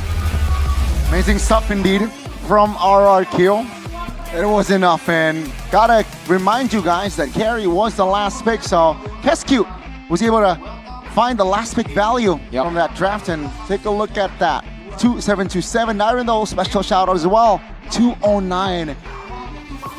Very, very, I don't know, his performance was seamless, seems like, but his impact definitely very influential. What would have been the better choice now for Na'Vi if we were to look back at it, right? Because when you pick up an Angela, you usually want more magic damage. Esmeralda gets you that, but I don't think it's enough, right? Because it's like, it's not really burst magic damage. So would it be better for them to go Lunox there in gold? Oh, Lunox gold for Na'Vi. It would shred the front line, right? Tyron and Sutujin. I think that would have worked. And it could also dive with Flick. But again, I think we've seen this being a common pattern today at least. The idea is to out-sustain, right? We even saw Esmeralda Uranus comp just earlier. But, which is right, the carry, as risky as it is, I think it's the only marksman that works against that game plan. So, but now that RK has shown that card, I do wonder what's the response from Na'Vi. That's the immediate question. RQ a game away from sealing their playoff spot, man. It feels like the whole world has been against them. This could be it to, you know, at least get a win first and then prepare again for playoffs. Slowly but surely here. 18 minutes, man. I felt like 13, to be quite honest with you. It feels, after mid-game, it was somehow like a fast-paced sort of vibe to it, but maybe that's just the adrenaline in me. It might just be the arena as well, Gani. That's true. You know the Na'Vi Nation shows up. You know the Kingdom shows up. True. Usually every single kill, every single pickoff, you hear a cheer. Until there was a very decisive fight win, the audience were quiet. Yeah. It's just different. Tense. That's when you know there's a clear winner on that fight, but wow, take a look at the damage taken there from the side of, I guess, Tyron and Sutujin, right? They are able to share like that role very, very well. And this is why Na'Vi, on the fighters, very lackluster. It's because they don't know how to pressure the map. They are too safe with how they play. After getting Turtle 1, you need to push. You need to be able to push these side laners. The gears. Dive. They know who the win condition is for RRQ. It's Toy very clearly for RRQ as well early. Like they picked up Kalea and carry. That should be the instant angle. All right, how do we shut this carry down? But instead, after every neutral objective, they go back to their own jungle. They go back to their own lane. They just farm it out. They need to start stopping Toy. They need to start ganking, cutting him off from the turrets, taking farm away from him. But instead, they were like, okay, let's just keep on doing this, resetting, fighting for the next neutral objective. And they let Toy do everything that he wants. Could have been an Atan pick, could have been the same result. The strategy feels like Season 14 RRQ, where it was Skylar in the gold lane. Yeah. So far, so good, though. I mean, for this game, Toy, really reliable. Oh, boy. If we assume that earlier the pressure was on RRQ, now it's at the very least equalized, but Yes. I would dare say it's even worse for Na'Vi now because they've dropped the ball once. The pressure is on them now. And a lot of them are new, man. They're not a very old, experienced team technically. That's the thing. Exactly. Apro's a rookie. Apro is definitely Doryu a rookie. Ukir, this is their first season in MPL ID. Yeah. So I feel like game one, the pressure was on RRQ. They cleared it, you know, done 1-0. Now the pressure is definitely on Na'Vi because it's best of one. Now both teams only need one game to secure that final ticket.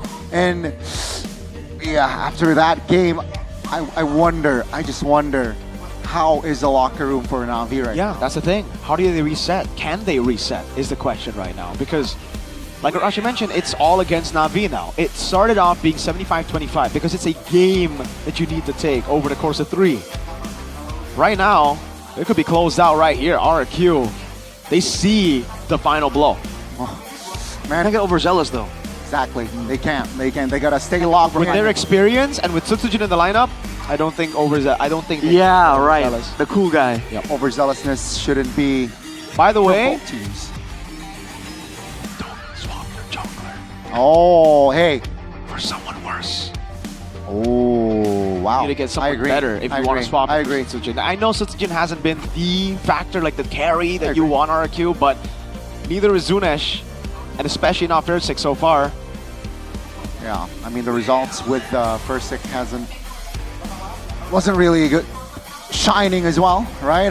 But yeah, game 2, it's a reset for both Na'Vi Nation and the Kingdom turned up, and perhaps we might hear more from Melissa on the rounds. Like, What's what's going on right now? What's the situation, especially? Dude, the Kingdom are so, like, they look so tense. I think usually both. they would still be like chanting. I think and- both. Yes, we are. Yeah. Na'Vi, it almost seems like Na'Vi are disappointed right now. The fans, the nation. Look at Na'Vi Nation. They're blank, dude. For RQ, they're just like, oh man, the Kingdom, they're just worried. Well, ladies and gentlemen, let's find out for real this time, Alyssa, with the Na'Vi Nation and Kingdom. Alyssa, how are things down there? Sekali ya, Lisa lagi berada di Watch Party MPL Arena nih untuk teman-teman yang di sini kehabisan tiket karena match hari itu begitu ramai, begitu. Boleh dong mana suara Viva? Wow, kayak Kingdom nih ya. Na'Vi Nation mana suaranya? Wow, baik dari Kingdom maupun Na'Vi Nation di sini sudah berkumpul bersama Alisa. Boleh dong salah satu temenin Alisa di sini ngobrol-ngobrol nih. Let's go. Kita akan beda-beda sedikit ya. Gimana sih sebenarnya perasaan para super fans ini melihat mereka tim kesayangannya akan memperebutkan 1 slot saja untuk menuju ke babak playoff. Dan di sini kayaknya ke Na'Vi Nation dulu nih yang di game pertama sayang sekali sudah kalah. Bagaimana nih menurut kamu sendiri? Kalau yang tadi aku lihat kayaknya dari Andoryu mungkin kayak ada gerakan tambahan yang bikin gamenya jadi berantakan. Oke, jadi itu ya. Dan ada nggak sih hal-hal yang kira-kira kayaknya bisa dibenahi nih di game selanjutnya untuk bisa mencuri poin dari RRQ? Mungkin mainnya lebih lepas, cuman jangan terlalu gerasak-gerusuk itu sih, lebih sabar aja. Lebih sabar, lebih konsisten, lebih fokus, tenang dan tenang tapi pasti ya. Tapi kita mau sedikit ke RRQ nih ya, ke Kingdom. Gimana nih? Mungkin senyum cerah ceria karena di game pertama sudah berhasil mencuri poin. Gimana menurut kalian kira-kira? 1 langkah lagi playoff. 1 langkah lagi ya. Menurut kalian sendiri ini cukup deg-degan gak sih matchnya? Deg-degan. Deg-degan sekali ya. Tapi yakinkah bisa 2-0? Yakin pasti bisa. Oke, ada nggak sih kamu mungkin punya tips-tips untuk para pemain, para player-player harus apa nih untuk di game kedua kali ini bisa 2-0? Lebih semangat. Lebih semangat. Kenapa emang kurang semangatnya nih? Udah sih, harus lebih konsisten dan jangan gerakan tambahan lagi. Jangan gerakan tambahan ya. Oke, ngomong-ngomong kalian Kingdom dari mana nih? Dari Tegal, Jawa Tengah. Wow, dari Tegal ya. Ada yang lebih jauh lagi mungkin selain Tegal ada?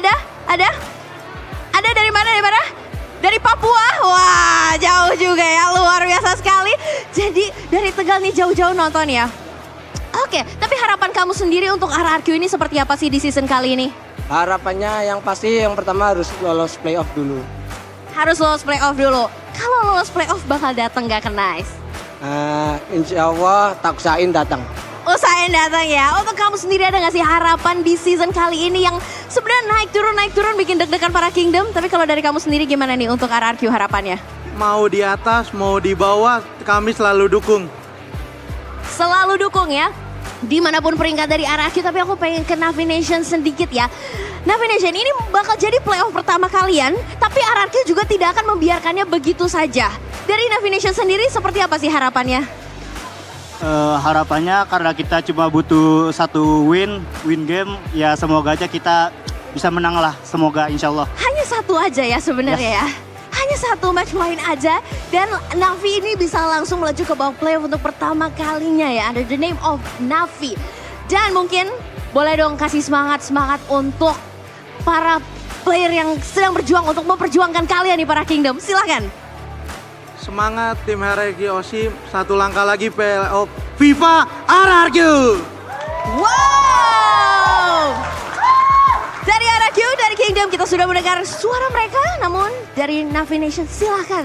Buat semua player Navi, semangat terus, jangan terlalu mikir apapun, kita fokus, kita cukup menang satu game saja, kita sudah pasti playoff. Born to win.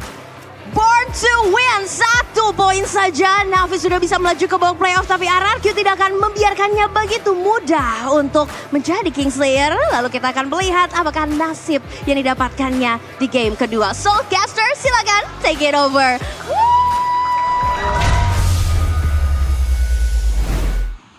That is not okay, dude. That is okay, That man. is not okay. We've done it to Sheffin so many times. What the heck? Yeah. They So- do it to Sheffin like Bomb, Mr. Yeah. Bomb. Shout out I like to it, Mr. I like it. Bomb. So yeah, You saw the pressure right on there.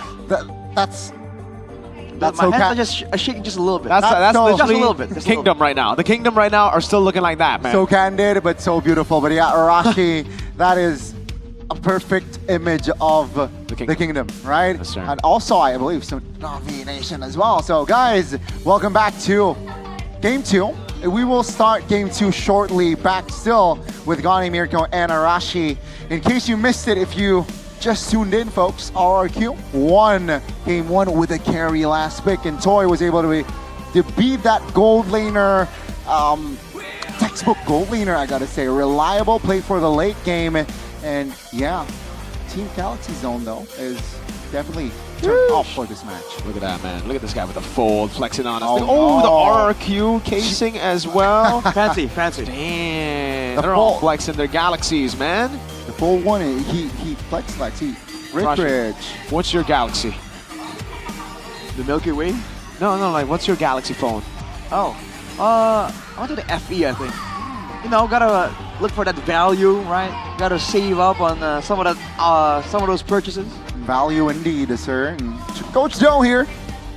I mean, yeah, draft. What can change? The only thing I think could change would be Game 1. put Shive on a more passive pick instead of the Esmeralda. Because the thing is, he played the Esmeralda like a marksman.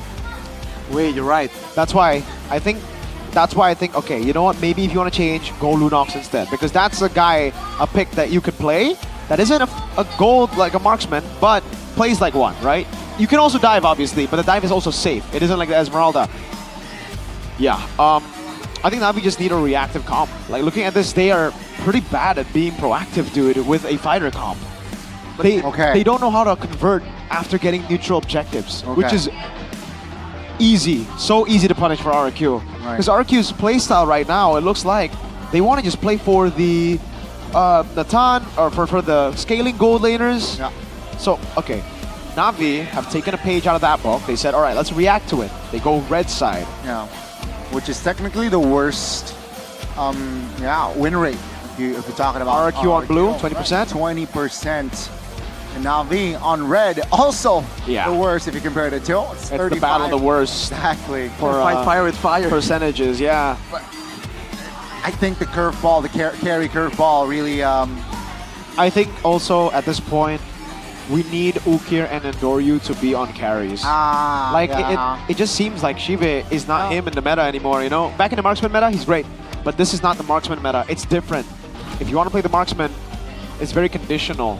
You have to be as coordinated as RQ. That's why they made it work with Toy. But the thing is, right, with past history, Coach Do has, I don't know, let's see if he's technically quote-unquote stubborn in the second game or not. Random map draw will show us a neutral ground again. Broken walls, Arashi. Game 1, RQ won in this map. Is that gives you hope more hope? I wonder again, like we said, there are a lot of stops pulled out for RRQ to really get the surprise pick, get the ideal composition. Now that that's exposed, is there more? Is the question. Because every single time RRQ has showed something, teams are very quick to adapt, to shut it down so it won't be available the next time. And look at what RRQ are doing. They're doing that exactly. Something we were talking about. Put Ukir on carry pick, something that he can do something on. And RRQ saying, no, we don't want that to happen. And they take, oh my lord, but this isn't really a flex when RRQ pick, you know, I would much rather have Toy on a safe gold laner. Lee Sun-Shin gets taken though. Kacha maybe? I think it's still on the board here for the side of Navi. They will lock in the gun of Chacha. So now RRQ, you know, I think they should pick a hero for Rinse here, because if not, Navi will apply more pressure in the second phase. Farsa? I think Farsa right now looks pretty good. So we're completely ditching the current meta and playing something completely different here from both teams. Juicin and Kimi are banned out, right? So Farsa, amazing pickup. In the jungle, Fredrin, amazing front to back again. Now Navi, how do they pierce through the front to back? Tijin is very, very strong here on the Fredrin. And yes. By the way, real quick though, the Farsa won't operate the same way the Kimi did, and the Kimi was actually the highest damage dealer in the previous game by 7,000 damage, by quite a big margin. Towards the late game, the AoE was something that allowed RRQ to really win it out when everyone's clumped up together. So RRQ, it's gonna be a different style here. More burst, but less DPS. Lapu Lapu. Wow. I like it, right? So far, it's such a good hero to have on your team. Why? A lot of kids in his, you know, kit, like the crowd control immunity and also the pressure is definitely good from Lapu Lapu. I think RQ is doubled down now. Ban out all the mid laners left. What's left? Lilia. Something that we have seen from Ukir. What's left? Lunox is still on the board as well. Lunox, yeah. I think they take Lilia and Lunox away. They force Ukir on an uncomfortable pick. I think that's the way to go right now. Wow. Lilia banned though. No combo to pair with the burst off the Farsa. Do it. Edok, if he gets the Kalia taken away, this is one of the only picks in the season that Edok has been able to be proactive with. Yeah, I think now, I think Navi, should be direct, right? Navi pressuring the roam, RRQ pressuring the mid. Just to ask more questions towards that specific role. And again, guys, we'd like to remind you, this is outside of the hall. Yeah. There's a lot of people. I think Navi need to ban out Granger right now. If they don't want to, because they already have, there's no Hilda for them at all. Deny the possibility of Farsa and Granger. The Granger is really good for RQ if they want to play a pure front to back. So RQ actually ban out the Yu Zong, so they're taking away something that can actually dive, which is a really good ban, but I'm not too sure if Navi actually want to go for that. Yeah, Shive on a Yu Zong doesn't seem to hit quite right, but maybe they think it might be Shive on the Lapu instead. Either Navi way. might go Granger. They might snatch it away. Front to back versus front to back. They play a normal comp, both of them. If they do though, there is the Farsa as a bit of a counter. For RQ though, what's the angle after that? With the Hilda ban, that makes sense, right? Yeah. This could be a Lilia mid for pressure, and then Granger. The Lapu Lapu already deals with the Farsa, I think. Is the Kogura in the picture at all?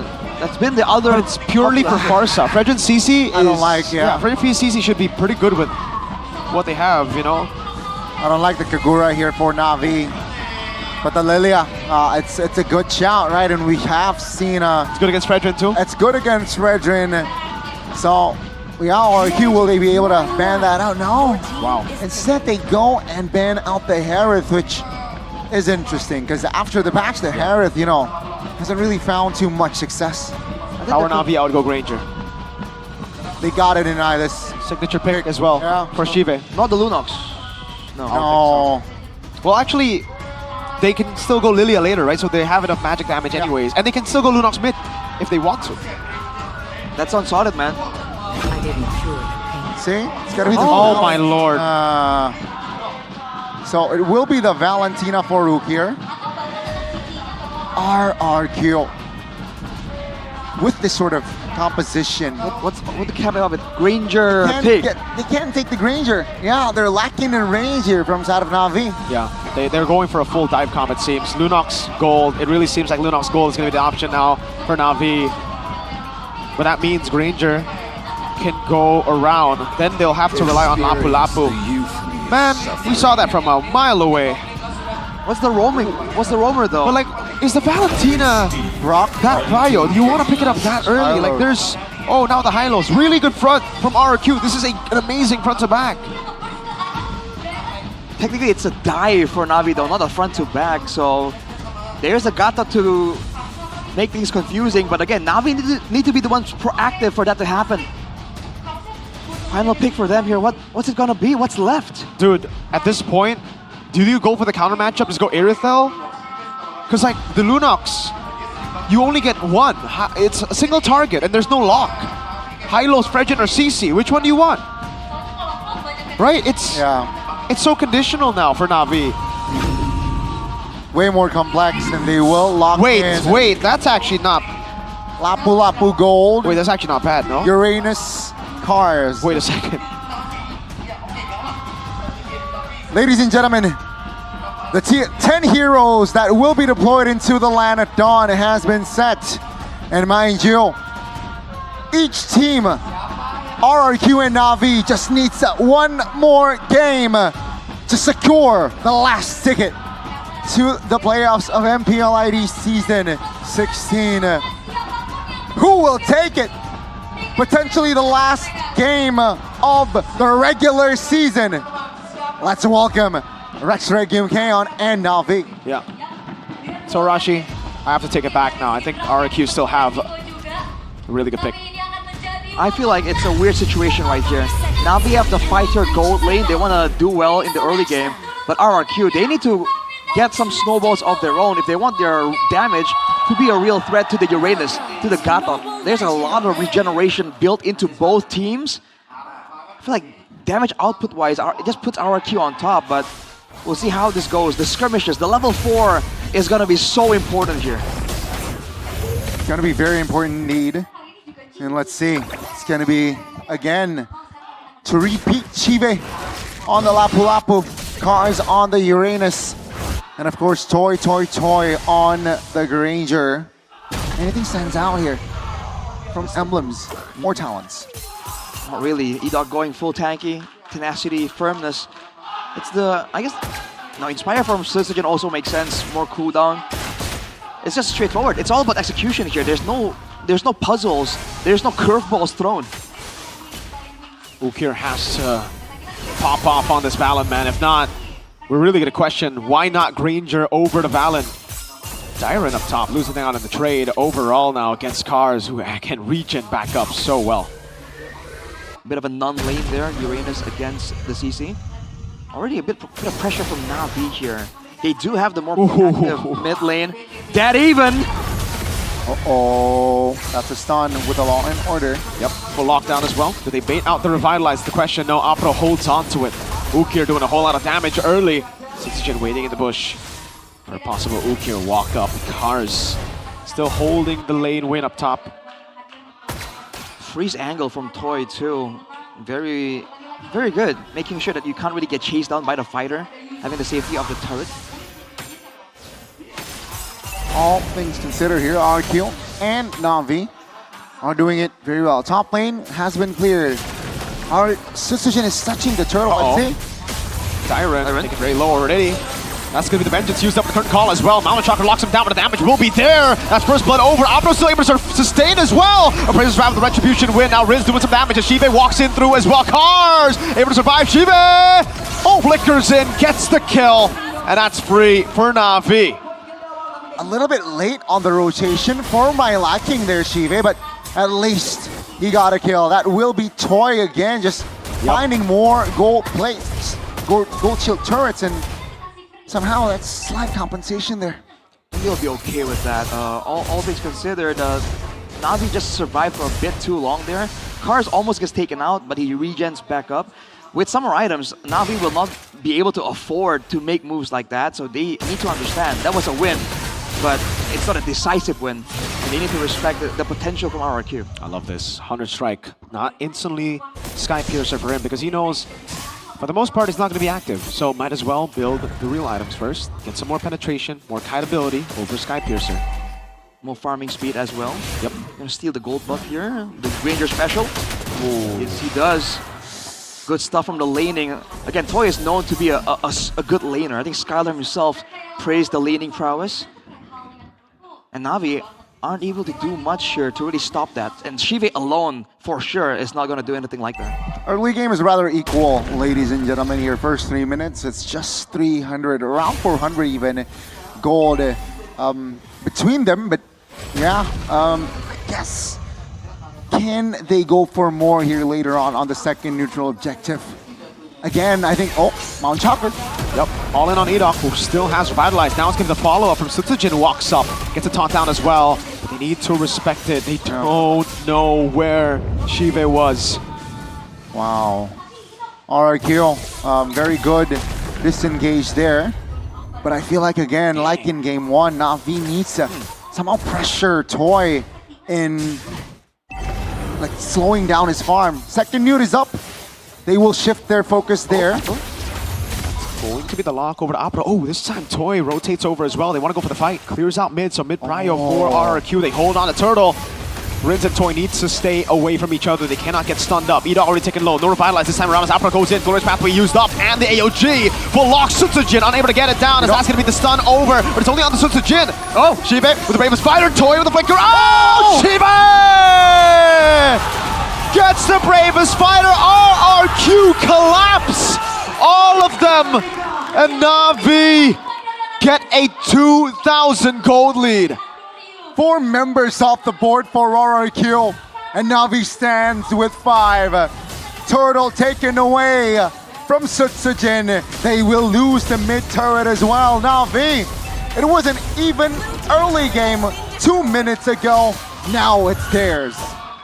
A composition with the fighters, man. They're so much more lethal in the mid game, and now Na'Vi, they're actually using that proactive maneuvers, trying to get something, but could be a fun fight. Oh man, 2-man stun. Now Shivan with the wipe. They're falling. They're collapsing. A stun again. That's Edon running away. Oh, Rin's able to get it. What the heck? Stolen for the airstrike, not landing, but it will land on Sutsujin. Ukir. 4-0-0. Cars being out against Tyron. Up top, solo kill perhaps. Tyron so low. Car's gonna go for it here. It will be Tyron with a quick call. Turning things around for a bit longer. Valentina's here though. Ukir unable to get the kill. Tyron will be able to get the clear and hold the fort, but RRQ in the bottom side of the map, they will not be able to hold what Shive did to Arashi. They're struggling for sure here. So take a look at the game fact by GoPay. Farsa become Rin's most picked hero throughout his MPL ID career with a total of 23 picks and a 65%-ish win rate. Is that going to be enough to swing things in favor of RRQ though? 3.5k gold behind. Instead, they needed damage to threaten Shive, to threaten Afro and Cars. Now they're on the back foot, and Toy definitely feeling it. No setup for Peel for him this time. It's just a Fredrin, no Kalea, no Alice. Na'Vi will go into this turtle with a 4,000 gold lead, ladies and gentlemen, and RRQ, they're hovering around, waiting for the call, waiting for the angle, and it feels like it will be a free turtle. They want to fight though. Sutsujin, very tough now. Edok, oh, the horse. They're beating on a dead horse. It's not with a Mountain Shock, but there's no follow-up just yet. As Edok still able to survive for a long time. Shive pops in a Raven Spider. Let's get the stun down. It's Endori who gets taken down in the backline by Tyron. Cars gets the killing from Tyron. Low, very low. Oh, Shive! Oh my lord, he gets away in time. Great flicker out. 2 for 1. They got the turtle as well. Earlier on was the call to fight. Why is Arashi? like it wasn't necessary, but it's good to exert the dominance, right? To ensure that you get the respect of RRQ. Whoa. Strike. Not enough damage. Rin's got the purple though. But Rin's got the purple, yes sir. All right. By all means, Na'Vi, it's good at being proactive here, but if they keep trading evenly, the main carries aren't taken out. Ukir, I guess to a degree Shive, right? But if they keep trading with messily and not going for clean trades, I think RRQ will still be happy getting some of the gold back. Although 5k gold lead for Na'Vi here, they're trying to extend it even more. I don't know if you want to go on Edok though. They do get a bit of shred down. Shiva's gonna walk up as well. Wow. No flicker though. Another airstrike. Oh! Good zone. This is what Na'Vi need to do from game one, right? Cut in the corners, get the siege, don't be scared. They're more decisive here, definitely. 5,000 goal lead here as we approach 9 minutes of game time. And take a look at the clock here. 20 seconds for the first Lord. And with this sort of lead, right? Should be a free Lord. Is RRQ going to contest? Do they have enough damage profile cards? No. That's a flicker. That's a calm one. Wow. Again, I was about to ask, right? RRQ with this damage profile, will they have enough to contest? Well, hang on a second. They left the wave right there. It's gonna end up. It should end up pushing for RRQ if it's given time, though. But it doesn't matter. I think this is the right call here. They don't have enough damage profile, at least for now, to contest.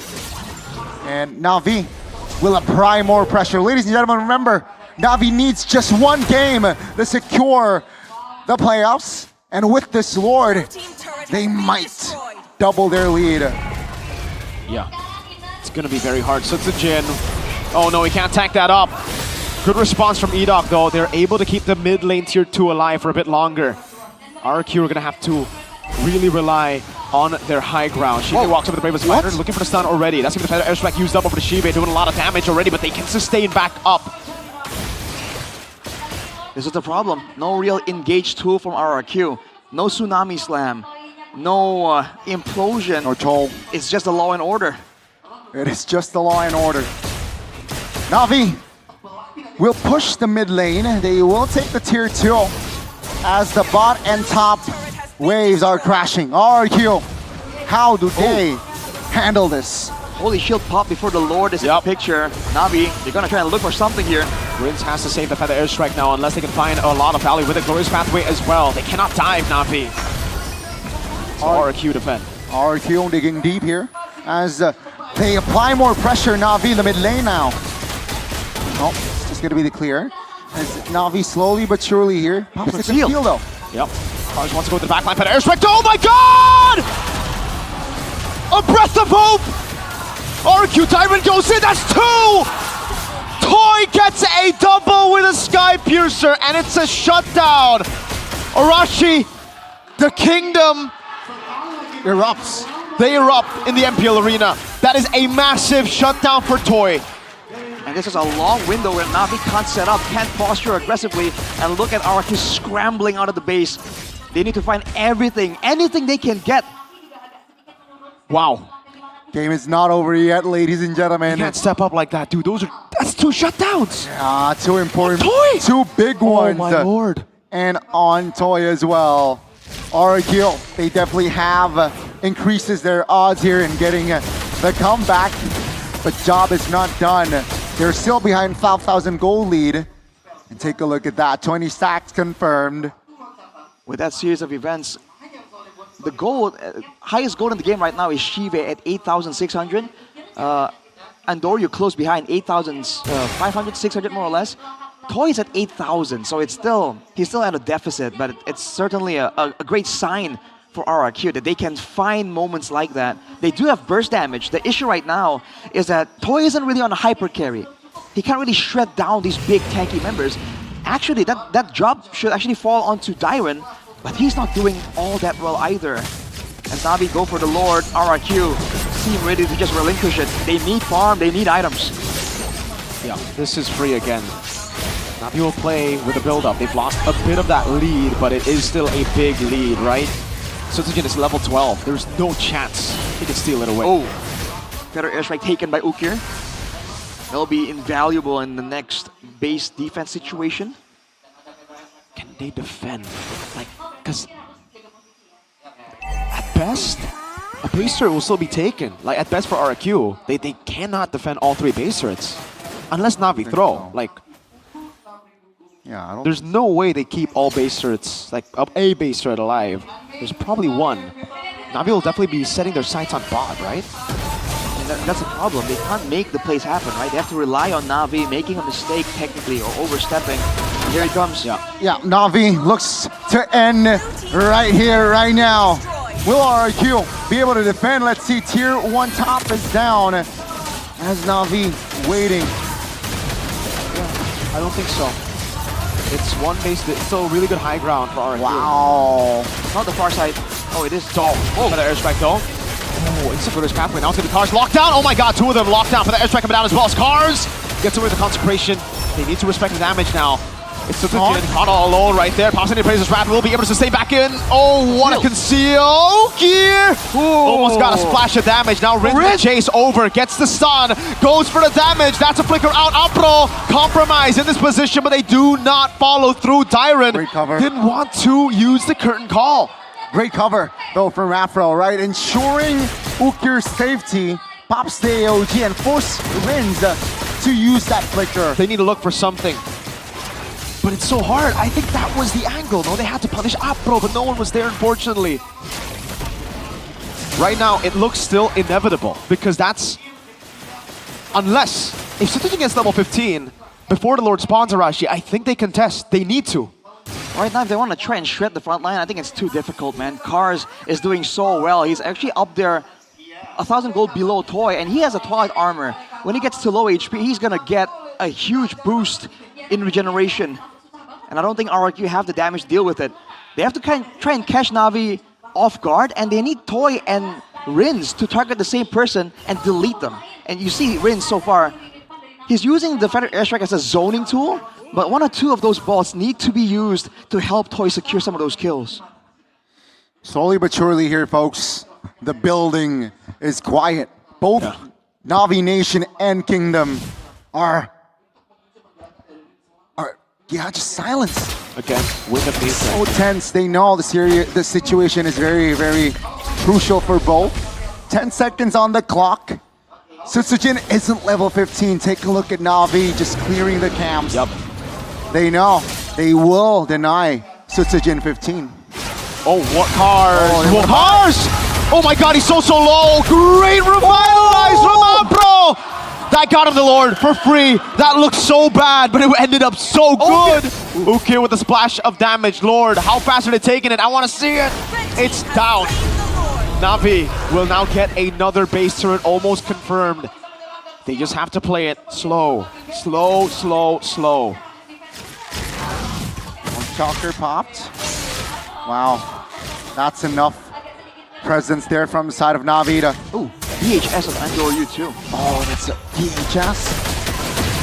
No mountain shocker. Oh, it's already used. Wow. Back up by the time the Lord comes in, I think. Yeah.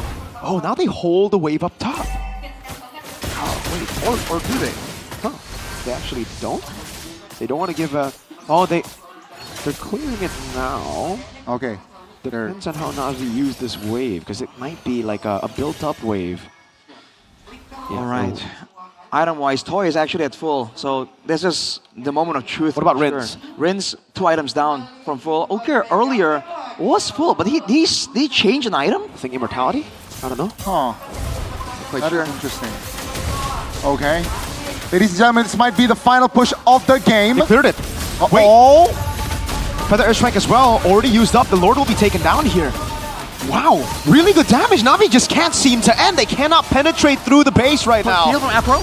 Apro looking for the angle. Tyron's still holding the ground in the mid lane. That should be a mid lane base rate taken out, but hold up a second.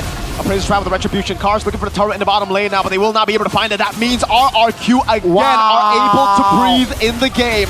The 7,000 gold lead as the game progresses will become irrelevant. Keep in mind though, the base turret now is on the far side. Yes. That's a massive factor for Na'Vi. RRQ are already struggling with clearing things efficiently. They have to try and go for a creative play. Some kind of surprise, some kind of ambush. Na'Vi though, they're gonna extend for this purple. They just gotta play front to back, and Doryu is looking for the angle, goes for the Mountain Shocker, is able to get the read on him. 60 seconds for the Lord. That's gonna be Kar stunned up in the mid lane. He gets away though, Shive. Looking for that angle. Glorious Pathway is the stolen ultimate, so they want to just go in. They want to catch RRQ in the act. Make sure they get a decisive fight where Toy can't hide back away from danger. His damage now is really feasible though. You saw like one single Death Sonata will chunk a decent amount of HP away from these massive frontliners, but without Siege. Is that Holy Crystal that Rins is building towards? I think it might just be. Wow. Glass cannon, man. Either that or Blood Wings, right? But I mean, either or. Here, what would you rather have? Because I would rather have Holy. Yeah, I would rather have point? 2 feather airstrikes, land on prio targets, and get them low before I flicker out than Blood Wings. Because I am just a one-cycle hero for now, right? Yeah. Makes sense. By all means. Twilight, Sutsujin. Oh, that's a big item as well, especially in this match. Look at Cars though. And they can't stop him. Yep. They're gonna need multiple members. Ooh, does Apro get Lorax. spotted out? Oh, he does. Lorax for Toy though. No boots. Mid lane, very tough to clear here for RQ, but Cars gonna risk doesn't it? push up top. Wow. I think he... Oh, good steal. Finally, he gets a feather airstrike. That's really, really value. Especially with the Divine Glaive completed for Ukir. That's a ton of damage available to him. Apro holding that angle as well. Sutsujin there too. The slow push built up, so Na'Vi know they have the Lord Dance in favor of them. Immortality, big. So now, with the 7,000 gold lead here for Na'Vi, they're taking it slow. Uh-oh, Cars! Oh no, Cars! Getting jumped Flickers on. out, but that's no consecration, no flicker as well. That's big. But the thing is, he can regen all the way. The wave up top, though, will not be able to regen. That's a slow push built up slowly by Na'Vi as they go for the Lord right now. Barca shows. He does. What's the call? Sutsujin needs to steal it. That has to be the only call they can make. Oh, wait, what? Shibe popping Raven Spider. This is the angle. Ida with the Glorious Pathway coming down as well. Rin's able to fly in as Dyron locks in Doryu in the back line! Immortality already! Sutsujin only the angle and Doryu has to run! Evolve Lord to RQ! Dyron, can you run? He already used the Vengeance earlier. Na'Vi want to collapse on him. Dyron, AOG locks him down. The taunt as well. A full lockdown on Dyron, but he's done enough. Dyron has done enough. It's a 4v5. RQ, they got the Lord. Oh. Na'Vi, though, is this the right call? I don't think you play here. I don't, exactly. You don't play with Evolve Lord. Rins is looking for the angle. You gotta disengage. Rins still has the flicker. One stun on Ukir and a single feather airstrike. Uh-oh, Rins flies away. He has to give good call in the end for Na'Vi because Toy had to clear out the waves. Lord will be... Wow, that's super tanky. Na'Vi have pretty bad clear, so they can actually still play with it. Usher it towards at least one turret. They need it now. They're going at Apro. Too many angles to attack from. RQ have to give. But that saved the game for a bit. Because it's a 4v5. RQ does not have enough profile or damage or just bodies to be a threat. They needed someone to get in there and get in the face of Afro so that he can't get the toy, but they were all trying to run straight into the safe zone of the Lord, technically. There's a bit of breathing room right here, but gold leads no longer matter. I guess for item swaps, they do. 60 seconds to go. But now we are the ones with the more surprise factors, right? They need Na'Vi now are the ones with some urgency. They gotta try and get a pickoff or some sort. And they've been outscaled, the Lapu Lapu especially, right? Like the first few fights, amazing for Shive, but that's the thing about Lapu Lapu. It falls off. It does. To be fair, he's just a tank now. Shive did get the stun onto Toy, I believe, but he flickered sideways away from Afro and Shive at the same time. If he did not spot Afro, that would have been it, I think, for RRQ. He would have been caught in a fight. All reset here. And now it's the far lane good for RRQ, which means, lightning trunch. Uh-oh. Ukir, Yusun Shin, and Doryu, they both have to be extra careful, man. One drop. That's a That's an atomic bomb. Unfortunate on the Lord positioning for Na'Vi, but it's actually neutral, right? And let's see, with this sort of map, will RIQ be able to capitalize and... Can Dyron duel?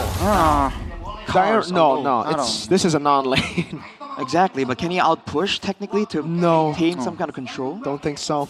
Don't think you can outpush Uranus. It's a poke angle then for RRQ. They gotta get Na'Vi low, and the Lord is chunking Shive, Exactly. dude. That's the thing about the Evolved Lord. You can't burst it as easy as you know, can before like the big Evolved Lord patch. Now you take a lot of damage when you do it. That's why they've been struggling to hold the Lord. All right. Afro, looking for the angle. He knows it's necessary. It's the only way to win against a proper front to back. But dude, Hylos is clearing mid. That's how dangerous it is to clear. They don't know where Na'Vi are. Oh, Sentry. Oh, that's an... Oh, hold up. Whoa. With a cut. Edok going in. That's going to be Apro with the taunt. Oh, great recovery there. Very aggressive there from Rins. Calm down, Rash. That's the down. Yeah, hold on now. The angle was very, very small there. OACC is doing a lot actually, but it's just, yeah, it'll be regen. Okay. All right. Rins coming for a surprise package.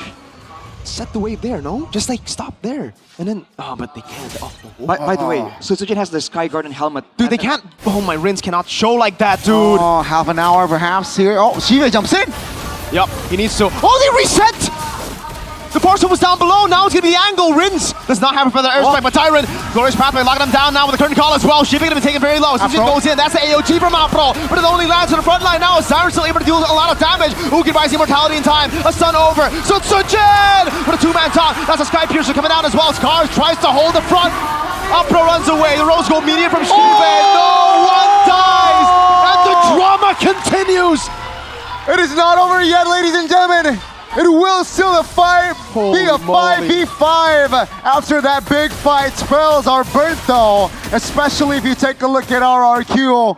3 important spells are down as only Toy now. That's the winner crown bot. Winner crown. The winner's down bot, they're holding. Is this... Oh my god, cars can't clear fast enough. He's forced to leave, How's that wave in the bottom lane, Arashi? Mid lane as well. Hold up. Oh, what a curtain call on the feather airstrike over to Ukir! Rins with a bit of crown. Can he get there in time? Rins gonna fall! Oh my god, AOG! No! Locks him down! No Toy! No Rins! The Kingdom have tried to rebuild! They have tried to stay afloat, but now it's just Dyron! And he cannot do it, not all alone! The Catalyst, all alone, just Edok! Na'Vi, the rebellion succeeds through Na'Vi. They make it to their first ever playoffs.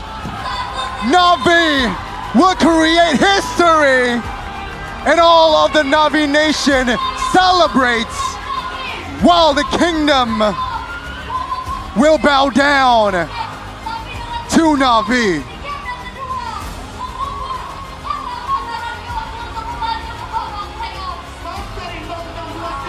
The first time ever that we won't see RRQ in playoffs. The thrill for Na'Vi, the agony for the Kingdom. History on both sides. We'll let you inform you that there will still be one more game. But that will be it for RRQ and their playoff aspirations. What a flank by Apro. That concealed taunt to Toy sealed the deal.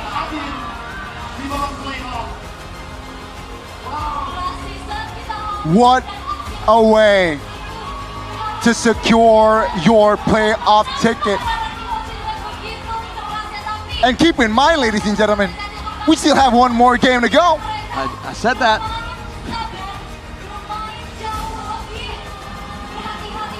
Boy, oh boy. They have to play one more game is the worst part of it. Exactly. They have lost. All Na'Vi need was a game, a single game, and it's done. Na'Vi make it to playoffs. They get a ticket to pick, and they deny it from the Kings. And it all was this play. Why did they commit so hard, Arashi? They tried to be proactive. They knew they cannot allow Na'Vi to find those flanks, but they failed to notice Afro in the back. He's been looking for that flank. Apro. whole Give it to Apro, game. man. The Apro play. That was what won them the game. Yeah. Apro taught a concealed Gatot Kacha, man. A concealed Gatot Kacha. And Rins died first. Rins dying first was just... Those words will haunt him forever. Don't get ganked easily. Guys, vote Apro. What the heck is this? What a way. What a win. And all of the kingdom.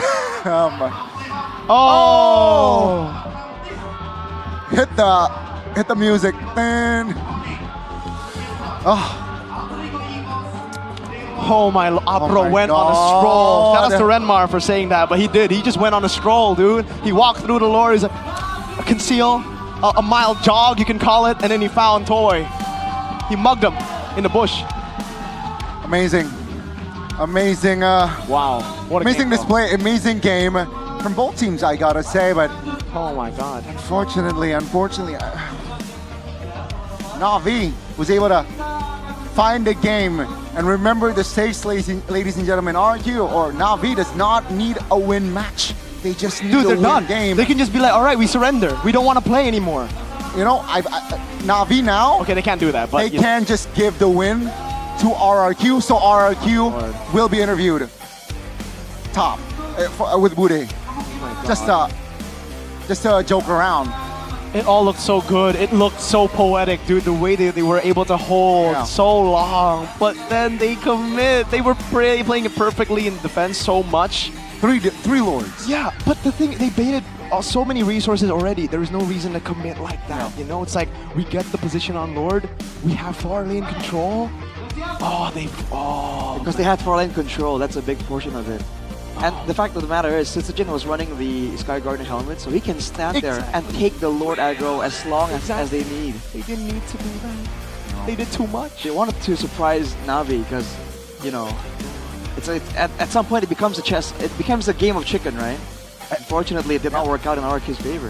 Apro did not. Apro was... He's a rookie. Dude, he tried to find that flank like a good 5-6 times throughout the whole game. And he got caught every single time. And the moment that he did not get spotted, he sealed the deal.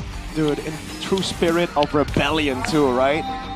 Yeah. It's the rebels, technically. Well, before they were Na'Vi, the True. rebels who did it. Audi TZ will be proud. Apro, his successor, did it. Did what he couldn't do.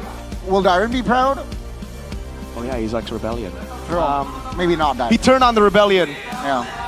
In a way, right? He joined the joined the kingdom. The authority figures. Oh my lord, that was a game though. That was a game. That was honestly that was well good. played. I enjoyed it. Right. We almost hit the 30th half an hour mark as well. But early game, it was actually like all Na'Vi, Arashi. Yeah, with the fighters, it makes sense, right? They were supposed to win it out. I think the fact that the game went that long is something they weren't expecting it. Bang! And then he was done. He was done. The moment that taunt landed, his fate was sealed, man. He could not get out. Yes! Oh my god! Audi TZ would be proud! The legacy of Audi TZ continued by Apro. Let's welcome you to player of the game. It's going to be Afro, the rookie, in Na'Vi jersey. Man, his last interaction was on point, Arashi. His last interaction finds the taunt, finds the AOG. Final interaction. Final play definitely was it. And throughout the game, you can see it. He was the solution to the mobility. Technically, he was AOGing to deny, AOGing for combos. He actually has a lot of different ways to use the AOG. So it's actually a lot more difficult than it looks. Afterwards, though, once the tempo slowed down, he was critical as well in finding out information and slowing down the members of RRQ, you know, with the Gatot slow, just to ensure that Na'Vi can get the tempo going and get the pace going. It's a valiant-based defense again and again from RRQ, though, finding picks like this, finding opportunities to extend the game. just that much longer. And this play was crazy. I think at this point, a lot of teams would have had a mental collapse. The fact that the game was so reachable, and then you lose the Lord. The game extends even further. You fail to crack the base. The far lane no longer favors you. And yet, Na'Vi kept it calm, cool, collected. And this is the weakness of a front to back. It's just so dangerous. The moment any kind of danger gets to your backline, that was it. I figured that maybe RRQ would have gone for something that can peel even more compared to the Hylas, but hey, they went for the Hylas. It helped them out tremendously, but in the end, it just wasn't enough to save the backline. That's a 25-minute game with a relatively low KDA, because it was, by all means, a very clinical attempt from both teams. I gotta say, right, our kill, the way they defend 3 Lords was tremendous. High quality defense, because like a couple of Lords, I believe they were able to still defend 2 remaining base turrets, and Na'Vi weren't able to crack and penetrate through. So yeah, great display both from Na'Vi and RRQ, but that last play was was it an overextension from RRQ members in that Rins especially, because like if Edog walked up to Jin, it's fine because they are actual tanks. Rins had no reason to be that far out. With like the lack of information on the whereabouts of the Na'Vi members, He got caught by the mountain shocker. Like, yeah, because he chased. Listen. The composition of RQ is front to back. You do not chase. Well, if you at least you don't chase with the back line or the front line. If you want to chase, you chase with the Hylos. You chase with the Frederick. You send Dyron, right? You saw how hard it is to catch him. To Andori, yeah. Man, they've done so much, like, good. Yeah. It only takes one moment, man. One moment, and every single good play, good moment, outplay you had from the beginning of the match gets nullified. Oh my lord. Crazy. And then they made that play from the bush as well, no? To try and catch Ukir. It seems like towards the end, that's their strategy. It worked in front of their base, but right there, near the still standing turret from Na'Vi, I don't know if they even recognized that the turret was still right there. Ukir wasn't actually too far away from safety. Wow. Again, 2-1 now. It's not over yet match-wise, but it is over for RRQ. Their journey in MPL ID Season 16 will end here, as they will not advance to playoffs. And congratulations, Na'Vi. First time, right? It's gonna be your first ride here. Hopefully you enjoyed it. Oh my lord, man. But we still have our 3rd game, and in a bit we will have Alyssa as well. But man, Arashi, later on I will ask you. Let's just throw it over to Alyssa. Dan kita saksikan juga dari kekalahan RRQ dari Na'Vi, dan sudah bersama Alyssa ada Ayu dan Ataya.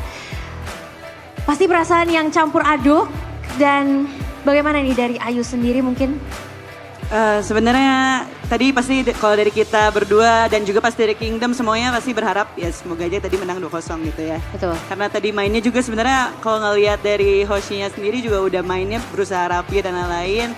Cuman ya apa daya ternyata Na'Vi lebih kuat di game itu, jadi Na'Vi yang menang buat game kedua. Itulah, walaupun sudah perjuangannya tadi kita bisa lihat ya turret sudah habis, tapi luar biasa RRQ Hoshi mempertahankan sampai detik terakhir. Dari Ataya sendiri, mungkin ada yang mau disampaikan dari harus menelan kekalahan hari ini dari RRQ sendiri, seperti apa? Kalau dari aku dan para talent lainnya, kita sebenarnya merasa sedih, tapi kita juga ingin menyemangati Hoshi dan para Kingdom sekalian. Kita harus tetap semangat dan berbenah sih Kak, mau gimana pun caranya kita harus tetap semangat teman-teman dan Hoshi gitu sih. Pastinya harapan terbaik, apresiasi juga untuk RRQ Hoshi yang sudah menampilkan performa terbaiknya di season kali ini. Namun mungkin kali ini harus cuti dulu untuk playoff. Tapi kalau dari Ayu sendiri dan Ataya mungkin ada pesan-pesan untuk Kingdom nih. Yang sudah setia mendukung sampai hari ini, sampai match terakhir di minggu yang terakhir juga untuk RRQ Hoshi. Silakan. Pertama-tama mau bilang makasih banyak buat Kingdom di seluruh Indonesia, apalagi yang di stage juga. Sekarang banyak yang nangis, banyak yang kecewa, pasti wajar. Dan itu hal yang sangat wajar buat kalian rasain. Mengkritik juga boleh-boleh aja, cuman jangan berlebihan. Cuman yang pasti semoga kalian tetap mau mendukung Hoshi ke depannya. Karena ya mungkin benar kata kakak kalau season ini kita harus absen dulu. Tapi ya semoga aja di season depan kita bisa berbenah karena RRQ pasti bisa bangkit lagi. Pasti bisa bangkit, itulah kata dan harapan dan semangat pastinya untuk seluruh Kingdom yang setia selalu mendukung RRQ. Mungkin ada kata-kata terakhir juga yang mau disampaikan oleh Ataya? Aku juga sama sih kayak Kak Ayu, semoga kita tetap berbenah ya buat next season, buat Hoshi dan para Kingdom yang udah support. Terima kasih banyak dan semoga kalian masih tetap jadi bagian Kingdom yang setia dan terus mendukung. Setia dan terus mendukung, silakan boleh. Semangat buat Hoshi dan semangat juga buat Navi. Semoga playoff-nya kalian gacor. Semangat! Tetap suportif, tetap kompetitif. Itulah yang terjadi MPL-nya. Tapi boleh gak sih sekali tetap kita minta untuk RRQ Hoshi meneriakan Fanchen? Mungkin boleh. Silakan nih dipimpin. Masih pada semangat Kingdom? Enggak lah ya pasti. Enggak apa-apa, wajar. Kita coba ya. Viva RRQ! Viva RRQ! RRQ! Jaya, jaya, jaya! Kejayaan dari Raja inilah yang kita nantikan. Mungkin di season berikutnya tidak apa-apa. Mungkin ada absen dulu yang kita lihat pada season kali ini. Kekecewaan memang harus ditelan oleh Kingdom dan RRQ Hoshi. Tapi tidak apa-apa. Masih ada tim yang bertanding dan kita akan melihat apakah di game selanjutnya RRQ dapat menutup permainan ini dengan manis. Ataukah Navi Nation yang akan membantai RRQ. So caster, silakan take it over.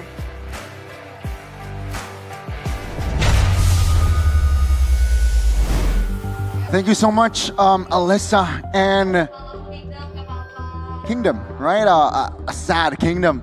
I can relate to that feeling. They gotta continue though, because technically the series it's not over. It's 1-1. One more back game. with us. One more game to decide it at all. Not standing wise, just.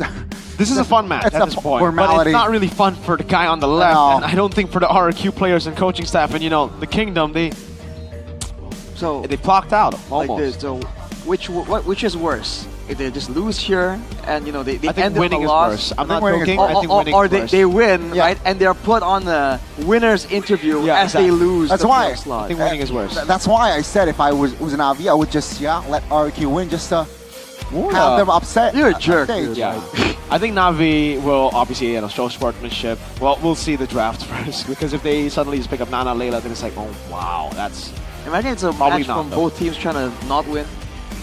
no, you have it. No, you have Yeah. it. Kind of be okay. Could be. Oh, could be, man. Could be. Interesting. At this What a point, sad like, what? day. I'm so confused. Like, what? Why are we still here? Just to suffer? You know, this is That's how I feel. The solid snake right here.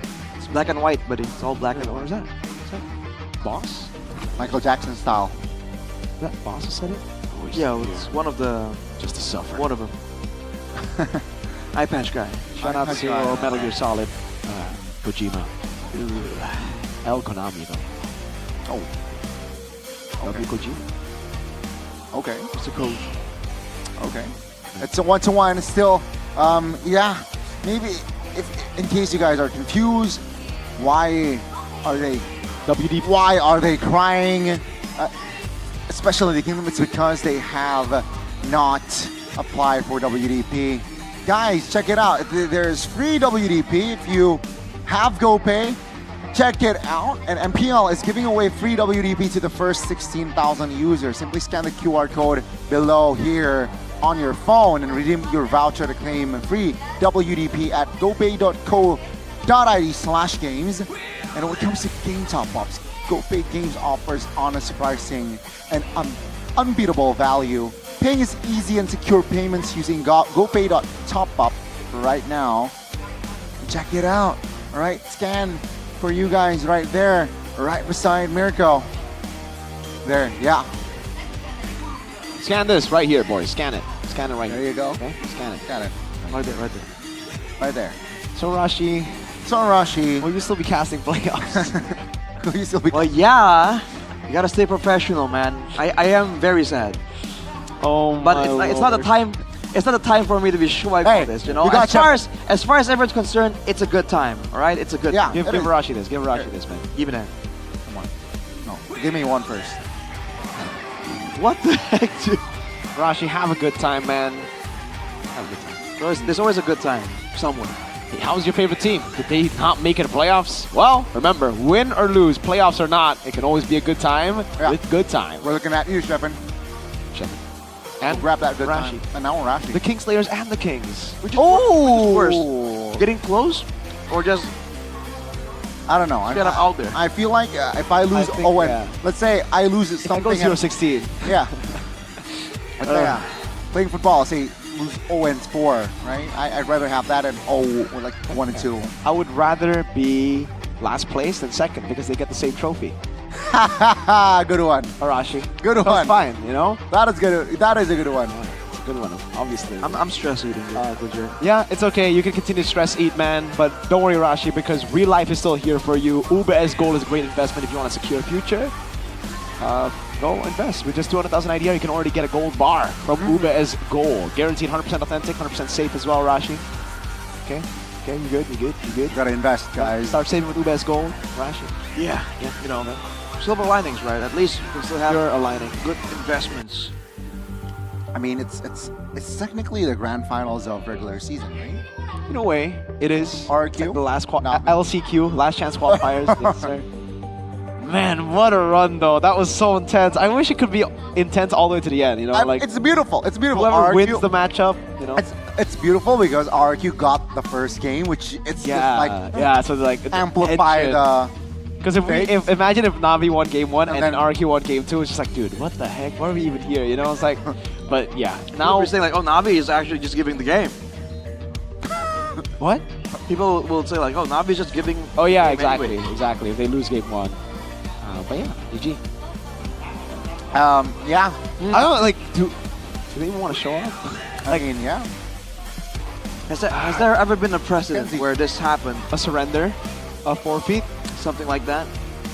I don't think we've had. You got Kenziski. I don't think it's even allowed. Kenziski.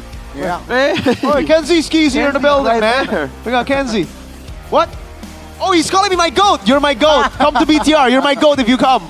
Okay, my goat. Gobs as well. Gobs and Kenzie. Kenzie just called me my goat. Why are you in the back? So I think we might have to get him to BTR now. Oh, he's called me my goat. Go get it.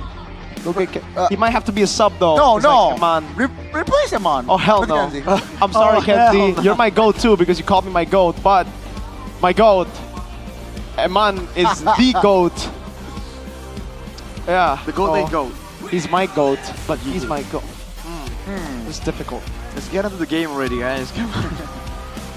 It's 1-1, ladies and gentlemen. This is a tense and like difficult podcast to go through with, dude. Well, here we are, man. We have a hero's entrance for Navi from the fans. Navi Nation going wild with the drums. Oh my god! There's a stop! Oh my god! Oh, there's a stop! Watch them fall and X-Magic! Oh. The boys who went 0-16 are at it! I love it, but also it's kind of like, oh Coach, though, how could you? See, chat, a lot of the chat was like, oh my god, they're biased for RQ because they think Navi are gonna try. Look! It's called realistic. Be realistic, fam. They don't care anymore. They've made it to playoffs. Oh. Wow. Well, get some experience in for the boys. Wow. Yikes, man. X-Magic and Worship Ball. We met Worship Ball backstage earlier. Said, oh, he's not playing. Turns out. Shepard wants to talk to you, Arashi. Like he's spamming, he's not spamming, but he's asking the chat, call me, let me talk to Arashi.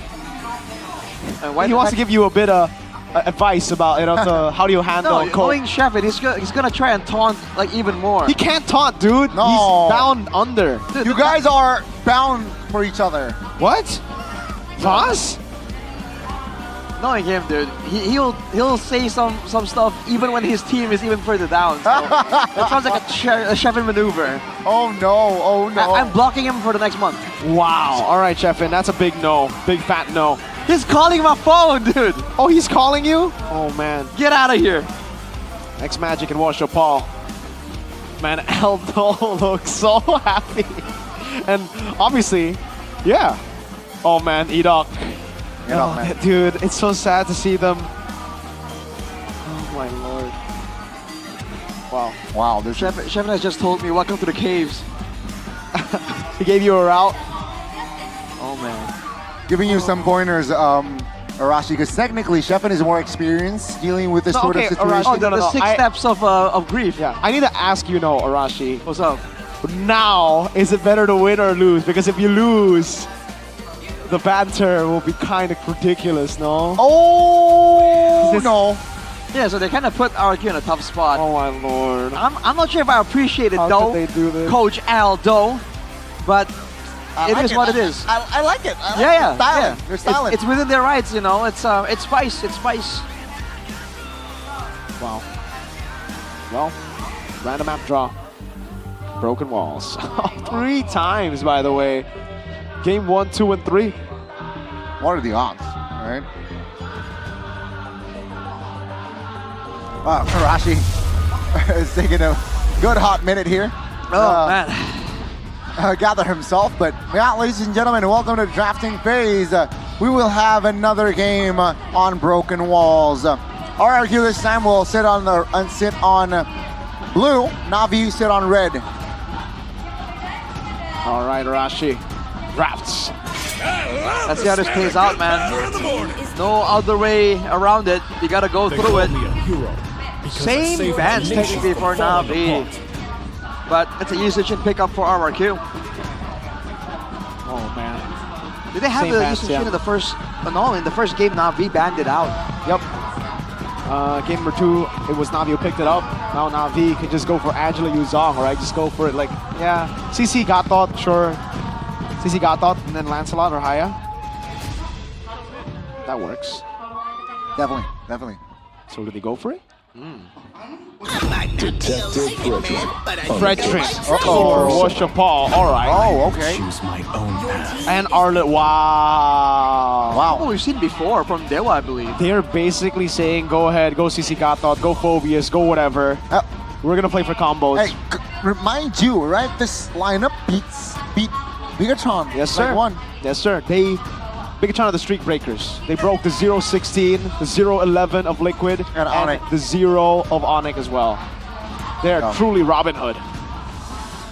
Argue what will be the response. Mentioned the Gatot Gacha. They will lock in the CC. Gatot Gacha is still on the board. If they want to, they go mid. Yeah. Oh, did not expect the Alice. Yeah. Alice, huh?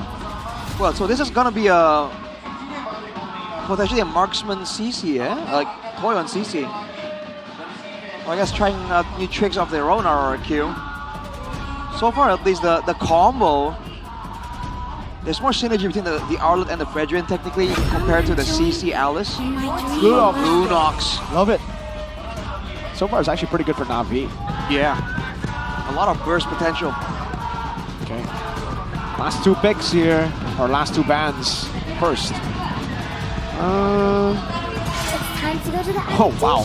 The Lilia. Yep, they're taking away all the mid laners left. Oh, no. Got the Kacha. So, no Zushin, no Kimi, no Lilia, no Lunox, no Selena. What will Reigns play? That's the Valentine. Are they trying to put him on the Farsa? Oh my lord. Farsa is still on the board here. For the combo. But Navi can still go Cho, right? He can just go Cho. Cho's actually not bad too against CCs and shit. But they go Granger first. Oh my lord. RQ. A roamer. What roam for Edok? Tigreal? It's pretty good against Arlen Frederick, no? Cho, technically. What? Cho is playable in this sort of I think it's composition. better for Tig, right? Just go for the big implosion and then immobilize them and then CC and then use some Shin. Yeah. And then Farsa ult them. Well, if there's something crazy, you can go Kufra. Stop dashes. That is... If crazy is the angle, right? I'm not a fan of that. Nah, against Probably the Verdun. I think it's gonna be the Novaria. Wow. Well, that's a pick I haven't seen in a hot minute. Varia and Jawhead. Wow. So Jawhead without burst though, it's just a brawl Jawhead. Well, they do. Yeah, it's not like instant burst, but Mountain Chakra, I guess. Yeah, I guess the Yisun Shin along with the Star Shatter. So, Gani, I think it's time for you to pull out the Minotaur. Let's go. Hey, I like it. I gets it gets its composition. It's definitely good. I actually really like this is like Gani plays the Minotaur, by the way, and like Or usually the I'd be Grok. like go Minotaur, but Gani doesn't play Grok, so. I don't play Grok. Is it going to be a long game? Especially though. Or is it going to be the shortest game of the series? See, the thing is, unfortunately, no disrespect whatsoever, it just doesn't matter. So, I think a short game would be preferable. Preferable, but is it going to happen though? I don't know. Because, you know, ego gets kind of weird in situations like this, dude. Sometimes, like, you know it doesn't matter, but you're like, I don't really feel like losing. That's you know? true. RQ. Do they have a better draft, Rashi? Which side? RQ? It's the less typical one, but I think it can work. A lot of the crowd control. I like having a lot of crowd control for RQ. They seem to need ways to kind of force their opponents, and this game at least, they do have those tools. Welcome to for the final time in the regular season, welcome to the Atlanta Dawn, where we will have game number 3 between RRQ Hoshi and Na'Vi. Let's see it, ladies and gentlemen. Can RRQ get redemption after not making it in the playoffs to at least find a win here, or will Na'Vi shut their dream down and take a win over RRQ? So a bit of a leash angle there from Rins, assisting with the clear. So with the Jawhead Novaria, they can clear a lot faster technically. There's going to be a lot of prio available for RRQ here as well. If this is like a mini strat, like a combo that Keisuke has been hiding, we surely haven't seen it just yet.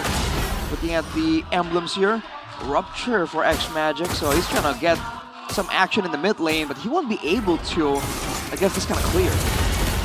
Oh, it's technically well for both teams here so far. Rotation, very, very typical, very standard, I gotta say. And yeah, with this sort of composition, I gotta say, Na'Vi is looking for I don't want a snowball, but then I look at RQ's composition, they want the snowball. So it's gonna be a very important turtle one take here for both of the teams. For sure. We got to clear though. This means RRQ are gonna be always one step ahead. What can they do with that though is the question. Is it really just Edok Sujin combo? Oh man, Cars actually losing out here in the lane against Dyron, who's able to sustain a lot. Dyron, great Star Shatter. Oshapong will be able to get the, oh my god, do we have to show this? Chance to play off 100% for Na'Vi. I guess for the people back at home who missed, who didn't get the memo. There you go. 100% for Na'Vi. It is confirmed. Would it be funny if RRQ? Whoa! Oh, oh, X-Magic solo kill! Oh no! First blood, X-Magic! And now it's gonna be the all-in over the turtle. Washapal won't be able to win out the red tree battle. Afro walks away as Diamond is gonna be caught. Car's not level 4 just yet, but he can go for the resets entirely. 1-1. Turtle for kill. Right. Boy and Shibe though. Toying on the CC, we know he doesn't really do all that well on this. Edok. Uh-oh. Revenge. But X-Magic almost. Rins gets the kill back with the help of Edok. X-Magic says like, oh, that's not fair, it's a 2v1. 1v1, bro, 1v1. But the Star Shadow wasn't even used, and that shows you the Novaria damage potential. It doesn't seem like it, it's a very subtle animation technically. Na'Vi needs to respect it if they really want to have a good time moving into some of these danger zones.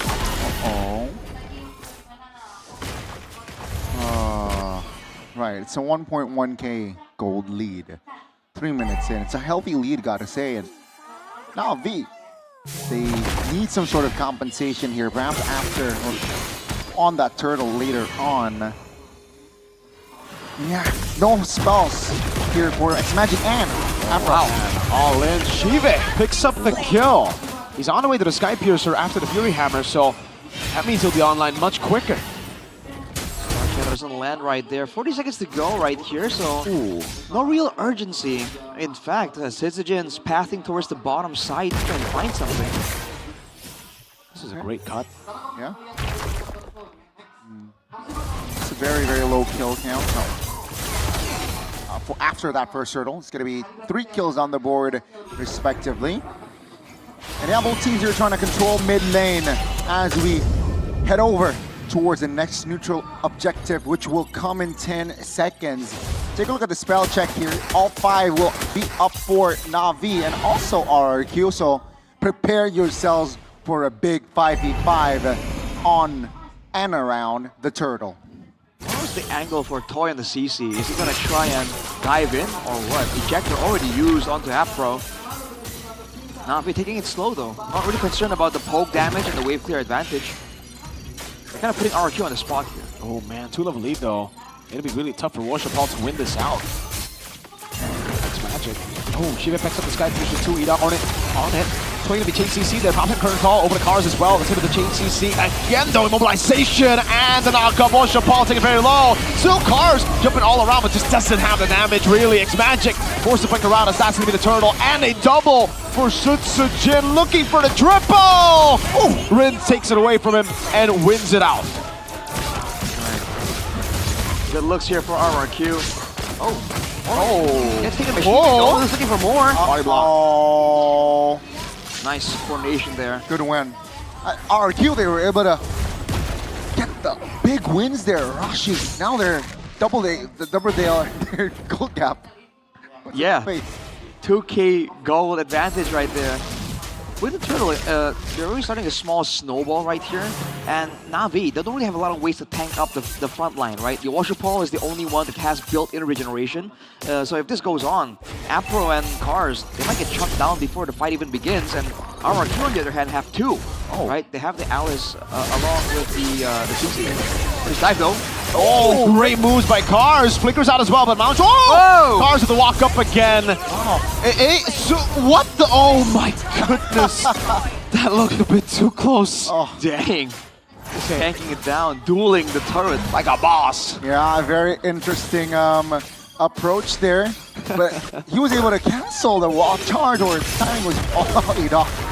Ejected the purple buff away from Na'Vi. Still RRQ, 2,500 gold lead, and it's a healthy one. Structure though, let's do a structure count real quick. So 1 on top, 1 for top, 1 for bot.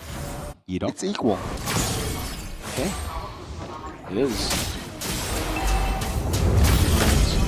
Still a slow game until the neutral objective, so both teams, they're just banking on the big 5v5 team fights. Not really a lot of movements to try and go for dives. And technically, the side laners are playing really, really safe right now. So even if Edok or Afro wants to go for some kind of aggressive play, not really all available, especially for Na'Vi without a good displacement tool. X-Magic can burst down, but who exactly? He needs to play with Cars to try and make that happen. Okay. So they go up here. And again, it's just RRQ to control. All 5 members are around the river. So Na'Vi, I don't think they should pull the trigger here. Dyron will walk up, Washapal zoned away. That's going to be pre-turtle. And Praise Rat coming down with the tonic charge as well. Wow. Oh, look at the damage. AoE coming down. Cars will miss out on the final slash. Toy doing a lot of damage. X-Magic cleaning up in the back. Flickers forward. Able to get a lot of those kills down. But Syzygin claims the killing spree. 3 for 2 plus turtle for RRQ. Amazing again execution. Great turtle taken. I like the formation that RRQ brought there, with keeping things tight and tidy. Na'Vi, a little bit scattered. They got 2 kills though. Wow. But that's just gonna be Shiva here, just, again, untouched still. That's only the glowing wand, by the way, on the Star Shatter for Rins. So with the right amount of distance, it's already chunking down the backline quite a bit. Ooh. Afro looking for something, but Syzygin gets out, has the crowd control immunity. That's why now for Na'Vi, it's a bit more difficult to try and locate some of these plays. With the immunity and the mobility, for instance, Dyron, as you can see there, it's going to be tough for Na'Vi to cut off RRQ the same way they did in Game 2. All things are fine and dandy from the side of RRQ. They want to build more pressure around the bottom side here as Suchijin is clearing. 40 seconds on the clock. Oh, they want to fight. I don't think they'll have enough damage to deal with Dyron though. Yeah. Hops out of there. Dyron And gets immediately look at away. Sutsujin with the efficiency play, immediately trying to find some steal, some pushes. Yeah. Might get a target to the bottom side too. Nice. Keep in mind here, level 15 is on. He is en route to level 15. Worshipal is still level 10, and we're just 9 minutes in. Suchijin is farming up Storm here. Bang. Wow. 10 seconds now That's for a that tank, Lord. by the way. That's Worshipal with the Quiras by all means, so not a lot of magical defense, but still. Ooh. Yeah, that poke is starting to hurt a lot. So the Truncheon as well, it kind of forces Na'Vi to kind of stick a bit further away from each other because of the lightning zaps.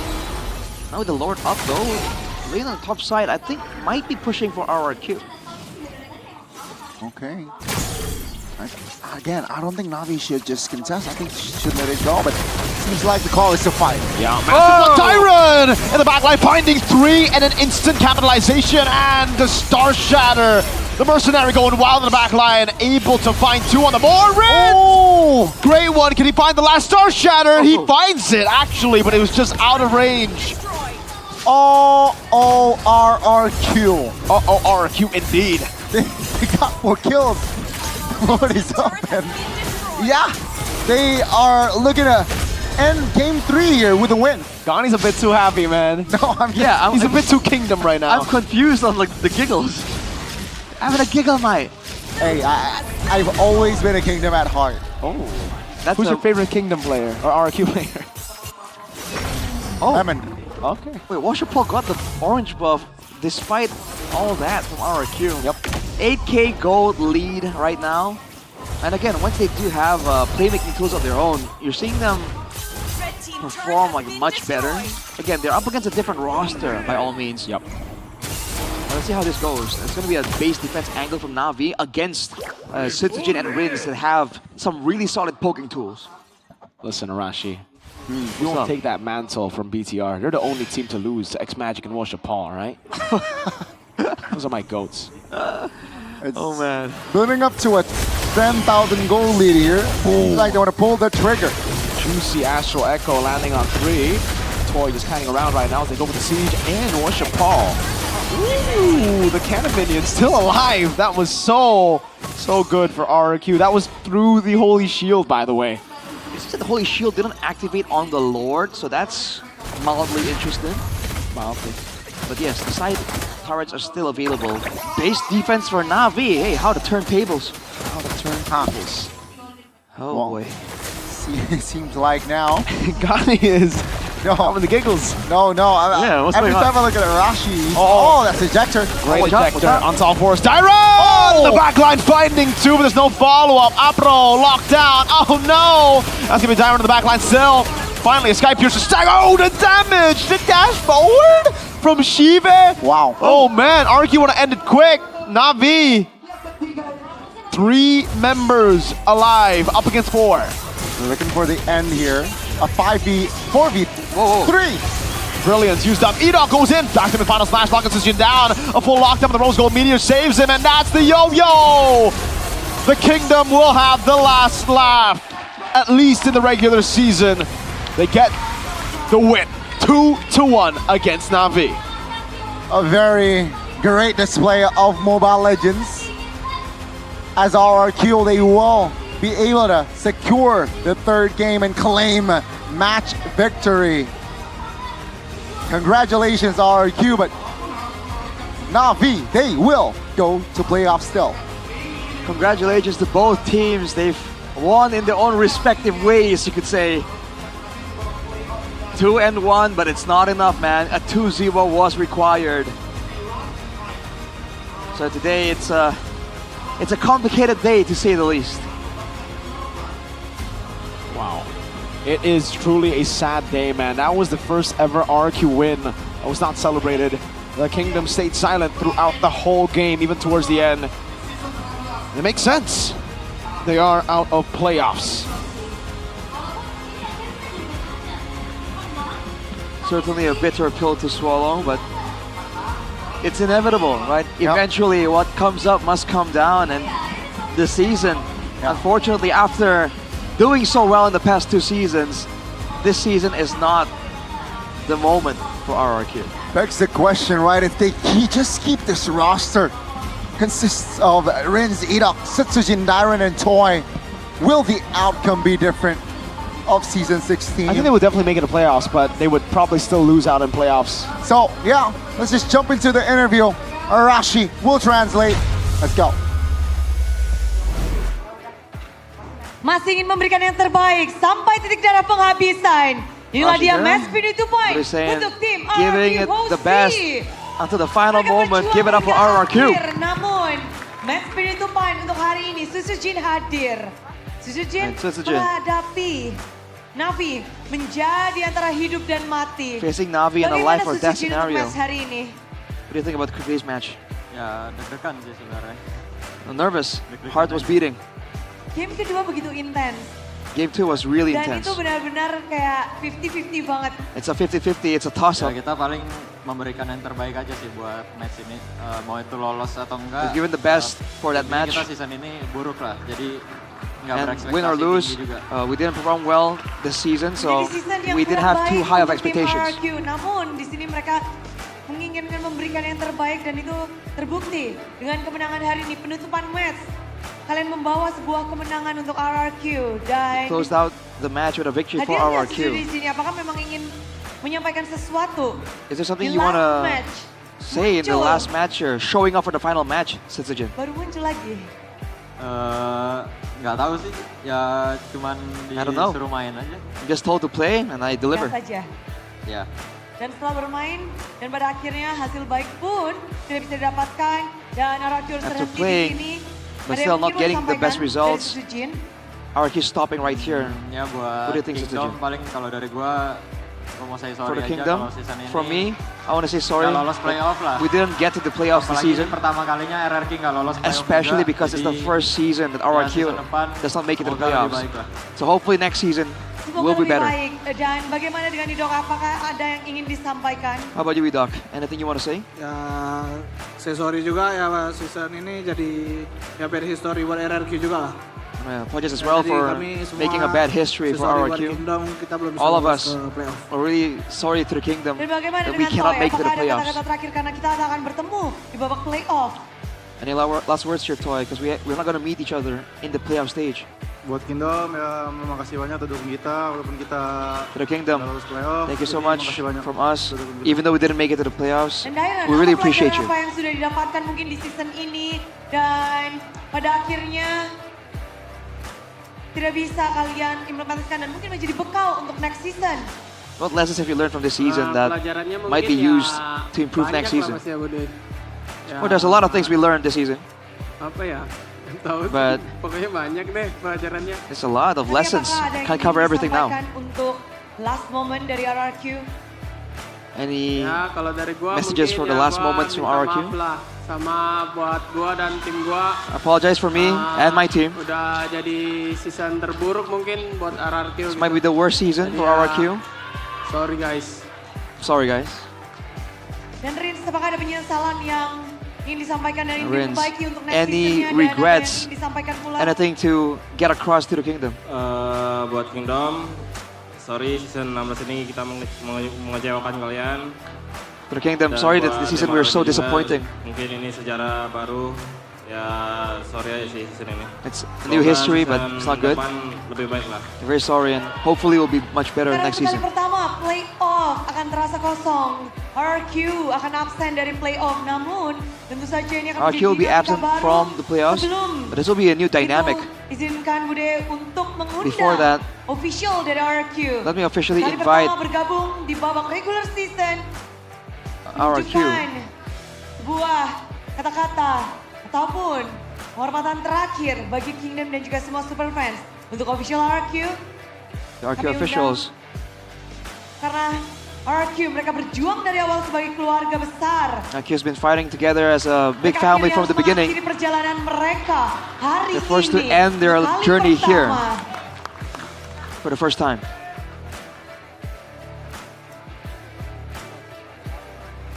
Dan jika silahkan, waktu dan tempat dipersilahkan untuk RRQ. You open the stage for RRQ.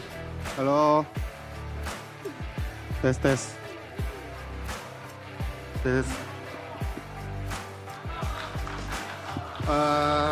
Hari ini perjalanan kita akan terhenti Today, sampai di sini. our journey ends Kita here. nggak berhasil lolos ke playoff. We didn't make it to Ini playoffs. jelas pukulan yang sangat berat buat kita. It's a heavy blow for us. Dan kita mau minta maaf dan terima kasih untuk RRQ Kingdom. We want to apologize and thank the RRQ Kingdom that's always there in the moments, in the victories, in the defeats, always there for us. Pastinya kita akan evaluasi dan belajar. For sure we'll evaluate and learn and rise back up from this defeat. Mengukir sejarah baru untuk tidak bisa bergabung ke babak playoff. Nice try. Dan untuk kali pertama, RRQ harus membungkukkan badan mereka di babak regular season perpisahan. Di malah inilah dia.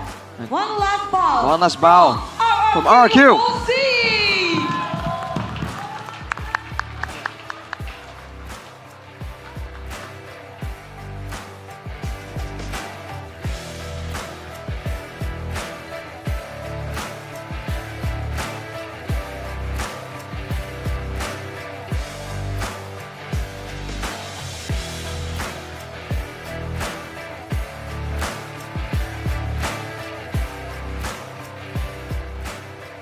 Mereka telah berjuang, namun perjuangan mereka terasa tidak cukup karena 2-0 tidak bisa mereka dapatkan.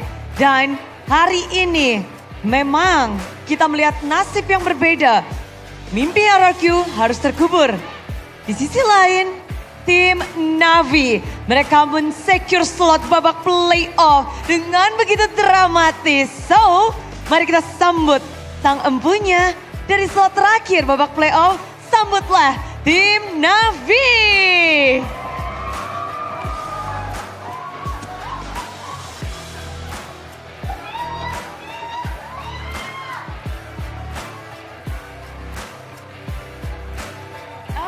Congratulations, Cars. Playoff lagi Congratulations, nih. Cars. Playoffs again. Iya. Kalau bisa kita bahas sejarah baru ini sebenarnya untuk If you Navi discuss sendiri. the Ini new adalah history pertama masuk ke babak playoff. for Navi, this is the first time making it to playoffs. But Ini begitu dramatis karena kita lihat it's been a very dramatic process. playoff harus kalian dapatkan di match terakhir. Because you have to get Gimana Cars perjuangan the dalam playoff tim ticket Navi? in the final match. How do you feel? Terlihat mungkin lah, kita juga kerja keras banget buat We try hard ya meskipun as much as hasilnya possible, kalah ya, as hard as possible, and we did so much, and we gave it our best. Tapi apa yang kalian pikirkan untuk gimana nih caranya men-secure satu game saja untuk RRQ? Dari What was the thought RRQ? trying to secure just a Main single kayak game? biasa aja sih, main kayak di sprint, no pressure, ya main kayak biasa. We just play as usual, no pressure. Main kayak biasa aja. Tapi kalau ngebahas tentang And speaking of, kalian di sini benar-benar berjuang sampai akhir bersama-sama. Sempat ada switching di mana competing here all the way towards the end, wajah berganti. and there's new faces here. That's a bit of a switch. Is it because the playoff tickets are secured, or is there something else? Apa? Gimana Bu deh? Plan apa ini dengan menggantinya pemain di game yang ketiga? Or was there a swap in game number 3? Apa? Pengen main aja, coba. Pengen bermain dan Just wanna apakah try out udah di-plan dari kemarin How atau baru how it's like to play? baru jam terbang untuk X Magic pastinya. Dan More game time for X Magic. merasakan momen haru kalian masuk playoff. Yeay, apa tadi yang kalian serukan atau What did you guys say the moment you've realized that you've made it to playoffs? Yang pasti seneng sih sama bersyukur. Apalagi For ini sure, pertama kali kita- very happy, very thankful as well. pertama kali playoff dan Moshipol juga bergabung di sini. Moshipol Washington is here as well. mencoba menjajal menjadi closingan game untuk Navi. Apa nih harapan terbesar untuk babak playoff? Trying out the final game for Navi. bisa ngasih yang terbaik What's sih. your hope for playoffs? We want to make sure that Terbaik. we can give out the best performance. Iya. Tapi kalau kita lihat begitu menjadi tim terakhir yang masuk ke babak playoff, deg-degan nggak sih Moshipol? Were you guys nervous being the last team to enter playoffs? Washington says santuy aja. Tapi just menang normal. satu game hari ini dengan RRQ seberapa berat sih? Mungkin di backstage Boleh dikasih tahu ke Bude nggak? How was it in the backstage? How tough was it going up against RRQ? Kan, yang menang, yang pulang. It was intense because it's the decider. The loser goes back, doesn't make it. Nggak salah sih. Oke, tapi ketegangan ini juga pasti dirasakan oleh Afro, apalagi sekarang lawan adalah RRQ. Tim yang benar-benar ngotot banget dan bahkan tadi sampai late game Afro kasih tahu gimana sih. Going to the late game earlier in game 2 against RRQ, can you tell us a bit more about how you felt? Enggak tegang sih, Bude. Oh enggak. Oh, not nervous at all. Gimana keadaan ketika back and forth, apalagi di game yang kedua, itu begitu intens. Mungkin tegangnya pas game 2 mau win aja sih.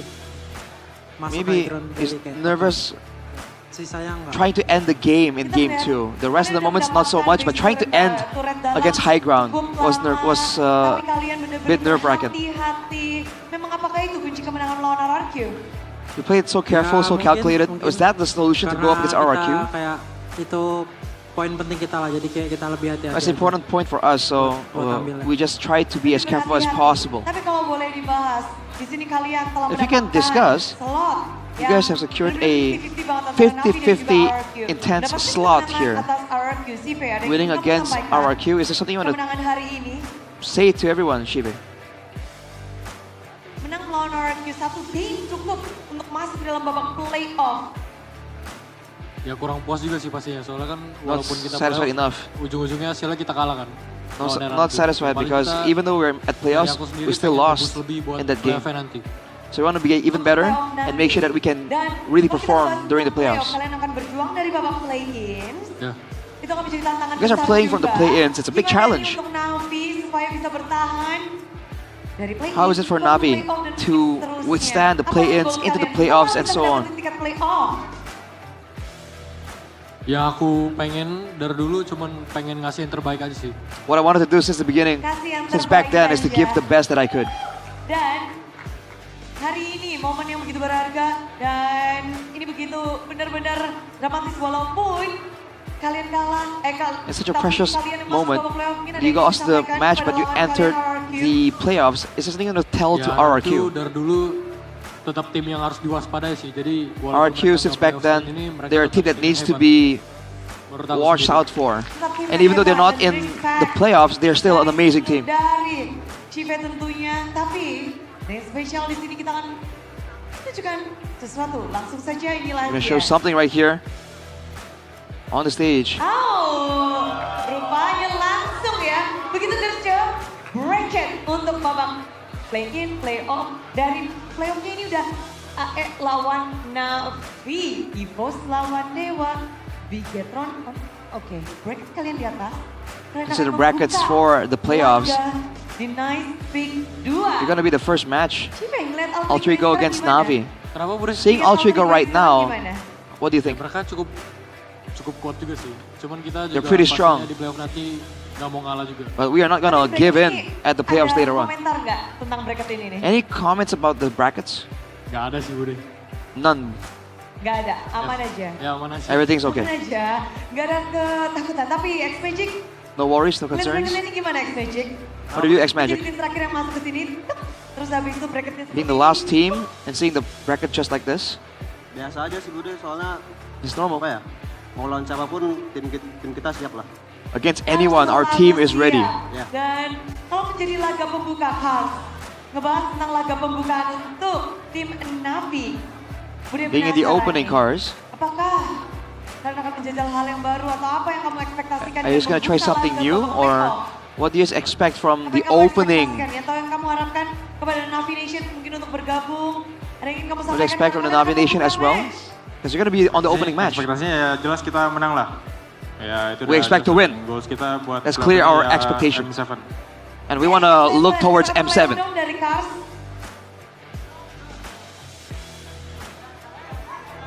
Gas. Gas. Cive. Like gas. Go for it. Let's go. X-Magic. Shiva says, X-Magic.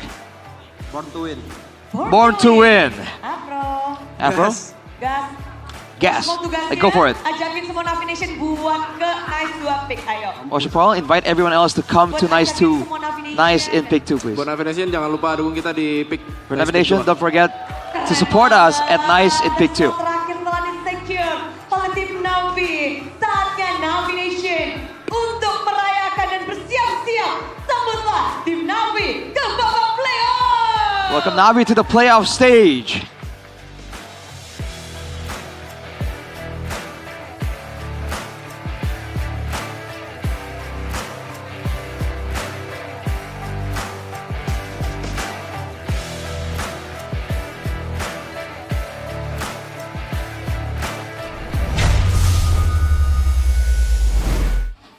Congratulations, Navi, in securing your first playoff ticket under Navi's name and organization. And nice try, Rex Regium Keon. You fought hard this season, but unfortunately it wasn't enough. And unfortunate. Man, we got to shift our focus towards the playoffs now. 6 teams. 6. But let's talk about the highlights first. Well, again, with the proactive picks here, RRQ were able to get it done. They overwhelmed Navi technically, and it's a big difference from both teams not running the sustained front-to-back style, but I guess those styles are catered specifically for some specific players. So the moment there was a swap from Navi, everything just started changing. Yeah, it was very I think for Navi, very messy team fighting, and again, it's because Woshipon and X-Magic came in, the coordination was just not there. They've been, I think, used to playing with Endoryu and Ukir the whole season, except for the first part. Dyron, though, amazing game on the Alice. Amazing game. It was great. Throughout the series. This is the second Alice he was playing, actually. Game number 1, he had a great performance as well. And for me personally, Dyron is just so good at giving you different looks, making sure that you respect every single part of his kit. Sometimes you see an Alice really good at engaging, getting those big combos, but then not so much the damage, the sustain, or the mobility. But Dyron always finds ways to kind of switch it up. He does one thing in this team fight, he might do something else in the next, and he keeps you guessing. And I think that's why it's a bit tough to kind of deal with him, especially when he gets a pick that can make plays happen. And Alice, I think, is no exception. And because he was able to place himself right in between there, between his team and Navi, even when X-Magic or Shibe dive towards the front there, he's able to just stall the rest of the members. And with this Astral Echo combo, it's just a lot more ways for RRQ to get a solid engage that certainly suits their style. Yeah, man, the all-in earlier as well, the Astral Echoes landing. Yeah, the Evious Force back, Dyron got so many good combos in, and he baited so many of those resources so that S16 can come in, clean him up. Shiba had to dash forward there. Could have flickered back, but I don't think it would have mattered. Would have been an end game anyways. So at least RQ get a win. Even though they don't make it to playoffs, they still win here. Crazy, crazy stuff here in the third game. Just 12 minutes for RRQ to be able to penetrate through. But yeah, again, just solid performance, right, from all 5 RRQ members. No, Ignorance, I gotta say, played spectacularly. 5-1-10. Yep. Yes, he did. Novaria out of nowhere, but I think Sutsujin deserves a shout out as well here. No deaths, and he was farming up a storm, dude. He was like what, max level at what was it, like 10, 11 minutes? Yeah. Under 11. That was on a speed run for sure. When it comes to farming on a hero like the Yisen Shin, it really suits his style. The efficient pathing. Very efficient as well. Very on point for Sutsujin on the Yisen Shin earlier on, and Navi with X-Magic and Woshipon. Yep. Coming into the fray, they weren't able to get the series. Unlucky, but I think they don't care either, right? Like, there's a reason they decided to just, okay, guys, let's hide some strats for playoffs. Oh, hide some. Okay. Yeah, it's kind of funny to me. Like, they got asked, like, what do you think about the playoffs, man? What do you think about this journey? And they're like, yeah, it's good. Because they haven't exactly been part of the journey, technically. They beat BTR, remember? Right. They beat BTR. So, that was the journey. That was the start, right? They ended the lose streak, and then they passed the torch. They're like, here, our job is done here. So animated. Our job is done here. And Doryu Ukir, take over. And take over they did. They did. I just want to say, said Navi would make it to playoffs all the way from the start of the season. Oh, you're okay. So, respect. Hey, with Endori Ukir, all right? And they did. So, shout outs to Endori Ukir. Shout outs to Navi for making it. I knew they had it in them. I just think it was a bit too difficult. It should have been easier. So, let's Not talk, this match, I mean like their road. Yeah, let's talk about this for a bit here. You expected Liquid to not go through. Yes, sir. Well, you expected but you got Geek Spams. Liquid, Dewa, and I think Alter Ego or Evos to not make it. So the other two are wrong. Well, for once, there's a switch up. Did I go Alter Ego? I forgot. But yeah, for sure, I predicted Liquid to be 9th. So I got that. So one. you Onyx, I think everyone got. so you sacrificed Alter Ego in your prediction. I don't know, Alter Ego or Evos. I forgot one of them. Oh, okay. One of them. Yeah. Cool. Or maybe Dewa. I think Dewa. Oh, maybe. So Navi. Put Dewa there, yeah. Well, this is gonna be a fresh new look for the playoffs, though. So in a way, it's still something pretty good for the scene, right? Because again, you want to have definitely changes, you know, rotations. Exactly. Keep the competitive fire burning. Maybe not for the champions though, but yeah, for the rest, sure. That's good. Ladies and gentlemen, let's check out the final official standings. Regular season. After 9 hard, long weeks, this is oh man, the official standings. It looks so sad, man, but So it's so close. good for Dewa and Navi, obviously. They clutched it towards the end. Navi definitely the craziest clutch. Look at that, -6 to -7, 1 game win. Yeah, dude. If you're a part of the Navi Nation, like, you've been waiting for this moment for a long, long time, dude. You better enjoy it. Man, indeed.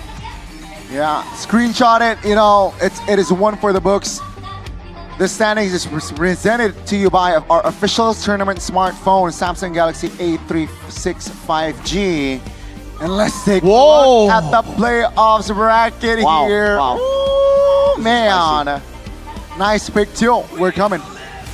Oh yeah, I like it, man. I really like the brackets as well. Evos versus Dewa to see who goes. Okay, predictions, guys. Alter Ego Navi. I gotta say Alter Ego. Alter Ego. All right, Evos Dewa. This one's a close I might one. pick Dewa, I actually. gotta go Evos. I'm going. Oh man. Don't forget the Mark the Box, bro. The what? The Mark the Box. Dewa all the way, yes sir. Yeah, and then we'll keep that for later. But man, this is a high playoffs. I like it. I like it. I like Hey, it. it's very different. It's very different.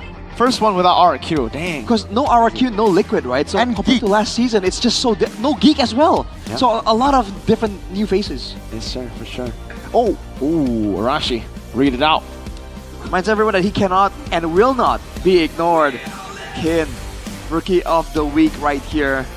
Again, with the respect thrown towards this man, I think it's quite amazing that he has not been shut down or deciphered all the way at least. So even if he is stopped, it's not the whole way, you know? It's not a full solution. So I think that's very important. Again, just a diamond, all right? Dewa United is able to pick it up, but player of the week.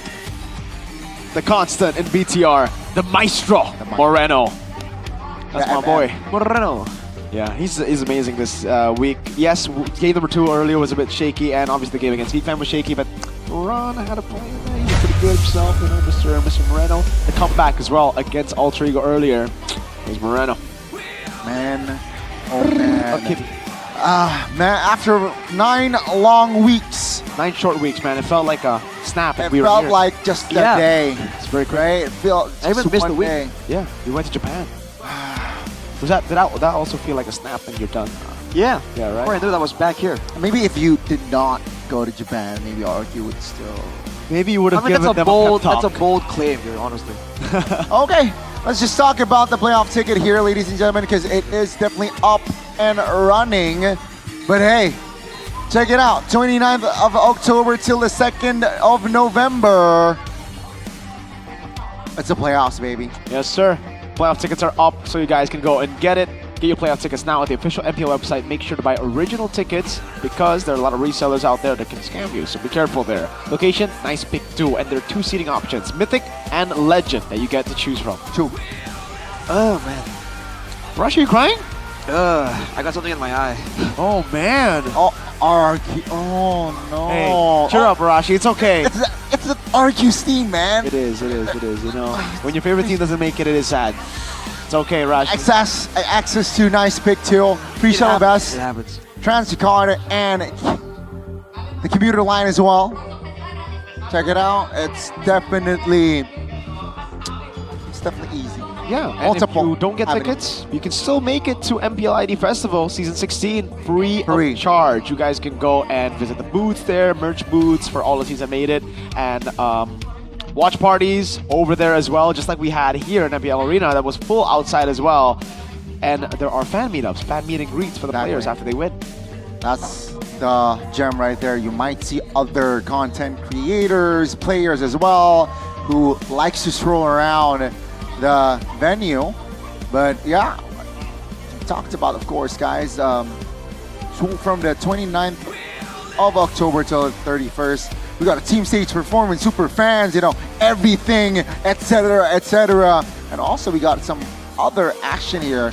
1st November, 2nd November as well. Yep, Superfans Parade with Streamer X Watch Party, lower bracket finals, and grand finals, and many, many more on the 1st to the 2nd of November. So check it out, get your tickets. If you can't, it's okay. Join us at Nice Pick 2. Yeah, the venue is really nice, by the way. So it's called Nice, but it's actually nice too. So if you want to drop over for the festivals and all that, I think you're gonna have a great time. You might want to bring an umbrella or something though, because it's hot. It can get very hot. It can. So in case it gets very, very hot, because it's near the sea.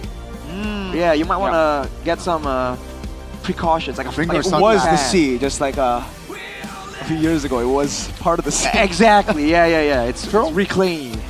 True. Double So the yeah, reclaim. bring your sunglasses, a cap if you prefer Especially if you want a cap. or umbrella. Mini fan. I prefer Mini fan is the best. You need a Mini mini fan. Sunblock. Don't forget your sunscreen. Sunblock. All right. And Guys, don't forget you to get MDL tickets. Exactly, Oh, right? it's free. Yeah. We've been talking about MPL playoffs, but hey, we will get to see. You have to go over for MDL as well because it's happening. You need to check out Onyx because they're in the playoffs as well for MDL. I believe Bigatron as well. Yeah, we are, and I think we have a solid shot at winning it again. So it could be a second title. Dude, MPL. I can't stop saying it looks like Randy. There's a bit of a resemblance for sure with Randy, but Randy. So you don't think so? I don't know. So do you think he looks like Randy or no? I don't think No? so. Okay. I don't think so. Okay. Let's take a look at the we can agree to disagree. disagree. Who is up? And who is down to the final day? Sonic Prodigy. Sonic Republic, rather. Oh, let's see. Oh my god. Oh my days. What are you The doing? top two are bottom two. Yeah, and the bottom two are top two. That's crazy. What the actually. heck, dude? What? Rigged? That's crazy. Rigged? What? Question mark? How? What? That's actually ridiculous. That is an eerie coincidence. Maybe the Cavalry and Geek community should have played instead of the. I'm joking. Nah, come on, dude. Their record is 12-4. That is crazy. The Cavalries are doing crazy work here. Crazy work. Indeed. Indubitably. Indubitably. Ooh. Indubitably. Why are you so shocked?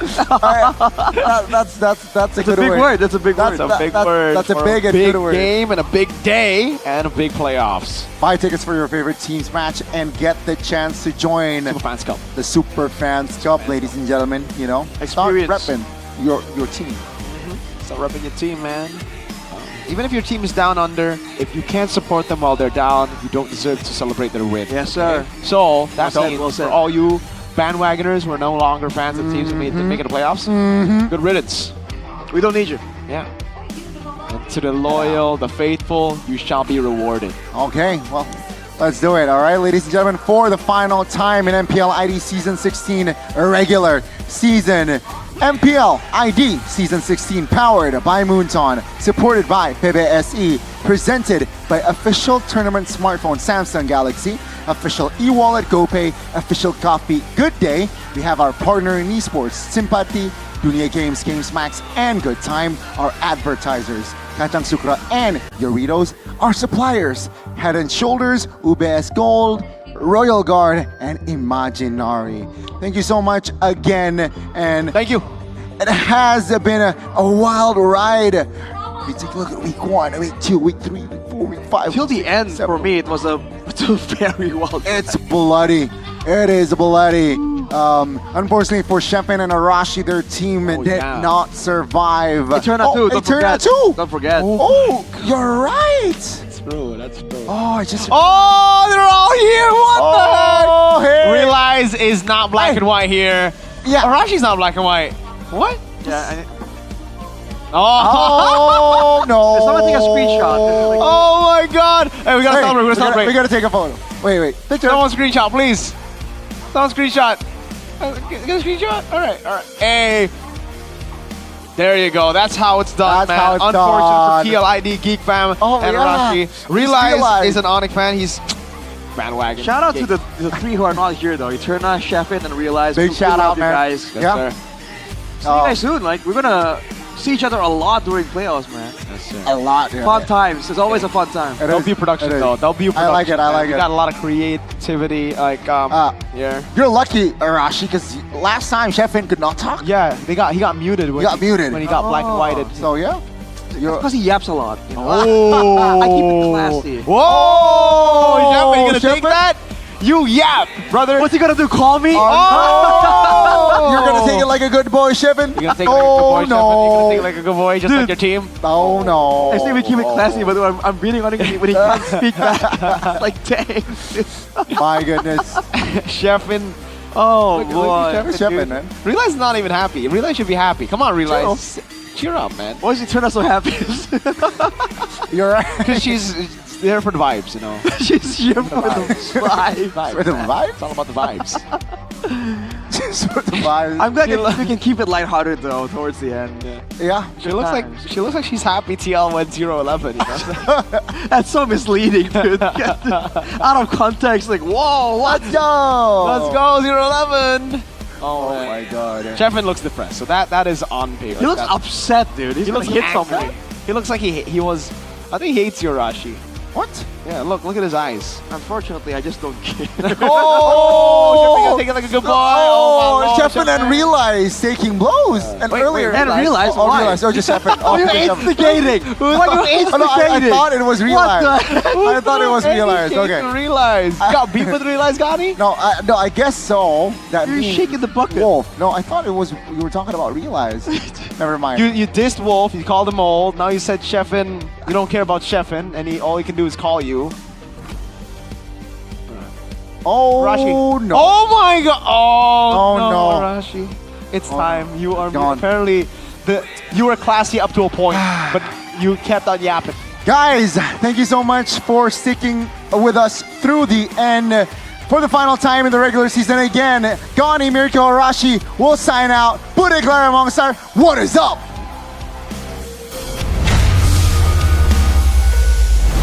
Naik turun, pasang surut, sedih senang semuanya kita rasakan.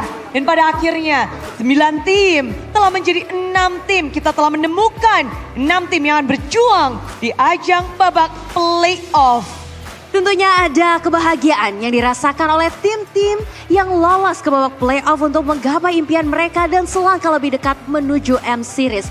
Namun kekecewaan tidak dapat dipungkiri, terutama kepada tim-tim seperti tim RRQ yang untuk pertama kalinya dalam sejarah MPL Indonesia tidak lolos ke babak playoff. Dan ada juga Geek Fam yang sempat menjadi 3 besar bahkan di season sebelumnya, namun sayang sekali langkahnya harus terhenti. Dan tim Liquid Indonesia yang bahkan pernah menjuarai season 14 yang sayang sekali di season 16 kali ini tidak dapat lolos ke babak playoff. Kita harus berpisah dengan 3 tim yang tidak bisa melanjutkan perjalanannya. Posisi 7, 8, 9 bukan posisi yang ingin mereka tentunya. Tapi kalau membahas tentang posisi, Bude Clara sekarang penasaran bagaimana posisi dari Super Fans Pick hari ini. Langsung saja inilah dia Super Fans Pick. Menuju M7, hanya 6 tim saja yang bisa mendapatkan suara dari Super Fans karena tim RRQ, Geek Fam dan juga tim Liquid tak bisa melanjutkan perjalanan dan bahkan mendapatkan suara kalian pun sudah tidak bisa. Betul sekali, dan kita bisa melihat di klasemen Super Fans Pick, Navi untuk pertama kalinya berada di top 1. Jadi nomor 1 di Super Fans Pick, yang mana ini menandakan bahwa banyak sekali yang juga mendukung Navi di sini. Mungkin di match-match terakhir yang begitu panas ya Bude? Yap.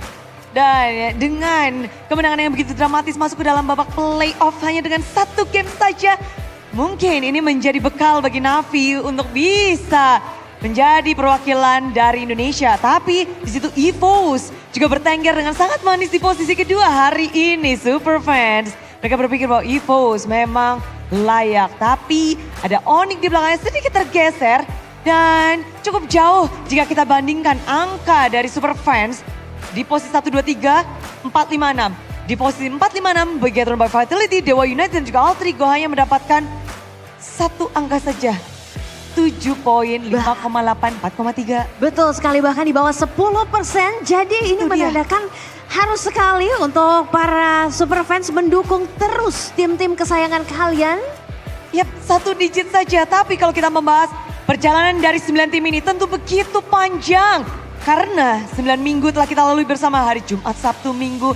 Dan semua match telah mereka lalui. Tapi kita benar-benar penasaran bagaimana kilas balik dari minggu awal hingga minggu akhir. Kita akan langsung mengundang juga para talents yang bertugas untuk bergabung bersama kami di atas panggung untuk kilas balik, ngobrol-ngobrol dikit dan juga membahas bagaimana playoff nantinya. Betul sekali, karena mereka lah juga sudah bekerja keras nih yang membuat match-match lebih hidup, lebih menarik juga bersama dengan English caster dan Indonesian caster juga. Mungkin kita mau dengar dari English caster dulu, Bude?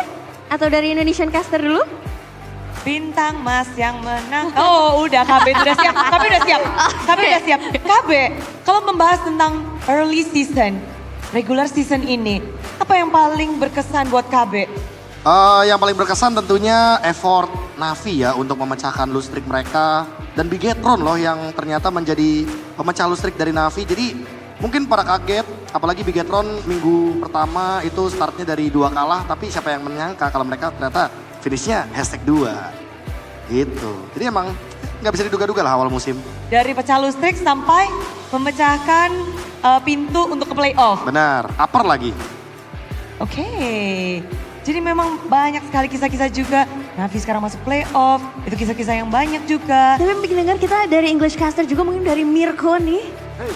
Gimana nih, apa yang menarik dari week 1 sampai week 9 yang kita lihat? Kalau dari gue sih perubahan patch sih yang paling merubah kayak menurut gue scene MPL Indo. Karena awalnya bisa dibilang kayaknya semuanya udah bakal tahu gitu kan siapa yang juara, Onyx yang dominasi banget. Tapi dari patch baru itu kita lihat BTR bisa naik, Altrigo juga. Banyak tim yang awalnya kita meragukan bisa naik banget. Seperti Dewa dan EVOS juga yang langsung improve sekali karena tempo kontrol yang dibutuhkan di early game sekarang. Ngeri, banyak banget yang terjadi memang karena patch, tapi kita juga ingin mendengar dari All, kayaknya udah siap-siap nih. All, apa yang kamu siapkan ya Pak? Yang kamu ingin sharing tentang minggu-minggu regular season kita? Minggu terakhir ya, terutama yang kerasa banget kayak tim-tim yang udah kelihatan kayak gak lolos playoff, tapi ternyata masih ada daya juang semangat banget yang tetap bisa, bahkan kayak targetnya nyulitin tim-tim lain untuk lolos ke playoff, Bude. Terutama kayak tim Liquid. Mereka masih akhir bisa dapetin win streak di minggu-minggu terakhir. Geek Fam juga. Yang terutama upaya terakhir dari Araki Hoshi yang walaupun in the end mereka masih belum berhasil ya untuk secure tiket playoff. Tapi minggu-minggu terakhir kerasa banget perjuangannya dan ya sangat emosional. Yep, bittersweet juga untuk last match kita. Tapi kalau membahas tentang kilas balik regular season, kita melihat bagaimana perjalanan dari tim-tim dengan 9 minggu yang cukup panjang dan cukup dramatis. Nah dia tadi minggu-minggu awal udah dibahas oleh KB dengan Dream Team dari Onyx juga. Mungkin kita bisa bahas kayaknya yang paling anti Onyx nih Pak Bulung. Minggu 1 sampai 4 Lung, Ya. gimana Lung? Ya mau gimana, ada di atas terus, ngapain dipredik. Gitu. Gitu aja. Memang udah pasti selalu on top ya. Iya, itu kan kayak gini nih. Lihat minggu 1-4 debut Onyx, Dream Team, gak menang. Walaupun di situ tadi Savero masih sempat main ya. Di minggu-minggu tersebut walaupun sampai ke akhir-akhir kayaknya mereka udah tahu tuh siapa line up kemenangannya, gak dirubah-rubah lagi. Sampai sekarang mereka juga membuktikan ya wes inilah line up kemenangan dari Onyx itu sendiri. Ngeri memang. Ngeri ya memang kita melihat minggu pertama sampai ke-4. Lalu Kak Goni mungkin dari minggu ke-5 sampai ke-6 apa yang menarik nih? Kalau aku ngelihatnya ya tadi udah sempat dibahas sih ya sama Mirko kalau misalkan patchnya ini mengguncang beberapa tim. Cuman aku pengen justru kalau Papulong anti Onyx, aku kan Onyx banget nih. Justru meskipun patchnya berubah-berubah, tapi mereka bisa tetap stay on top, konsisten. Dan yang sebenarnya menurut aku kualitas yang mereka ada dan nggak semua tim punya, itu effortless banget mereka bisa ngejalaninnya. Kelihatannya kayak nggak berusaha, padahal mereka berusaha gitu loh. Dan itu yang menurut aku kenapa sebenarnya Onyx masih, dan semua orang udah mengakui lah ya Onyx paling kuat, tapi effortless style-nya itu sih yang menurut aku menjadi poin plus banget dari tim Onyx Esports, dimana semua orang kelihatan berjuang, Onyx nih kayak biasa aja, padahal mereka udah tetap di atas gitu loh. Jadi itu menjadi mungkin kiblatnya tim-tim lain lah ya untuk belajar gimana sih supaya kayak Onyx, dan kita lihat jangan-jangan siapa tahu Onyx ke playset di playoff nanti, ya hopefully the best team yang akan menang lah MPL ID Season 16 ini. Yap, minggu kelima dan ke-6 bahkan kita juga memecahkan rekor di situ dengan game tercepat dan game terlama. Banyak banget hal terjadi. Kenapa, Lung? Oh ya, takut lupa Pulung tar. Navi kan lolos. Navi Pulung titip M7. Tambahin bebannya, yeay. Mulai nih Pak Pulung. Langsung sudah dibebani Pak Pulung oleh M7. Tapi untuk minggu-minggu yang terakhir, Arashi, what's so special? Ada apa yang menarik bagi kamu? Sebenarnya sampai hari ini sih, gue masih harapkan banget nih RRQ tembus ke playoff. Sayangnya nggak masuk. Tadi di meja tuh sampai berkaca-kaca juga, tapi ya gimana ya, namanya kadang-kadang tuh kata KB tuh hidup itu roda kan. Kadang-kadang di bawah, kadang-kadang di atas, ya sudah. Justru sekarang tadi pas kita udah kelar ngomongin, kita pas lihat bracket tuh kayaknya semangat loh, karena sekarang nih playoffnya tuh dulu kita tebak lah kira-kira yang main itu siapa aja. Tapi sekarang tuh karena banyak tim yang udah kita kenal nggak masuk nih, ada muka-muka baru, harusnya ini menjadi playoff yang sangat menarik sih. Dan justru harusnya turnamen itu begini loh, nggak ketebak, makin seru harusnya. Expect the unexpected ya. Bentar ya, mohon maaf Alisa. Aku cuma ngasih backsound. KB. Iya. Gimana? Ya bener kan, cuma butuh 1 game buat Navi Bude. Tapi lihat deh gimana perjuangan mereka kan, awalnya struggling, tiba-tiba ternyata mereka udah ada di playoff. Jadi ya menurutku emang deserve lah buat Navi juga lolos ke playoff. Buat RRQ ya nice try.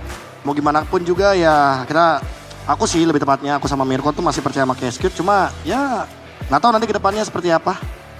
Masih percaya dengan Cascade, minggu 7-9 pun harapan kalian masih besar. Iya. Mirko waktu season 13 Bigetron kalah aja masih percaya sama Cascade. Iya kan? Ya gimana, Arashi harus percaya dong Arashi. Semangat Arashi. Iya sih, kalau menurut gue juga kayak kali ini juga menurut gue bukan salah Cascade sih ya. Kayak draftnya juga udah bagus, udah sesuai strength mereka juga, cuman ya mungkin perombakan roster itu sih. Gue nggak tahu itu mungkin dari Cascade atau dari NMM atau mungkin dari manajemen, tapi itu doang yang harus di fix sih. Kayak semoga kedepannya mereka bisa improve dari rosternya, jangan terlalu muter-muter, karena bahkan dari tim lain kita udah belajar kan. Kayak banyak tim yang nggak masuk playoff karena mereka rotasi line up-nya kebanyakan. Oke, tapi bener perasaan. Angkat tangan. Kalau Pak Pulung mau nyanyi. Terakhir. Apa Lung? Cepetan, Lung. Apa? Nggak ada lagu apa-apa. Iya, kenapa kamera? Ya kan? Nyanyi tadi mana? Lu mau nyanyi katanya. Oh, tapi kan itu kan mana yang ngerame kan setelan cuek. Pulung ada juga. Apa? Setelan 7. Ada kayaknya ya.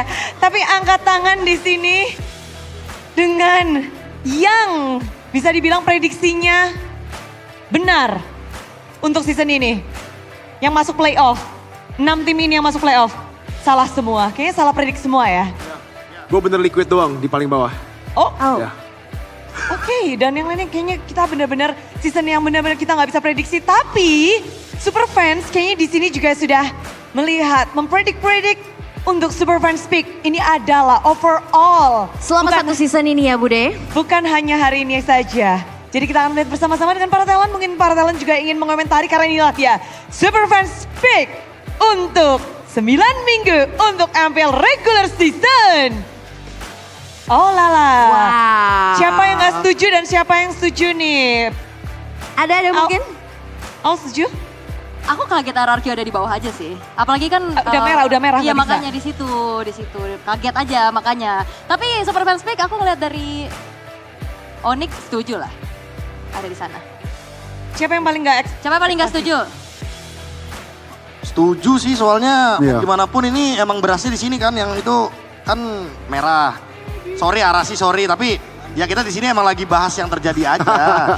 Ya kan? Ya udah. Jadi ya emang kebetulan paling yang mungkin bisa naik sebenarnya Bigetron ya. Bayangin tim yang ke upper bracket tapi ternyata 8,3% doang. Ini Mirko nggak punya teman apa gimana didukungnya? Gak ada yang mau komen. Gimana nih? Itu vote-nya 8,3%, 8,2-nya gua. Trooper, ayo dong Trooper ya, nanti ramein playoff ya. Nggak terima kan ditaruh situ? Gila, ini harusnya kedua sih. Kalau dari analis-analis PH juga pada bilangnya Bigetron. Harusnya ya. Nomor 2 ya. Nih Bude yang kaget di Nomor Navi satu Bude. dong, Bud. Pulung katanya kaget di Navi. Kenapa Lung? Navi harusnya di 2 minimal atau minimal 1 dong. Geser Onyx. Iyalah, Navi nih bos. Oh. Ya kan, tapi kan yang di situ coba tapi di situ lihat tuh Big One by Vitality padahal runner up ya kan di regular season tapi malah di situ doang.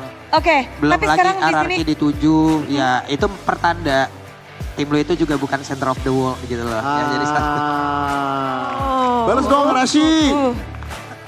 Ada pembelaan mungkin Arashi? Arashi, balas Arashi. Gimana kalau dibalas sekarang susah juga sih. Jadi kayak ntar aja deh. Oke. Tapi di sini Bude berharap kami tolong dong ajakin semuanya untuk menyaksikan babak playoff. Pak Pulung mungkin mewakili talent Indo dan talent Inggris ya. Ajakin para super fans untuk nonton playoff. Oke, let's go buat teman-teman semua ya dari tanggal 29 sampai dengan 2 November nantinya ya. Pastikan kalian udah punya tiket. Tapi kalau emang kalian tetap nggak kebagian tiketnya, tetap hadir di Nice Peak 2. Karena banyak sekali kegiatan, kalian nonton, ada festival, lalu ada Career Fest juga ya.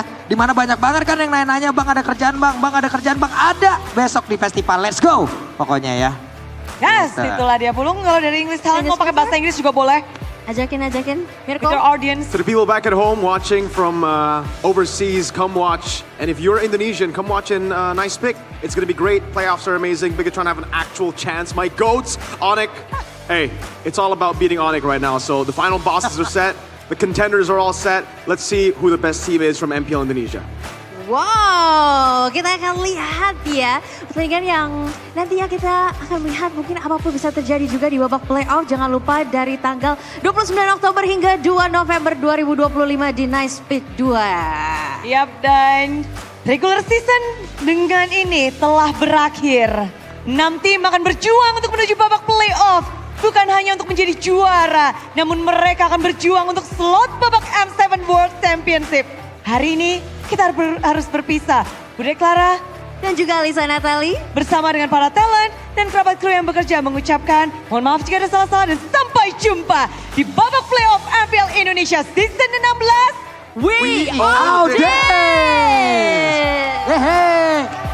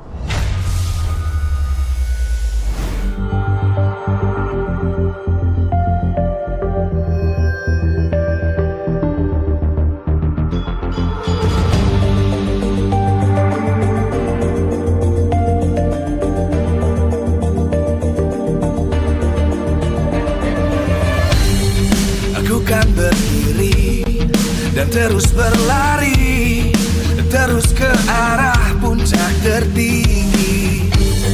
Ku takkan berhenti, hanya sampai di sini. Kemenangan abadi menanti. You know we won't miss if we unite our focus. And if you haven't noticed, we all there. Nyalakan apimu, hadapi semua tantangan. Hadang semua serangan, jatuh bukan halangan. Bakar semangat